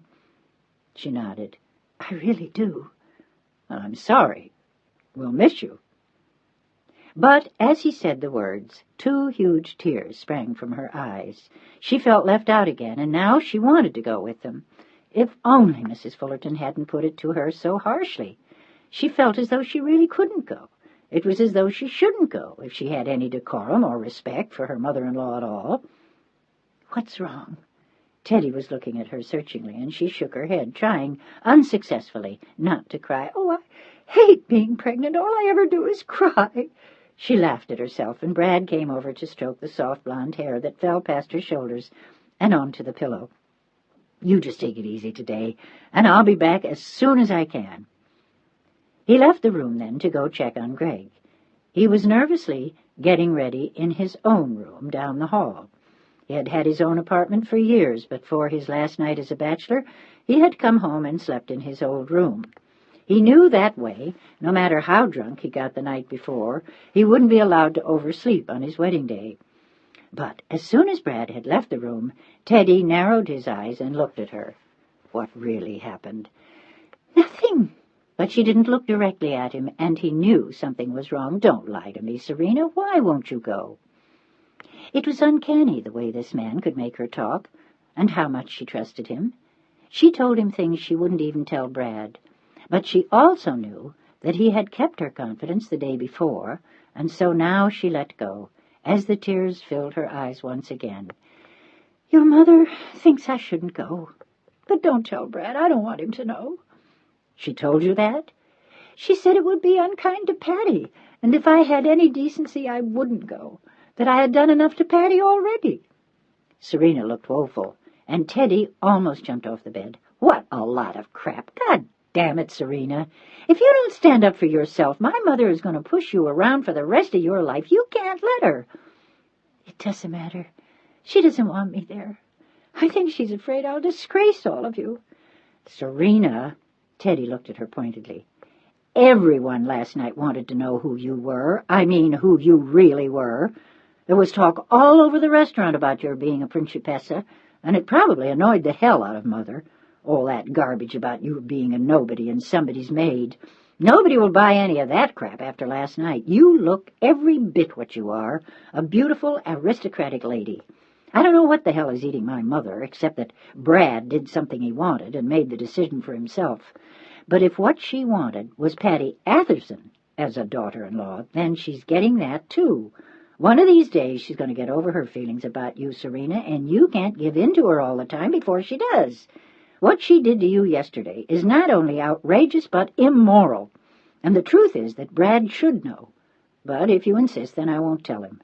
But what she's doing today is the last straw. Damn it, it's indecent. It crossed his mind, for only a moment, that his mother was jealous. Perhaps she couldn't bear all that Serena was, and that Brad had found her for himself, won her, and planned to keep her. Maybe she had wanted to lose him to someone she could manipulate, some girl she could push around, which she seemed to think she was going to do with Patty. But you can't let her keep doing this to you, damn it, it's not right. What's not right? Brad stood in the doorway, looking at them both, and there was sudden tension in his face as he searched their eyes. There's something I am not being told, and I don't take kindly to secrets in my own family. He looked at his wife.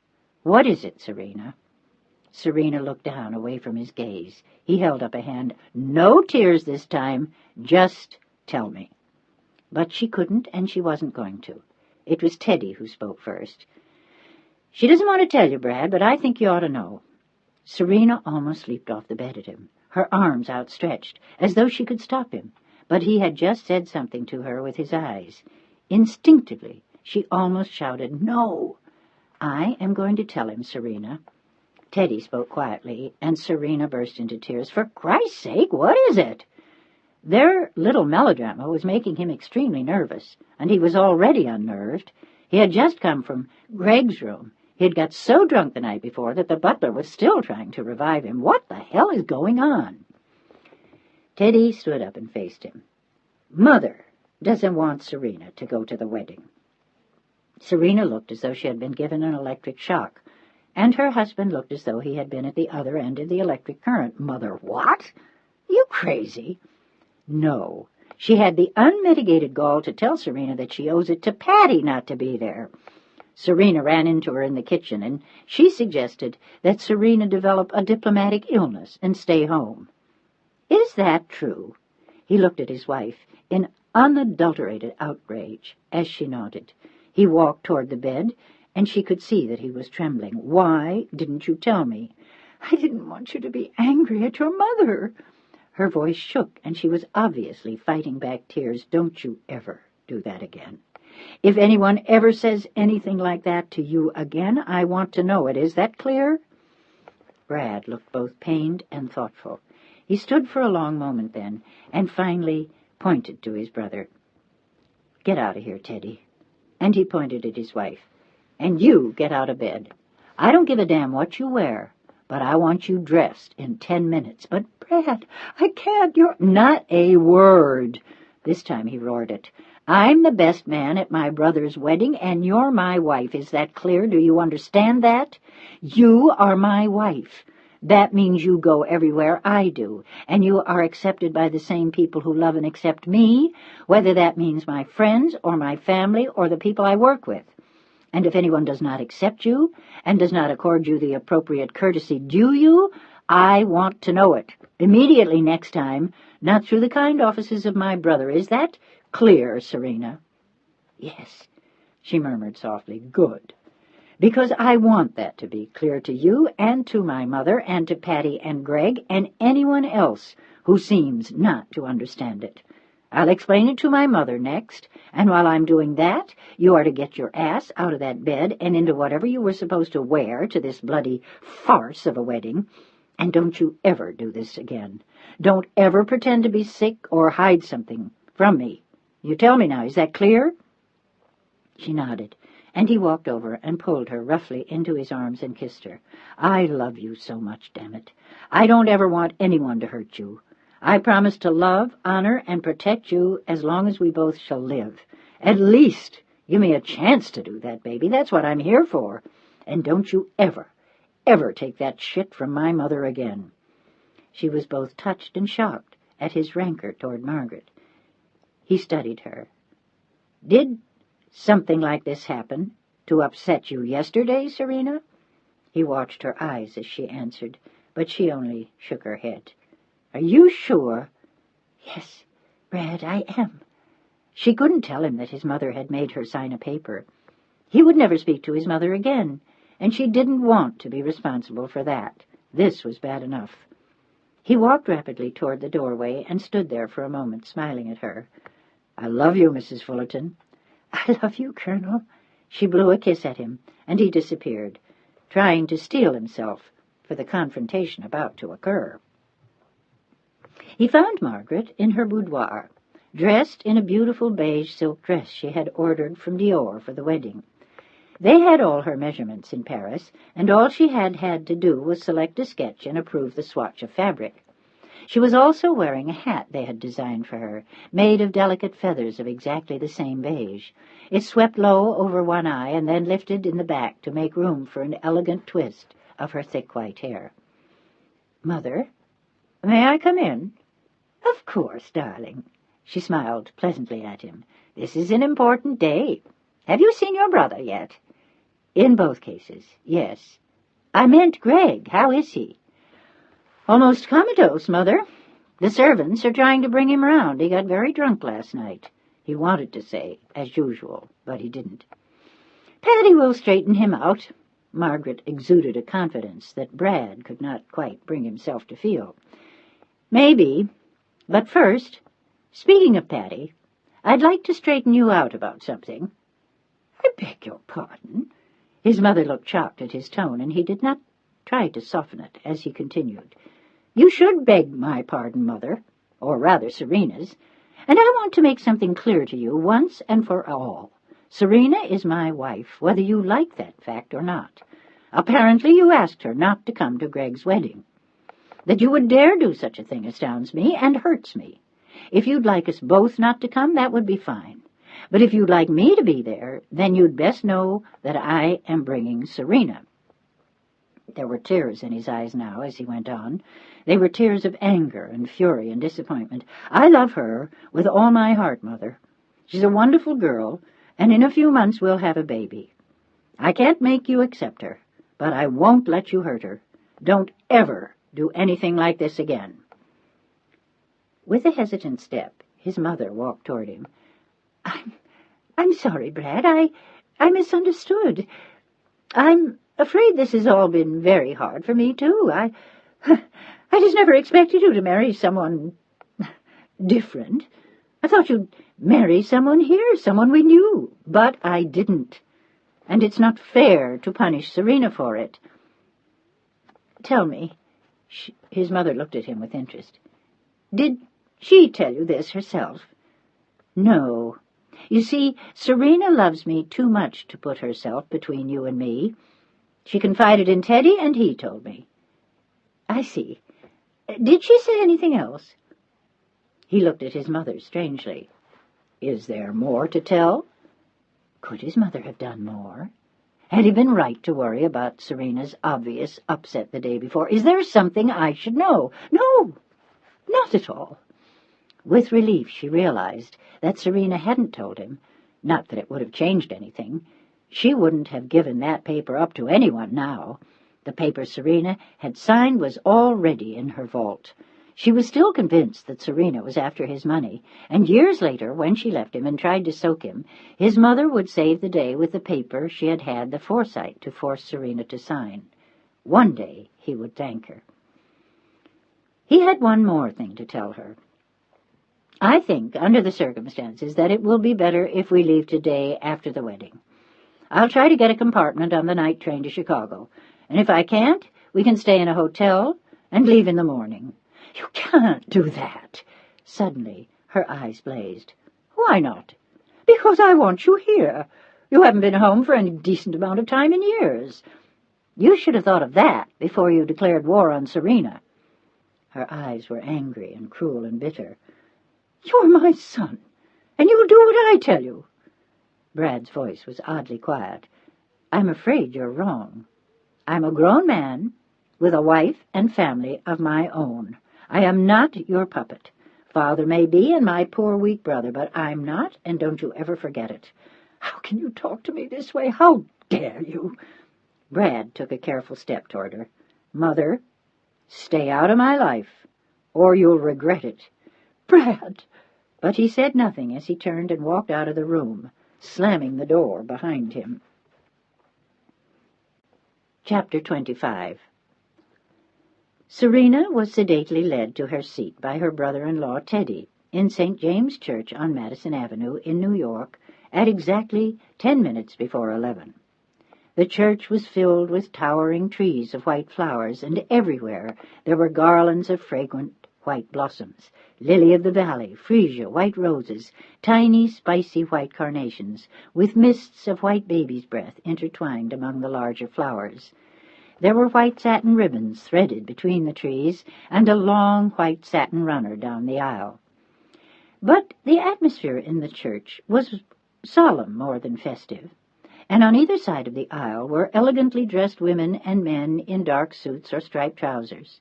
There were large flowered hats and bright colors, and old people and young faces, as the organ began to play softly. Serena had been placed in a pew by herself, and a few moments later 2 imposing-looking dowagers joined her.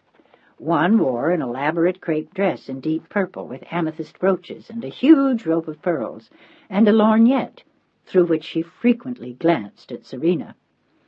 The lady with her was more somberly dressed, but her quiet gray silk suit was highlighted by several very large diamonds. Here and there Serena saw familiar faces from the rehearsal dinner, and at frequent intervals she found herself glancing at Teddy as though for comfort. She had only known him for a few days, and yet she already thought of him as someone she loved and could depend on. He stopped near where she was sitting once, squeezed her shoulder gently, and went back to his duties. At exactly 1 minute to 11, the huge front doors were closed. The organ began to play more loudly, and there was a sudden hush in the church, unbroken even by whispers, and, as though by magic, the ushers and bridesmaids began to appear, in a solemn procession of cutaways and striped trousers and organdy dresses in palest peach. There were picture hats to match, and the dresses were so lovely that Serena gazed at them in fascination. They had enormous Victorian sleeves and high necks, tiny waists and full skirts with elegant little trains. Each bridesmaid carried a bouquet of tiny roses in the same color, and when the last of the bridesmaids had passed by, and the flower girl appeared, she was wearing a miniature version of the same dress, except that the sleeves were tiny round puffs, and there was no train over which she could fall. She carried a silver basket filled with rose petals, and she had an angelic face as she giggled at her brother, who wore a short black velvet suit and solemnly carried a velvet cushion on which lay both rings. Serena smiled at the children with damp eyes, and then turned to see who came behind them, and as she did, She caught her breath at the vision that stood there. It was a fairy princess in a dress of lace so magnificent that Serena thought she had never seen anything like it. It was obviously an heirloom. A gasp and a murmur ran through the church as Patty stood there in the high-necked, full-sleeved gown of her great-grandmother. The dress was well over 100 years old. There was a short necklace of exquisite diamonds that she wore at her neck, a tiny tiara that had been made to match, and pearls and diamonds glittered in her ears, and all around her hung a cloud of veil that seemed to sweep behind her for miles, covering her train and most of the aisle as she marched regally by on her father's arm. It was impossible not to feel dwarfed beside her, her dark beauty in sharp contrast to the soft white, and Serena was absolutely certain that she was the most beautiful bride she had ever seen. It was impossible to associate, even for a moment, this totally perfect scene with all that Brad had told her about Patty. This couldn't be the same woman, Serena found herself thinking. This was a goddess, a fairy princess. It was she who looked like a principessa, Serena mused as she sat there. And then, with a heavy heart, she realized that it was she who could have been Brad's wife. He could have been the groom at this wedding, married to the striking little dark-haired beauty from his own world. Had he done that, there would have been no strife, no anger, no problem with his mother, and as she thought of it all, she felt guilt pour over her for all she had done to disrupt B.J.'s life. Her eyes wandered back to the altar where she saw Greg standing stiffly beside his bride, and just behind them stood Brad and the maid of honor. And, as Serena watched her, a distinguished-looking girl with red hair, which somehow blended well with the peach dress and large picture hat, she wondered if Brad was regretting what he had lost when he married her. He could have had the redhead or any of the pretty blondes with their bright, freckled American faces. He could have names that everyone recognized, whose aunts and grandmothers and fathers they had known. He could have lived the life his mother wanted for him, keeping his family intact. Instead, he had married a stranger to this world, and he would become an outcast. As she thought of it, the tears filled her eyes and ran slowly down her cheeks. She felt a grief beyond measure at what she had done to him. Oh, God, what would happen if he ended up hating her for it? She sat solemnly through the rest of the wedding and watched the procession file sedately past her on the way out. And when it was over, she went through the reception line like any other stranger, shaking hands with the 20 or so bridesmaids and ushers, until suddenly she reached Teddy, and he grabbed her by the arm. "What are you doing here, silly?" "I don't know." She looked suddenly embarrassed. Had she done the wrong thing? She felt foolish, and he put an arm around her with a grin. "You don't have to be so formal. Want to stand here with us?" But Serena knew that their mother would undoubtedly have a fit. "I'll just wait outside." She stood there for a moment beside him, and suddenly Patty saw her and stared angrily. "This is my wedding, Serena, not yours, or had you forgotten?" Serena flushed to the roots of her hair, stammered something, and began to back away. But Teddy was quick to grab her. He knew how much she had already been through, and he wanted to slap Patty for what she had just said. "Can't you just shut your damn mouth for once, Patty? If you don't watch it, you'll end up looking like a shrew even in that dress." With that, he left the line, his arm around Serena, and signaled to Brad to meet them outside. Margaret was looking daggers at them, and Patty had gone white, but only 1 or 2 people had overheard them, and a moment later they were safely outside. "Well, at least I have you to make things even." She was still looking upset and distracted as they stood in the bright sunshine. "I've got 1 wonderful sister-in-law and 1 bitch." Serena laughed in spite of herself and saw Brad coming toward them. "Something happened in there?" he was quick to ask, and Serena shook her head, but Teddy waved a finger and frowned. "Don't lie to him, damn it." He smiled at his brother.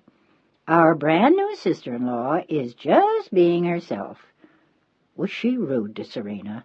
Brad began to smolder. "Of course. Is she ever anything but rude, except to those she is trying to impress? Christ, I don't know how Greg is going to stand her." He said it sotto voce, so only his brother heard him, but they both knew the answer to that one. and neither of them liked it. Most likely, Greg was going to stay drunk for the rest of his life. That morning, in his still besotted state, he had told his older brother that he was marrying her because she had been Brad's fiancée, and everyone knew that Brad was terrific, so she had to be a terrific girl. In a moment of madness, Brad had tried to dissuade him from getting married, but Greg was too frightened to alter his course only hours before the wedding.